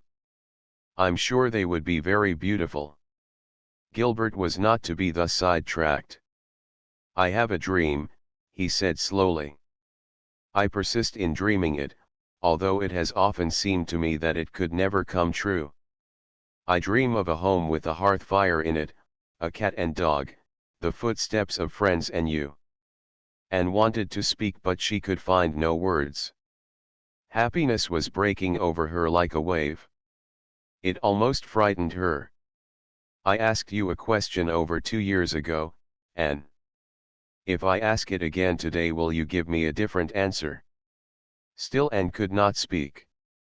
But she lifted her eyes, shining with all the love rapture of countless generations, and looked into his for a moment. He wanted no other answer. They lingered in the old garden until twilight, sweet as dusk in Eden must have been, crept over it. There was so much to talk over and recall, things said and done and heard and thought and felt and misunderstood. "I thought you loved Christine Stuart," Anne told him, as reproachfully as if she had not given him every reason to suppose that she loved Roy Gardner. Gilbert laughed boyishly. "Christine was engaged to somebody in her hometown. I knew it and she knew I knew it. When her brother graduated he told me his sister was coming to Kingsport the next winter to take music, and asked me if I would look after her a bit, as she knew no one and would be very lonely. So I did. And then I liked Christine for her own sake. She is one of the nicest girls I've ever known. I knew college gossip credited us with being in love with each other. I didn't care. Nothing mattered much to me for a time there, after you told me you could never love me, Anne. There was nobody else, there never could be anybody else for me but you. I've loved you ever since that day you broke your slate over my head in school. I don't see how you could keep on loving me when I was such a little fool," said Anne. "Well, I tried to stop, said Gilbert frankly, not because I thought you what you call yourself, but because I felt sure there was no chance for me after Gardner came on the scene. But I couldn't and I can't tell you, either, what it's meant to me these 2 years to believe you were going to marry him, and be told every week by some busybody that your engagement was on the point of being announced. I believed it until one blessed day when I was sitting up after the fever. I got a letter from Phil Blake, rather, in which she told me there was really nothing between you and Roy, and advised me to try again. Well, the doctor was amazed at my rapid recovery after that. And laughed then shivered. I can never forget the night I thought you were dying, Gilbert. Oh, I knew then, and I thought it was too late. But it wasn't, sweetheart. Oh, and this makes up for everything, doesn't it? Let's resolve to keep this day sacred to perfect beauty all our lives for the gift it has given us. It's the birthday of our happiness, said Anne softly. I've always loved this old garden of Hester Gray's, and now it will be dearer than ever. But I'll have to ask you to wait a long time, Anne, said Gilbert sadly. It will be 3 years before I'll finish my medical course. And even then there will be no diamond sunbursts and marble halls. Anne laughed. I don't want sunbursts and marble halls. I just want you. You see, I'm quite as shameless as Phil about it. Sunbursts and marble halls may be all very well, but there is more scope for imagination without them. And as for the waiting, that doesn't matter. We'll just be happy, waiting and working for each other and dreaming. Oh, dreams will be very sweet now. Gilbert drew her close to him and kissed her. Then they walked home together in the dusk, crowned king and queen in the bridal realm of love, along winding paths fringed with the sweetest flowers that ever bloomed, and over haunted meadows where winds of hope and memory blew. End of the Project Gutenberg ebook. And of the Island updated editions will replace the previous one. The old editions will be renamed. Creating the works from print editions not protected by U.S. copyright law means that no one owns a United States copyright in these works, so the Foundation, and you, can copy and distribute it in the United States without permission and without paying copyright royalties. Special rules, set forth in the General Terms of Use part of this license, apply to copying and distributing Project Gutenberg trademark electronic works to protect the Project Gutenberg trademark concept and trademark. Project Gutenberg is a registered trademark, and may not be used if you charge for an ebook, except by following the terms of the trademark license, including paying royalties for use of the Project Gutenberg trademark. If you do not charge anything for copies of this ebook, complying with the trademark license is very easy. You may use this ebook for nearly any purpose, such as creation of derivative works, reports, performances, and research. Project Gutenberg ebooks may be modified and printed and given away. You may do practically anything in the United States with ebooks not protected by U.S. copyright law. Redistribution is subject to the trademark license, especially commercial redistribution. Start, full license. The full Project Gutenberg license. Please read this before you distribute or use this work to protect the Project Gutenberg trademark mission of promoting the free distribution of electronic works. By using or distributing this work, or any other work associated in any way with the phrase Project Gutenberg, you agree to comply with all the terms of the full Project Gutenberg trademark license available with this file or online at www.gutenberg.org/license. Section 1. General Terms of Use and Redistributing Project Gutenberg Trademark Electronic Works 1.a.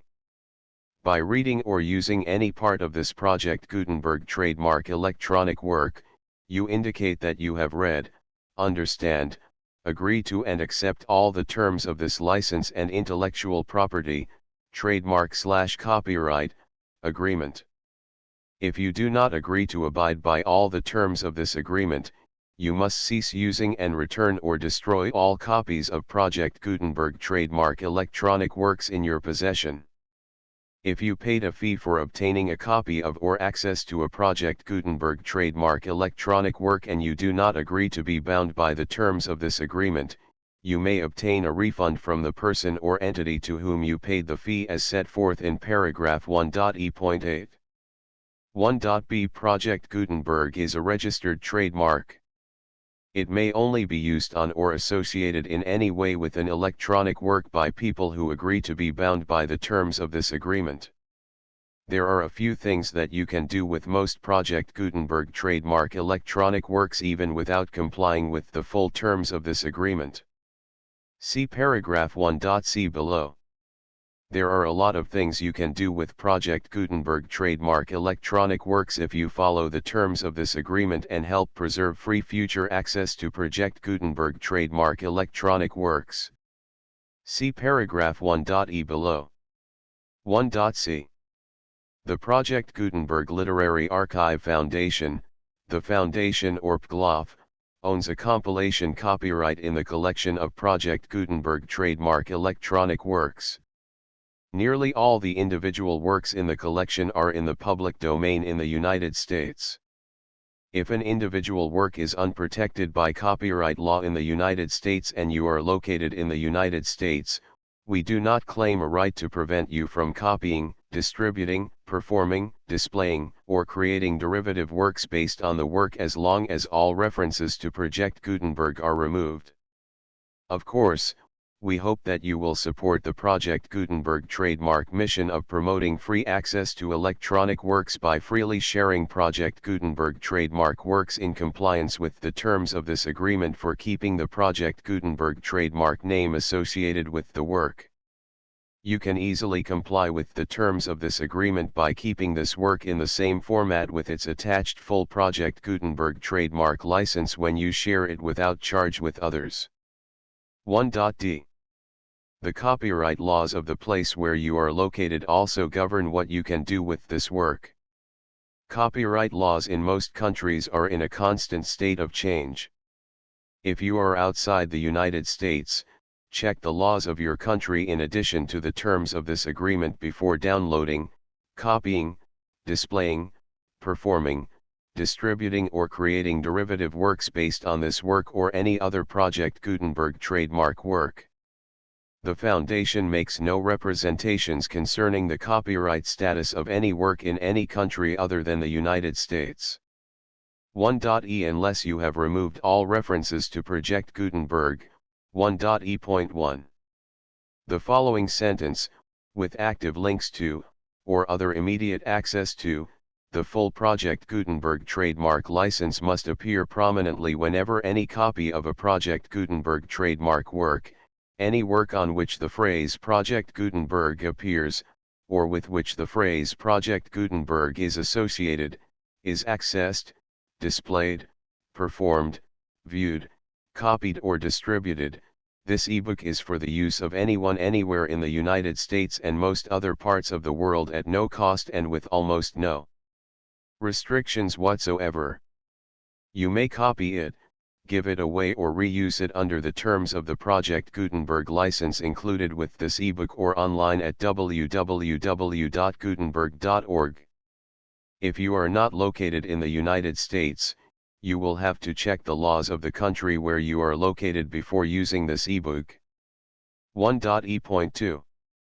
If an individual Project Gutenberg trademark electronic work is derived from texts not protected by U.S. copyright law, does not contain a notice indicating that it is posted with permission of the copyright holder, the work can be copied and distributed to anyone in the United States without paying any fees or charges. If you are redistributing or providing access to a work with the phrase Project Gutenberg associated with or appearing on the work, you must comply either with the requirements of paragraphs 1.e.1 through 1.e.7 or obtain permission for the use of the work and the Project Gutenberg trademark as set forth in paragraphs 1.e.8 or 1.e.9. 1.e.3. If an individual Project Gutenberg trademark electronic work is posted with the permission of the copyright holder, your use and distribution must comply with both paragraphs 1.e.1 through 1.e.7 and any additional terms imposed by the copyright holder. Additional terms will be linked to the Project Gutenberg trademark license for all works posted with the permission of the copyright holder found at the beginning of this work.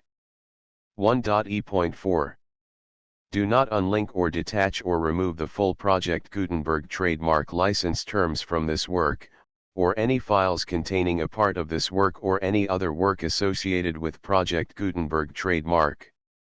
1.e.5 Do not copy, display, perform, distribute or redistribute this electronic work, or any part of this electronic work, without prominently displaying the sentence set forth in paragraph 1.e.1 with active links or immediate access to the full terms of the Project Gutenberg trademark license. 1.e.6 You may convert to and distribute this work in any binary, compressed, marked up, non-proprietary or proprietary form, including any word processing or hypertext form.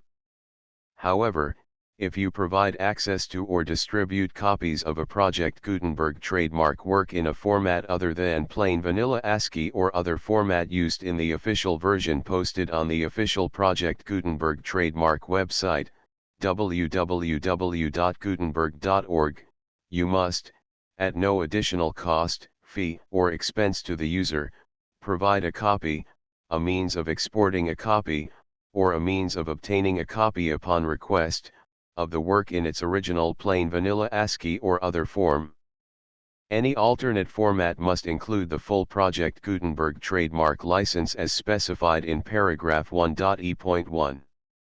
1.e.7 Do not charge a fee for access to, viewing, displaying, performing, copying or distributing any Project Gutenberg trademark works unless you comply with paragraph 1.e.8 or 1.e.9. 1.e.8 You may charge a reasonable fee for copies of or providing access to or distributing Project Gutenberg trademark electronic works provided that, you pay a royalty fee of 20% of the gross profits you derive from the use of Project Gutenberg trademark works calculated using the method you already use to calculate your applicable taxes. The fee is owed to the owner of the Project Gutenberg trademark, but he has agreed to donate royalties under this paragraph to the Project Gutenberg Literary Archive Foundation. Royalty payments must be paid within 60 days following each date on which you prepare, or are legally required to prepare, your periodic tax returns. Royalty payments should be clearly marked as such and sent to the Project Gutenberg Literary Archive Foundation at the address specified in Section 4, Information about donations to the Project Gutenberg Literary Archive Foundation. You provide a full refund of any money paid by a user who notifies you in writing, or by email, within 30 days of receipt that he does not agree to the terms of the full Project Gutenberg trademark license. You must require such a user to return or destroy all copies of the works possessed in a physical medium and discontinue all use of and all access to other copies of Project Gutenberg trademark works. You provide, in accordance with paragraph 1.f.3, a full refund of any money paid for a work or a replacement copy, if a defect in the electronic work is discovered and reported to you within 90 days of receipt of the work. You comply with all other terms of this agreement for free distribution of Project Gutenberg trademark works.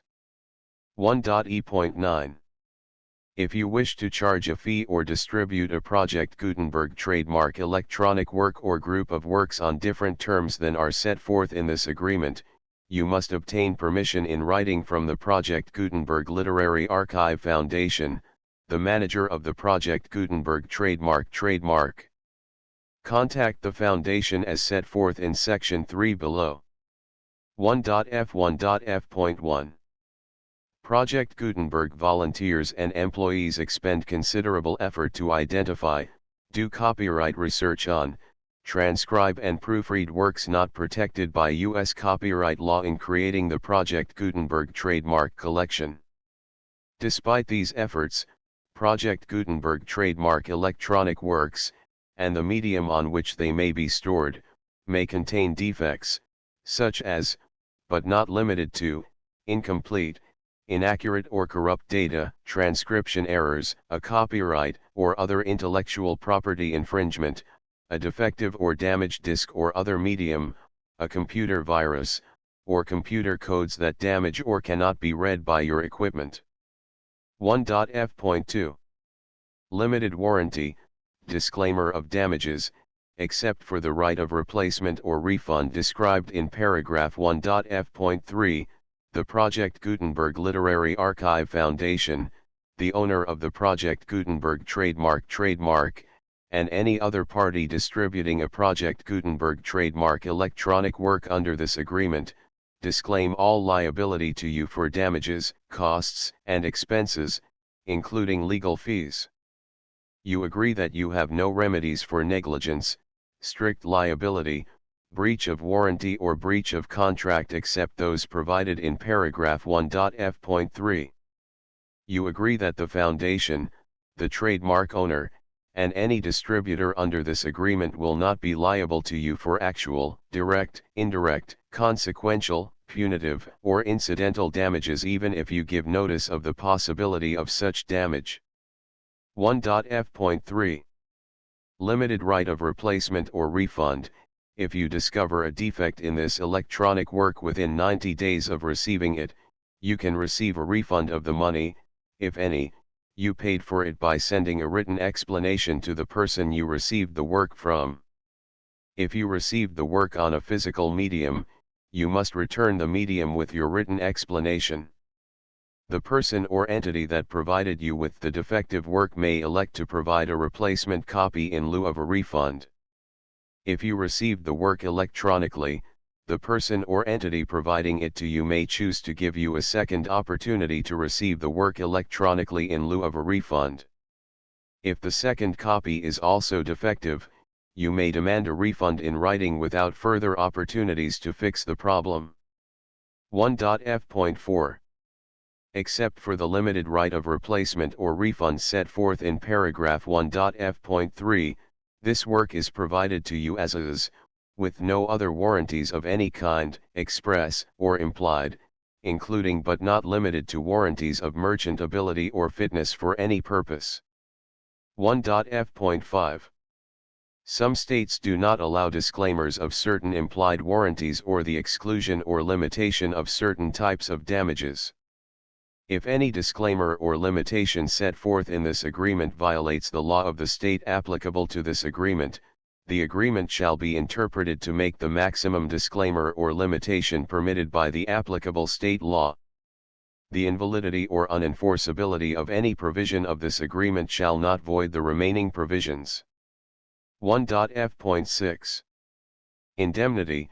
You agree to indemnify and hold the foundation, the trademark owner, any agent or employee of the foundation, anyone providing copies of Project Gutenberg trademark electronic works in accordance with this agreement, and any volunteers associated with the production, promotion, and distribution of Project Gutenberg trademark electronic works, harmless from all liability, costs, and expenses, including legal fees, that arise directly or indirectly from any of the following which you do or cause to occur. A. Distribution of this or any Project Gutenberg trademark work. B. Alteration, modification, or additions or deletions to any Project Gutenberg trademark work, and C. Any defect you cause. Section 2. Information about the mission of Project Gutenberg trademark. Project Gutenberg trademark is synonymous with the free distribution of electronic works in formats readable by the widest variety of computers including obsolete, old, middle-aged, and new computers. It exists because of the efforts of hundreds of volunteers and donations from people in all walks of life. Volunteers and financial support to provide volunteers with the assistance they need are critical to reaching Project Gutenberg trademark's goals and ensuring that the Project Gutenberg trademark collection will remain freely available for generations to come. In 2001, the Project Gutenberg Literary Archive Foundation was created to provide a secure and permanent future for Project Gutenberg trademark and future generations. To learn more about the Project Gutenberg Literary Archive Foundation and how your efforts and donations can help, see sections 3 and 4 and the Foundation information page at www.gutenberg.org. Section 3.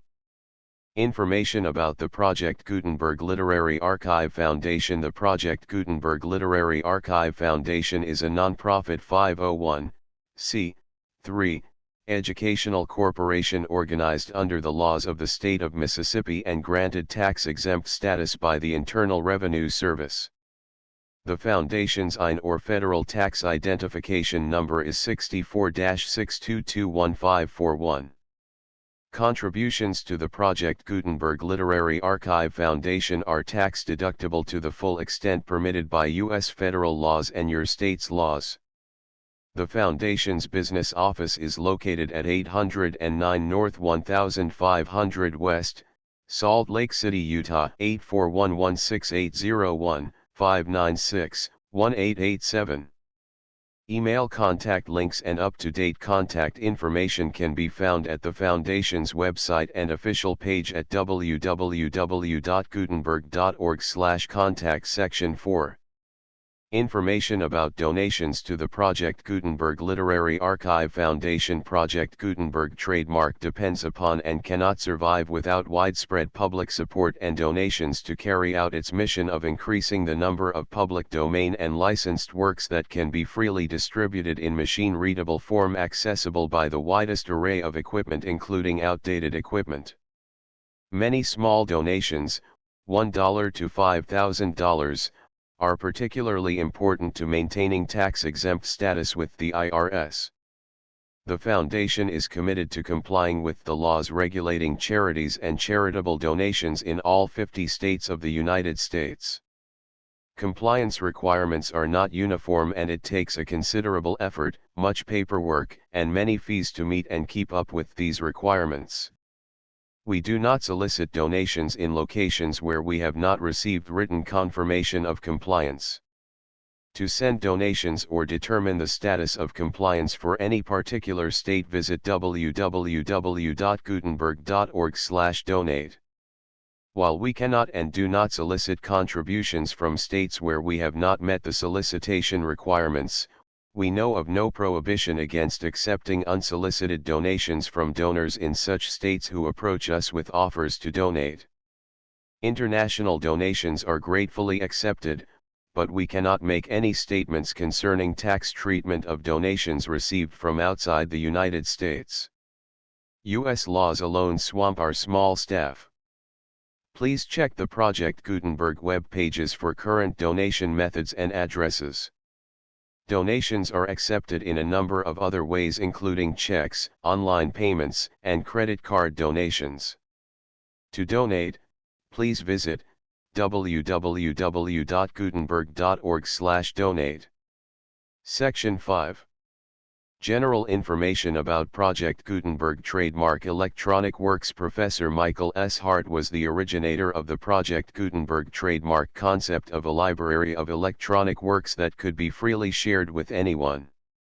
For 40 years, he produced and distributed Project Gutenberg trademark ebooks with only a loose network of volunteer support. Project Gutenberg trademark ebooks are often created from several printed editions, all of which are confirmed as not protected by copyright in the U.S. unless a copyright notice is included. Thus, we do not necessarily keep ebooks in compliance with any particular paper edition. Most people start at our website, which has the main PG search facility, www.gutenberg.org. This website includes information about Project Gutenberg trademark, including how to make donations to the Project Gutenberg Literary Archive Foundation, how to help produce our new ebooks, and how to subscribe to our email newsletter to hear about new ebooks. Anne of the Island Contents. Anne of the Island Chapter I, The Shadow of Change. Chapter 2, Garlands of Autumn. Chapter 3, Greeting and Farewell. Chapter 4, April's Lady. Chapter V, Letters from Home. Chapter 6, In the Park. Chapter 7, Home Again. Chapter 8, Anne's First Proposal. Chapter 9, An Unwelcome Lover and a Welcome Friend. Chapter X, Patty's Place. Chapter 11, The Round of Life. Chapter 12, Averil's Atonement. Chapter 13, The Way of Transgressors. Chapter 14, The Summons. Chapter 15, A Dream Turned Upside Down. Chapter 16, Adjusted Relationships. Chapter 17, A Letter from Davy. Chapter 18, Miss Josephine Remembers the Anne Girl. Chapter 19, An Interlude. Chapter XX, Gilbert Speaks. Chapter XXI, Roses of Yesterday. Chapter XXII, Spring and Anne Return to Green Gables. Chapter XXII, Paul Cannot Find the Rock People. Chapter XXIV, Enter Jonas. Chapter XXV, Enter Prince Charming. Chapter XXVI, Enter Christine. Chapter XXVII, Mutual Confidences. Chapter XXVIII, A June Evening. Chapter XXIX, Diana's Wedding. Chapter XXX, Mrs. Skinner's Romance. Chapter XXXI, And to Philippa. Chapter XXXIIT, With Mrs. Douglas. Chapter XXXIII, He Just Kept Coming and Coming. Chapter XXXV, John Douglas Speaks at Last. Chapter XXXV, The Last Redmond Year Opens. Chapter 30, The Gardener's Call. Chapter XXXVII, Full-Fledged B.A.S. Chapter 38, False Dawn. Chapter 36, Deals with Weddings. Chapter XLA, Book of Revelation. Chapter XLI, Love Takes Up the Glass of Time. The Full Project Gutenberg License.